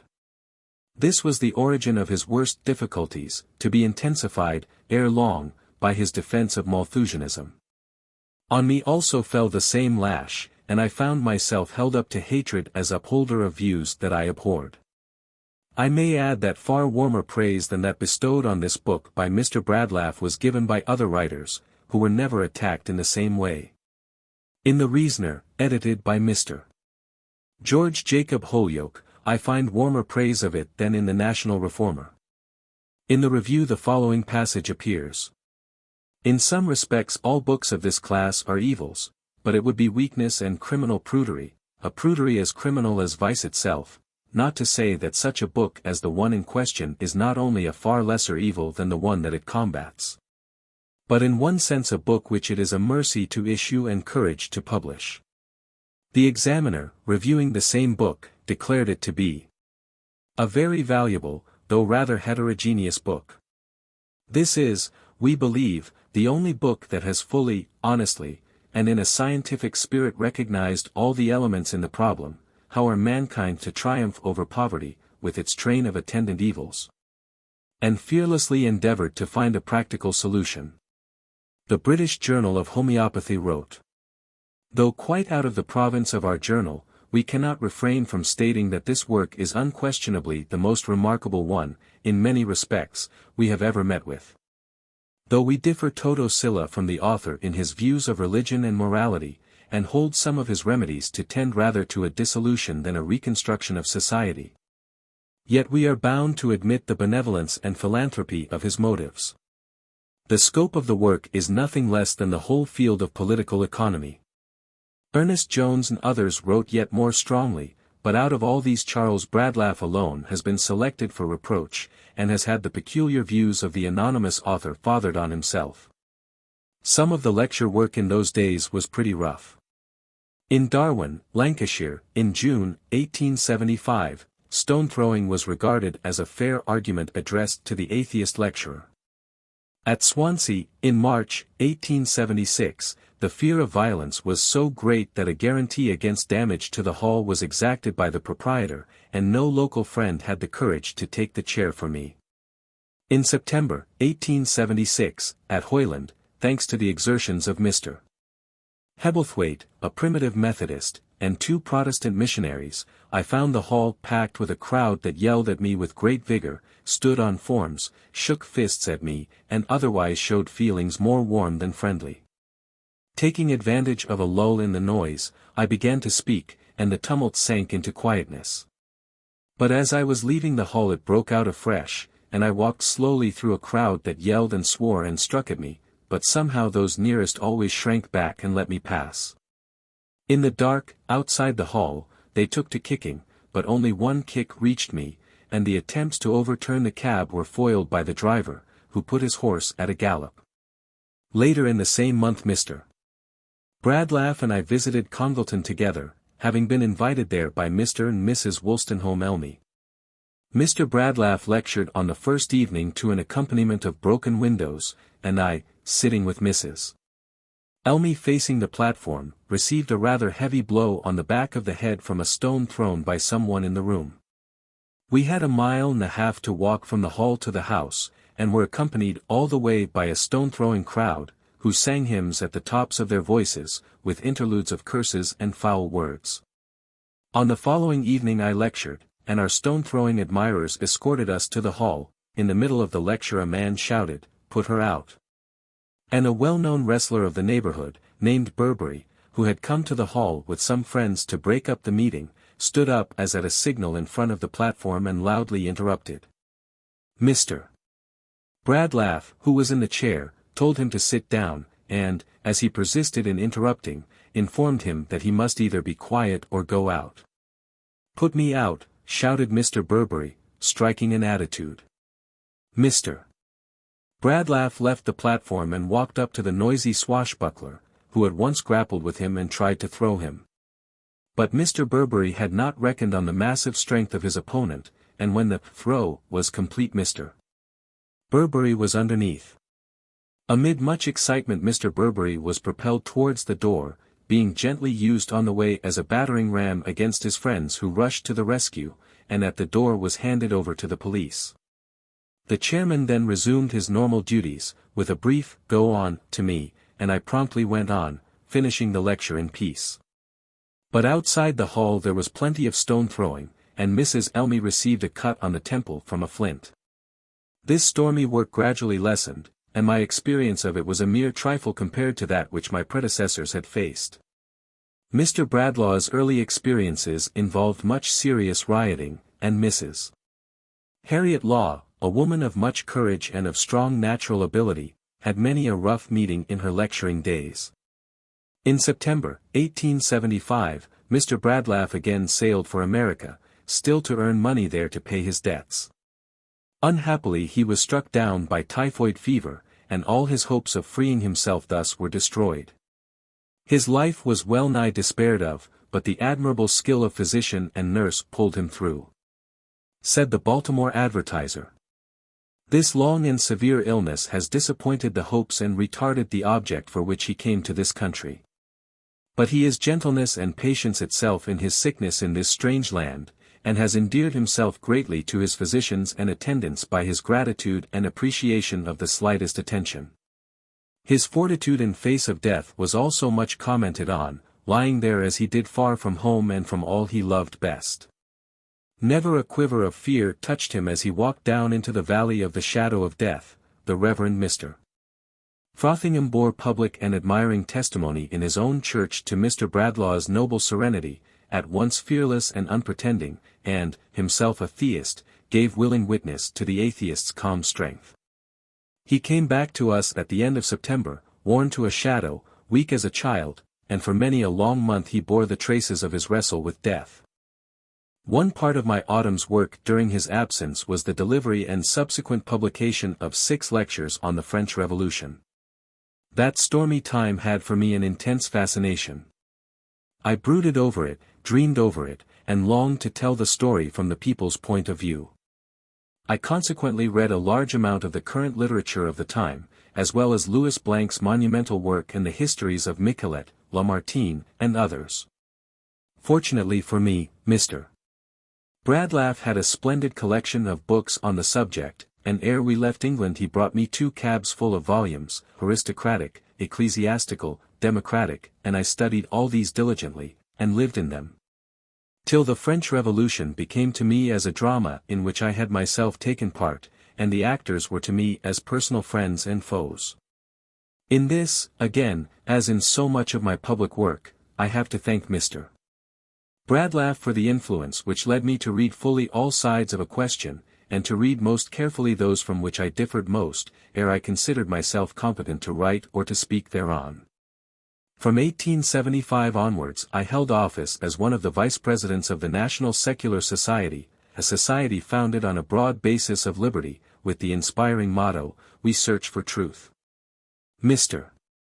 Bradlaugh was president, and I held office under him till he resigned his post in February, 1890, 9 months after I had joined the Theosophical Society.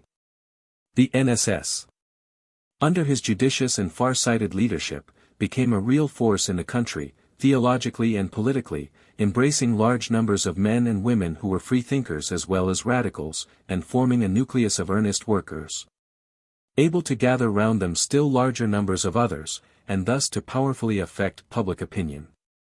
Once a year the society met in conference, and many a strong and lasting friendship between men living far apart dated from these yearly gatherings.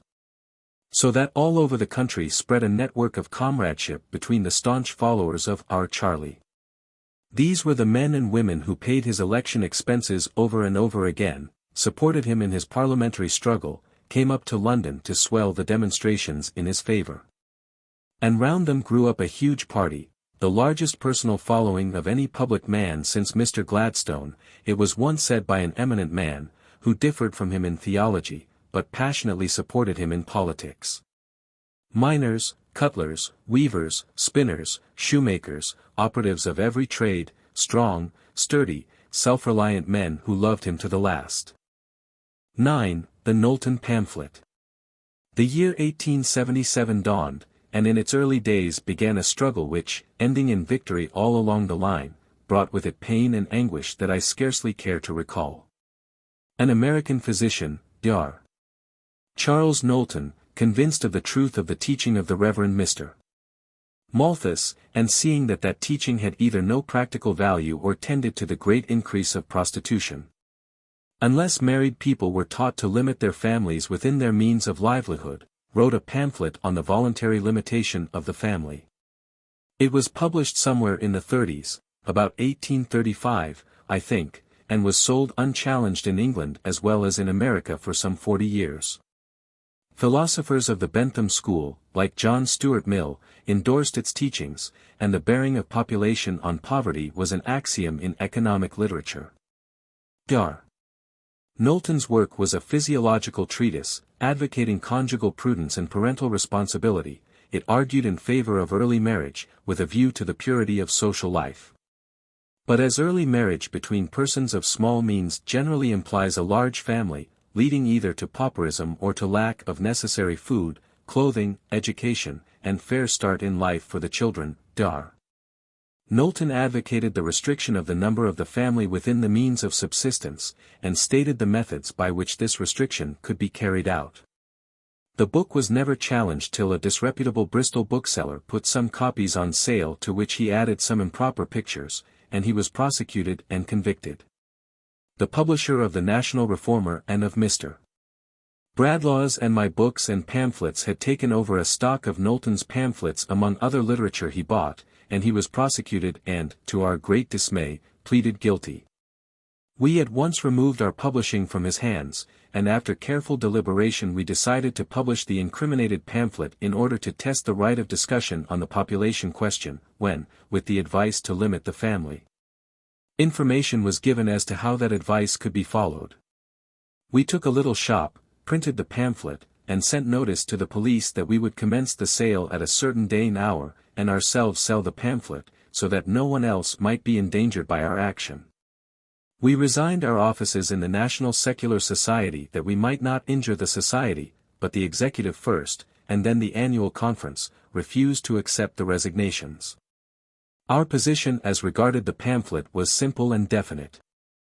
Had it been brought to us for publication, we stated, we should not have published it, for it was not a treatise of high merit, but, prosecuted as immoral because it advised the limitation of the family, it at once embodied the right of publication. In a preface to the republished edition, we wrote, "We republish this pamphlet, honestly believing that on all questions affecting the happiness of the people, whether they be theological, political, or social, fullest right of free discussion ought to be maintained at all hazards. We do not personally endorse all that Dr. Knowlton says. His philosophical proem seems to us full of philosophical mistakes, and, as we are neither of us doctors, we are not prepared to endorse his medical views. But since progress can only be made through discussion, and no discussion is possible where differing opinions are suppressed, we claim the right to publish all opinions, so that the public, enabled to see all sides of a question, may have the materials for forming a sound judgment. We were not blind to the danger to which this defiance of the authorities exposed us, but it was not the danger of failure, with the prison as penalty, that gave us pause. It was the horrible misconceptions that we saw might arise. The odious imputations on honor and purity that would follow. Could we, the teachers of a lofty morality, venture to face a prosecution for publishing what would be technically described as an obscene book, and risk the ruin of our future, dependent as that was on our fair fame? To Mr. Bradlaugh it meant, as he felt, the almost certain destruction of his parliamentary position, the forging by his own hands of a weapon that in the hands of his foes would be well-nigh fatal. To me it meant the loss of the pure reputation I prized, the good name I had guarded, scandal the most terrible a woman could face. But I had seen the misery of the poor, of my sister women with children crying for bread. The wages of the workmen were often sufficient for 4, but 8 or 10 they could not maintain. Should I set my own safety, my own good name, against the helping of these? Did it matter that my reputation should be ruined, if its ruin helped to bring remedy to this otherwise hopeless wretchedness of thousands? What was worth all my talk about self-sacrifice and self-surrender, if, brought to the test, I failed? So, with heart aching but steady, I came to my resolution. And though I know now that I was wrong intellectually, and blundered in the remedy, I was right morally in the will to sacrifice all to help the poor. And I can rejoice that I faced a storm of obloquy fiercer and harder to bear than any other which can ever touch me again. I learned a lesson of stern indifference to all judgments from without that were not endorsed by condemnation from within. The long suffering that followed was a splendid school for the teaching of endurance. The day before the pamphlet was put on sale we ourselves delivered copies to the chief clerk of the magistrates at Guildhall, to the officer in charge at the City Police Office in Old Jewry, and to the solicitor for the City of London. With each pamphlet was a notice that we would attend and sell the book from 4 to 5 p.m. on the following day, Saturday, March 24th. This we accordingly did, and in order to save trouble we offered to attend daily at the shop from 10 to 11 a.m. to facilitate our arrest, should the authorities determine to prosecute. The offer was readily accepted, and after some little delay, during which a deputation from the Christian Evidence Society waited upon Mr. Cross to urge the Tory government to prosecute us, warrants were issued against us and we were arrested on April 6. Letters of approval and encouragement came from the most diverse quarters, including among their writers General Garibaldi, the well-known economist, Yves Guillot, the great French constitutional lawyer, Émile Acaulas. Together with letters literally by the hundred from poor men and women thanking and blessing us for the stand taken. Noticeable were the numbers of letters from clergymen's wives, and wives of ministers of all denominations. After our arrest we were taken to the police station in Bridewell Place, and thence to the Guildhall, where Alderman Figgins was sitting, before whom we duly appeared. While in the back of the court waited what an official described as a regular wagon-load of bail. We were quickly released, the preliminary investigation being fixed for 10 days later, April 17. At the close of the day the magistrate released us on our own recognizances, without bail. And it was so fully seen on all sides that we were fighting for a principle that no bail was asked for during the various stages of the trial. 2 days later we were committed for trial at the Central Criminal Court, but Mr. Bradlaugh moved for a writ of certiorari to remove the trial to the Court of Queen's Bench. Lord Chief Justice Cockburn said he would grant the writ if, upon looking at it, the book, we think its object is the legitimate one of promoting knowledge on a matter of human interest, but not if the science were only a cover for impurity. And he directed that copies of the book should be handed in for perusal by himself and Mr. Justice Mellor. Having read the book, they granted the writ. The trial commenced on June 18 before the Lord Chief Justice of England and a special jury, Sir Hardinge Giffard, the Solicitor General of the Tory government, leading against us, and we defending ourselves. The Lord Chief Justice summed up strongly for an acquittal, as a morning paper said. He declared that a more ill-advised and more injudicious proceeding in the way of a prosecution was probably never brought into a court of justice, and described us as two enthusiasts who have been actuated by a desire to do good in a particular department of society. He then went on to a splendid statement of the law of population, and ended by praising our straightforwardness and asserting Knowlton's honesty of intention. Every one in court thought that we had won our case, but they had not taken into account the religious and political hatred against us and the presence on the jury of such men as Mr. Walter, of the Times. After an hour and 35 minutes of delay, the verdict was a compromise. We are unanimously of opinion that the book in question is calculated to deprave public morals.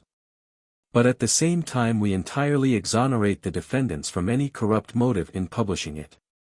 The Lord Chief Justice looked troubled, and said that he should have to translate the verdict into one of guilty, and on that some of the jury turned to leave the box. It having been agreed, we heard later from one of them, that if the verdict were not accepted in that form they should retire again, as 6 of the jury were against convicting us. But the foreman, who was bitterly hostile, jumped at the chance of snatching a conviction, and none of those in our favor had the courage to contradict him on the spur of the moment, so the foreman's guilty passed, and the judge set us free. On Mr. Bradlaugh's recognizances to come up for judgment that day week. On that day we moved to quash the indictment and for a new trial, partly on a technical ground and partly on the ground that the verdict, having acquitted us of wrong motive, was in our favor, not against us. On this the court did not agree with us, holding that the part of the indictment alleging corrupt motive was superfluous. Then came the question of sentence, and on this the Lord Chief Justice did his best to save us. We were acquitted of any intent to violate the law. Would we submit to the verdict of the jury and promise not to sell the book? No, we would not. We claimed the right to sell, and meant to vindicate it. The judge pleaded, argued, finally got angry with us, and, at last, compelled to pass sentence. He stated that if we would have yielded he would have let us go free without penalty, but that as we would set ourselves against the law, break it and defy it, a sore offense from the judge's point of view, he could only pass a heavy sentence on each of 6 months' imprisonment, a fine of £200, and recognizances of £500 for 2 years, and this, as he again repeated, upon the assumption that they do intend to set the law at defiance. Even despite this he made us first-class misdemeanants. Then, as Mr. Bradlaugh stated that we should move for a writ of error, he liberated us on Mr. Bradlaugh's recognizance for £100, the queerest comment on his view of the case and of our characters, since we were liable jointly to £1,400 under the sentence, to say nothing of the imprisonment. But prison and money penalties vanished into thin air, for the writ of error was granted, proved successful, and the verdict was quashed. Then ensued a somewhat anxious time. We were resolute to continue selling. Were our opponents equally resolved to prosecute us? We could not tell. I wrote a pamphlet entitled The Law of Population, giving the arguments which had convinced me of its truth, the terrible distress and degradation entailed on families by overcrowding and the lack of the necessaries of life. Pleading for early marriages that prostitution might be destroyed, and limitation of the family that pauperism might be avoided. Finally, giving the information which rendered early marriage without these evils possible. This pamphlet was put in circulation as representing our view of the subject, and we again took up the sale of Knowlton's. Mr. Bradlaugh carried the war into the enemy's country, and commenced an action against the police for the recovery of some pamphlets they had seized. He carried the action to a successful issue, recovered the pamphlets, bore them off in triumph, and we sold them all with an inscription across them, recovered from the police. We continued the sale of Knowlton's tract for some time, until we received an intimation that no further prosecution would be attempted, and on this we at once dropped its publication, substituting for it my Law of Population. But the worst part of the fight, for me, was to come. Prosecution of the Law of Population was threatened, but never commenced. A worse weapon against me was in store. An attempt had been made in August, 1875, to deprive me of the custody of my little girl by hiding her away when she went on her annual visit of 1 month to her father. But I had promptly recovered her by threatening to issue a writ of habeas corpus. Now it was felt that the Knowlton trial might be added to the charges of blasphemy that could be urged against me, and that this double-barreled gun might be discharged with effect. I received notice in January, 1878, that an application was to be made to the High Court of Chancery to deprive me of the child, but the petition was not filed till the following April. Mabel was dangerously ill with scarlet fever at the time, and though this fact was communicated to her father, I received a copy of the petition while sitting at her bedside. The petition alleged that the said Annie Besant is, by addresses, lectures, and writings, endeavoring to propagate the principles of atheism, and has published a book entitled The Gospel of Atheism. She has also associated herself with an infidel lecturer and author named Charles Bradlaugh in giving lectures and in publishing books and pamphlets, whereby the truth of the Christian religion is impeached, and disbelief in all religion inculcated. It further alleged against me the publication of the Knowlton Pamphlet, and the writing of the Law of Population. Unhappily, the petition came for hearing before the then Master of the Rolls, Sir George Jessel, a man animated by the old spirit of Hebrew bigotry, to which he had added the time-serving morality of a man of the world. Skeptical as to all sincerity, and contemptuous of all devotion to an unpopular cause. The treatment I received at his hands on my first appearance in court told me what I had to expect. I had already had some experience of English judges, the stately kindness and gentleness of the Lord Chief Justice, the perfect impartiality and dignified courtesy of the Lords Justices of Appeal. My astonishment, then, can be imagined when, in answer to a statement by Mr. Ince, Q.C., that I appeared in person, I heard a harsh, loud voice exclaim, "Appear in person? A lady appear in person? Never heard of such a thing. Does the lady really appear in person?" As the London papers had been full of my appearing in person in the other courts and had contained the high compliments of the Lord Chief Justice on my conduct of my own case, Sir George Jessel's pretended astonishment seemed a little overdone. After a variety of similar remarks delivered in the most grating tones and in the roughest manner, Sir George Jessel tried to obtain his object by browbeating me directly. "Is this the lady?" "I am the respondent, my lord, Mrs. Besant." "Then I advise you, Mrs. Besant, to employ counsel to represent you, if you can afford it, and I suppose you can. With all submission to your lordship, I am afraid I must claim my right of arguing my case in person. You will do so if you please, of course, but I think you had much better appear by counsel. I give you notice that, if you do not, you must not expect to be shown any consideration. You will not be heard by me at any greater length than the case requires, nor allowed to go into irrelevant matter, as persons who argue their own cases usually do. I trust one shall not do so, my lord. But in any case I shall be arguing under your lordship's complete control." This encouraging beginning may be taken as a sample of the case. It was one long fight against clever counsel, aided by a counsel instead of a judge on the bench. Only once did judge and counsel fall out. Mr. Ince and Mr. Bardwell had been arguing that my atheism and Malthusianism made me an unfit guardian for my child. Mr. Ince declared that Mabel, educated by me, would be helpless for good in this world, and hopeless for good hereafter, outcast in this life and damned in the next. Mr. Bardwell implored the judge to consider that my custody of her would be detrimental to the future prospects of the child in society, to say nothing of her eternal prospects. Had not the matter been to me of such heartbreaking importance, I could have laughed at the mixture of Mrs. Grundy, marriage establishment, and hell, presented as an argument for robbing a mother of her child. But Mr. Bardwell carelessly forgot that Sir George Jessel was a Jew, and lifting eyes to heaven in horrified appeal, he gasped out. "Your lordship, I think, will scarcely credit it, but Mrs. Besant says, in a later affidavit, that she took away the testament from the child because it contained coarse passages unfit for a child to read. The opportunity was too tempting for a Jew to refrain from striking at a book written by apostate Jews, and Sir George Jessel answered sharply. It is not true to say there are no passages unfit for a child's reading. Because I think there are a great many. I do not know of any passages that could fairly be called coarse. I cannot quite assent to that." Barring this little episode, judge and counsel showed a charming unanimity.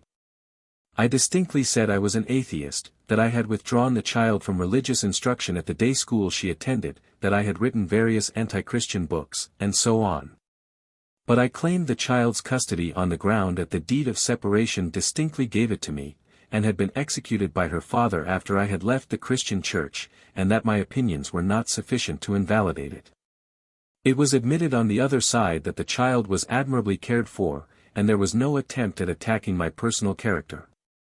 The judge stated that I had taken the greatest possible care of the child, but decided that the mere fact of my refusing to give the child religious instruction was sufficient ground for depriving me of her custody. Secular education he regarded as not only reprehensible, but detestable, and likely to work utter ruin to the child, and I certainly should upon this ground alone decide that this child ought not to remain another day under the care of her mother. Sir George Jessel denounced also my Malthusian views in a fashion at once so brutal and so untruthful as to facts, that some years later another judge, the senior Pune judge of the Supreme Court of New South Wales, declared in a judgment delivered in his own court that there was no language used by Lord Cockburn which justified the Master of the Rolls in assuming that Lord Cockburn regarded the book as obscene, and that little weight is to be attached to his opinion on a point not submitted for his decision.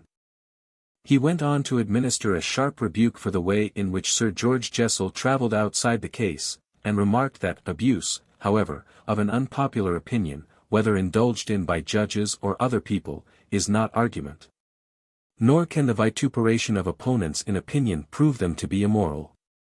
However, Sir George Jessel was all-powerful in his own court, and he deprived me of my child, refusing to stay the order even until the hearing of my appeal against his decision. A messenger from the father came to my house, and the little child was carried away by main force, shrieking and struggling, still weak from the fever, and nearly frantic with fear and passionate resistance. No access to her was given me, and I gave notice that if access were denied me, I would sue for a restitution of conjugal rights, merely that I might see my children.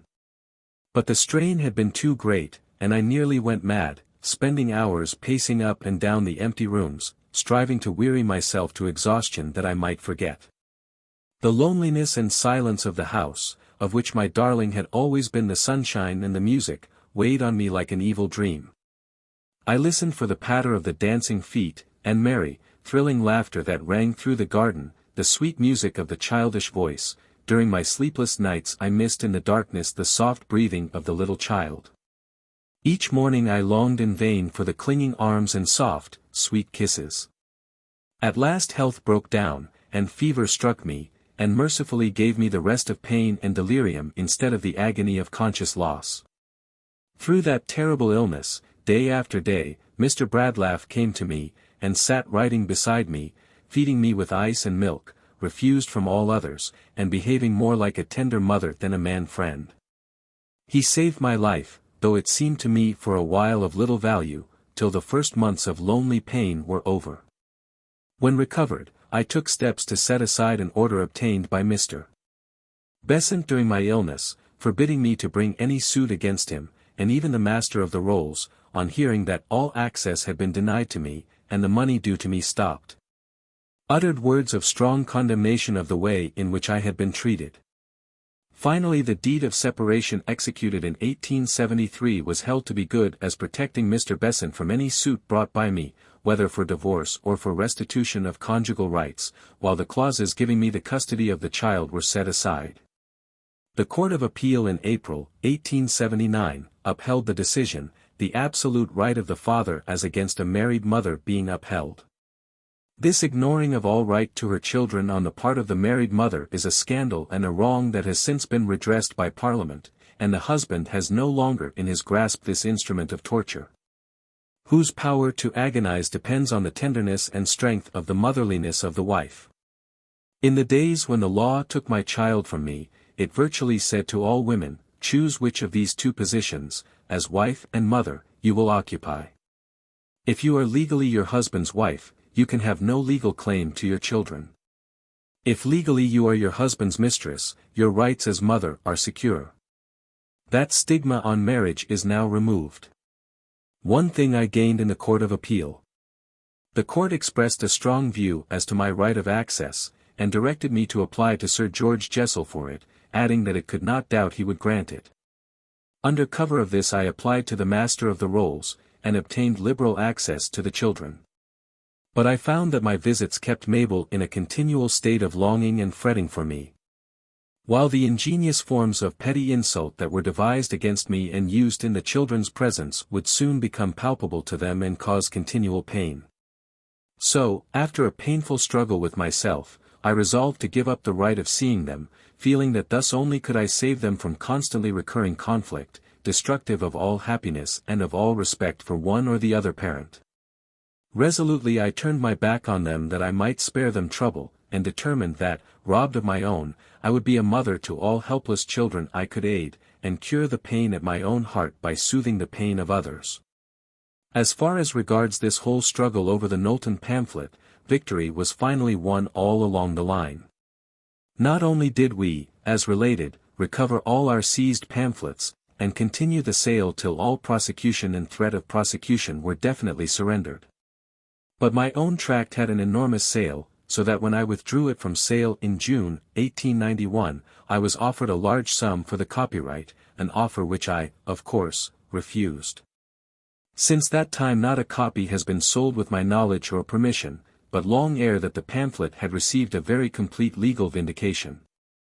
For while it circulated untouched in England, a prosecution was attempted against it in New South Wales, but was put an end to by an eloquent and luminous judgment by the senior Pune Judge of the Supreme Court, Mr. Justice Windmeyer, in December, 1888. This judge, the most respected in the great Australian colony, spoke out plainly and strongly on the morality of such teaching. Take the case, he said, of a woman married to a drunken husband, steadily ruining his constitution and hastening to the drunkard's doom, loss of employment for himself, semi-starvation for his family, and finally death. Without a shilling to leave those whom he has brought into the world, but armed with the authority of the law to treat his wife as his slave, ever brutally insisting on the indulgence of his marital rights.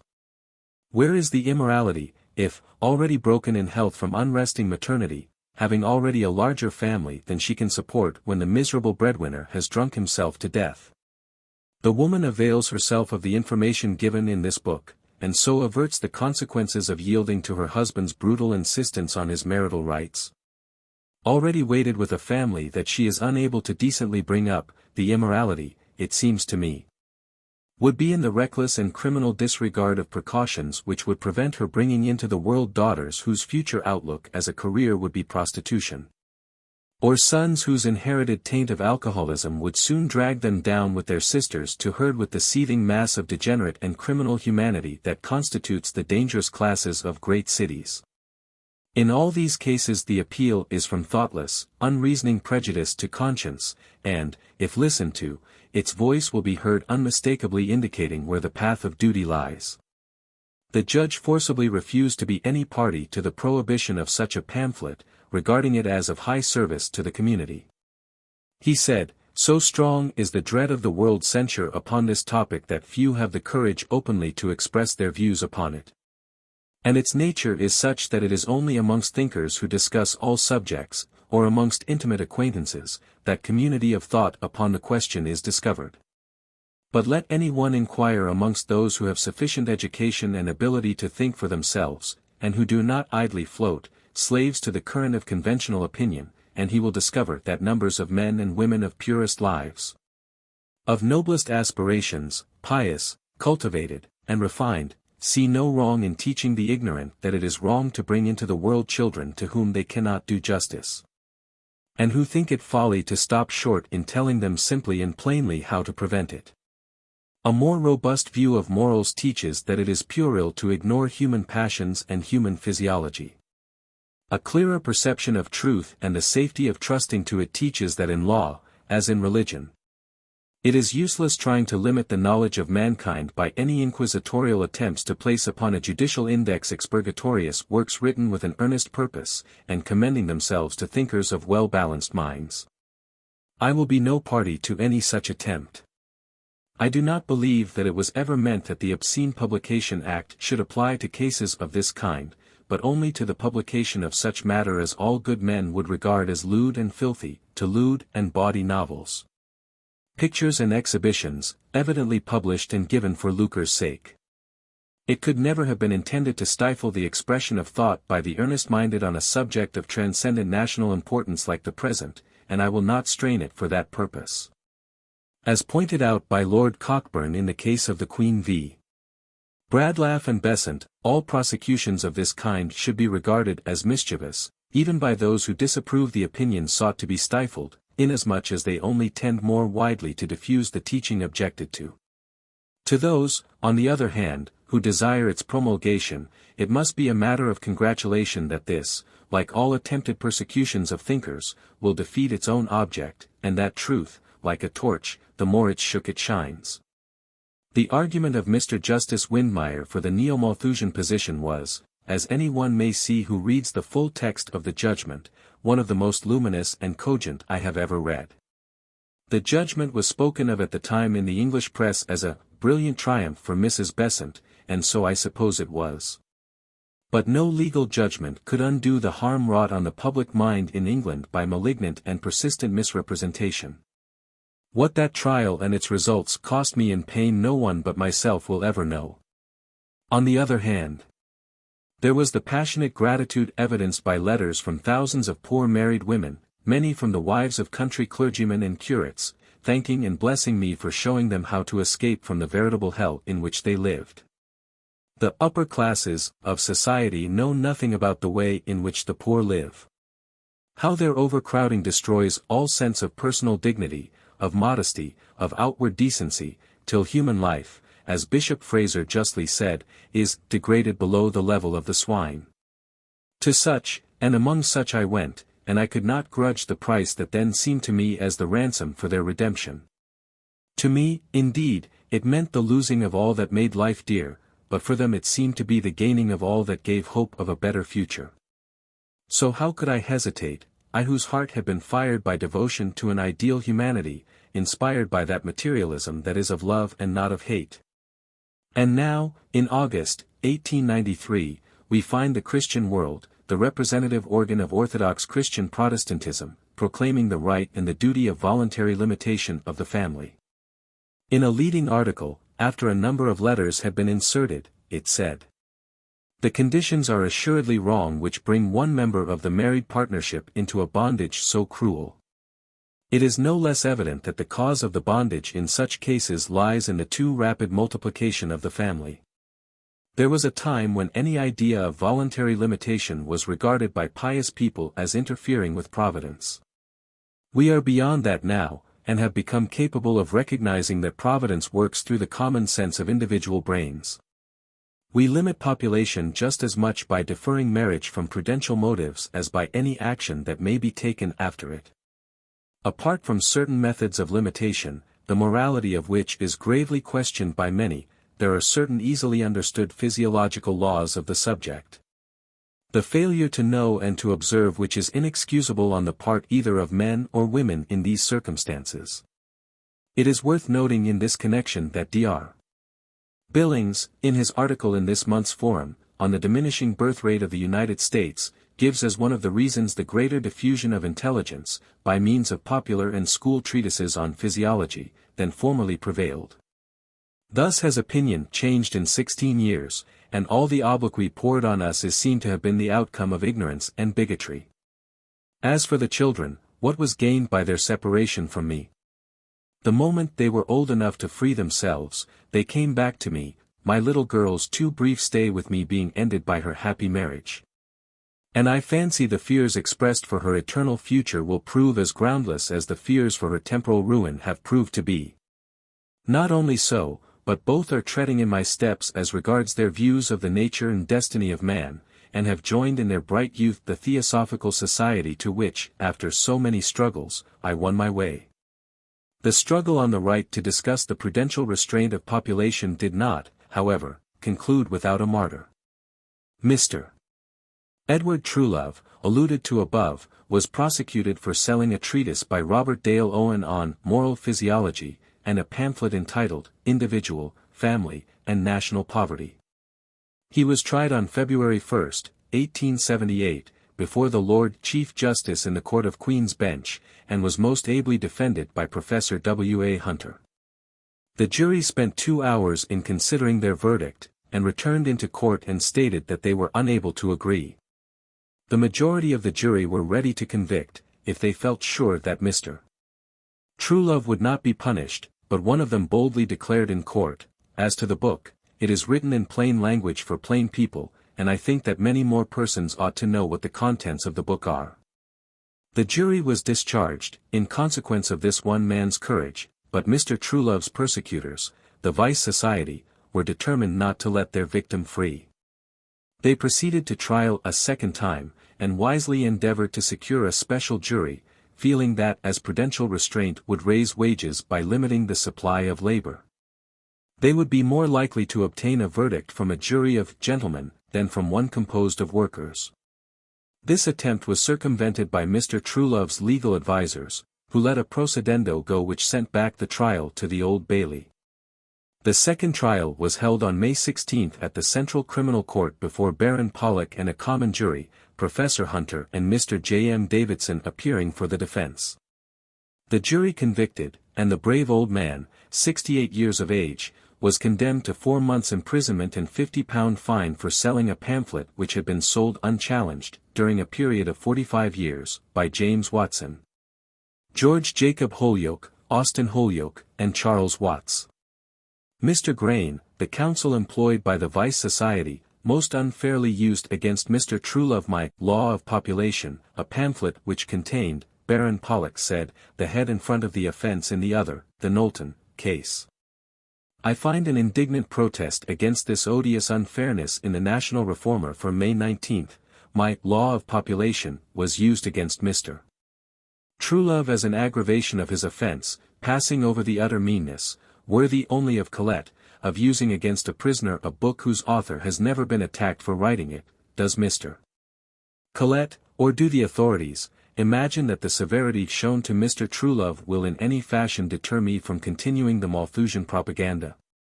Let me here assure them, one and all, that it will do nothing of the kind. I shall continue to sell the Law of Population, and to advocate scientific checks to population, just as though Mr. Colette and his Vice Society were all dead and buried. In commonest justice they are bound to prosecute me, and if they get, and keep, a verdict against me, and succeed in sending me to prison, they will only make people more anxious to read my book, and make me more personally powerful as a teacher of the views which they attack. A persistent attempt was made to obtain a writ of error in Mr. Truelove's case, but the Tory Attorney General, Sir John Holker, refused it, although the ground on which it was asked was one of the grounds on which a similar writ had been granted to Mr. Bradlaugh and myself. Mr. Truelove was therefore compelled to suffer his sentence, but memorials, signed by 11,000 persons, asking for his release, were sent to the Home Secretary from every part of the country, and a crowded meeting in St. James's Hall, London, demanded his liberation with only 6 dissentients. The whole agitation did not shorten Mr. Truelove's sentence by a single day, and he was not released from Coldbath Fields Prison until September 5. On the 12th of the same month the Hall of Science was crowded with enthusiastic friends, who assembled to do him honor. And he was presented with a beautifully illuminated address and a purse containing £177. Subsequent subscriptions raised the amount to £197 16. 6d.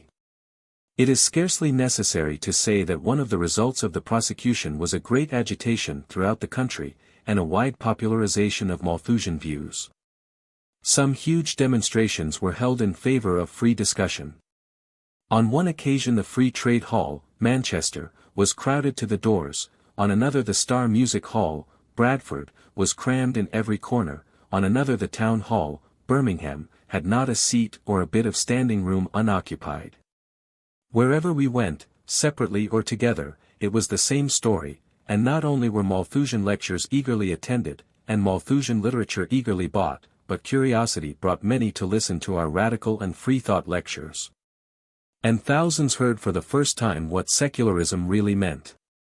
The press, both London and provincial, agreed in branding the prosecution as foolish, and it was generally remarked that it resulted only in the wider circulation of the indicted book, and the increased popularity of those who had stood for the right of publication.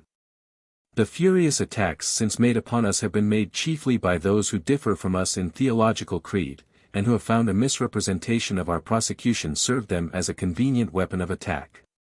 During the last few years public opinion has been gradually coming round to our side, in consequence of the pressure of poverty resulting from widespread depression of trade. And during the sensation caused in 1884 by the bitter cry of outcast London, many writers in the Daily News, notably Mr. G.R. Sims, boldly alleged that the distress was to a great extent due to the large families of the poor, and mentioned that we had been prosecuted for giving the very knowledge which would bring salvation to the sufferers in our great cities. Among the useful results of the prosecution was the establishment of the Malthusian League, to agitate for the abolition of all penalties on the public discussion of the population question, and to spread among the people, by all practicable means, a knowledge of the law of population, of its consequences, and of its bearing upon human conduct and morals. The first general meeting of the League was held at the Hall of Science on July 26, 1877, and a council of 20 persons was elected, and this council on August 2 elected Dr. C. R. Drysdale, M.D., President, Mr. Swagman, Treasurer, Mrs. Besant, Secretary, Mr. Shearer, Assistant Secretary, and Mr. Hember, Financial Secretary. Since 1877 the League, under the same indefatigable president, has worked hard to carry out its objects. It has issued a large number of leaflets and tracts. It supports a monthly journal, the Malthusian. Numerous lectures have been delivered under its auspices in all parts of the country. And it has now a medical branch, into which none but duly qualified medical men and women are admitted, with members in all European countries. Another result of the prosecution was the accession of D. to the staff of the National Reformer. This able and thoughtful writer came forward and joined our ranks as soon as he heard of the attack on us, and he further volunteered to conduct the journal during our expected imprisonment. From that time to this, a period of 15 years, articles from his pen appeared in its columns week by week, and during all that time not one solitary difficulty arose between editors and contributor. In public a trustworthy colleague, in private a warm and sincere friend, D. proved an unmixed benefit bestowed upon us by the prosecution. Nor was D. the only friend brought to us by our foes. I cannot ever think of that time without remembering that the prosecution brought me first into close intimacy with Mrs. Annie Paris, the wife of Mr. Tuzo Paris, the secretary of the Defense Committee throughout all the fight, a lady who, during that long struggle, and during the, for me, far worse struggle that succeeded it, over the custody of my daughter, proved to me the most loving and sisterly of friends. One or two other friendships which will, I hope, last my life, date from that same time of strife and anxiety. The amount of money subscribed by the public during the Knowlton and succeeding prosecutions gives some idea of the interest felt in the struggle. The Defense Fund Committee in March, 1878, presented a balance sheet, showing subscriptions amounting to £1,292 for D, and total expenditure in the Queen vs. Bradlaugh and Besant, the Queen vs. Truelove, and the appeal against Mr. Vaughan's order, the last two up to date, of £1,274 tens. This account was then closed and the balance of £17 15s. For D passed on to a new fund for the defence of Mr. Truelove, the carrying on of the appeal against the destruction of the Knowlton Pamphlet, and the bearing of the costs incident on the petition lodged against myself.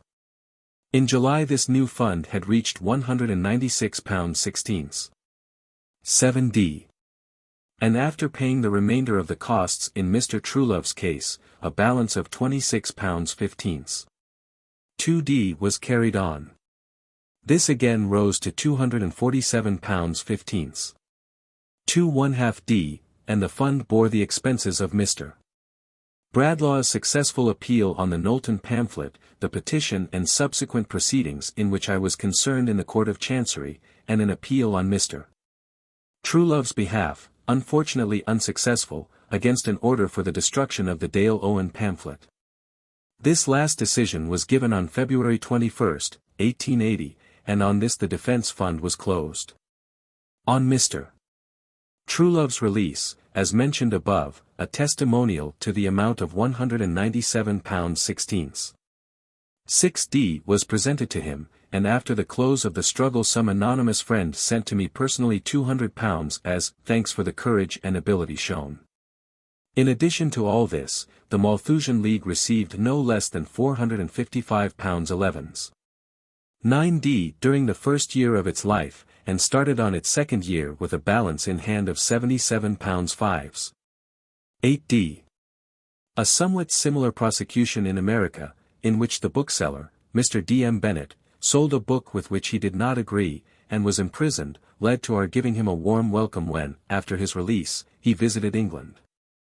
We entertained him at the Hall of Science at a crowded gathering, and I was deputed as spokesman to present him with a testimonial. This I did in the following speech, quoted here in order to show the spirit then animating me. Friends, Mr. Bradlaugh has spoken of the duty that calls us here tonight. It is pleasant to think that in our work that duty is one to which we are not unaccustomed. In our army there are more true soldiers than traitors, more that are faithful to the trust of keeping the truth than those who shrink when the hour of danger comes. And I would ask Mr.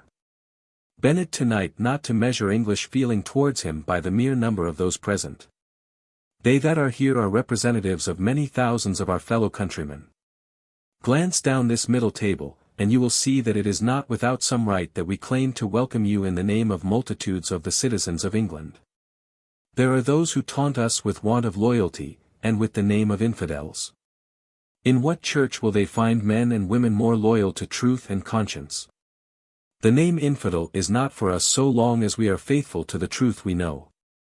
If I speak, as I have done, of national representation in this hall this evening, tell me, you who know those who sit here, who have watched some of them for years, others of them but for a brief time, do I not speak truth? Take them one by one. Your president but a little while ago in circumstances similar to those wherein our guest himself was placed, with the true lover's keenness that recognizes the mistress under all disguise, beholding his mistress liberty in danger. Under circumstances that would have blinded less sure eyes, leapt to her rescue. He risked the ambition of his life rather than be disloyal to liberty. And next is seated a woman, who, student of a noble profession, thought that liberty had greater claim upon her than even her work. When we stood in worse peril than even loss of liberty, she risked her own good name for the truth's sake. One also is here who, eminent in his own profession, came with the weight of his position and his right to speak, and gave a kindred testimony. One step further, and you see one who, soldier to liberty, throughout a long and spotless life, when the task was far harder than it is today, when there were no greetings, no welcomes, when to serve was to peril name as well as liberty. Never flinched from the first until now. He is crowned with the glory of the jail, that was his for no crime but for claiming the right to publish that wherein the noblest thought is uttered in the bravest words. And next to him is another who speaks for liberty, who has brought culture, university degree, position in men's sight, and many friends, and cast them all at her beloved feet. Sir, not alone the past and the present greet you tonight. The future also greets you with us. We have here also those who are training themselves to walk in the footsteps of the one most dear to them, who shall carry on, when we have passed away, the work which we shall have dropped from our hands. But he whom we delight to honor at this hour in truth honors us, in that he allows us to offer him the welcome that it is our glory and our pleasure to give. He has fought bravely. The Christian creed had in its beginning more traitors and less true hearts than the creed of today. We are happy today not only in the thought of what manner of men we have for leaders, but in the thought of what manner of men we have as soldiers in our army. Jesus had 12 apostles. One betrayed him for 30 pieces of silver. A second denied him. They all forsook him and fled. We can scarcely point to one who has thus deserted our sacred cause. The traditions of our party tell us of many who went to jail because they claimed for all that right of free speech which is the heritage of all. One of the most famous members of our body in England, Richard Carlile, turned bookseller to sell books that were prosecuted. This man became freethinker, driven thereto by the bigotry and wickedness of the churches. He sold the books of Hone not because he agreed with them, but because Hone was prosecuted. He saw that the book in whose prosecution freedom was attacked was the book for the freeman to sell. And the story of our guest shows that in all this England and America are one. Those who gave Milton to the world can yet bring forth men of the same stamp in continents leagues asunder. Because our friend was loyal and true, prison had to him no dread. It was far, far less of dishonor to wear the garb of the convict than to wear that of the hypocrite. The society we represent, like his society in America, pleads for free thought, speaks for free speech, claims for every one, however antagonistic, the right to speak the thought he feels. It is better that this should be, even though the thought be wrong, for thus the sooner will its error be discovered, better if the thought be right, for then the sooner does the gladness of a new truth find place in the heart of man. As the mouthpiece, sir, of our national secular society, and of its thousands of members, I speak to you now. Address. We seek for truth. To D.M. Bennett. In asking you to accept at the hands of the National Secular Society of England this symbol of cordial sympathy and brotherly welcome, we are but putting into act the motto of our society. We seek for truth is our badge, and it is as truth-seeker that we do you homage tonight. Without free speech no search for truth is possible, without free speech no discovery of truth is useful. Without free speech progress is checked, and the nations no longer march forward towards the nobler life which the future holds for man. Better a thousandfold abuse of free speech than denial of free speech. The abuse dies in a day. The denial slays the life of the people and entombs the hope of the race. In your own country you have pleaded for free speech, and when, under a wicked and an odious law, one of your fellow citizens was imprisoned for the publication of his opinions, you, not sharing the opinions but faithful to liberty, sprang forward to defend in him the principle of free speech which you claimed for yourself, and sold his book while he lay in prison. For this act you were in turn arrested and sent to jail, and the country which won its freedom by the aid of pain in the 18th century disgraced itself in the 19th by the imprisonment of a heretic. The Republic of the United States dishonored herself, and not you, in Albany Penitentiary. 200,000 of your countrymen pleaded for your release, but bigotry was too strong. We sent you greeting in your captivity. We rejoiced when the time came for your release. We offer you tonight our thanks and our hope, thanks for the heroism which never flinched in the hour of battle, hope for a more peaceful future, in which the memory of a past pain may be a sacred heritage and not a regret. Charles Bradlaugh, President. Soldier of Liberty, we give you this. Do in the future the same good service that you have done in the past, and your reward shall be in the love that true men shall bear to you. That, however, which no force could compel me to do, which I refuse to threats of fine and prison, to separation from my children, to social ostracism, and to insults and ignominy worse to bear than death. I surrendered freely when all the struggle was over, and a great part of society and of public opinion had adopted the view that cost Mr. Bradlaugh and myself so dear. I may as well complete the story here, so as not to have to refer to it again. I gave up Neo-Malthusianism in April, 1891, its renunciation being part of the outcome of 2 years' instruction from me. H.P. Blavatsky, who showed me that however justifiable Neo-Malthusianism might be while man was regarded only as the most perfect outcome of physical evolution, it was wholly incompatible with the view of man as a spiritual being, whose material form and environment were the results of his own mental activity. Why and how I embraced theosophy, and accepted H.P. Blavatsky as teacher, will soon be told in its proper place. Here I am concerned only with the why and how of my renunciation of the Neo-Malthusian teaching, for which I had fought so hard and suffered so much. When I built my life on the basis of materialism, I judged all actions by their effect on human happiness in this world now and in future generations, regarding man as an organism that lived on earth and there perished, with activities confined to earth and limited by physical laws. The object of life was the ultimate building up of a physically, mentally, morally perfect man by the cumulative effects of heredity, mental and moral tendencies being regarded as the outcome of material conditions, to be slowly but surely evolved by rational selection and the transmission to offspring of qualities carefully acquired by, and developed in, parents. The most characteristic note of this serious and lofty materialism had been struck by Professor W. K. Clifford in his noble article on the Ethics of Belief. Taking this view of human duty in regard to the rational cooperation with nature in the evolution of the human race, it became of the first importance to rescue the control of the generation of offspring from mere blind brute passion, and to transfer it to the reason and to the intelligence.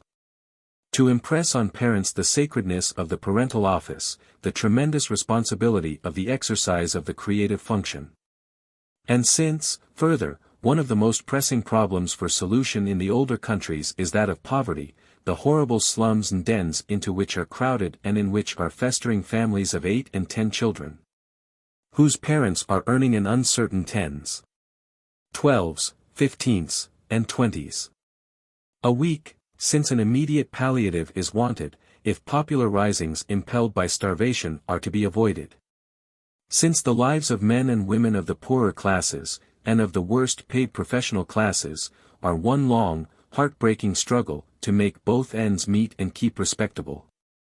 Since in the middle-class marriage is often avoided, or delayed till late in life, from the dread of the large family, and late marriage is followed by its shadow, the prevalence of vice and the moral and social ruin of thousands of women. For these, and many other reasons, the teaching of the duty of limiting the family within the means of subsistence is the logical outcome of materialism linked with the scientific view of evolution, and with a knowledge of the physical law, by which evolution is accelerated or retarded. Seeking to improve the physical type, scientific materialism, it seemed to me, must forbid parentage to any but healthy married couples. It must restrict childbearing within the limits consistent with the thorough health and physical well-being of the mother. It must impose it as a duty never to bring children into the world unless the conditions for their fair nurture and development are present. Regarding it as hopeless, as well as mischievous, to preach asceticism, and looking on the conjunction of nominal celibacy with widespread prostitution as inevitable, from the constitution of human nature. Scientific materialism, quite rationally and logically, advises deliberate restriction of the production of offspring, while sanctioning the exercise of the sexual instinct within the limits imposed by temperance. The highest physical and mental efficiency, the good order and dignity of society, and the self-respect of the individual. In all this there is nothing which for one moment implies approval of licentiousness, profligacy, unbridled self-indulgence. On the contrary, it is a well-considered and intellectually defensible scheme of human evolution, regarding all natural instincts as matters for regulation, not for destruction, and seeking to develop the perfectly healthy and well-balanced physical body as the necessary basis for the healthy and well-balanced mind. If the premises of materialism be true, there is no answer to the Neo-Malthusian conclusions. For even those socialists who have bitterly opposed the promulgation of Neo-Malthusianism, regarding it as a red herring intended to draw the attention of the proletariat away from the real cause of poverty, The monopoly of land and capital by a class, admit that when society is built on the foundation of common property in all that is necessary for the production of wealth, the time will come for the consideration of the population question. Nor do I now see, any more than I saw then, how any materialist can rationally avoid the neo-Malthusian position. For if man be the outcome of purely physical causes, it is with these that we must deal in guiding his future evolution. If he be related but to terrestrial existence, he is but the loftiest organism of earth, and, failing to see his past and his future, how should my eyes not have been then blinded to the deep-lying causes of his present woe? I brought a material cure to a disease which appeared to me to be of material origin, but how when the evil came from a subtler source, and its causes lay not on the material plane? How if the remedy only set up new causes for a future evil, and, while immediately a palliative, strengthened the disease itself, and ensured its reappearance in the future? This was the view of the problem set before me by H.P. Blavatsky when she unrolled the story of man, told of his origin and his destiny, showed me the forces that went to the making of man, and the true relation between his past, his present, and his future. For what is man in the light of theosophy? He is a spiritual intelligence, eternal and uncreate, treading a vast cycle of human experience, born and reborn on earth millennium after millennium, evolving slowly into the ideal man. He is not the product of matter, but is encased in matter, and the forms of matter with which he clothes himself are of his own making. For the intelligence and will of man are creative forces, not creative ex nihilo, but creative as is the brain of the painter, and these forces are exercised by man in every act of thought. Thus he is ever creating round him thought forms, molding subtlest matter into shape by these energies, forms which persist as tangible realities when the body of the thinker has long gone back to earth and air and water. When the time for rebirth into this earth life comes for the soul, these thought forms, its own progeny, help to form the tenuous model into which the molecules of physical matter are builded for the making of the body. And matter is thus molded for the new body in which the soul is to dwell, on the lines laid down by the intelligent and volitional life of the previous, or of many previous, incarnations. So does each man create for himself in verity the form wherein he functions, and what he is in his present is the inevitable outcome of his own creative energies in his past. Applying this to the neo-Malthusian theory, we see in sexual love not only a passion which man has in common with the brute, and which forms, at the present stage of evolution, a necessary part of human nature, but an animal passion that may be trained and purified into a human emotion, which may be used as one of the levers in human progress, one of the factors in human growth. But, instead of this, man in the past has made his intellect the servant of his passions.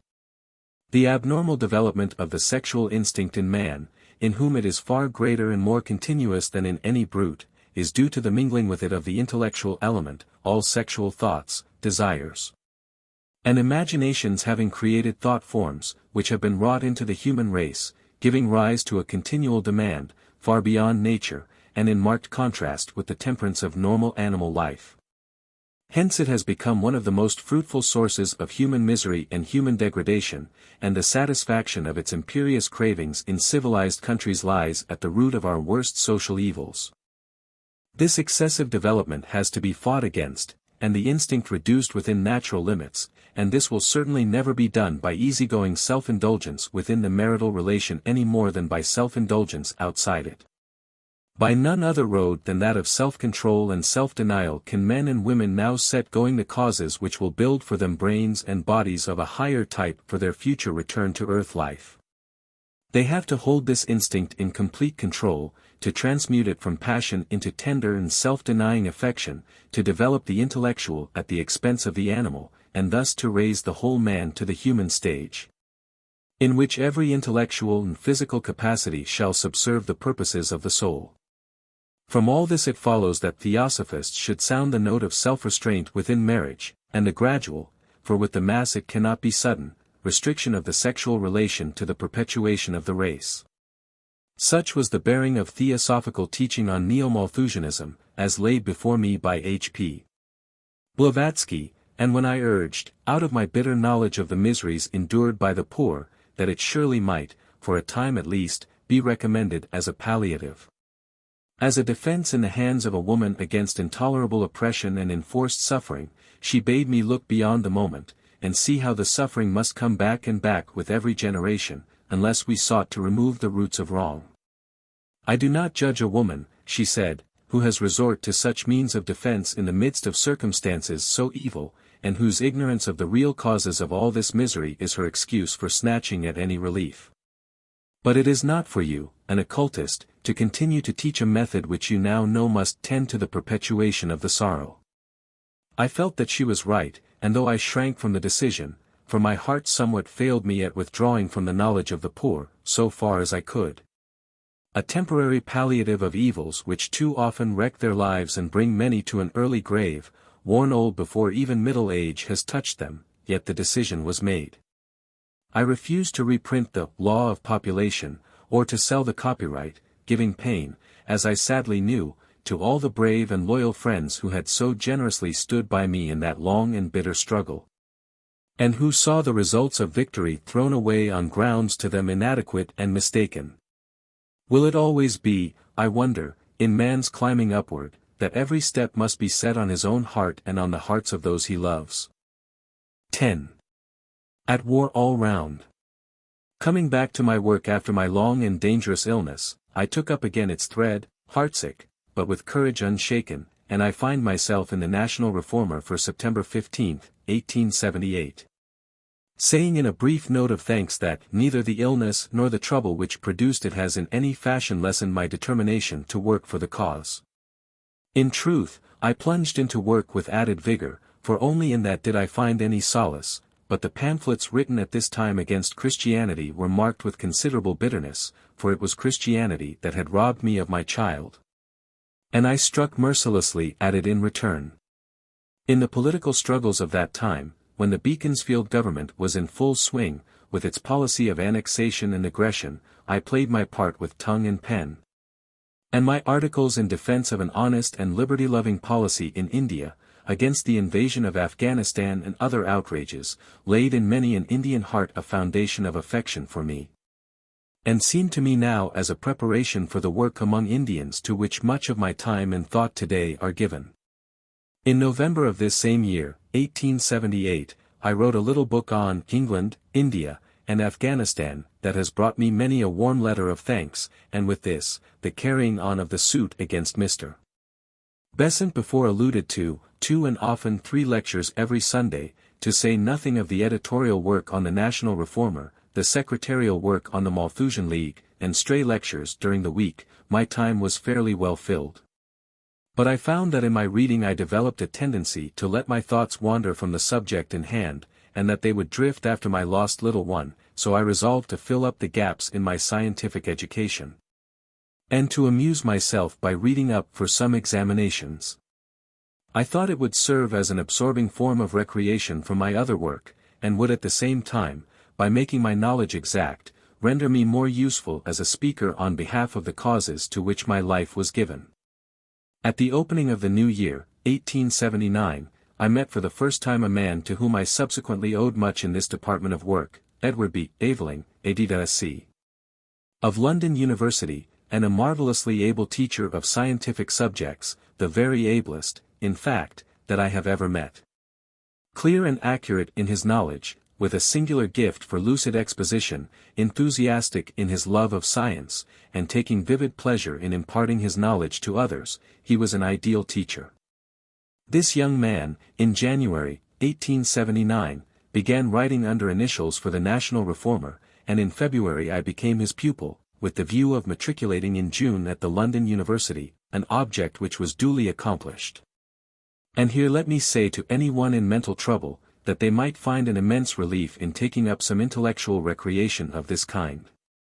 During that spring, in addition to my ordinary work of writing, lecturing, and editing, and the lecturing meant traveling from one end of England to the other, I translated a fair-sized French volume, and had the wear-and-tear of pleading my case for the custody of my daughter in the Court of Appeal, as well as the case before the Master of the Rolls.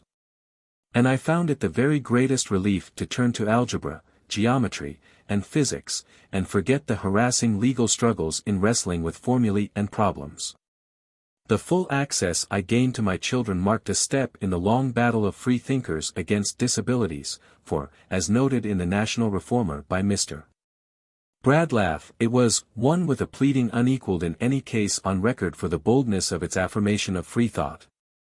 A pleading of which he generously said that it deserved well of the party as the most powerful pleading for freedom of opinion to which it has ever been our good fortune to listen. In the London Daily News some powerful letters of protest appeared, one from Lord Harberton, in which he declared that the Inquisition acted on no other principle than that applied to me, and a second from Mr. Band, in which he sarcastically observed that this Christian community has for some time had the pleasure of seeing Her Majesty's courts repeatedly springing engines of torture upon a young mother, a clergyman's wife who dared to disagree with his creed, and her evident anguish. Her long and expensive struggles to save her child, have proved that so far as heretical mothers are concerned modern defenders of the faith need not envy the past those persuasive instruments which so long secured the unity of the Church.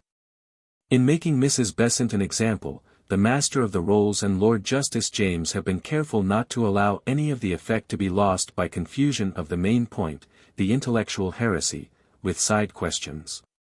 There was a Malthusian matter in the case, but the judges were very clear in stating that without any reference whatever to that, they would simply, on the ground of Mrs. Besant's religious, or anti-religious, opinions, take her child from her.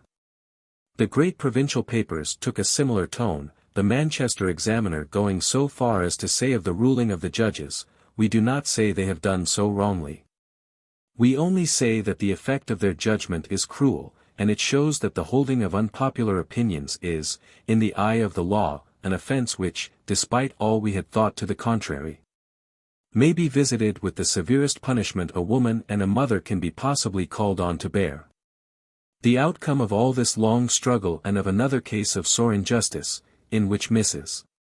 Agar Ellis, a Roman Catholic, was separated from her children by a judicial decision obtained against her by her husband, a Protestant, was a change in the law which had vested all power over the children in the hands of the father. And from thenceforth the rights of the married mother were recognized to a limited extent.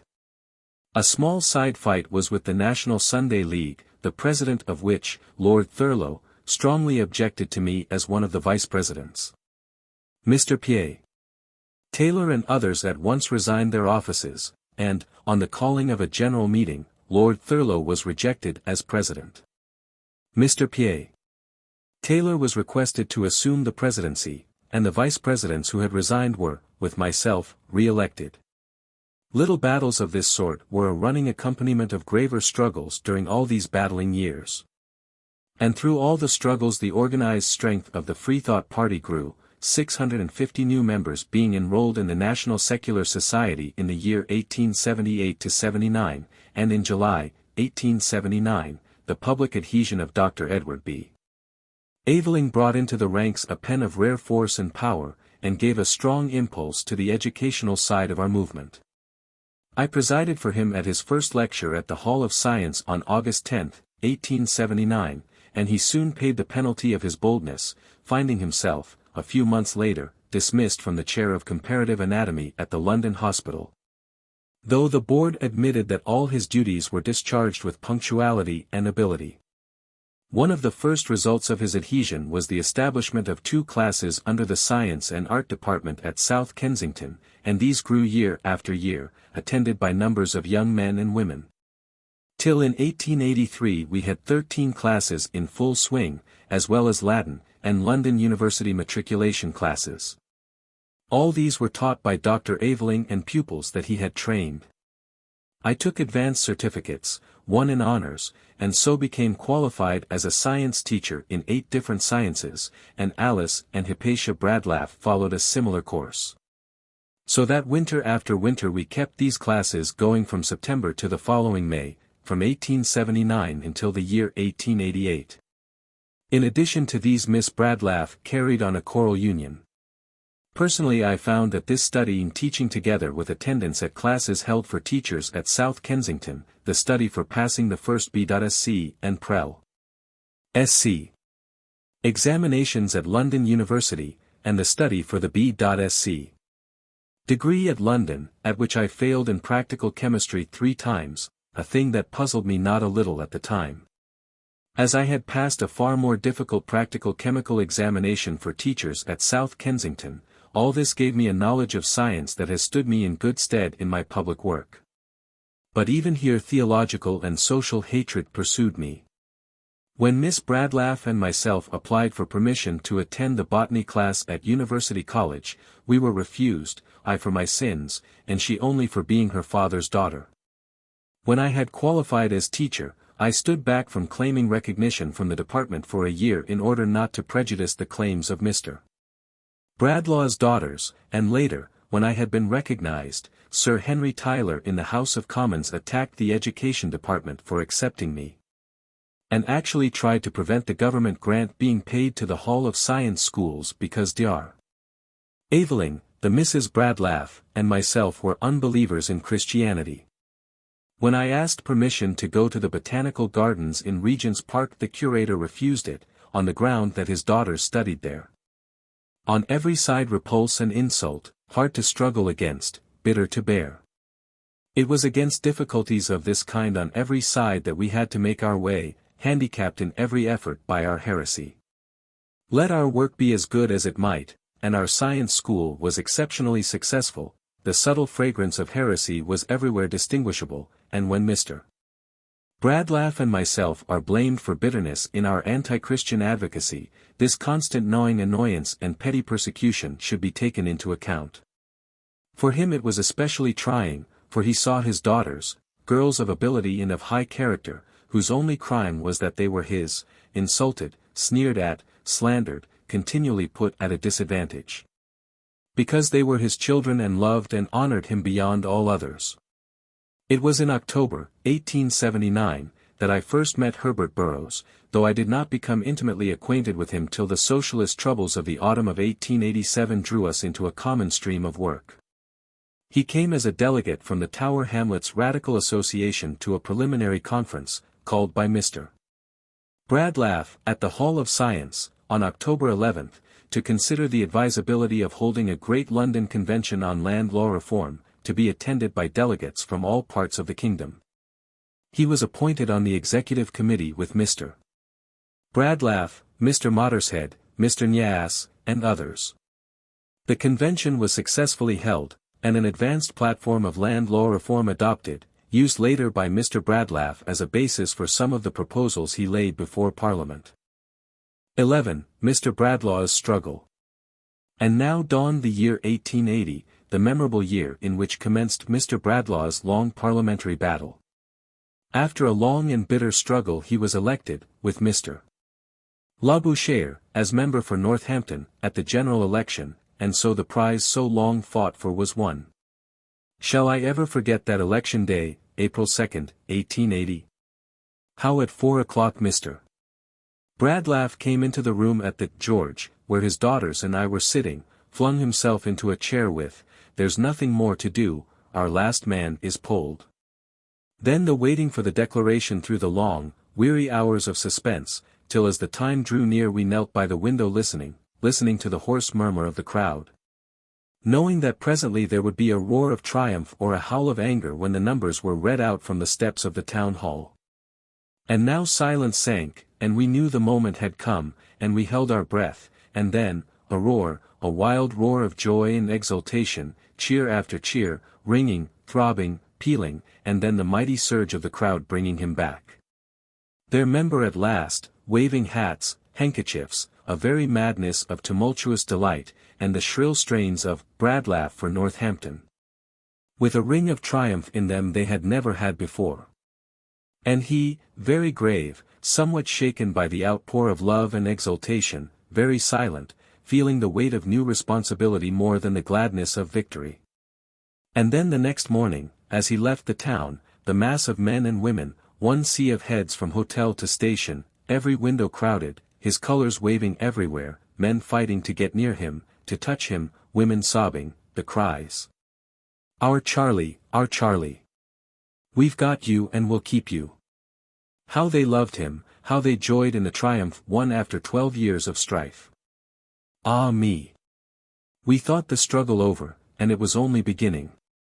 We thought our hero victorious, and a fiercer, crueler fight lay in front. True, he was to win that fight, but his life was to be the price of the winning. Victory for him was to be final, complete, but the laurel wreath was to fall upon a grave. The outburst of anger from the more bigoted of the Christian community was as savage as the outburst of delight had been exultant, but we recked little of it. Was he not member, duly elected, without possibility of assailment in his legal right? Parliament was to meet on April 29, the swearing-in beginning on the following day, and Mr. Bradlaugh had taken counsel with some other free-thinking members as to the right of freethinkers to affirm. He held that under the Act 29 and 30 Vict. c. 19, and the Evidence Amendment Acts 1869 and 1870, the right to substitute affirmation for oath was clear.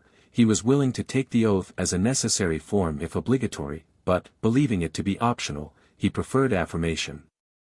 On May 3 he presented himself and, according to the evidence of Sir Erskine May, the Clerk of the House, given before the Second Select Committee on his case.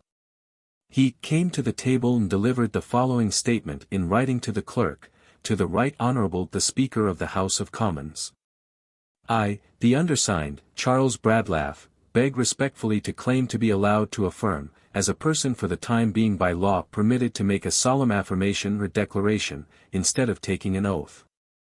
Signed, Charles Bradlaugh. And being asked by the clerk upon what grounds he claimed to make an affirmation, he answered, by virtue of the Evidence Amendment Acts, 1869 and 1870. Whereupon the clerk reported to Mr. Speaker the claim, and Mr. Speaker told Mr. Bradlaugh that he might address the House on the matter. Mr. Bradlaugh's observations were very short. He repeated that he relied upon the Evidence Further Amendment Act, 1869, and the Evidence Amendment Act, 1870, adding, I have repeatedly, for 9 years past, made an affirmation in the highest courts of jurisdiction in this realm. I am ready to make such a declaration or affirmation. Substantially those were the words which he addressed to the Speaker. This was the simple, quiet, and dignified scene which took place in the House. Mr. Bradlaugh was directed to withdraw, and he withdrew, and, after debate, a select committee was appointed to consider whether he could make affirmation. That committee decided against the claim, and gave in its report on May 20. On the following day Mr. Bradlaugh presented himself at the table of the House to take the oath in the form prescribed by the law, and on the objection of Sir Henry Drummond Wolff, who submitted a motion that he should not be allowed to take the oath. Another committee was appointed. Before this committee Mr. Bradlaugh stated his case, and pointed out that the legal obligation lay on him to take the oath, adding, any form that I went through, any oath that I took, I should regard as binding upon my conscience in the fullest degree. I would go through no form, I would take no oath, unless I meant it to be so binding. He wrote in the same sense to the Times, saying that he should regard himself as bound, not by the letter of its words, but by the spirit which the affirmation would have conveyed, had I been permitted to use it.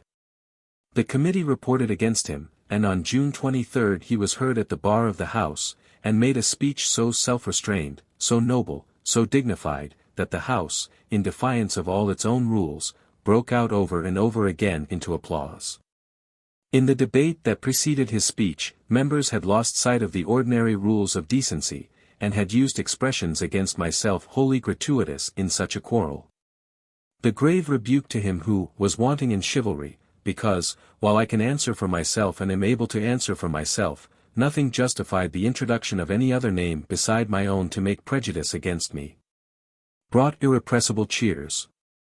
His appeal was wholly to the law. I have not yet used, I trust no passion may tempt me into using, any words that would seem to savour of even a desire to enter into conflict with this House. I have always taught, preached, and believed the supremacy of Parliament, and it is not because for a moment the judgment of one chamber of Parliament should be hostile to me that I am going to deny the ideas I have always held. But I submit that one chamber of Parliament, even its grandest chamber, as I have always held this to be, had no right to override the law. The law gives me the right to sign that roll, to take and subscribe the oath, and to take my seat there, with a gesture towards the benches. I admit that the moment I am in the House, without any reason but your own goodwill, you can send me away. That is your right. You have full control over your members. But you cannot send me away until I have been heard in my place, not a suppliant as I am now, but with the rightful audience that each member has always had. I am ready to admit, if you please, for the sake of argument, that every opinion I hold is wrong and deserves punishment. Let the law punish it. If you say the law cannot, then you admit that you have no right, and I appeal to public opinion against the iniquity of a decision which overrides the law and denies me justice. I beg your pardon, sir, and that of the House too, if in this warmth there seems to lack respect for its dignity. And as I shall have, if your decision be against me, to come to that table when your decision is given, I beg you, before the step is taken in which we may both lose our dignity, mine is not much. But yours is that of the Commons of England, I beg you, before the gauntlet is fatally thrown, I beg you, not in any sort of menace, not in any sort of boast, but as one man against 600. To give me that justice which on the other side of this hall the judges would give me, were I pleading there before them. But no eloquence, no plea for justice, could stay the tide of Tory in religious bigotry, and the House voted that he should not be allowed to take the oath. Summoned to the table to hear the decision communicated by the Speaker, he answered that decision with the words firmly spoken, I respectfully refuse to obey the order of the House, because that order was against the law. The Speaker appealed to the House for direction, and on a division, during which the Speaker and Charles Bradlaugh were left together in the chamber, the House ordered the enforcement of Mr. Bradlaugh's withdrawal. Once more the order is given, once more the refusal made, and then the Sergeant-at-Arms was bidden to remove him. Strange was the scene as little Captain Cosset walked up to the member of Herculean proportions, and men wondered how the order would be enforced. But Charles Bradlaugh was not the man to make a vulgar brawl, and the light touch on his shoulder was to him the touch of an authority he admitted and to which he bowed. So he gravely accompanied his small captor, and was lodged in the clock tower of the House as prisoner until the House should further consider what to do with him, the most awkward prisoner it had ever had. In that in his person it was imprisoning the law. In a special issue of the National Reformer, giving an account of the committee's work and of Mr. Bradlaugh's committal to the clock tower, I find the following from my own pen: the Tory party, beaten at the polls by the nation, has thus, for the moment, triumphed in the House of Commons. The man chosen by the Radicals of Northampton has been committed to prison on the motion of the Tory ex-Chancellor of the Exchequer, simply because he desires to discharge the duty laid upon him by his constituency and by the law of the land. As this paper goes to press, I go to Westminster to receive from him his directions as to the conduct of the struggle with the nation into which the House of Commons has so recklessly plunged. I found him busily writing, prepared for all events, ready for a long imprisonment. On the following day a leaflet from my pen, Lawmakers and Lawbreakers, appealed to the people. After reciting what had happened, it concluded, Let the people speak. Gladstone and Bright are for liberty, and the help denied them within the House must come to them from without. No time must be lost. While we remain idle, a representative of the people is illegally held in prison. Northampton is insulted, and in this great constituency every constituency is threatened. On freedom of election depends our liberty. On freedom of conscience depends our progress. Tory squires and lordlings have defied the people and measured their strength against the masses. Let the masses speak. But there was no need to make appeals, for the outrage itself caused so swiftly a growl of anger that on the very next day the prisoner was set free, and there came protest upon protest against the high-handed action of the House. In Westminster Hall 4,000 people gathered to cheer Mr. Bradlaugh when he came to the House on the day after his liberation. In less than a week 200 meetings had thundered out their protest. Liberal associations, clubs, societies, sent up messages of anger and of demand for justice. In Trafalgar Square there gathered, so said the papers, the largest crowd ever seen there, and on the Thursday following, the meeting was held on Monday, the House of Commons rescinded its resolution, refusing to allow Mr. Bradlaugh to affirm, and admitted him on Friday, July 2, to take his seat after affirmation. At last the bitter struggle is over, I wrote, and law and right have triumphed. The House of Commons has, by rescinding the resolution passed by Tories and Ultramontanes, re-established its good name in the eyes of the world. The triumph is not one of free thought over Christianity, nor is it over the House of Commons. It is the triumph of law, brought about by good men, of all shades of opinion, but of one faith in justice, over Tory contempt of law and Ultramontane bigotry. It is the reassertion of civil and religious liberty under the most difficult circumstances, the declaration that the House of Commons is the creation of the people, and not a club of the aristocracy with the right of blackballing in its own hands. The battle between Charles Bradlaugh and his persecutors was now transferred to the law courts. As soon as he had taken his seat he was served with a writ for having voted without having taken the oath, and this began the wearisome proceedings by which his defeated enemies boasted that they would make him bankrupt, and so vacate the seat he had so hardly gained. Rich men like Mr. Newdigate sued him, putting forward a man of straw as nominal plaintiff. For many a weary month Mr. Bradlaugh kept all his enemies at bay, fighting each case himself. Defeated time after time, he fought on, finally carrying the cases to the House of Lords, and there winning them triumphantly. But they were won at such heavy cost of physical strength and of money, that they undermined his strength and burdened him heavily with debt. For all this time he had not only to fight in the law courts and to attend scrupulously to his parliamentary duties, but he had to earn his living by lecturing and writing. So that his nights away from the house were spent in travelling and his days in incessant labour. Many of his defeated foes turned their weapons against me, hoping thus to give him pain. Thus Admiral Sir John Hay, at Wigton, used language of me so coarse that the Scotsman and Glasgow Herald refused to print it, and the editor of the Scotsman described it as language so coarse that it could have hardly dropped from a Yahoo. August 25 found me at Brussels, whither I went, with Miss Hypatia Bradlaugh, to represent the English freethinkers at the International Freethought Conference. It was an interesting gathering, attended by men of worldwide reputation, including Dr. Ludwig Buchner, a man of noble and kindly nature. An international federation of freethinkers was there founded, which did something towards bringing together the freethinkers of different countries, and held interesting congresses in the following years in London and Amsterdam. But beyond these meetings it did little, and lacked energy and vitality. In truth, the Freethought party in each country had so much to do in holding its own that little time and thought could be given to international organization. For myself, my introduction to Dr. Buchner led to much interesting correspondence, and I translated, with his approval, his Mind in Animals, and the enlarged 14th edition of Force and Matter, as well as one or two pamphlets. This autumn of 1880 found the so-called Liberal government in full tilt against the Irish leaders, and I worked hard to raise English feeling in defence of Irish freedom even against attack by one so much honoured as was Mr. Gladstone. It was uphill work, for harsh language had been used against England and all things English, but I showed by definite figures, all up and down England, that life and property were far safer in Ireland than in England.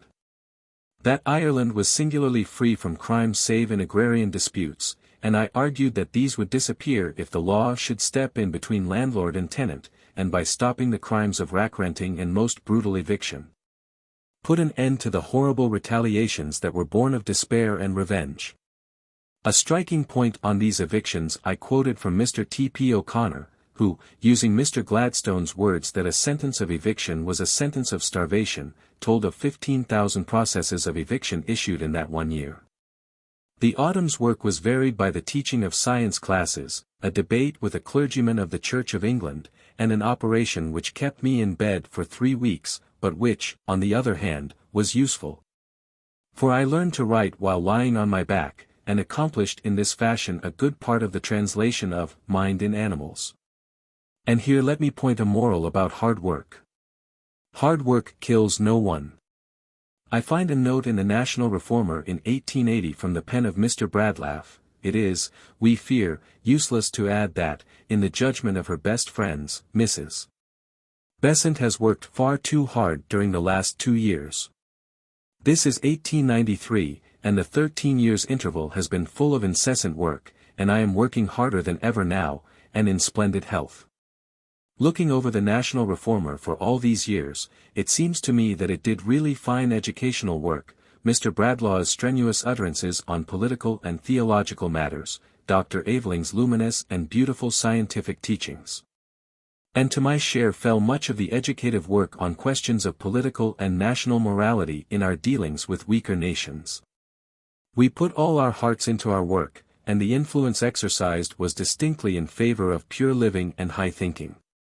In the spring of 1881 the Court of Appeal decided against Mr. Bradlaugh's right to affirm as Member of Parliament, and his seat was declared vacant, but he was at once returned again by the borough of Northampton, despite the virulence of slander directed against him. So that he rightly described the election as the most bitter I have ever fought. His work in the House had won him golden opinions in the country, and he was already recognized as a power there, so Tory fear was added to bigoted hatred, and the efforts to keep him out of the House were increased. He was introduced to the House as a new member to take his seat by Mr. Labouchere and Mr. Burt, but Sir Stafford Northcote intervened, and after a lengthy debate, which included a speech from Mr. Bradlaugh at the bar, a majority of 33 refused to allow him to take the oath. After a prolonged scene, during which Mr. Bradlaugh declined to withdraw and the House hesitated to use force, the House adjourned, and finally the government promised to bring in an affirmation bill, and Mr. Bradlaugh promised, with the consent of his constituents, to await the decision of the House on this bill. Meantime, a League for the Defence of Constitutional Rights was formed, and the agitation in the country grew. Wherever Mr. Bradlaugh went to speak vast crowds awaited him, and he travelled from one end of the country to the other, the people answering his appeal for justice with no uncertain voice. On July 2, in consequence of Tory obstruction, Mr. Gladstone wrote to Mr. Bradlaugh that the government were going to drop the affirmation bill, and Mr. Bradlaugh thereupon determined to present himself once more in the House, and fixed on August 3 as the date of such action, so that the Irish Land Bill might get through the House ere any delay in business was caused by him. The House was then closely guarded with police, the great gates were closed, reserves of police were packed in the law courts, and all through July this state of siege continued. On August 2 there was a large meeting in Trafalgar Square, at which delegates were present from all parts of England, and from as far north as Edinburgh, and on Wednesday, August 3, Mr. Bradlaugh went down to the House. His last words to me were, "The people know you better than they know any one, save myself, whatever happens, mind, whatever happens, let them do no violence, I trust to you to keep them quiet." He went to the House entrance with Dr. Aveling, and into the House alone. His daughters and I went together, and with some hundreds of others carrying petitions, 10 only with each petition, and the 10 rigidly counted and allowed to pass through the gate, sufficiently open to let one through at a time, reached Westminster Hall, where we waited on the steps leading to the passage of the lobby. An inspector ordered us off. I gently intimated that we were within our rights. Dramatic order, 4 officers this way. Up they marched and looked at us, and we looked at them. "I think you had better consult Inspector Denning before you use violence," I remarked placidly. They thought they had, and in a few moments up came the inspector, and seeing that we were standing in a place where we had a right to be, and were doing no harm, he rebuked his overzealous subordinates, and they retired and left us in peace. A man of much tact and discretion was Inspector Denning. Indeed, all through this, the House of Commons police behaved admirably well. Even in the attack they were ordered to make on Mr. Bradlaugh, the police used as little violence as they could. It was Mr. Erskine, the Deputy Sergeant-at-Arms, and his ushers, who showed the brutality. As Dr. Aveling wrote at the time, the police disliked their work, and, as brave men, had a sympathy for a brave man. Their orders they obeyed rigidly. This done, they were kindness itself. Gradually the crowd of petitioners grew and grew, angry murmurs were heard, for no news came from the House, and they loved Charlie, and were mostly North Country men, sturdy and independent. They thought they had a right to go into the lobby, and suddenly, with the impulse that will sway a crowd to a single action. There was a roar, petition, petition, justice, justice, and they surged up the steps, charging at the policeman who held the door. Flashed into my mind my chief's charge, his words, "I trust to you to keep them quiet," and as the police sprang forward to meet the crowd I threw myself between them, with all the advantage of the position of the top of the steps that I had chosen, so that every man in the charging crowd saw me, and as they checked themselves in surprise I bade them stop for his sake, and keep for him the peace which he had bade us should not be broken. I heard afterwards that as I sprang forward the police laughed. They must have thought me a fool to face the rush of the charging men. But I knew his friends would never trample me down, and as the crowd stopped the laugh died out, and they drew back and left me my own way. Sullenly the men drew back, mastering themselves with effort, reining in their wrath, still for his sake. Ah! Had I known what was going on inside, would I have kept his trust unbroken? And, as many a man said to me afterwards in northern towns, "Oh! If you had let us go we would have carried him into the house up to the speaker's chair." We heard a crash inside, and listened, and there was sound of breaking glass and splintering wood, and in a few minutes a messenger came to me, "He is in Palace Yard." And we went thither and saw him standing, still and white, face set like marble, coat torn, motionless, as though carved in stone, facing the members' door. Now we know the whole shameful story, how as that one man stood alone, on his way to claim his right, alone so that he could do no violence. 14 men, said the Central News, police and ushers, flung themselves upon him, pushed and pulled him down the stairs, smashing in their violence the glass and wood of the passage door. How he struck no blow, but used only his great strength in passive resistance. Of all I have ever seen, I never saw one man struggle with 10 like that, said one of the chiefs, angrily disdainful of the wrong he was forced to do, till they flung him out into Palace Yard. An eyewitness thus reported the scene in the press: "The strong, broad, heavy, powerful frame of Mr. Bradlaugh was hard to move, with its every nerve and muscle strained to resist the coercion. Bending and straining against the overpowering numbers, he held every inch with surprising tenacity, and only surrendered it after almost superhuman exertions to retain it. The sight, little of it as was seen from the outside, soon became sickening. The overborne man appeared almost at his last gasp. The face, in spite of the warmth of the struggle, had an ominous pallor. The limbs barely sustained him. The Trafalgar Square phrase that this man might be broken but not bent occurred to minds apprehensive at the present appearance of him. They flung him out, and swift, short words were there interchanged. "I nearly did wrong at the door," he said afterwards. "I was very angry. I said to Inspector Denning, 'I shall come again with force enough to overcome it,' he said, when I said, 'Within a minute if I raise my hand.' He stood in Palace Yard, and there outside the gate was a vast sea of heads, the men who had journeyed from all parts of England for love of him. And in defence of the great right he represented of a constituency to send to Parliament the man of its choice. Ah! He was never greater than in that moment of outrage and of triumphant wrong.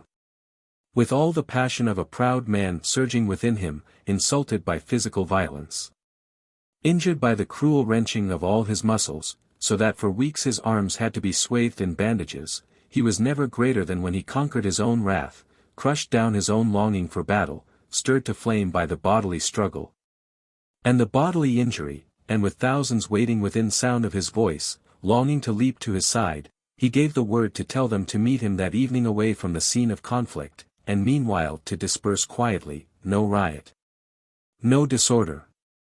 But how he suffered mentally no words of mine may tell, and none can understand how it wrung his heart who does not know how he reverenced the great Parliament of England, how he honoured law, how he believed in justice being done. It was the breaking down of his national ideals, of his pride in his country, of his belief that faith would be kept with a foe by English gentlemen, who with all their faults, he thought, held honour and chivalry dear. "No man will sleep in jail for me tonight," he said to me that day. "No woman can blame me for her husband killed or wounded," but, a wave of agony swept over his face, and from that fatal day Charles Bradlaugh was never the same man. Some hold their ideals lightly, but his heartstrings were twined round his. Some care little for their country. He was an Englishman, law-abiding, liberty-loving, to his heart's core, of the type of the 17th-century patriot, holding England's honour dear. It was the treachery that broke his heart. He had gone alone, believing in the honour of his foes, ready to submit to expulsion, to imprisonment, and it was the latter that he expected. But he never dreamed that, going alone amongst his foes, they would use brutal and cowardly violence, and shame every parliamentary tradition by personal outrage on a duly elected member. Outrage more worthy of a slum pothouse than of the great Commons House, the House of Hampden and of Vane, the house that had guarded its own from royal violence, and had maintained its privileges in the teeth of kings. These stormy scenes brought about a promise of government aid. Mr. Bradlaugh failed to get any legal redress, as, indeed, he expected to fail, on the ground that the officials of the House were covered by the House's order, but the government promised to support his claim to his seat during the next session, and thus prevented the campaign against them on which we had resolved. I had solely on my own responsibility organized a great band of people pledged to refrain from the use of all excisable articles after a certain date, and to withdraw all their moneys in the savings bank, thus seriously crippling the financial resources of the government. The response from the workers to my appeal to stop the supplies was great and touching. One man wrote that as he never drank nor smoked he would leave off tea, others that though tobacco was their one luxury, they would forego it, and so on. Somewhat reluctantly, I asked the people to lay aside this formidable weapon, as, we have no right to embarrass the government financially save when they refuse to do the first duty of a government to maintain law. They have now promised to do justice, and we must wait. Meanwhile the injuries inflicted on Mr. Bradlaugh, rupturing the sheaths of some of the muscles of the arm, laid him prostrate, and various small fights went on during the temporary truce in the great struggle. I turned up in the House 2 or 3 times, hailed thither, though not in person, by the people who kept Mr. Bradlaugh out, and a speech of mine became the subject of a question by Mr. Ritchie, while Sir Henry Tyler waged war on the science classes. Another joy was added to life by the use of my name, which by all these struggles had gained a marketable value, as author of pamphlets I had never seen. And this forgery of my name by unscrupulous people in the colonies caused me a good deal of annoyance. In the strengthening of the constitutional agitation in the country, the holding of an international congress of free thinkers in London, the studying and teaching of science, the delivering of courses of scientific lectures in the Hall of Science. A sharp correspondence with the Bishop of Manchester, who had libelled secularists, and which led to a fiery pamphlet, God's Views on Marriage, as retort. In all these matters the autumn months sped rapidly away. One incident of that autumn I record with regret. I was misled by very partial knowledge of the nature of the experiments performed, and by my fear that if scientific men were forbidden to experiment on animals with drugs they would perforce experiment with them on the poor in hospitals. To write 2 articles, republished as a pamphlet, against Sir Eardley Wilmot's bill for the total suppression of vivisection. I limited my approval to highly skilled men engaged in original investigations, and took the representations made of the character of the experiments without sufficient care to verify them. Hence the publication of the one thing I ever wrote for which I feel deep regret and shame, as against the whole trend and efforts of my life. I am thankful to say that Dr. Anna Kingsford answered my articles, and I readily inserted her replies in the paper in which mine had appeared, Our National Reformer, and she touched that question of the moral sense to which my nature at once responded. Ultimately, I looked carefully into the subject, found that vivisection abroad was very different from vivisection in England, saw that it was in very truth the fiendishly cruel thing that its opponents alleged, and destroyed my partial defense of even its less brutal form. 1882 saw no cessation of the struggles in which Mr. Bradlaugh and those who stood by him were involved. On February 7 he was heard for the 3rd time at the bar of the House of Commons, and closed his speech with an offer that, accepted, would have closed the contest. I am ready to stand aside, say for 4 or 5 weeks, without coming to that table, if the House within that time, or within such time as its great needs might demand, would discuss whether an affirmation bill should pass or not. I want to obey the law, and I tell you how I might meet the House still further, if the House will pardon me for seeming to advise it. Honorable members have said that would be a Bradlaugh relief bill. Bradlaugh is more proud than you are.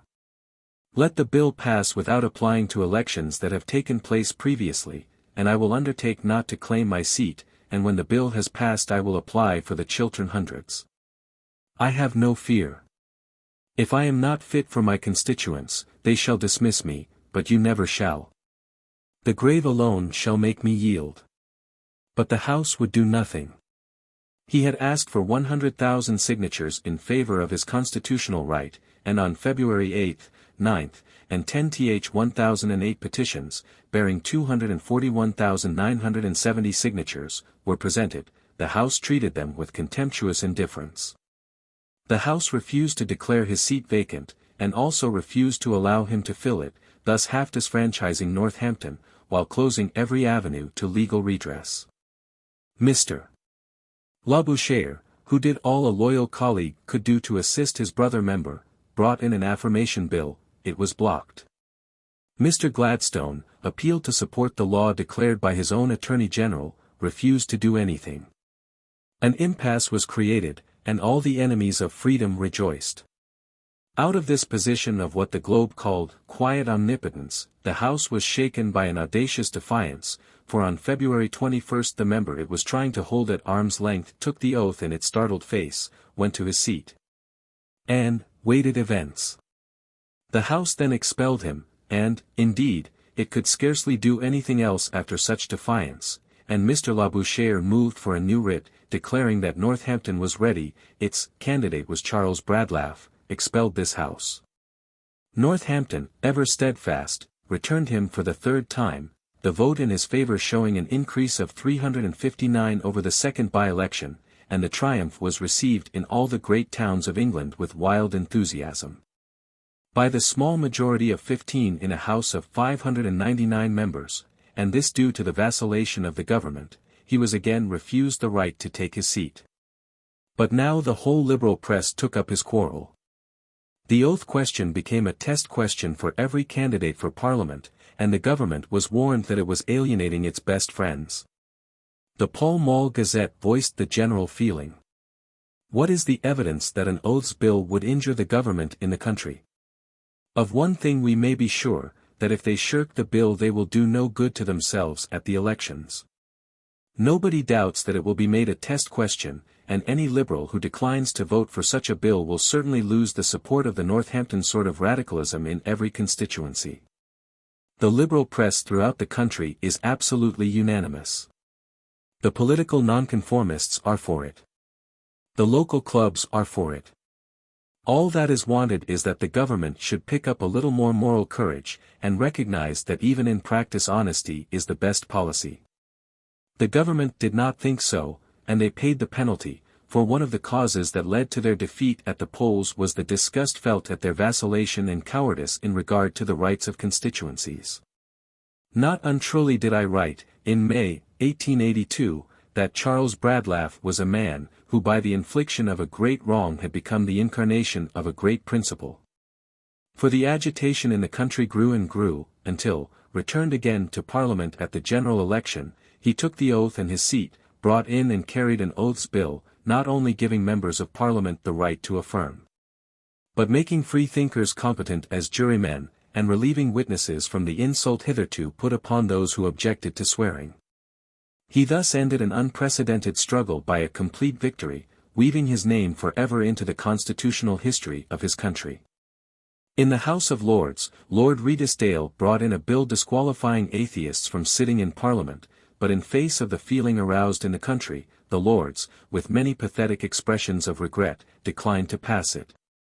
But, meanwhile, Sir Henry Tyler in the Commons was calling out for prosecutions for blasphemy to be brought against Mr. Bradlaugh and his friends, while he carried on his crusade against Mr. Bradlaugh's daughters, Dr. Aveling, and myself, as science teachers. I summed up the position in the spring of 1882 in the following somewhat strong language: this short-lived, parliamentary declaration bill, is but one of the many clouds which presage a storm of prosecution. The reiterated attempts in the House of Commons to force the government into prosecuting heretics for blasphemy, the petty and vicious attacks on the science classes at the Hall, the odious and wicked efforts of Mr. Newdigate to drive Mr. Bradlaugh into the bankruptcy court. All these are but signs that the heterogeneous army of pious and bigoted Christians are gathering together their forces for a furious attack on those who have silenced them in argument, but whom they hope to conquer by main force. By sheer brutality. Let them come. Freethinkers were never so strong, never so united, never so well organized as they are today. Strong in the goodness of our cause, in our faith in the ultimate triumph of truth, in our willingness to give up all save fidelity to the sacred cause of liberty of human thought and human speech. We await gravely and fearlessly the successors of the men who burned Bruno, who imprisoned Galileo, who tortured Van Eyne, the men who have in their hands the blood-red cross of Jesus of Nazareth. And in their hearts the love of God and the hate of man. 12. Still fighting. All this hot fighting on the religious field did not render me blind to the misery of the Irish land so dear to my heart, writhing in the cruel grip of Mr. Forster's Coercion Act. An article, Coercion in Ireland and its Results, exposing the wrongs done under the Act, was reprinted as a pamphlet and had a wide circulation. I pleaded against eviction. 7,020 persons had been evicted during the quarter ending in March, for the trial of those imprisoned on suspicion. For indemnity for those who before the Land Act had striven against wrongs the Land Act had been carried to prevent. And I urged that no chance is given for the healing measures to cure the sore of Irish disaffection until not only are the prisoners in Ireland set at liberty, but until the brave, unfortunate Michael Davitt stands once more a free man on Irish soil. At last the government reconsidered its policy and resolved on juster dealings. It sent Lord Frederick Cavendish over to Ireland, carrying with him the release of the suspects, and scarcely had he landed ere the knife of assassination struck him, a foul and cowardly murder of an innocent messenger of peace. I was at Blackburn, to lecture on the Irish question, and as I was walking towards the platform, my heart full of joy for the dawning hope of peace, a telegram announcing the assassination was placed in my hands. Never shall I forget the shock, the incredulous horror, the wave of despair. It is not only 2 men they have killed, I wrote, a day or 2 later. They have stabbed the newborn hope of friendship between 2 countries, and have reopened the gulf of hatred that was just beginning to close. Alas! The crime succeeded in its object, and hurried the government into new wrong. Hastily a new coercion bill was brought in, and rushed through its stages in Parliament, and, facing the storm of public excitement, I pleaded still, forced no remedy, despite the hardship of the task. There is excessive difficulty in dealing with the Irish difficulty at the present moment. Tories are howling for revenge on a whole nation as answer to the crime committed by a few, Whigs are swelling the outcry. Many radicals are swept away by the current, and feeling that something must be done, they endorse the government action, forgetting to ask whether the something proposed is the wisest thing. A few stand firm, but they are very few, too few to prevent the new coercion bill from passing into law. But few though we be who lift up the voice of protest against the wrong which we are powerless to prevent, we may yet do much to make the new act of brief duration, by so rousing public opinion as to bring about its early repeal. When the measure is understood by the public, half the battle will be won. It is accepted at the moment from faith in the government, it will be rejected when its true character is grasped. The murders which have given birth to this repressive measure came with a shock upon the country, which was the more terrible from the sudden change from gladness and hope to darkness and despair. The new policy was welcomed so joyfully. The messenger of the new policy was slain ere yet the pen was dry which had signed the orders of mercy and of liberty. Small wonder that cry of horror should be followed by measures of vengeance. But the murders were the work of a few criminals, while the measure of vengeance strikes the whole of the Irish people. I plead against the panic which confounds political agitation and political redressal of wrong with crime and its punishment. The government measure gags every mouth in Ireland, and puts, as we shall see, all political effort at the mercy of the Lord Lieutenant, the magistracy, and the police. I then sketched the misery of the peasants in the grip of absentee landlords, the turning out on the roadside to die of the mother with newborn babe at her breast. The loss of all thought of the sanctity of human life when the lives of the dearest are reckoned as less worth than the shillings of overdue rack rental.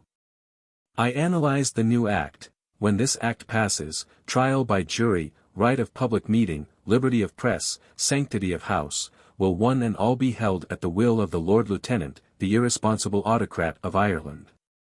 While liberty of person will lie at the mercy of every constable. Such is England's way of governing Ireland in the year 1882. And this is supposed to be a bill for the repression of crime.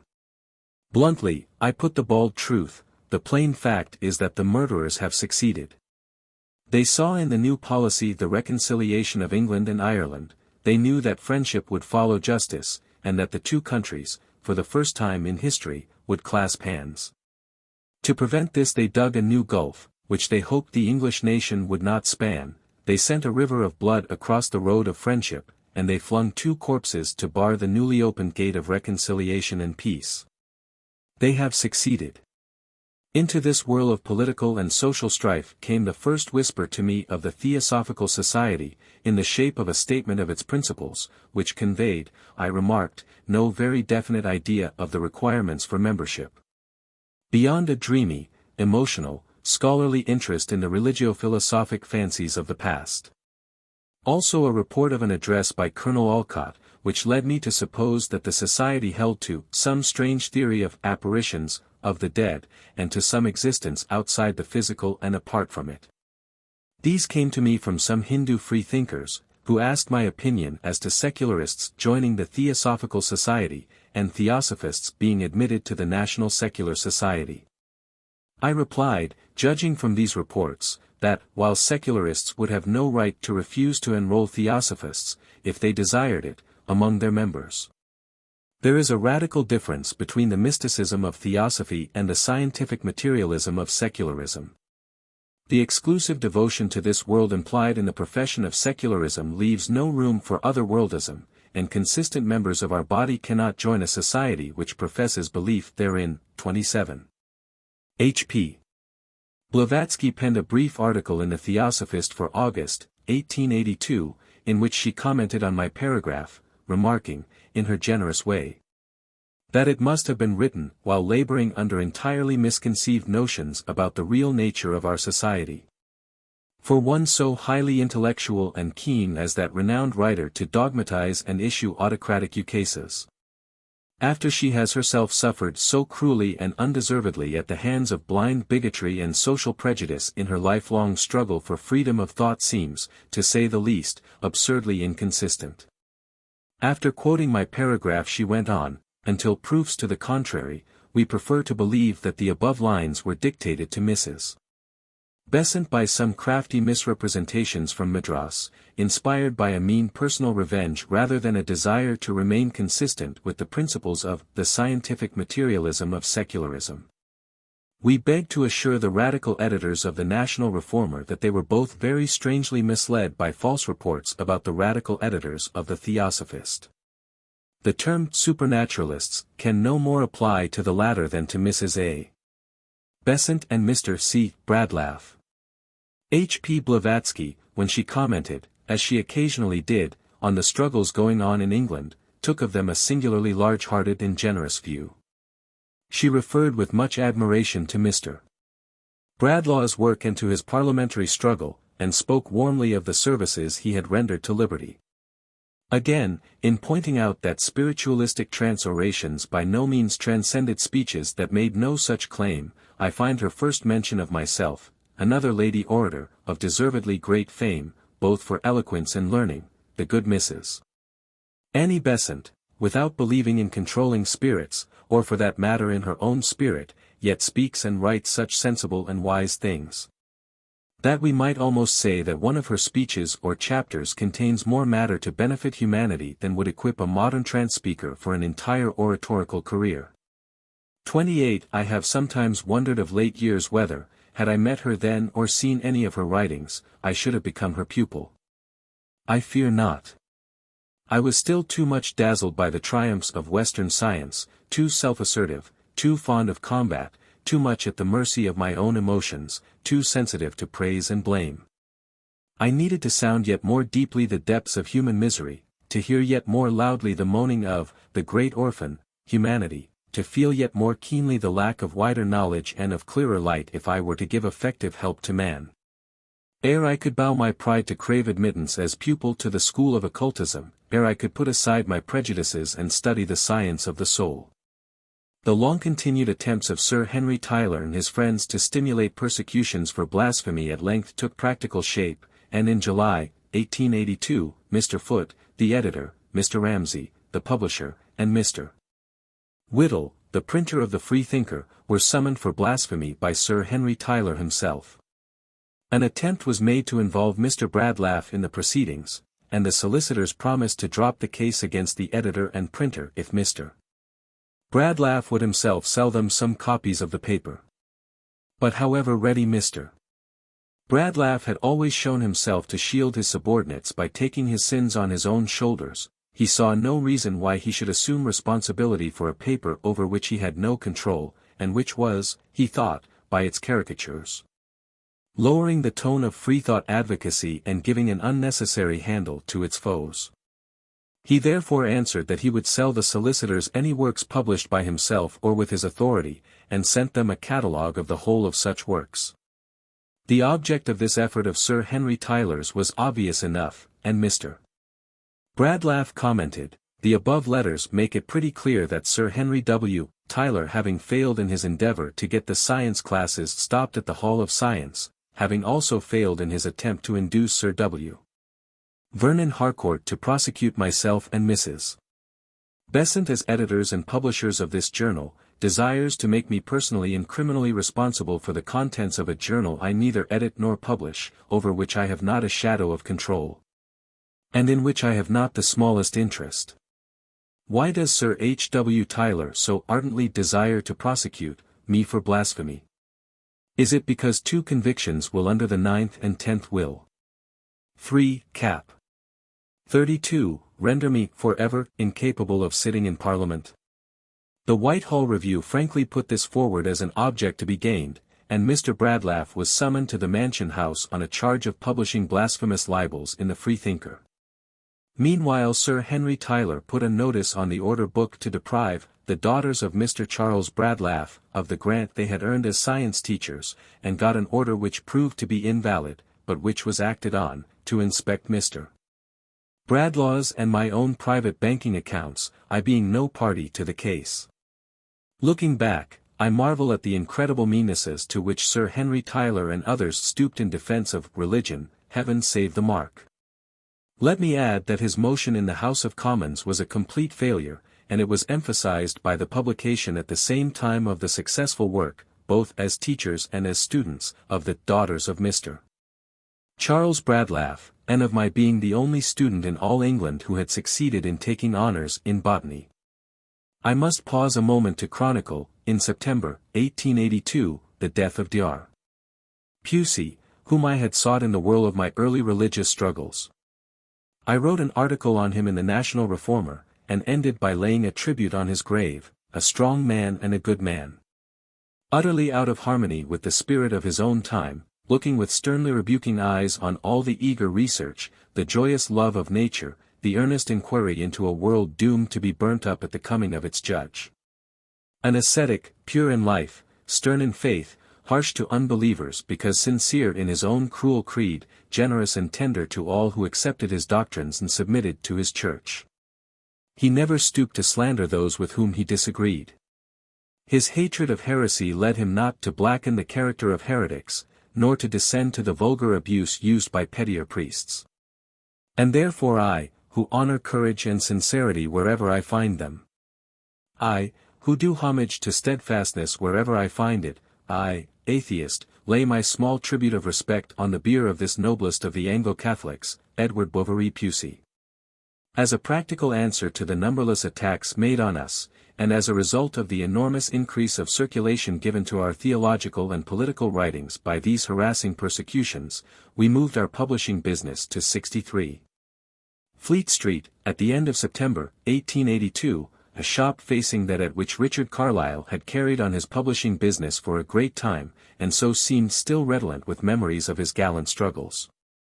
Two of the first things sold here were a pamphlet of mine, a strong protest against our shameful Egyptian policy, and a critical volume on Genesis, which Mr. Bradlaugh found time to write in the intervals of his busy life. Here I worked daily, save when out of London, until Mr. Bradlaugh's death in 1891, assisted in the conduct of the business by Mr. Bradlaugh's elder daughter, a woman of strong character with many noble qualities, who died rather suddenly in December, 1888, and in the work on the National Reformer, first by Dr. Aveling, and then by Mr. John Robertson, its present editor. Here, too, from 1884 onwards, worked with me Thornton Smith, one of Mr. Bradlaugh's most devoted disciples, who became one of the leading speakers of the National Secular Society. Like her well-loved chief, she was ever a good friend and a good fighter, and to me the most loyal and loving of colleagues. One of the few, the very few, freethinkers who were large-hearted and generous enough not to turn against me when I became a theosophist. A second of these, alas! I could count them on my fingers, was the John Robertson above mentioned, a man of rare ability and wide culture, somewhat too scholarly for popular propagandism of the most generally effective order, but a man who is a strength to any movement. Always on the side of noble living and high thinking, loyal-natured as the true Scot should be, incapable of meanness or treachery, and the most genial and generous of friends. Among the new literary ventures that followed on our taking the large publishing premises in Fleet Street was a sixpenny magazine, edited by myself, and entitled Our Corner. Its first number was dated January, 1883, and for 6 years it appeared regularly, and served me as a useful mouthpiece in my socialist and labor propagandist work. Among its contributors were Moncure D.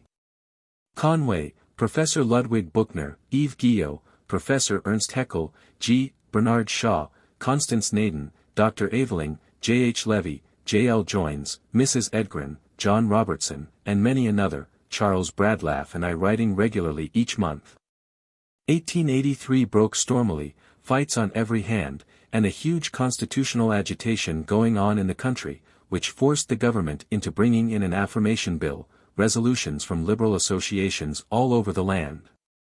Preparations to oppose the re-election of disloyal members, no less than 1,000 delegates sent up to London by clubs, trade unions, associations of every sort, a meeting that packed Trafalgar Square, an uneasy crowd in Westminster Hall.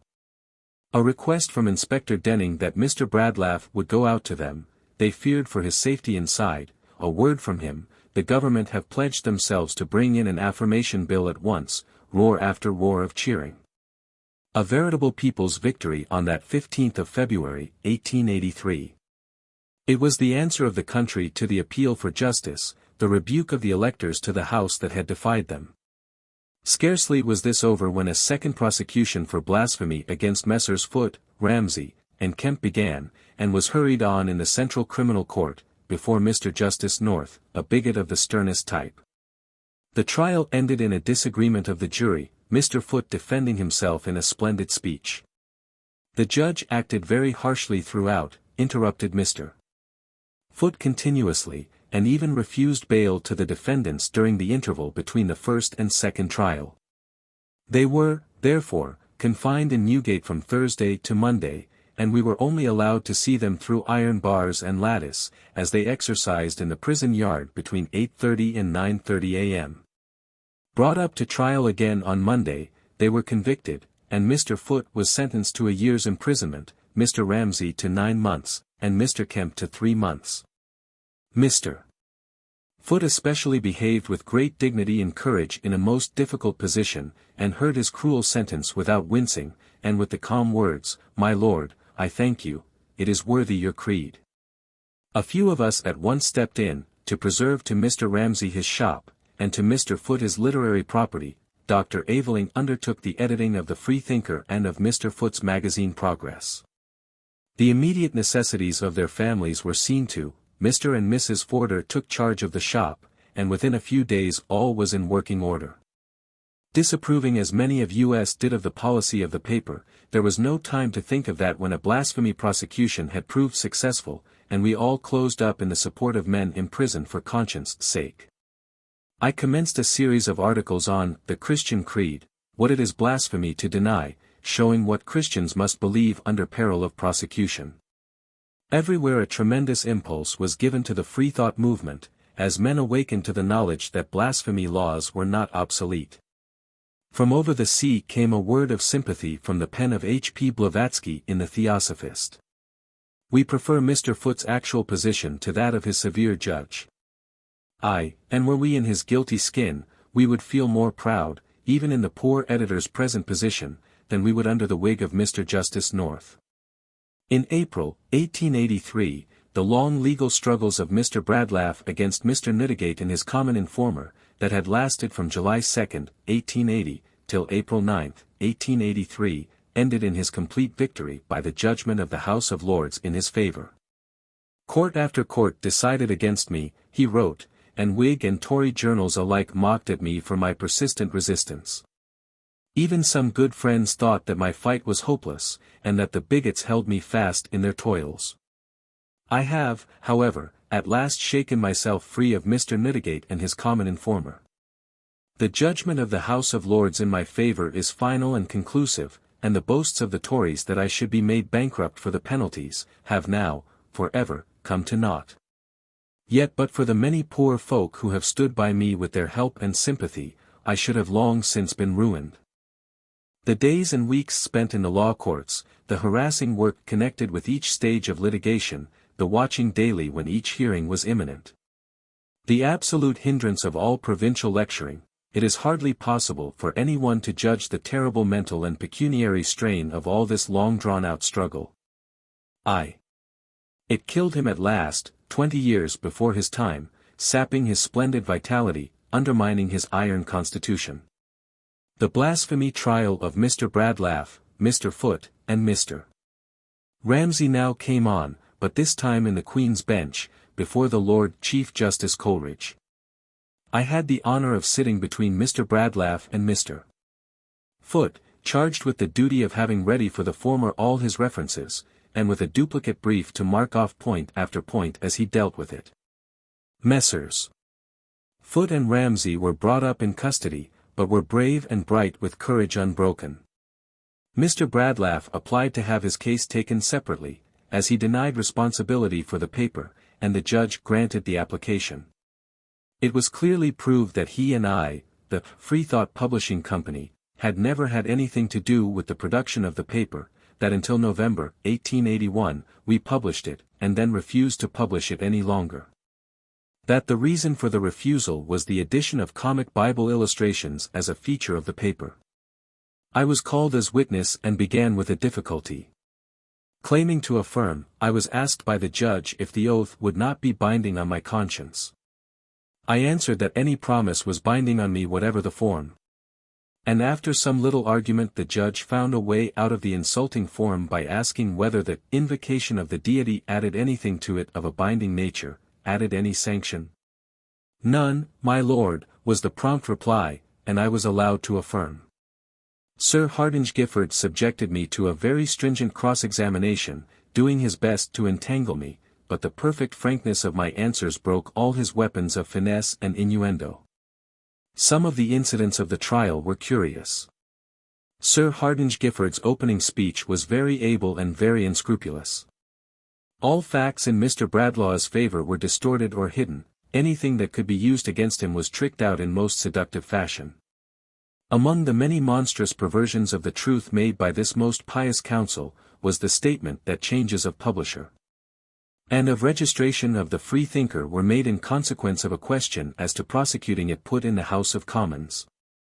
The change of publisher was admittedly made in November, the registration was made for the first time in November, and could not be changed, as there was no previous one. The House of Commons was not sitting in November. The question alluded to was asked in the following February. This one deliberate lie of the defender of the faith will do as well as quoting a score of others to show how wickedly and maliciously he endeavored to secure an unjust verdict. The speech over, a number of witnesses were called. Sir Hardinge did not call witnesses who knew the facts, such as Mr. Norrish, the shopman, or Mr. Whittle, the printer. These he carefully avoided, although he subpoenaed both, because he did not want the real facts to come out. But he put in 2 solicitors' clerks, who had been hanging about the premises, and buying endless national reformers and freethinkers, sheaves of them which were never used, but by which Sir Hardinge hoped to convey the impression of a mass of criminality. He put in a gentleman from the British Museum, who produced 2 large books, presumed to be national reformers and freethinkers. What they were brought for nobody understood, the counsel for the Crown as little as any one, and the judge, surveying them over his spectacles, treated them with supreme contempt, as utterly irrelevant. Then a man came to prove that Mr. Bradlaugh was raided for Stonecutter Street, a fact no one disputed. 2 policemen came to say they had seen him go in. "You saw many people go in, I suppose?" queried the Lord Chief Justice. On the whole the most miserably weak and obviously malicious case that could be brought into a court of law. One witness, however, must not be forgotten, Mr. Woodhams, bank manager. When he stated that Mr. Maloney, the junior counsel for the Crown, had inspected Mr. Bradlaugh's banking account, a murmur of surprise and indignation ran round the court. "Oh! Oh!" was heard from the crowd of barristers behind. The judge looked down incredulously, and for a moment the examination was stopped by the general movement. Unless Sir Hardinge Giffard is a splendid actor, he was not aware of the infamous proceeding, for he looked as startled as the rest of his legal brethren. Another queer incident occurred, showing, perhaps more than aught else, Mr. Bradlaugh's swift perception of the situation and adaptation to the environment. He wanted to read the Mansion House deposition of Norrish, to show why he was not called. The judge objected, and declined to allow it to be read. A pause while you might count 5, then, "Well, I think I may say the learned counsel did not call Norrish because," and then the whole substance of the deposition was given in supposititious form. The judge looked down a minute, and then went off into silent laughter impossible to control at the adroit change of means and persistent gaining of end. Barristers all round broke into ripples of laughter unrestrained. A broad smile pervaded the jury box. The only unmoved person was the defendant, who proceeded in his grave statement as to what Norrish might have been asked. The nature of the defense was very clearly stated by Mr. Bradlaugh. "I shall ask you to find that this prosecution is one of the steps in a vindictive attempt to oppress and to crush a political opponent, that it was a struggle that commenced on my return to Parliament in 1880. If the prosecutor had gone into the box I should have shown you that he was one of the first then in the House to use the suggestion of blasphemy against me there. Since then I have never had any peace until the Monday of this week. Writs for penalties have been served, and suits of all kinds have been taken against me. On Monday last the House of Lords cleared me from the whole of one set, and, gentlemen, I ask you today to clear me from another.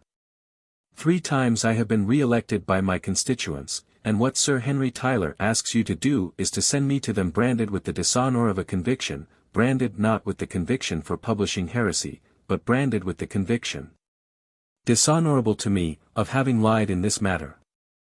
I have no desire to have a prison's walls closed on me, but I would sooner 10 times that, than that my constituents should think that for one moment I lied to escape the penalties. I am not indicted for anything I have ever written or caused to be written. As my lord at the very first stage this morning pointed out, it is no question with me, are the matters indicted blasphemous, or are they not blasphemous? Are they defensible, or are they not defensible? That is not my duty here. On this I make no comment. I have no duty here of even discussing the policy of the blasphemy laws, although I cannot help thinking that, if I were here making my defense against them, I might say that they were bad laws unfairly revived, doing more mischief to those who revive them than to those whom they are revived against. But it is not for anything I have said myself, it is not for anything I have written myself, it is not for anything I have published myself. It is an endeavor to make me technically liable for a publication with which I have nothing whatever to do, and I will ask you to defeat that here. Every time I have succeeded I have been met with some new thing. When I first fought it was hoped to defeat my election. When I was re-elected it was sought to make me bankrupt by enormous penalties, and when I escaped the suit for enormous penalties they hope now to destroy me by this. I have no question here about defending my heresy, not because I am not ready to defend it when it is challenged in the right way, and if there be anything in it that the law can challenge. I have never gone back from anything I have ever said. I have never gone back from anything I have ever written, I have never gone back from anything I have ever done. And I ask you not to allow this Sir Henry Whatley Tyler, who dares not come here today, to use you as the assassin uses the dagger, to stab a man from behind whom he never dares to face. The summing up by Lord Coleridge was perfect in eloquence, in thought, in feeling. Nothing more touching could be imagined than the conflict between the real religious feeling, abhorrent of heresy, and the determination to be just, despite all prejudice. The earnest effort lest the prejudice he felt as a Christian should weigh also in the minds of the jury, and should cause them to pervert justice. The absolute pleading to them to do what was right and not to admit against the unbeliever what they would not admit in ordinary cases. Then the protest against prosecution of opinions. The admission of the difficulties in the Hebrew Scriptures, and the pathetic fear lest by persecution, the sacred truths might be struck through the sides of those who are their enemies. For intellectual clearness and moral elevation this exquisite piece of eloquence, delivered in a voice of silvery beauty, would be hard to excel, and Lord Coleridge did this piece of service to the religion so dear to his heart. That he showed that a Christian judge could be just and righteous in dealing with a foe of his creed. There was a time of terrible strain waiting for the verdict, and when at last it came, not guilty, a sharp clap of applause hailed it, sternly and rightly reproved by the judge. It was echoed by the country, which almost unanimously condemned the prosecution as an iniquitous attempt on the part of Mr. Bradlaugh's political enemies to put a stop to his political career. Thus the Pall Mall Gazette wrote. Whatever may be the personal or political or religious aversion which is excited by Mr. Bradlaugh, it is impossible for even his bitterest opponents to deny the brilliance of the series of victories which he has won in the law courts. His acquittal in the blasphemy prosecution of Saturday was but the latest of a number of encounters in which he has succeeded in turning the tables upon his opponents in the most decisive fashion. The policy of baiting Mr. Bradlaugh which has been persisted in so long, savours so strongly of a petty and malignant species of persecution that it is well that those who indulge in it should be made to smart for their pains. The wise and weighty words used by the Lord Chief Justice in summing up should be taken seriously to heart. Those persons are to be deprecated who would pervert the law, even with the best intentions, and do evil that good may come. Whose damnation, says the Apostle, is just. Without emulating the severity of the Apostle, we may say that it is satisfactory that the promoters of all these prosecutions should be condemned in costs. In the separate trial of Messrs. Foote and Ramsay, Mr. Foote again defended himself in a speech of marked ability, and spoken of by the judge as very striking. Lord Coleridge made a noble charge to the jury, in which he strongly condemned prosecutions of unpopular opinions, pointing out that no prosecution short of extermination could be effective. And caustically remarking on the very easy form of virtue indulged in by persecutors. As a general rule, he said, persecution, unless far more extreme than in England in the 19th century is possible, is certain to be in vain. It is also true, and I cannot help assenting to it, that it is a very easy form of virtue. It is a more difficult form of virtue, quietly and unostentatiously to obey what we believe to be God's will in our own lives. It is not very easy to do it, and it makes much less noise in the world. It is very easy to turn upon somebody else who differs from us, and in the guise of zeal of God's honor to attack somebody of a difference of opinion, whose life may be more pleasing to God and more conducive to his honor than our own. And when it is done by persons whose own lives are not free from reproach and who take that particular form of zeal for God which consists in putting the criminal law in force against others, that, no doubt, does more to create a sympathy with the defendant than with the prosecutor. And if it should be done by those who enjoy the wit of Voltaire, and who do not turn away from the sneers of Gibbon, and rather relish the irony of Hume, our feelings do not go with the prosecutors. And we are rather disposed to sympathize with the defendant. It is still worse if the person who takes such a course takes it, not from a kind of notion that God wants his assistance, and that he can give it less on his own account than by prosecuting others, but it is mixed up with anything of partisan or political feeling, then nothing can be more foreign to what is high-minded, or religious, or noble, in men's conduct. And indeed, it seems to me that anyone who will do that, not for the honor of God but for the purpose of the ban, deserves the most disdainful disapprobation. The jury disagreed, and a null proska was entered. The net results of the trials were a large addition to the membership of the National Secular Society, an increase of circulation of freethought literature, the raising of Mr. Foote for a time to a position of great influence and popularity, and the placing of his name in history as a brave martyr for liberty of speech. The offense against good taste will be forgotten, the loyalty to conviction and to courage will remain. History does not ask if men who suffered for heresy ever published a rough word, it asks, were they brave in their steadfastness, were they faithful to the truth they saw? It may be well to place on record Mr. Foote's punishment for blasphemy. He spent 22 hours out of the 24 alone in his cell, his only seat was a stool without a back, his employment was picking matting, his bed was a plank with a thin mattress. During the latter part of his imprisonment he was allowed some books. 13. Socialism. The rest of 1883 passed in the usual way of hard work, the Affirmation Bill was rejected, and the agitation for constitutional right grew steadily, the liberal press was won over, and Mr. Bradlaugh was beginning to earn golden opinions on all sides for his courage, his tenacity, and his self-control. A successful international congress at Amsterdam took some of us over to the northern Venice, where a most successful gathering was held. To me, personally, the year has a special interest, as being the one in which my attention was called, though only partially, to the socialist movement. I had heard Louise Michel lecture in the early spring. A brief controversy in the National Reformer had interested me, but I had not yet concerned myself with the economic basis of socialism. I had realized that the land should be public property, but had not gone into the deeper economic causes of poverty, though the question was pressing with ever-increasing force on heart and brain. Of socialist teaching I knew nothing, having studied only the older English economists in my younger days. In 1884 a more definite call to consider 299 these teachings was to come.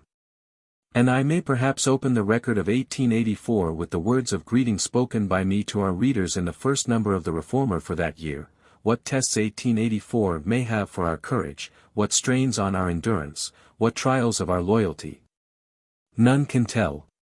But this we know, that every test of courage successfully met, every strain of endurance steadily borne, every trial of loyalty nobly surmounted, leaves courage braver, endurance stronger, loyalty truer, than each was before. And therefore, for our own and for the world's sake, I will not wish you, friends, an 1884 in which there shall be no toil and no battling. But I will wish you, each and all, the hero's heart and the hero's patience, in the struggle for the world's raising that will endure through the coming year. On February 3 I came for the first time across a paper called Justice, in which Mr. Bradlaugh was attacked, and which gave an account of a meeting of the Democratic Federation, not yet the Social Democratic, in which a man had, apparently unrebuked, said that all means were justifiable to attain working-class ends.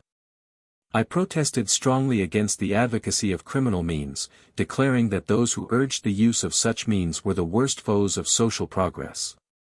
A few weeks later the Echo repeated a speech of Mr.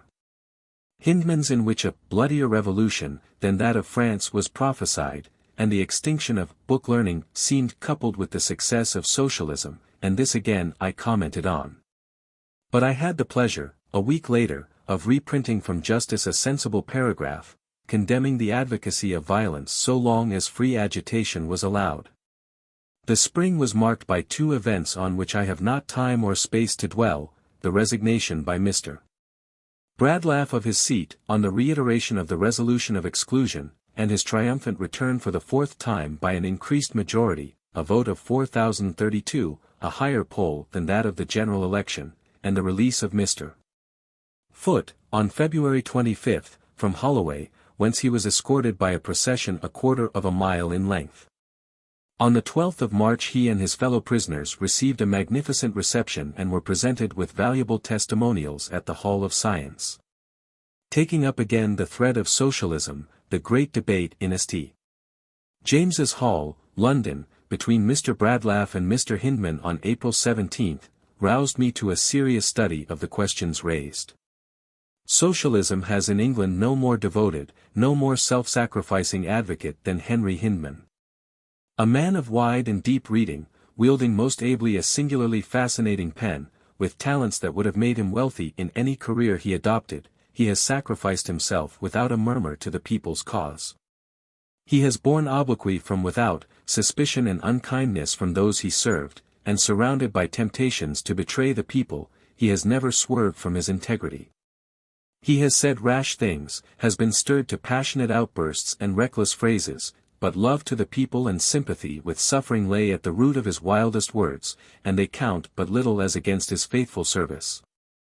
Personally, my debt to him is of a mixed character. He kept me from socialism for some time by his bitter and very unjust antagonism to Mr. Bradlaugh, but it was the debate at St. James's Hall that, while I angrily resented his injustice, made me feel that there was something more in practical socialism than I had imagined, especially when I read it over afterwards, away from the magic of Mr.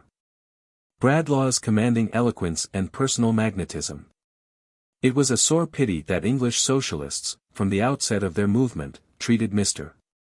Bradlaugh so unfairly, so that his friends were set against socialists ere they began to examine their arguments. I must confess that my deep attachment to him led me into injustice to his socialist foes in those early days, and often made me ascribe to them calculated malignity instead of hasty and prejudiced assertion. Added to this, their uncurbed violence in discussion, their constant interruptions during the speeches of opponents, their reckless inaccuracy in matters of fact, were all bars standing in the way of the thoughtful. When I came to know them better, I found that the bulk of their speakers were very young men, overworked and underpaid, who spent their scanty leisure in efforts to learn, to educate themselves, to train themselves. And I learned to pardon faults which grew out of the bitter sense of injustice, and which were due largely to the terrible pressure of our system on characters not yet strong enough, how few are strong enough, to bear grinding injustice without loss of balance and of impartiality. None save those who have worked with them know how much of real nobility, of heroic self-sacrifice, of constant self-denial, of brotherly affection, there is among the Social Democrats. At this time also I met George Bernard Shaw, one of the most brilliant of socialist writers and most provoking of men. A man with a perfect genius for aggravating the enthusiastically earnest, and with a passion for representing himself as a scoundrel. On my first experience of him on the platform at South Place Institute he described himself as a loafer, and I gave an angry snarl at him in the Reformer, for a loafer was my detestation, and behold. I found that he was very poor, because he was a writer with principles and preferred starving his body to starving his conscience, that he gave time and earnest work to the spreading of socialism, spending night after night in workmen's clubs. And that, a loafer, was only an amiable way of describing himself because he did not carry a hod. Of course I had to apologize for my sharp criticism as doing him a serious injustice, but privately felt somewhat injured at having been entrapped into such a blunder.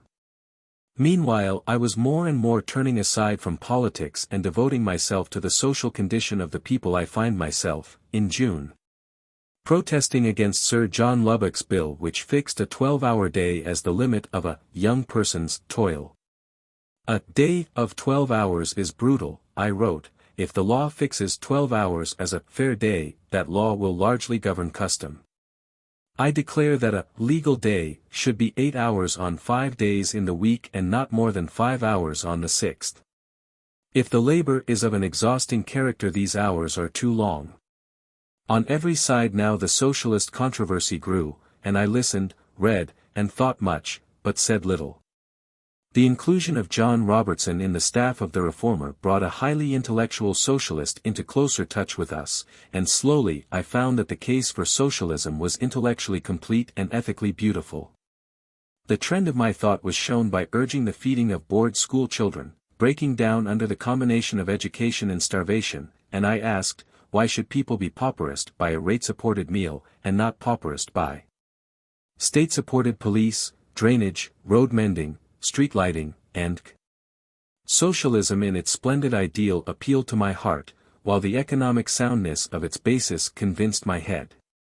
All my life was turned towards the progress of the people, the helping of man, and it leaped forward to meet the stronger hope, the lofty ideal of social brotherhood, the rendering possible to all of freer life. So long had I been striving thitherward, and here there opened up a path to the yearned-for goal. How strong were the feelings surging in my heart may be seen in a brief extract from an article published second week of January, 1885, Christian Charity. We know its work.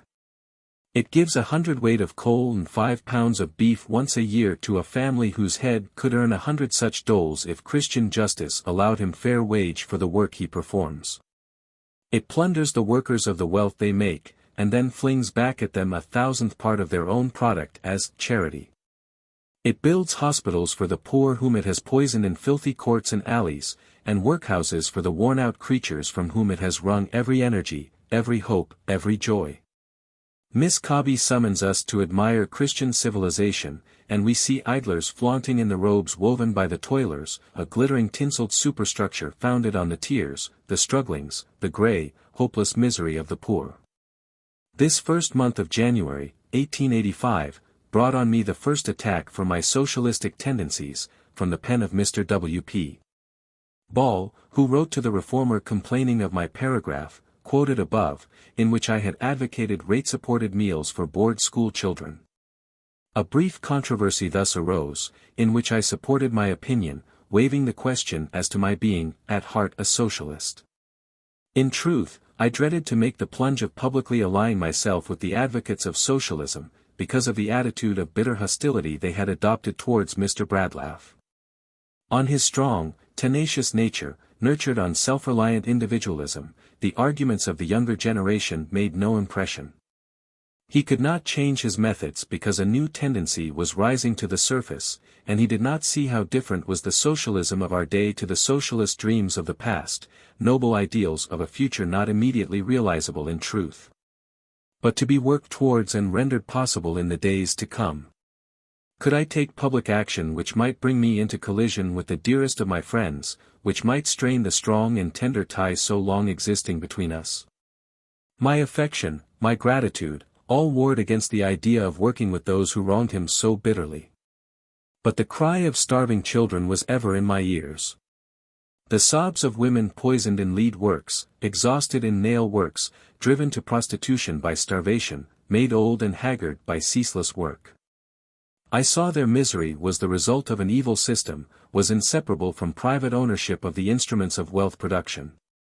That while the worker was himself but an instrument, selling his labor under the law of supply and demand, he must remain helpless in the grip of the employing classes, and that trade combinations could only mean increased warfare, necessary indeed, for the time as weapons of defense, but meaning war, not brotherly cooperation of all for the good of all.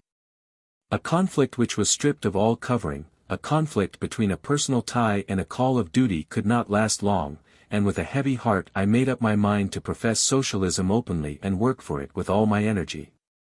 Happily, Mr. Bradlaugh was as tolerant as he was strong, and our private friendship remained unbroken. But he never again felt the same confidence in my judgment as he felt before, nor did he any more consult me on his own policy, as he had done ever since we first clasped hands. A series of articles in our corner on the redistribution of political power, on the evolution of society, on modern socialism, made my position clear. Over against those who laud the present state of society, with its unjustly rich and its unjustly poor, with its palaces and its slums, its millionaires and its paupers. Be it ours to proclaim that there is a higher ideal in life than that of being first in the race for wealth, most successful in the scramble for gold. Be it ours to declare steadfastly that health, comfort, leisure, culture, plenty for every individual are far more desirable than breathless struggle for existence, furious trampling down of the weak by the strong. Huge fortunes accumulated out of the toil of others, to be handed down to those who had done nothing to earn them. Be it ours to maintain that the greatness of a nation depends not on the number of its great proprietors, on the wealth of its great capitalists, or the splendor of its great nobles, but on the absence of poverty among its people. On the education and refinement of its masses, on the universality of enjoyment in life. Enough for each of work, of leisure, of joy, too little for none, too much for none, such is the social ideal. Better to strive after it worthily and fail, than to die without striving for it at all. Then I differentiated the methods of the socialist and the radical individualist, pleading for union among those who formed the wings of the army of labor, and urging union of all workers against the idlers. For the weakness of the people has ever been in their divisions, in the readiness of each section to turn its weapons against other sections instead of against the common foe. All privileged classes, when they are attacked, sink their differences and present a serried front to their assailants. The people alone fight with each other, while the battle between themselves and the privileged is raging.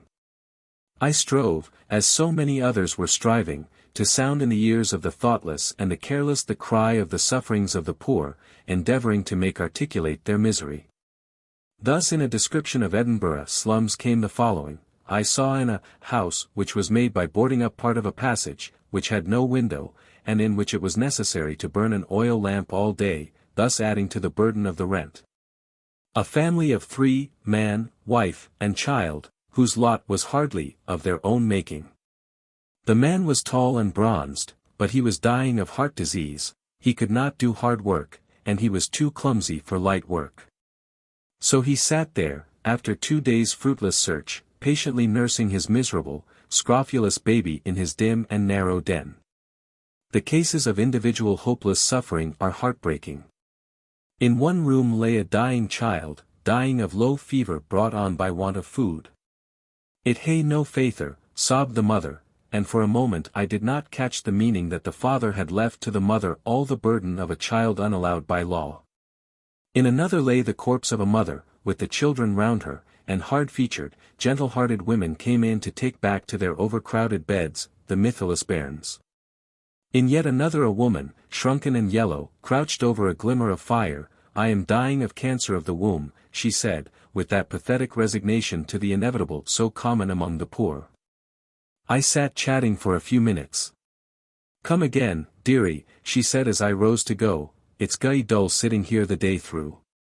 The article in which these, among other descriptions, occurred was closed with the following: "Passing out of the slums into the streets of the town, only a few steps separating the horror and the beauty, I felt with a vividness more intense than ever, the fearful contrasts between the lots of men. And with more pressing urgency the question seemed to ring in my ears, is there no remedy? Must there always be rich and poor? Some say that it must be so, that the palace and the slum will forever exist as the light and the shadow. Not so do I believe. I believe that the poverty is the result of ignorance and of bad social arrangements, and that therefore it may be eradicated by knowledge and by social change. I admit that for many of these adult dwellers in the slums there is no hope. Poor victims of a civilization that hides its brutality beneath a veneer of culture and of grace, for them individually there is, alas, no salvation. But for their children, yes. Healthy surroundings, good food, mental and physical training, plenty of play, and carefully chosen work, these might save the young and prepare them for happy life. But they are being left to grow up as their parents were, and even when a few hours of school are given them the home half neutralizes what the education affects. The scanty aid given is generally begrudged, the education is to be but elementary, as little as possible is doled out. Yet these children have each one of them hopes and fears, possibilities of virtue and of crime, a life to be made or marred. We shower money on generals and on nobles, we keep high-born paupers living on the national charity, we squander wealth with both hands on army and navy, on churches and palaces. But we grudge every halfpenny that increases the education rate and howl down every proposal to build decent houses for the poor. We cover our heartlessness and indifference with fine phrases about sapping the independence of the poor and destroying their self-respect. With loathsome hypocrisy we repair a prince's palace for him, and let him live in it rent-free, without one word about the degradation involved in his thus living upon charity. While we refuse to pauperize the toiler by erecting decent buildings in which he may live, not rent-free like the prince, but only paying a rent which shall cover the cost of erection and maintenance, instead of one which gives a yearly profit to a speculator. And so, year after year, the misery grows, and every great city has on its womb a cancer, sapping its vitality, poisoning its lifeblood. Every great city is breeding in its slums a race which is reverting through the savage to the brute, a brute more dangerous in that degraded humanity has possibilities of evil in it beyond the reach of the mere wild beast. If not for love's sake, then for fear, if not for justice or for human pity, then for sheer desire of self-preservation. I appeal to the wise and to the wealthy to set their hands to the cure of social evil, ere stolidity gives place to passion and dull patience vanishes before fury, and they learn at last, in some wild hour, how much the wretched dare. Because it was less hotly antagonistic to the radicals than the two other socialist organizations, I joined the Fabian Society, and worked hard with it as a speaker and lecturer. Sidney Webb, G. Bernard Shaw, Hubert and Mrs. Bland, Graham Wallace, these were some of those who gave time, thought, incessant work to the popularizing of socialist thought, the spreading of sound economics. The effort to turn the workers' energy toward social rather than merely political reform. We lectured at workmen's clubs wherever we could gain a hearing, till we leavened London radicalism with socialist thought, and by treating the radical as the unevolved socialist rather than as the anti-socialist, we gradually won him over to socialist views. We circulated questions to be put to all candidates for parliamentary or other offices, stirred up interest in local elections, educated men and women into an understanding of the causes of their poverty. Won recruits for the army of propagandists from the younger of the educated middle class. That the London working classes today are so largely socialist is greatly due to the years of work done among them by members of the Fabian Society, as well to the splendid, if occasionally too militant, energy of the Social Democratic Federation. And to the devotion of that noble and generous genius, William Morris. During this same year, 1885, a movement was set on foot in England to draw attention to the terrible sufferings of the Russian political prisoners, and it was decided at a meeting held in my house to form a Society of the Friends of Russia, which should seek to spread accurate and careful information about the present condition of Russia. At that meeting were present Charles Bradlaugh, Stepniak, and many others, ERPs acting as honorary secretary. It is noteworthy that some of the most prominent Russian exiles, such as Kropotkin, take the view that the Tsar himself is not allowed to know what occurs, and is very largely the victim of the bureaucracy that surrounds him. Another matter, that increased as the months went on, was the attempt of the police authorities to stop socialists speaking in the open air. Christians, freethinkers, Salvationists, agitators of all kinds were, for the most part, left alone, but there was a regular crusade against the socialists. Liberal and Tory journals alike condemned the way in which in Deodie Street, in September, the socialists' meetings were attacked. Quiet persistence was shown by the promoters, members of the Social Democratic Federation, and they were well supported by other socialists and by the radical clubs. I volunteered to speak on October 4, my first Sunday in London after the summoning and imprisoning of the speakers had commenced, but the attitude of the people was so determined on the preceding Sunday that all interference was withdrawn. Herbert Burrows stood for the school board for the Tower Hamlets in the November of this year, and I find a paragraph in the Reformer in which I heartily wished him success. Especially as the first candidate who had put forward a demand for industrial education. In this, as in so many practical proposals, socialists have led the way. He polled 4,232 votes, despite the furious opposition of the clergy to him as a free thinker, of the publicans to him as a teetotaler, of the maintainers of the present social system to him as a socialist. And his fight did much to make possible my own success in 1888. With this autumn, too, began, in connection with the struggle for the right of meeting, the helping of the workmen to fair trial by providing of bail and legal defense. The first case that I bailed out was that of Lewis Lyons, sent to jail for 2 months with hard labor by Mr. Saunders, of the Thames Police Court. Oh, the weary, sickening waiting in the court for my prisoner, the sordid vice, the revolting details of human depravity to which my unwilling eyes and ears were witnesses. I carried Lyons off in triumph, and the Middlesex magistrates quashed the conviction, the evidence being pronounced by them to be confusing, contradictory, and worthless. Yet but for the chance of one of us stepping forward to offer bail and to provide the means for an appeal, I acted on Mr.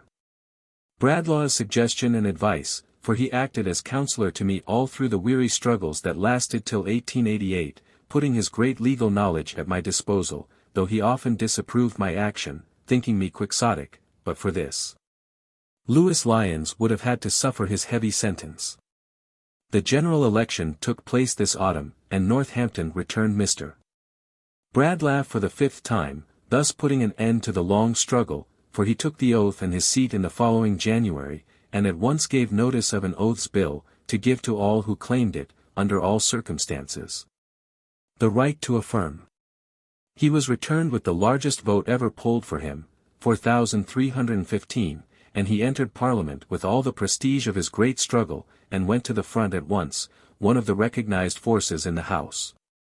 The action of Mr. Speaker Peel promptly put an end to an attempted obstruction. Sir Michael Hicks Beach, Mr. Cecil Raikes, and Sir John Hennaway had written to the Speaker asking his interference, but the Speaker declared that he had no authority, no right to stand between a duly elected member and the duty of taking the oath prescribed by statute.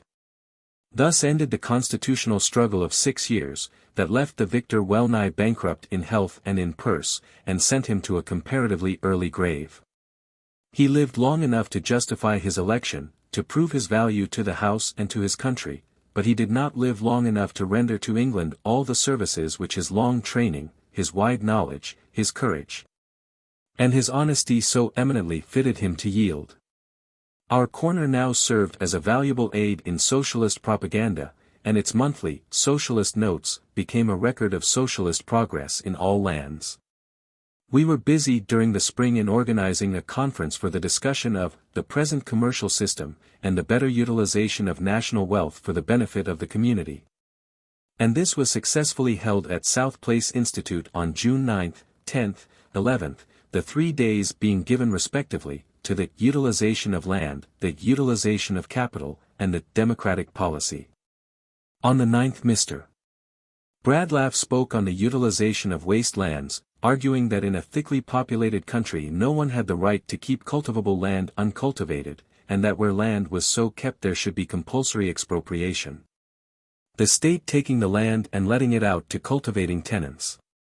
Among the other speakers were Edward Carpenter, William Morris, Sidney Webb, John Robertson, William Saunders, W. Donisthorpe, Edward Aveling, Charlotte Wilson, Mrs. Fenwick Miller, Hubert Bland, Dar. Pankhurst, and myself, men and women of many views, met to compare methods, and so help on the cause of social regeneration. Bitter attacks were made on me for my socialist advocacy by some of the radicals in the Freethought Party, and looking back I find myself condemned as a Saint Athanasius in petticoats, and as possessing a mind like a milk jug. This same courteous critic remarked, I have heard Mrs. Besant described as being, like most women, at the mercy of her last male acquaintance for her views on economics. I was foolish enough to break a lance in self-defense with this assailant, not having then learned that self-defense was a waste of time that might be better employed in doing work for others. I certainly should not now take the trouble to write such a paragraph as the following. The moment a man uses a woman's sex to discredit her arguments, the thoughtful reader knows that he is unable to answer the arguments themselves. But really these silly sneers at woman's ability have lost their force, and are best met with a laugh at the stupendous, male self-conceit of the writer. I may add that such shafts are specially pointless against myself. A woman who thought her way out of Christianity and Whiggism into free thought and radicalism absolutely alone, who gave up every old friend, male and female, rather than resign the beliefs she had struggled to in solitude. Who, again, in embracing active socialism, has run counter to the views of her nearest male friends. Such a woman may very likely go wrong, but I think she may venture, without conceit, to at least claim independence of judgment. I did not make the acquaintance of one of my present socialist comrades, male or female, until I had embraced socialism. A foolish paragraph, as are all self-defenses, and a mischievous one, as all retort breeds fresh strife. But not yet had come the self-control that estimates the judgments of others at their true value, that recks not of praise and blame. Not yet had I learned that evil should not be met with evil, wrath with wrath. Not yet were the words of the Buddha the law to which I strove to render obedience. Hatred ceases not by hatred at any time, hatred ceases by love. The year 1886 was a terrible one for labor, everywhere reductions of wages, everywhere increase of the numbers of the unemployed. Turning over the pages of our corner, I see socialist notes filled, month after month, with a monotonous tale. There is a reduction of wages at such and such a place. So many men have been discharged at owing to the slackness of trade. Our hearts sank lower and lower as summer passed into autumn, and the coming winter threatened to add to starvation the bitter pains of cold. The agitation for the 8 hours day increased in strength as the unemployed grew more numerous week by week. We can't stand it, a sturdy, quiet fellow had said to me during the preceding winter. Flesh and blood can't stand it, and 2 months of this bitter cold, too. We may as well starve idle as starve working, had said another, with a fierce laugh. And a spirit of sullen discontent was spreading everywhere, discontent that was wholly justified by facts. But ah! How patient they were for the most part, how sadly, pathetically patient, this crucified Christ, humanity. Wrongs that would set my heart and my tongue afire would be accepted as a matter of course. O blind and mighty people, how my heart went out to you, trampled on, abused, derided, asking so little and needing so much. So pathetically grateful for the pettiest services, so loving and so loyal to those who offered you but their poor services and helpless love. Deeper and deeper into my innermost nature ate the growing desire to succor, to suffer for, to save. I had long given up my social reputation, now gave up with ever-increasing surrender ease, comfort, time. The passion of pity grew stronger and stronger, fed by each new sacrifice, and each sacrifice led me nearer and nearer to the threshold of that gateway beyond which stretched a path of renunciation I had never dreamed of. Which those might tread who were ready wholly to strip off self for man's sake, who for love's sake would surrender love's return from those they served, and would go out into the darkness for themselves that they might, with their own souls as fuel, feed the light of the world. As the suffering deepened with the darkening months, the meetings of the unemployed grew in number, and the murmurs of discontent became louder. The Social Democratic Federation carried on an outdoor agitation, not without making blunders, being composed of human beings, but with abundant courage and self-sacrifice. The policy of breaking up socialist meetings went on while other meetings were winked at, and John Williams, a fiery speaker, but a man with a record of pathetic struggle and patient heroism, was imprisoned for 2 months for speaking in the open air, and so nearly starved in jail that he came out with his health broken for life. 1887 dawned, the year that was to close so stormily, and socialists everywhere were busying themselves on behalf of the unemployed, urging vestries to provide remunerative work for those applying for relief. Assailing the local government board with practicable proposals for utilizing the productive energies of the unemployed, circulating suggestions to municipalities and other local representative bodies, urging remedial measures. A 4 days oral debate with Mr. Foote, and a written debate with Mr. Bradlaugh, occupied some of my energies, and helped in the process of education to which public opinion was being subjected. Both these debates were largely circulated as pamphlets. A series of afternoon debates between representative speakers was organized at South Place Institute, and Mr. Corey Grant and myself had a lively discussion. I affirming, that the existence of classes who live upon unearned incomes is detrimental to the welfare of the community, and ought to be put an end to by legislation. Another debate, in this very quarrelsome spring of 1887, was a written one in the National Reformer between the Rev. G.F. Handel Rowe and myself on the proposition, is atheism logically tenable, and is there a satisfactory atheistic system for the guidance of human conduct? And so the months went on, and the menace of misery grew louder and louder, till in September I find myself writing, "This one thing is clear, society must deal with the unemployed, or the unemployed will deal with society." Stormier and stormier becomes the social outlook, and they at least are not the worst enemies of society who seek to find some way through the breakers by which the ship of the Commonwealth may pass into quiet waters. Some amusement turned up in the shape of a Charing Cross Parliament, in which we debated with much vigor the burning questions of the day. We organized a compact socialist party, defeated a liberal government, took the reins of office. And, after a Queen's speech in which Her Majesty addressed her loyal Commons with a plainness of speech never before, or since, heard from the throne, we brought in several bills of a decidedly heroic character. G. Bernard Shaw, as President of the Local Government Board, and I, as Home Secretary, came in for a good deal of criticism in connection with various drastic measures. An International Freethought Congress, held in London, entailed fairly heavy work, and the science classes were ever with us. Another written debate came with October, this time on the teachings of Christianity, making the fifth of these set discussions held by me during the year.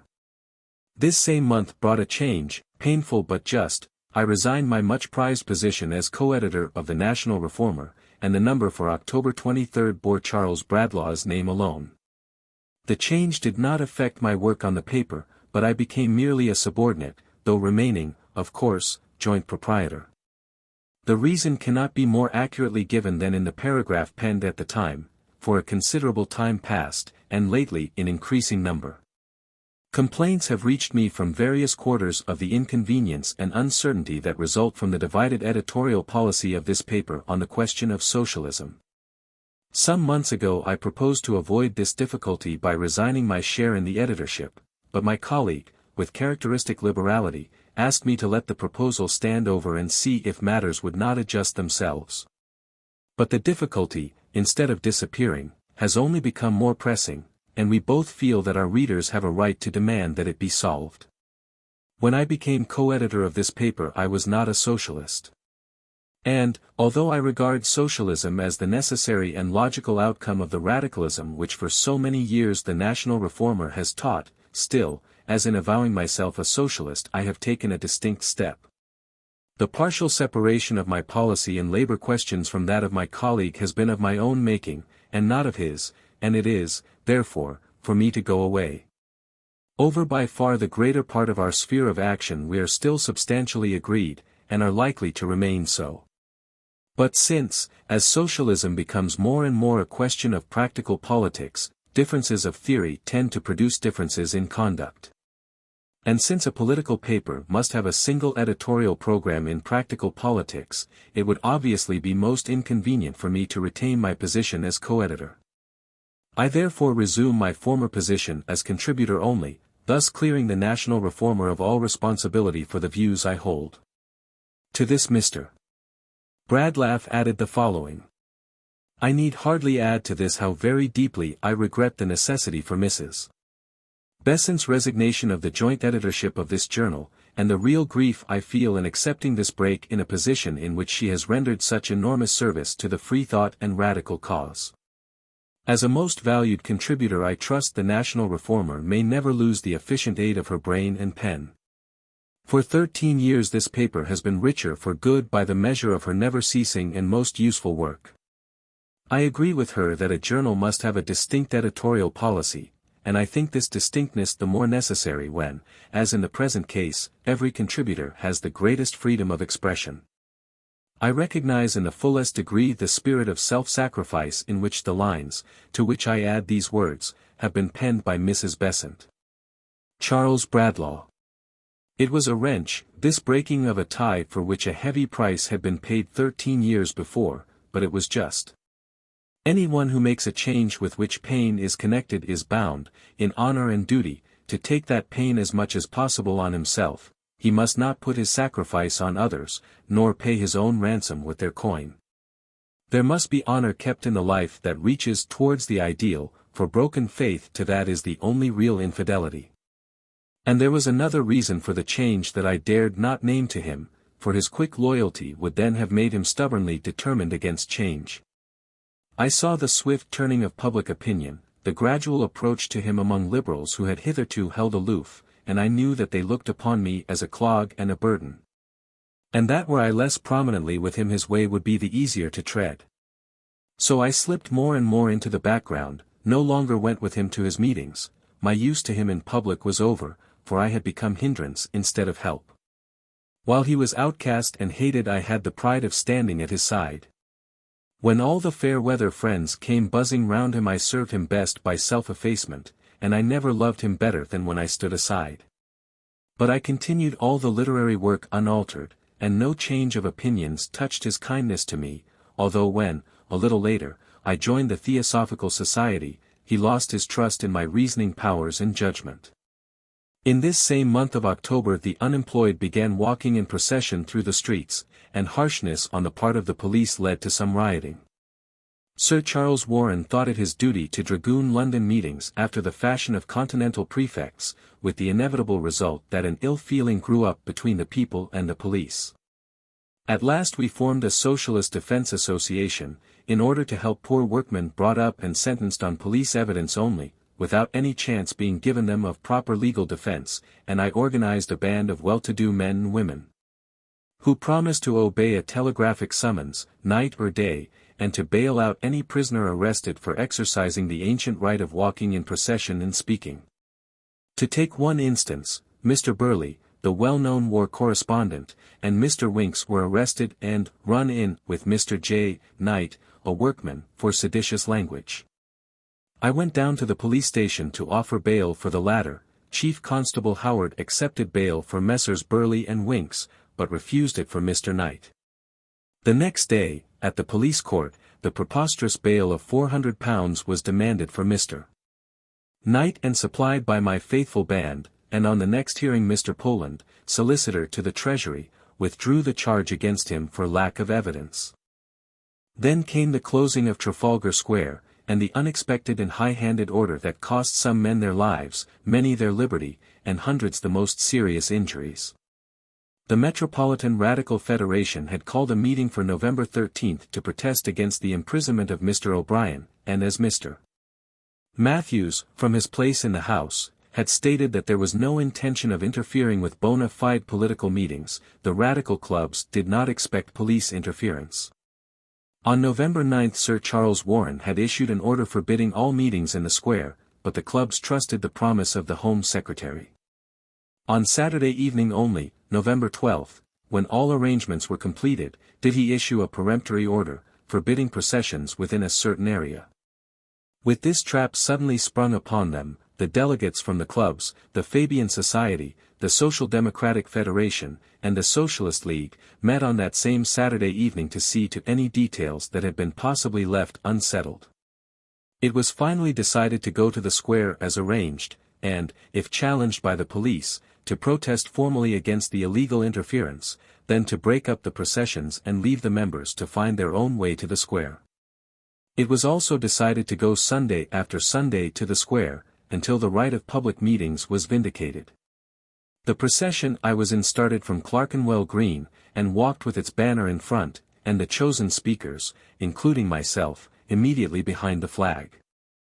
As we were moving slowly and quietly along one of the narrow streets debouching on Trafalgar Square, wondering whether we should be challenged, there was a sudden charge, and without a word the police were upon us with uplifted truncheons. The banner was struck down, and men and women were falling under a hail of blows. There was no attempt at resistance, the people were too much astounded at the unprepared attack.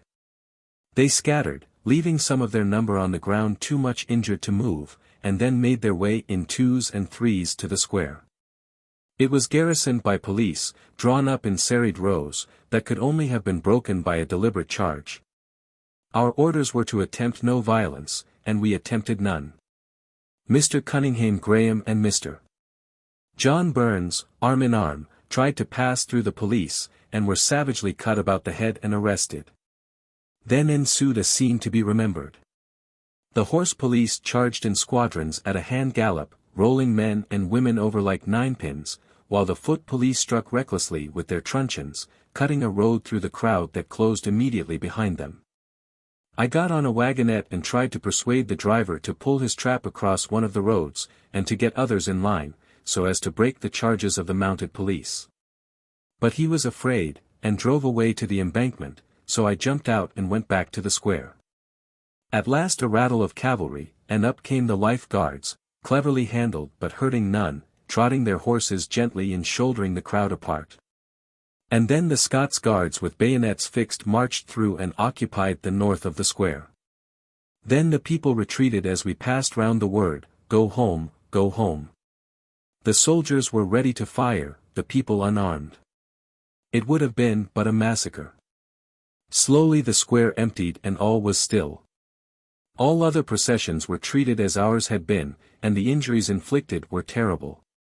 Peaceable, law-abiding workmen, who had never dreamed of rioting, were left with broken legs, broken arms, wounds of every description.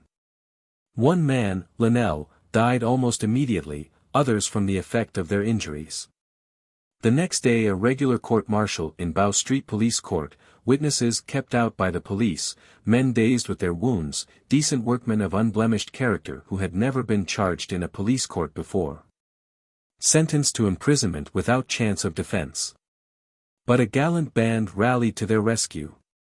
William T. Stead, most chivalrous of journalists, opened a defense fund, and money rained in. My pledged bail came up by the dozen, and we got the men out on appeal. By sheer audacity I got into the police court, addressed the magistrate, too astounded by my profound courtesy and calm assurance to remember that I had no right there.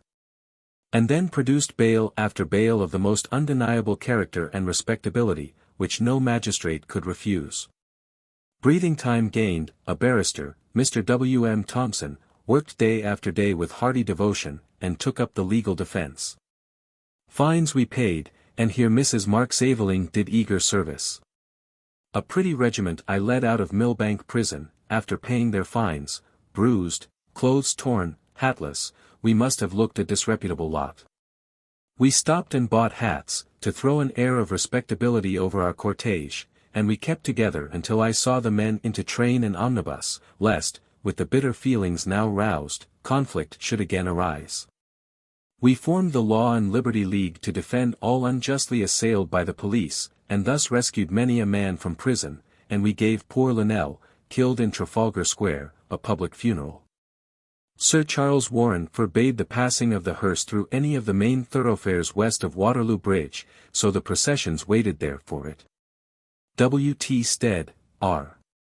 Cunninghame Graham, Herbert Burrows, and myself walked on one side the coffin, William Morris, F. Smith, R. Dowling, and J. Seddon on the other. The Reverend Stuart D. Headlam, the officiating clergyman, walked in front.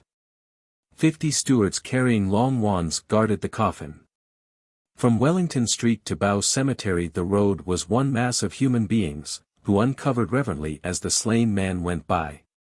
At Aldgate the procession took 3/4 of an hour to pass one spot, and thus we bore Linnell to his grave, symbol of a cruel wrong, the vast orderly, silent crowd, bareheaded, making mute protest against the outrage wrought. It is pleasant to put on record here Mr. Bradlaugh's grave approval of the heavy work done in the police courts. And the following paragraph shows how generously he could praise one not acting on his own lines, as I have on most serious matters of principle recently differed very widely from my brave and loyal co-worker. And as the difference has been regrettably emphasized by her resignation of her editorial functions on this journal, it is the more necessary that I should say how thoroughly I approve, and how grateful I am to her for her conduct in not only obtaining bail and providing legal assistance for the helpless unfortunates in the hands of the police, but also for her daily personal attendance and wise conduct at the police stations and police courts, where she has done so much to abate harsh treatment on the one hand and rash folly on the other. While I should not have marked out this as fitting woman's work, especially in the recent very inclement weather, I desire to record my view that it has been bravely done, well done, and most usefully done. And I wish to mark this the more emphatically as my views and those of Mrs. Besant seem wider apart than I could have deemed possible on many of the points of principle underlying what is every day growing into a most serious struggle. Ever did I find Charles Bradlaugh thus tolerant of difference of opinion, generously eager to approve what to him seemed right even in a policy he disapproved. The indignation grew and grew. The police were silently boycotted, but the people were so persistent and so tactful that no excuse for violence was given, until the strain on the police force began to tell, and the Tory government felt that London was being hopelessly alienated. So at last Sir Charles Warren fell, and a wiser hand was put at the helm. 14. Through storm to peace. Out of all this turmoil and stress rose a brotherhood that had in it the promise of a fairer day. Mr. Stead and I had become close friends, he Christian, I atheist, burning with one common love for man, one common hatred against oppression. And so in our corner for February, 1888, I wrote, "Lately there has been dawning on the minds of men far apart in questions of theology, the idea of founding a new brotherhood, in which service of man should take the place erstwhile given to service of God, a brotherhood in which work should be worship and love should be baptism, in which none should be regarded as alien who was willing to work for human good." One day as I was walking towards Millbank Jail with the Reverend S.D. Headlam, on the way to liberate a prisoner, I said to him, "Mr. Headlam, we ought to have a new church, which should include all who have the common ground of faith in and love for man." And a little later I found that my friend Mr. W.T. Stead, editor of the Pall Mall Gazette, had long been brooding over a similar thought, and wondering whether men might not be persuaded to be as earnest about making this world happy as they are over saving their souls. The teaching of social duty, the upholding of social righteousness, the building up of a true commonwealth, such would be among the aims of the Church of the future. Is the hope too fair for realization? Is the winning of such beatific vision yet once more the dream of the enthusiast? But surely the one fact that persons so deeply differing in theological creeds as those who have been toiling for the last 3 months to aid and relieve the oppressed, can work in absolute harmony side by side for the one end, surely this proves that there is a bond which is stronger than our antagonisms, a unity which is deeper than the speculative theories which divide.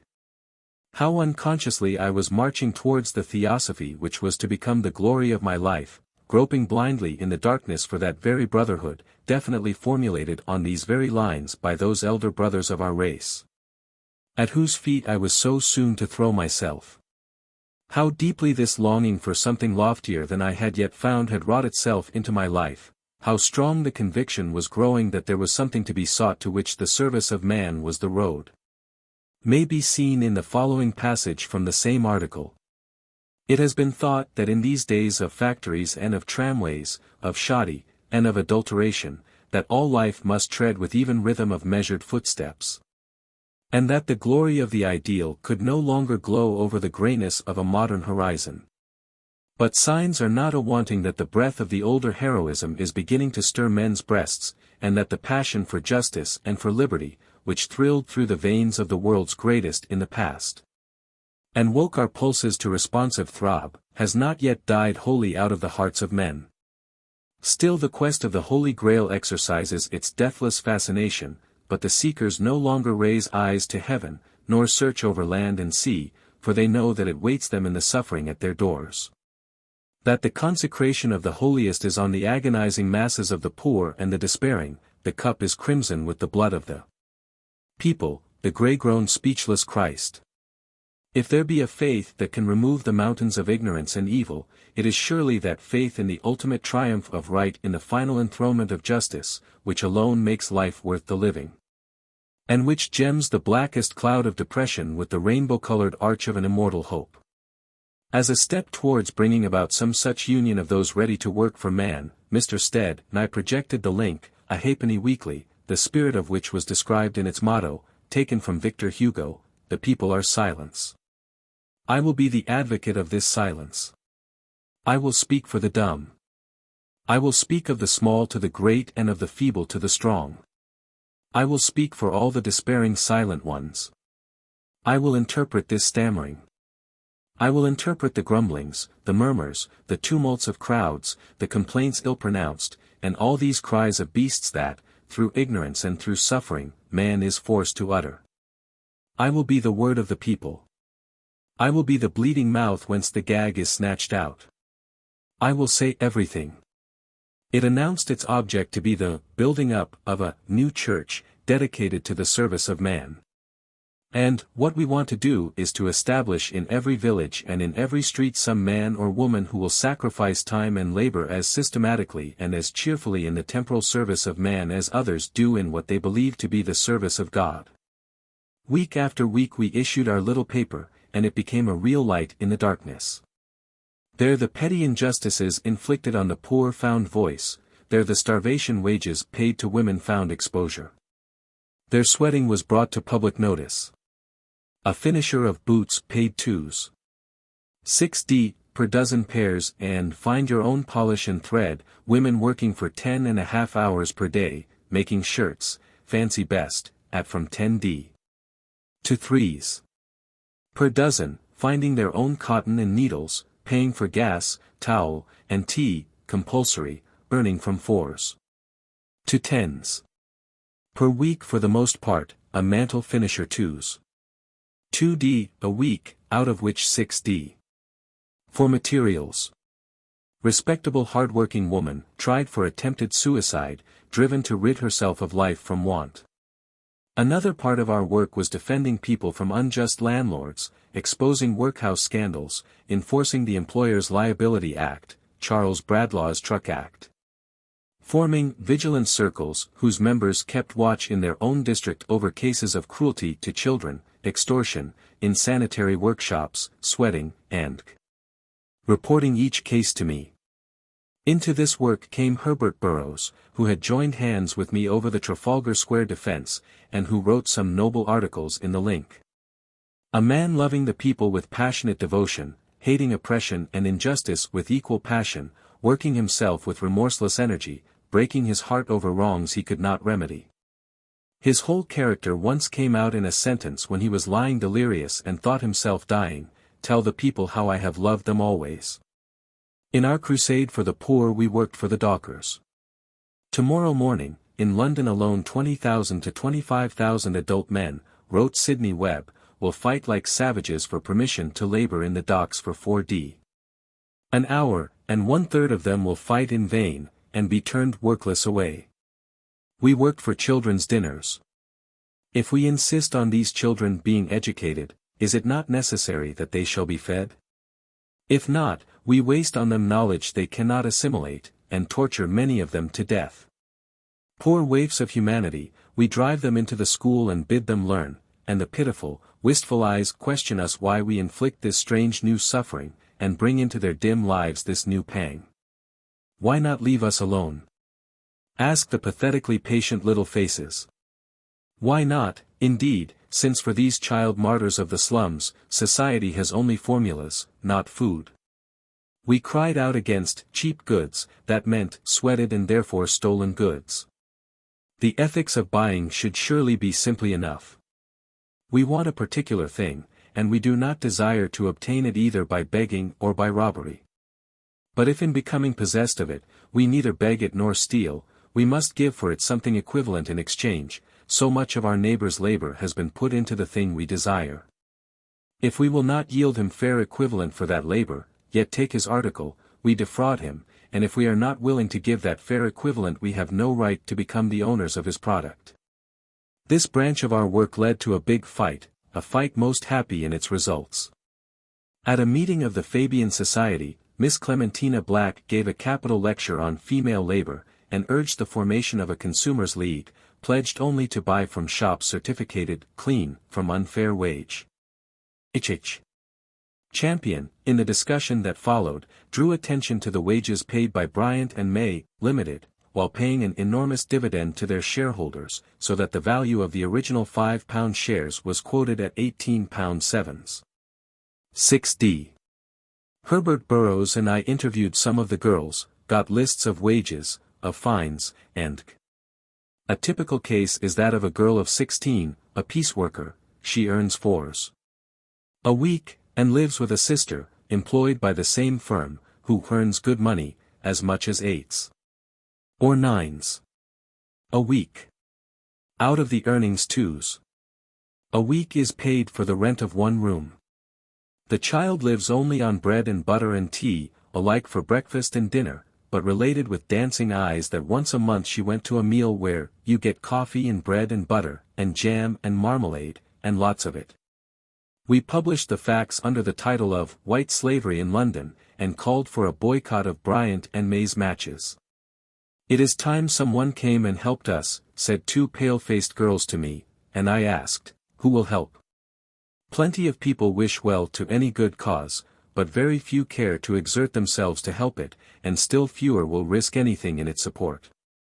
"Someone ought to do it, but why should I?" is the ever re-echoed phrase of weak-kneed amiability. "Someone ought to do it, so why not I?" is the cry of some earnest servant of man, eagerly forward springing to face some perilous duty. Between those two sentences lie whole centuries of moral evolution. I was promptly threatened with an action for libel, but nothing came of it. It was easier to strike at the girls, and a few days later Fleet Street was enlivened by the eruption of a crowd of match girls, demanding Annie Besant. I couldn't speechify to match girls in Fleet Street, so asked that a deputation should come and explain what they wanted. Up came 3 women and told their story.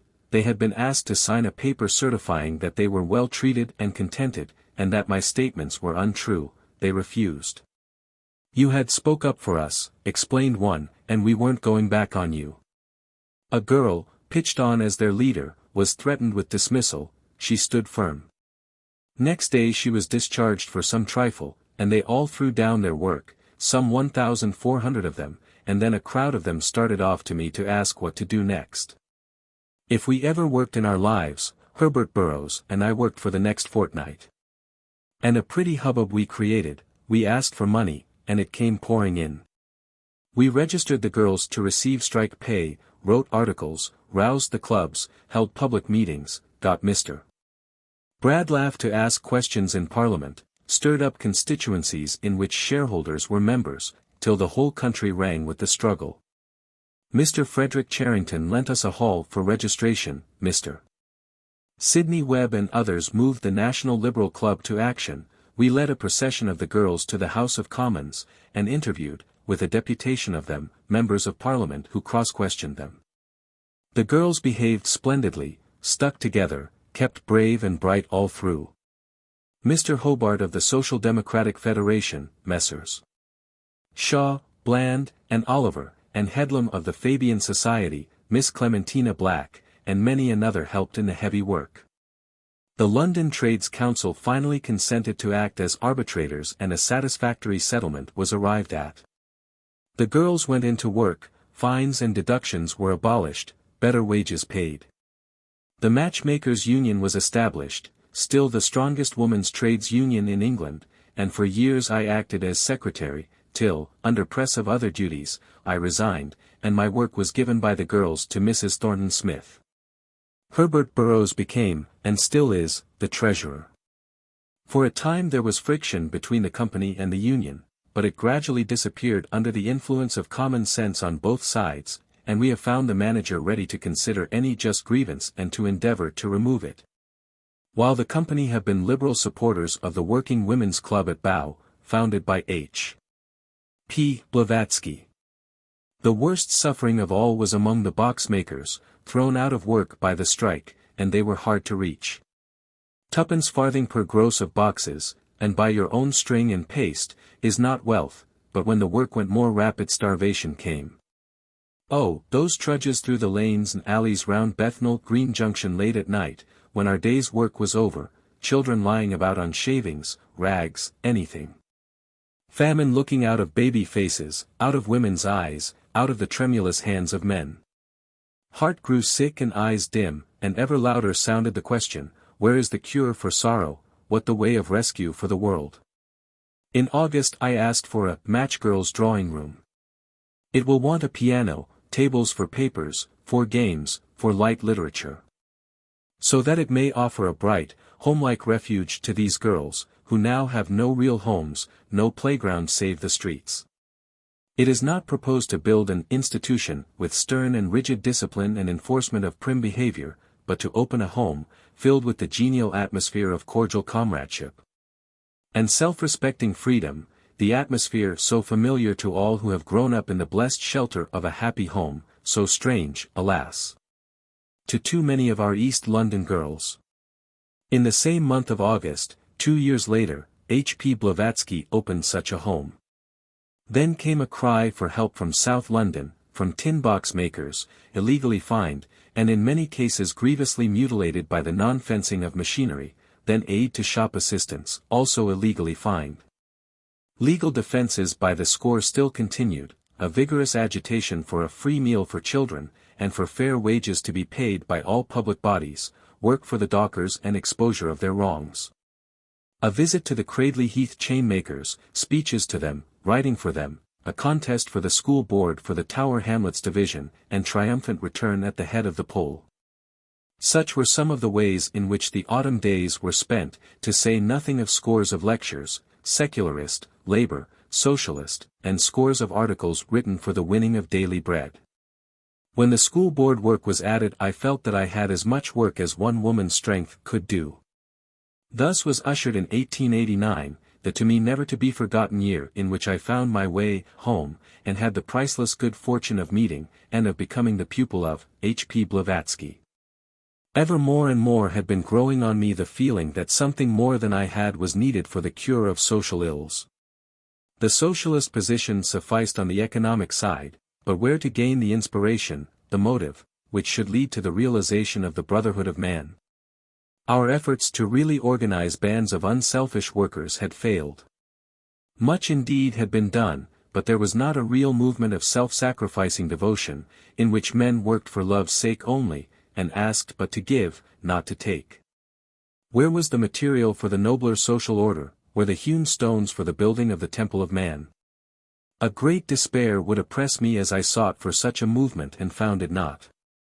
Not only so, but since 1886 there had been slowly growing up a conviction that my philosophy was not sufficient, that life and mind were other than, more than, I had dreamed.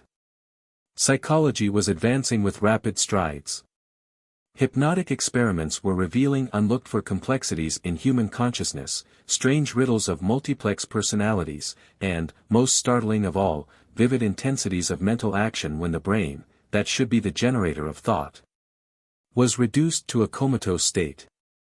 Fact after fact came hurtling in upon me, demanding explanation I was incompetent to give. I studied the obscurer sides of consciousness, dreams, hallucinations, illusions, insanity. Into the darkness shot a ray of light, A.P. Sinnett's occult world, with its wonderfully suggestive letters, expounding not the supernatural but a nature under law, wider than I had dared to conceive. I added spiritualism to my studies, experimenting privately, finding the phenomena indubitable, but the spiritualistic explanation of them incredible. The phenomena of clairvoyance, clairaudience, thought-reading, were found to be real. Under all the rush of the outer life, already sketched, these questions were working in my mind, their answers were being diligently sought. I read a variety of books, but could find little in them that satisfied me. I experimented in various ways suggested in them, and got some, to me, curious results. I finally convinced myself that there was some hidden thing, some hidden power, and resolved to seek until I found, and by the early spring of 1889 I had grown desperately determined to find at all hazards what I sought. At last, sitting alone in deep thought as I had become accustomed to do after the sun had set, filled with an intense but nearly hopeless longing to solve the riddle of life and mind, I heard a voice that was later to become to me the holiest sound on earth, bidding me take courage for the light was near. A fortnight passed, and then Mr. Stead gave into my hands 2 large volumes. Can you review these? My young men all fight shy of them, but you are quite mad enough on these subjects to make something of them. I took the books. They were the 2 volumes of The Secret Doctrine, written by H.P. Blavatsky. Home I carried my burden, and sat me down to read. As I turned over page after page the interest became absorbing, but how familiar it seemed. How my mind leapt forward to presage the conclusions, how natural it was, how coherent, how subtle, and yet how intelligible. I was dazzled, blinded by the light in which disjointed facts were seen as parts of a mighty whole, and all my puzzles, riddles, problems, seemed to disappear. The effect was partially illusory in one sense, in that they all had to be slowly unraveled later, the brain gradually assimilating that which the swift intuition had grasped as truth. But the light had been seen, and in that flash of illumination I knew that the weary search was over and the very truth was found. I wrote the review, and asked Mr. Stead for an introduction to the writer, and then sent a note asking to be allowed to call. I received the most cordial of notes, bidding me come, and in the soft spring evening Herbert Burrows and I, for his aspirations were as mine on this matter, walked from Nettinghill Station, wondering what we should meet, to the door of 17. Lansdowne Road. A pause, a swift passing through hall and outer room, through folding doors thrown back, a figure in a large chair before a table, a voice, vibrant, compelling, "My dear Mrs. Besant, I have so long wished to see you," and I was standing with my hand in her firm grip, and looking for the first time in this life straight into the eyes of H.P.B. I was conscious of a sudden leaping forth of my heart. Was it recognition? And then, I am ashamed to say, a fierce rebellion, a fierce withdrawal, as of some wild animal when it feels a mastering hand. I sat down, after some introductions that conveyed no ideas to me, and listened. She talked of travels, of various countries, easy brilliant talk, her eyes veiled, her exquisitely molded fingers rolling cigarettes incessantly. Nothing special to record, no word of occultism, nothing mysterious, a woman of the world chatting with her evening visitors. We rose to go, and for a moment the veil lifted, and two brilliant, piercing eyes met mine, and with a yearning throb in the voice, "Oh, my dear Mrs. Besant, if you would only come among us." I felt a well-nigh uncontrollable desire to bend down and kiss her, under the compulsion of that yearning voice, those compelling eyes, but with a flash of the old unbending pride and an inward jeer at my own folly. I said a commonplace polite goodbye, and turned away with some inanely courteous and evasive remark. "Child," she said to me long afterwards, "your pride is terrible, you are as proud as Lucifer himself." But truly I think I never showed it to her again after that first evening, though it sprang up wrathfully in her defense many and many a time, until I learned the pettiness and the worthlessness of all criticism. And knew that the blind were objects of compassion not of scorn. Once again I went, and asked about the Theosophical Society, wishful to join, but fighting against it. For I saw, distinct and clear, with painful distinctness, indeed, what that joining would mean. I had largely conquered public prejudice against me by my work on the London School Board, and a smoother road stretched before me, whereon effort to help should be praised not blamed. Was I to plunge into a new vortex of strife, and make myself a mark for ridicule, worse than hatred, and fight again the weary fight for an unpopular truth? Must I turn against materialism, and face the shame of publicly confessing that I had been wrong, misled by intellect to ignore the soul? Must I leave the army that had battled for me so bravely, the friends who through all brutality of social ostracism had held me dear and true? And he, the strongest and truest friend of all, whose confidence I had shaken by my socialism, must he suffer the pang of seeing his co-worker, his co-fighter, of whom he had been so proud, to whom he had been so generous, go over to the opposing hosts, and leave the ranks of materialism? What would be the look in Charles Bradlaugh's eyes when I told him that I had become a theosophist? The struggle was sharp and keen, but with none of the anguish of old days in it, for the soldier had now fought many fights and was hardened by many wounds. And so it came to pass that I went again to Lansdowne Road to ask about the Theosophical Society. H.P. Blavatsky looked at me piercingly for a moment. "Have you read the report about me of the Society for Psychical Research?" "No. I never heard of it, so far as I know." "Go and read it, and if, after reading it, you come back, well." And nothing more would she say on the subject, but branched off to her experiences in many lands. I borrowed a copy of the report, read and reread it.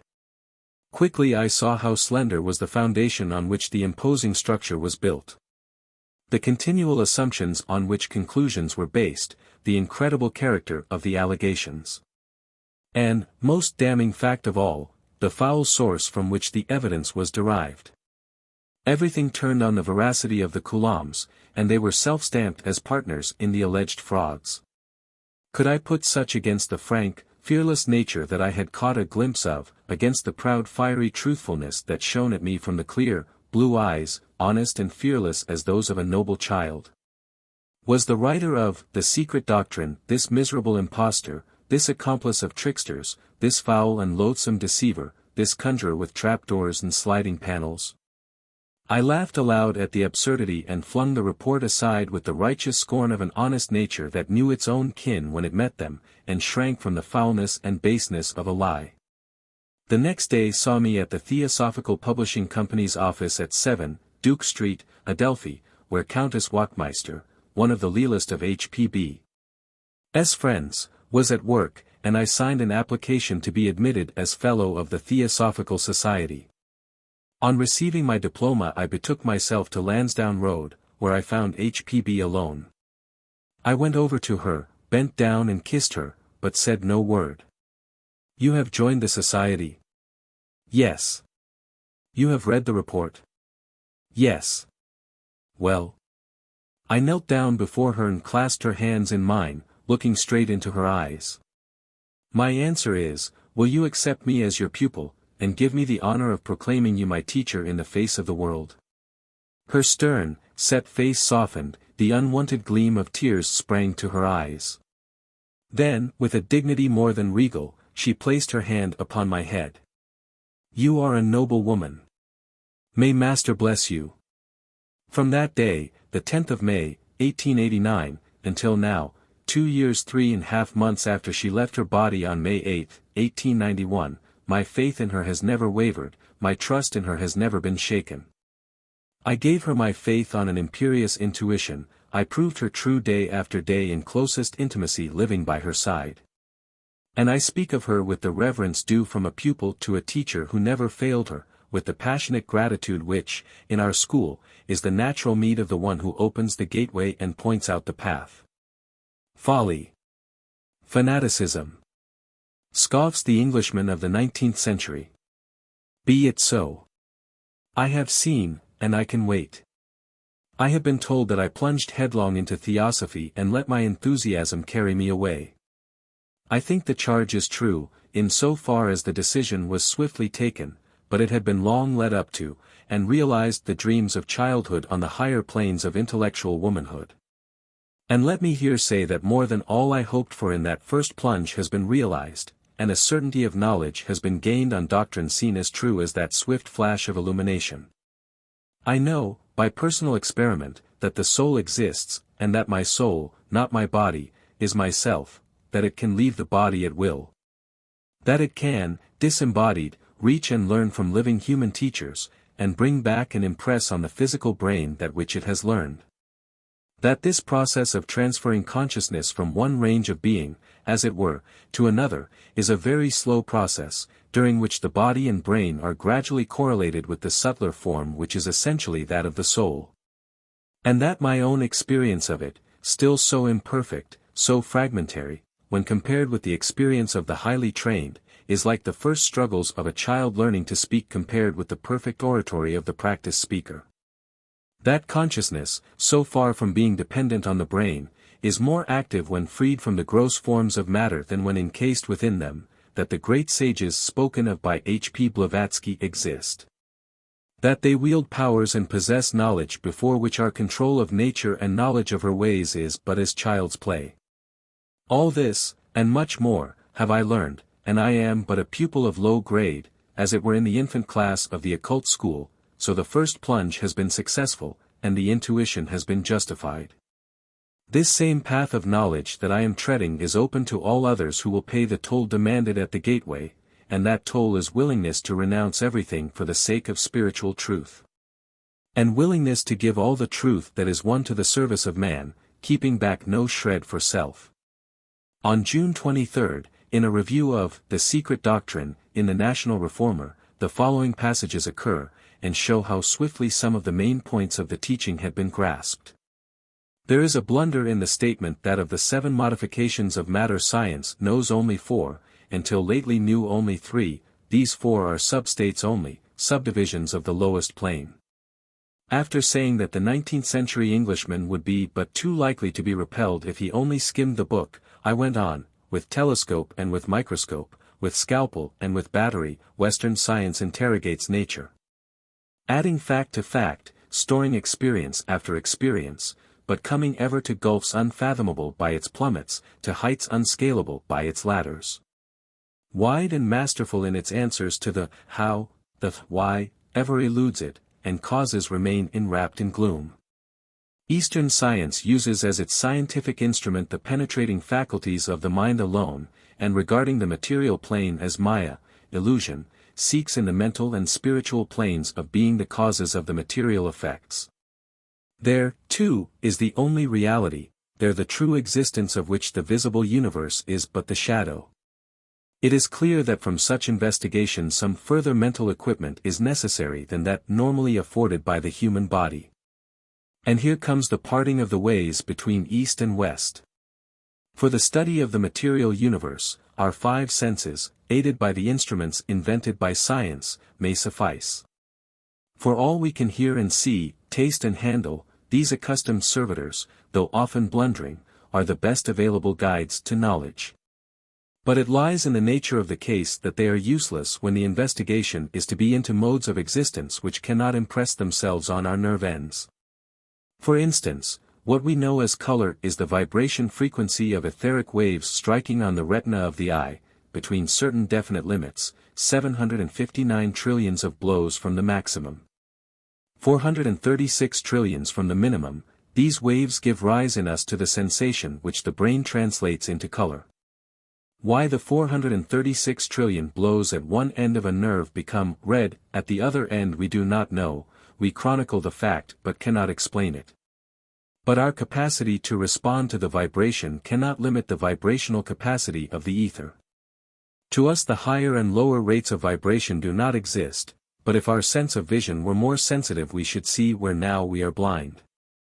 Following this line of thought we realize that matter may exist in forms unknown to us, in modifications to which our senses are unable to respond.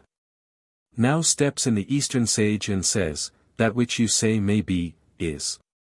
We have developed and cultivated senses as much superior to yours as your eye is superior to that of the jellyfish.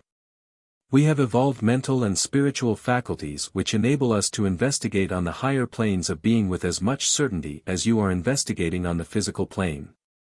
There is nothing supernatural in the business, any more than your knowledge is supernatural, though much above that accessible to the fish. We do not speculate on these higher forms of existence.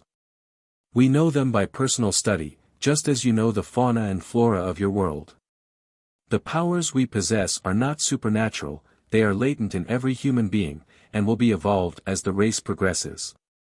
All that we have done is to evolve them more rapidly than our neighbors, by a procedure as open to you as it was to us. Matter is everywhere, but it exists in 7 modifications of which you only know 4, and until lately only knew 3. In those higher forms reside the causes of which you see the effects in the lower, and to know these causes you must develop the capacity to take cognizance of the higher planes. Then followed a brief outline of the cycle of evolution, and I went on, what part does man play in this vast drama of a universe? Needless to say, he is not the only living form in a cosmos, which for the most part is uninhabitable by him. As science has shown living forms everywhere on the material plane, races in each drop of water, life throbbing in every leaf and blade, so the secret doctrine points to living forms on higher planes of existence, each suited to its environment. Till all space thrills with life, and nowhere is there death, but only change. Amid these myriads are some evolving towards humanity, some evolving away from humanity as we know it, divesting themselves of its grosser parts. For man is regarded as a 7-fold being, 4 of these parts belonging to the animal body, and perishing at, or soon after, death, while 3 form his higher self, his true individuality, and these persist and are immortal. These form the ego, and it is this which passes through many incarnations, learning life's lesson as it goes, working out its own redemption within the limits of an inexorable law, sowing seeds of which it ever reaps the harvest. Building its own fate with tireless fingers, and finding nowhere in the measureless time and space around it any that can lift for it one weight it has created, one burden it has gathered, unravel for it one tangle it has twisted, close for it one gulf it has digged. Then, after noting the approaches of Western science to Eastern, came the final words: "It is of curious interest to note how some of the latest theories seem to catch glimpses of the occult doctrines. As though science were standing on the very threshold of knowledge which shall make all her past seem small. Already her hand is trembling towards the grasp of forces beside which all those now at her command are insignificant. How soon will her grip fasten on them? Let us hope not until social order has been transformed, lest they should only give more to those who have, and leave the wretched still wretcheder by force of contrast. Knowledge used by selfishness widens the gulf that divides man from man and race from race, and we may well shrink from the idea of new powers in nature being yoked to the car of greed. Hence the wisdom of those masters, in whose name Madame Blavatsky speaks, has ever denied the knowledge which is power until love's lesson has been learned, and has given only into the hands of the selfless the control of those natural forces which, misused, would wreck society. This review, and the public announcement, demanded by honesty, that I had joined the Theosophical Society, naturally raised somewhat of a storm of criticism. And the National Reformer of June 30th contained the following: the review of Madame Blavatsky's book in the last National Reformer, and an announcement in the Star, have brought me several letters on the subject of theosophy. I am asked for an explanation as to what theosophy is, and as to my own opinion on theosophy. The word theosoph is old, and was used among the Neoplatonists. From the dictionary its new meaning appears to be, one who claims to have a knowledge of God, or of the laws of nature by means of internal illumination. An atheist certainly cannot be a theosophist. A deist might be a theosophist. A monist cannot be a theosophist. Theosophy must at least involve dualism. Modern theosophy, according to Madame Blavatsky, as set out in last week's issue, asserts much that I do not believe, and alleges some things that, to me, are certainly not true. I have not had the opportunity of reading Madame Blavatsky's 2 volumes, but I have read during the past 10 years many publications from the pen of herself, Colonel Olcott, and of other theosophists. They appear to me to have sought to rehabilitate a kind of spiritualism in Eastern phraseology. I think many of their allegations utterly erroneous, and their reasonings wholly unsound. I very deeply regret indeed that my colleague and co-worker has, with somewhat of suddenness, and without any interchange of ideas with myself, adopted as facts matters which seem to me to be as unreal as it is possible for any fiction to be. My regret is greater as I know Mrs. Besant's devotion to any course she believes to be true. I know that she will always be earnest in the advocacy of any views she undertakes to defend, and I look to possible developments of her theosophic views with the very gravest misgiving. The editorial policy of this paper is unchanged, and is directly antagonistic to all forms of theosophy. I would have preferred on this subject to have held my peace, for the public disagreeing with Mrs. Besant on her adoption of socialism has caused pain to both. But on reading her article and taking the public announcement made of her having joined the Theosophical Organization, I owe it to those who look to me for guidance to say this with clearness. Charles Bradlaugh. It is not possible for me here to state fully my reasons for joining the Theosophical Society, the 3 objects of which are, to found a universal brotherhood without distinction of race or creed, to forward the study of Aryan literature and philosophy, to investigate unexplained laws of nature and the physical powers latent in man. On matters of religious opinion the members are absolutely free. The founders of the society deny a personal God, and a somewhat subtle form of pantheism is taught as the theosophic view of the universe, though even this is not forced on members of the society. I have no desire to hide the fact that this form of pantheism appears to me to promise solution of some problems, especially problems in psychology, which atheism leaves untouched. Annie Besant. Theosophy, as its students well know, so far from involving dualism, is based on the one, which becomes two on manifestation, just as atheism posits one existence, only cognizable in the duality force and matter. And as philosophic, though not popular, theism teaches one deity whereof are spirit and matter. Mr. Bradlaugh's temperate disapproval was not copied in its temperance by some other freethought leaders, and Mr. Foote especially distinguished himself by the bitterness of his attacks. In the midst of the whirl I was called away to Paris to attend, with Herbert Burrows, the great Labour Congress held there from July 15 to July 20, and spent a day or two at Fontainebleau with H.P. Blavatsky, who had gone abroad for a few weeks' rest. There I found her translating the wonderful fragments from the Book of the Golden Precepts, now so widely known under the name of The Voice of the Silence. She wrote it swiftly, without any material copy before her, and in the evening made me read it aloud to see if the English was decent. Herbert Burrows was there, and Mrs. Candler, a staunch American theosophist, and we sat round H.P.B. while I read. The translation was in perfect and beautiful English, flowing and musical. Only a word or two could we find to alter, and she looked at us like a startled child, wondering at our praises, praises that anyone with the literary sense would endorse if they read that exquisite prose poem. A little earlier in the same day I had asked her as to the agencies at work in producing the taps so constantly heard at spiritualistic séances. "You don't use spirits to produce taps," she said, "see here." She put her hand over my head, not touching it, and I heard and felt slight taps on the bone of my skull, each sending a little electric thrill down the spine. She then carefully explained how such taps were producible at any point desired by the operator, and how interplay of the currents to which they were due might be caused otherwise than by conscious human volition. It was in this fashion that she would illustrate her verbal teachings, proving by experiment the statements made as to the existence of subtle forces controllable by the trained mind. The phenomena all belonged to the scientific side of her teaching, and she never committed the folly of claiming authority for her philosophic doctrines on the ground that she was a wonder-worker. And constantly she would remind us that there was no such thing as miracle. That all the phenomena she had produced were worked by virtue of a knowledge of nature deeper than that of average people, and by the force of a well-trained mind and will. Some of them were what she would describe as psychological tricks, the creation of images by force of imagination, and impressing them on others as a collective hallucination. Others, such as the moving of solid articles, either by an astral hand projected to draw them towards her, or by using an elemental, others by reading in the astral light, and so on. But the proof of the reality of her mission from those whom she spoke of as masters lay not in these comparatively trivial physical and mental phenomena, but in the splendor of her heroic endurance, the depth of her knowledge, the selflessness of her character, the lofty spirituality of her teaching, the untiring passion of her devotion, the incessant ardor of her work for the enlightening of men.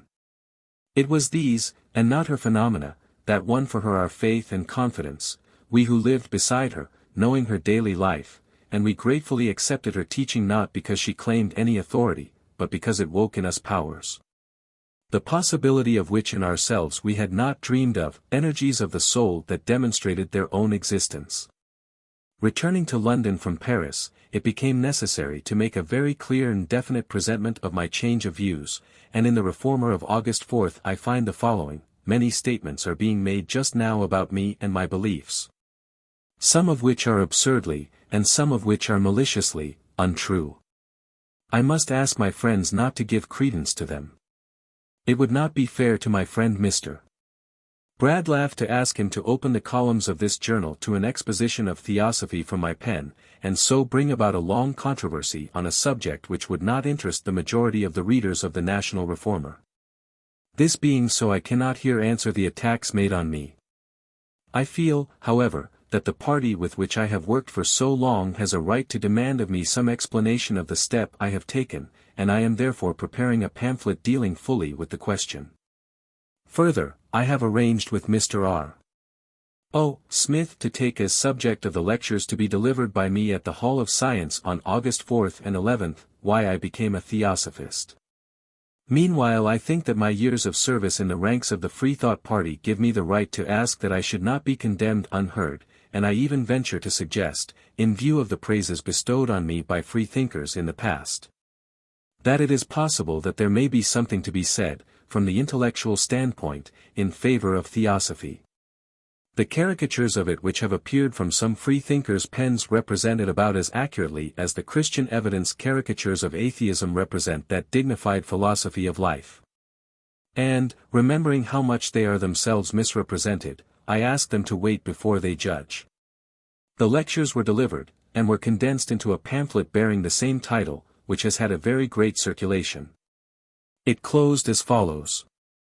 There remains a great stumbling block in the minds of many freethinkers which is certain to prejudice them against theosophy, and which offers to opponents a cheap subject for sarcasm, the assertion that there exist other living beings than the men and animals found on our own globe. It may be well for people who at once turn away when such an assertion is made to stop and ask themselves whether they really and seriously believe that throughout this mighty universe, in which our little planet is but as a tiny speck of sand in the Sahara, this one planet only is inhabited by living things. Is all the universe dumb save for our voices? Eyeless save for our vision? Dead save for our life? Such a preposterous belief was well enough in the days when Christianity regarded our world as the center of the universe, the human race as the one for which the Creator had deigned to die. But now that we are placed in our proper position, one among countless myriads of worlds, what ground is there for the preposterous conceit which arrogates as ours all sentient existence? Earth, air, water, all are teeming with living things suited to their environment, our globe is overflowing with life. But the moment we pass in thought beyond our atmosphere, everything is to be changed. Neither reason nor analogy support such a supposition. It was one of Bruno's crimes that he dared to teach that other worlds than ours were inhabited, but he was wiser than the monks who burned him. All the theosophists aver is that each phase of matter has living things suited to it, and that all the universe is pulsing with life. Superstition, shriek the bigoted. It is no more superstition than the belief in bacteria, or in any other living thing invisible to the ordinary human eye. Spirit is a misleading word, for, historically, it connotes immateriality and a supernatural kind of existence, and the theosophist believes neither in the one nor the other. With him all living things act in and through a material basis, and matter and spirit are not found dissociated. But he alleges that matter exists in states other than those at present known to science. To deny this is to be about as sensible as was the Hindu prince who denied the existence of ice because water, in his experience, never became solid. Refusal to believe until proof is given is a rational position. Denial of all outside of our own limited experience is absurd. One last word to my secularist friends. If you say to me, leave our ranks, I will leave them. I force myself on no party, and the moment I feel myself unwelcome I will go. 29 It has cost me pain enough and to spare to admit that the materialism from which I hoped all has failed me, and by such admission to bring on myself the disapproval of some of my nearest friends. But here, as at other times in my life, I dare not purchase peace with a lie. An imperious necessity forces me to speak the truth, as I see it, whether the speech please or displease, whether it bring praise or blame. That one loyalty to truth I must keep stainless, whatever friendships fail me or human ties be broken. She may lead me into the wilderness, yet I must follow her, she may strip me of all love, yet I must pursue her. Though she slay me, yet will I trust in her, and I ask no other epitaph on my tomb but, she tried to follow truth.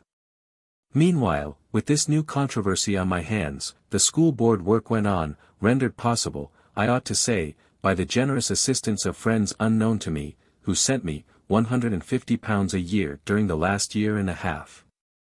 So also went on the vigorous socialist work, and the continual championship of struggling labour movements, prominent here being the organisation of the South London Fur Pullers into a union. And the aiding of the movement for shortening the hours of tram and bus men, the meetings for which had to be held after midnight.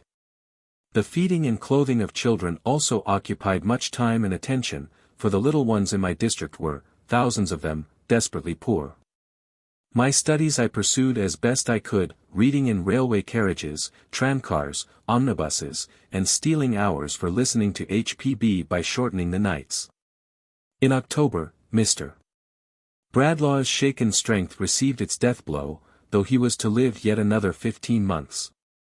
He collapsed suddenly under a most severe attack of congestion and lay in imminent peril, devotedly nursed by his only remaining child, Mrs. Bonner, his elder daughter having died the preceding autumn. Slowly he struggled back to life, after 4 weeks in bed, and, ordered by his physician to take rest and if possible a sea voyage, he sailed for India on November 28, to attend the National Congress, where he was enthusiastically acclaimed as member for India. In November I argued a libel suit, brought by me against the Reverend Mr. Hoskins, vicar of Stepney, who had selected some vile passages from a book which was not mine and had circulated them as representing my views, during the school board election of 1888. I had against me the Solicitor General, Sir Edward Clarke, at the bar, and Baron Huddleston on the bench. Both counsel and judge did their best to browbeat me and to use the coarsest language, endeavoring to prove that by advocating the limitation of the family I had condemned chastity as a crime. 5 hours of brutal cross-examination left my denial of such teachings unshaken, and even the pleadings of the judge for the clergyman, defending his parishioners against an unbeliever and his laying down as law that the statement was privileged, did not avail to win a verdict. The jury disagreed, not, as one of them told me afterwards, on the question of the libel, but on some feeling that a clergyman ought not to be mulcted in damages for his overzeal in defense of his faith against the ravening wolf of unbelief. While others, regarding the libel as a very cruel one, would not agree to a verdict that did not carry substantial damages. I did not carry the case to a new trial, feeling that it was not worth while to waste time over it further, my innocence of the charge itself having been fully proved. Busily the months rolled on, and early in the year 1890 H.P. Blavatsky had given to her £1,000, to use in her discretion for human service, and if she thought well, in the service of women.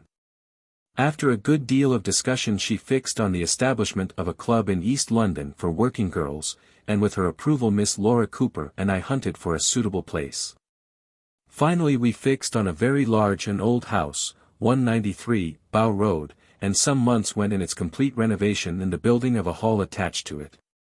On August 15 it was opened by Madame Blavatsky, and dedicated by her to the brightening of the lot of hard-working and underpaid girls. It has nobly fulfilled its mission for the last 3 years. Very tender was H.P.B.'s heart to human suffering, especially to that of women and children. She was very poor towards the end of her earthly life, having spent all on her mission, and refusing to take time from her theosophical work to write for the Russian papers which were ready to pay highly for her pen.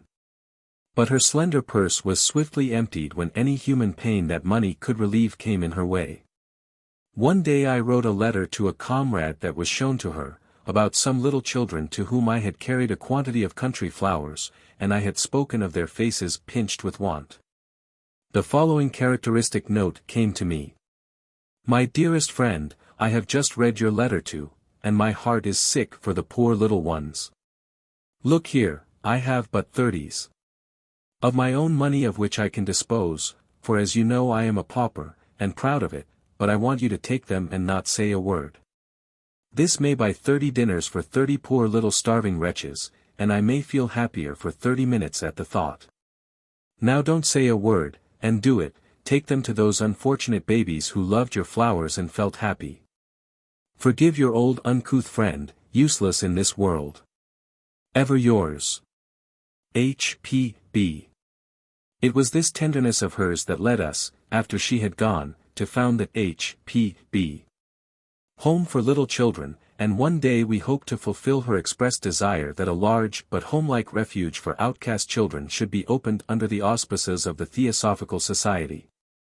The lease of 17, Lansdowne Road expiring in the early summer of 1890, it was decided that 19, Avenue Road should be turned into the headquarters of the Theosophical Society in Europe. A hall was built for the meetings of the Blavatsky Lodge, the lodge founded by her, and various alterations made. In July her staff of workers was united under one roof. Thither came Archibald and Bertram Cately, who had devoted themselves to her service years before, and the Countess Wachtmeister, who had thrown aside all the luxuries of wealth and of high social rank to give all to the cause she served and the friend she loved with deep and faithful loyalty. And George Meade, her secretary and earnest disciple, a man of strong brain and strong character, a fine scholar and untiring worker. Thither, too, Claude Wright, most lovable of Irishmen, with keen insight underlying a bright and sunny nature, careless on the surface, and Walter Old, dreamy and sensitive, a born psychic, and, like many such, easily swayed by those around him. Emily Kislingberry also, a studious and earnest woman, Isabel Cooper Oakley, intuitional and studious, a rare combination, and a most devoted pupil in occult studies. James Price, an American, than whom none is more devoted, bringing practical knowledge to the help of the work, and making possible the large development of our printing department. These, with myself, were at first the resident staff, Miss Cooper and Herbert Burroughs, who were also identified with the work, being prevented by other obligations from living always as part of the household.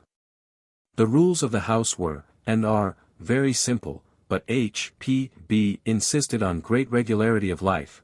We breakfasted at 8 a.m., worked till lunch at 1, then again till dinner at 7. After dinner the outer work for the society was put aside, and we gathered in H.P.B.'s room where we would sit talking over plans, receiving instructions, listening to her explanation of knotty points. By 12 midnight all the lights had to be extinguished. My public work took me away for many hours, unfortunately for myself, but such was the regular run of our busy lives. She herself wrote incessantly.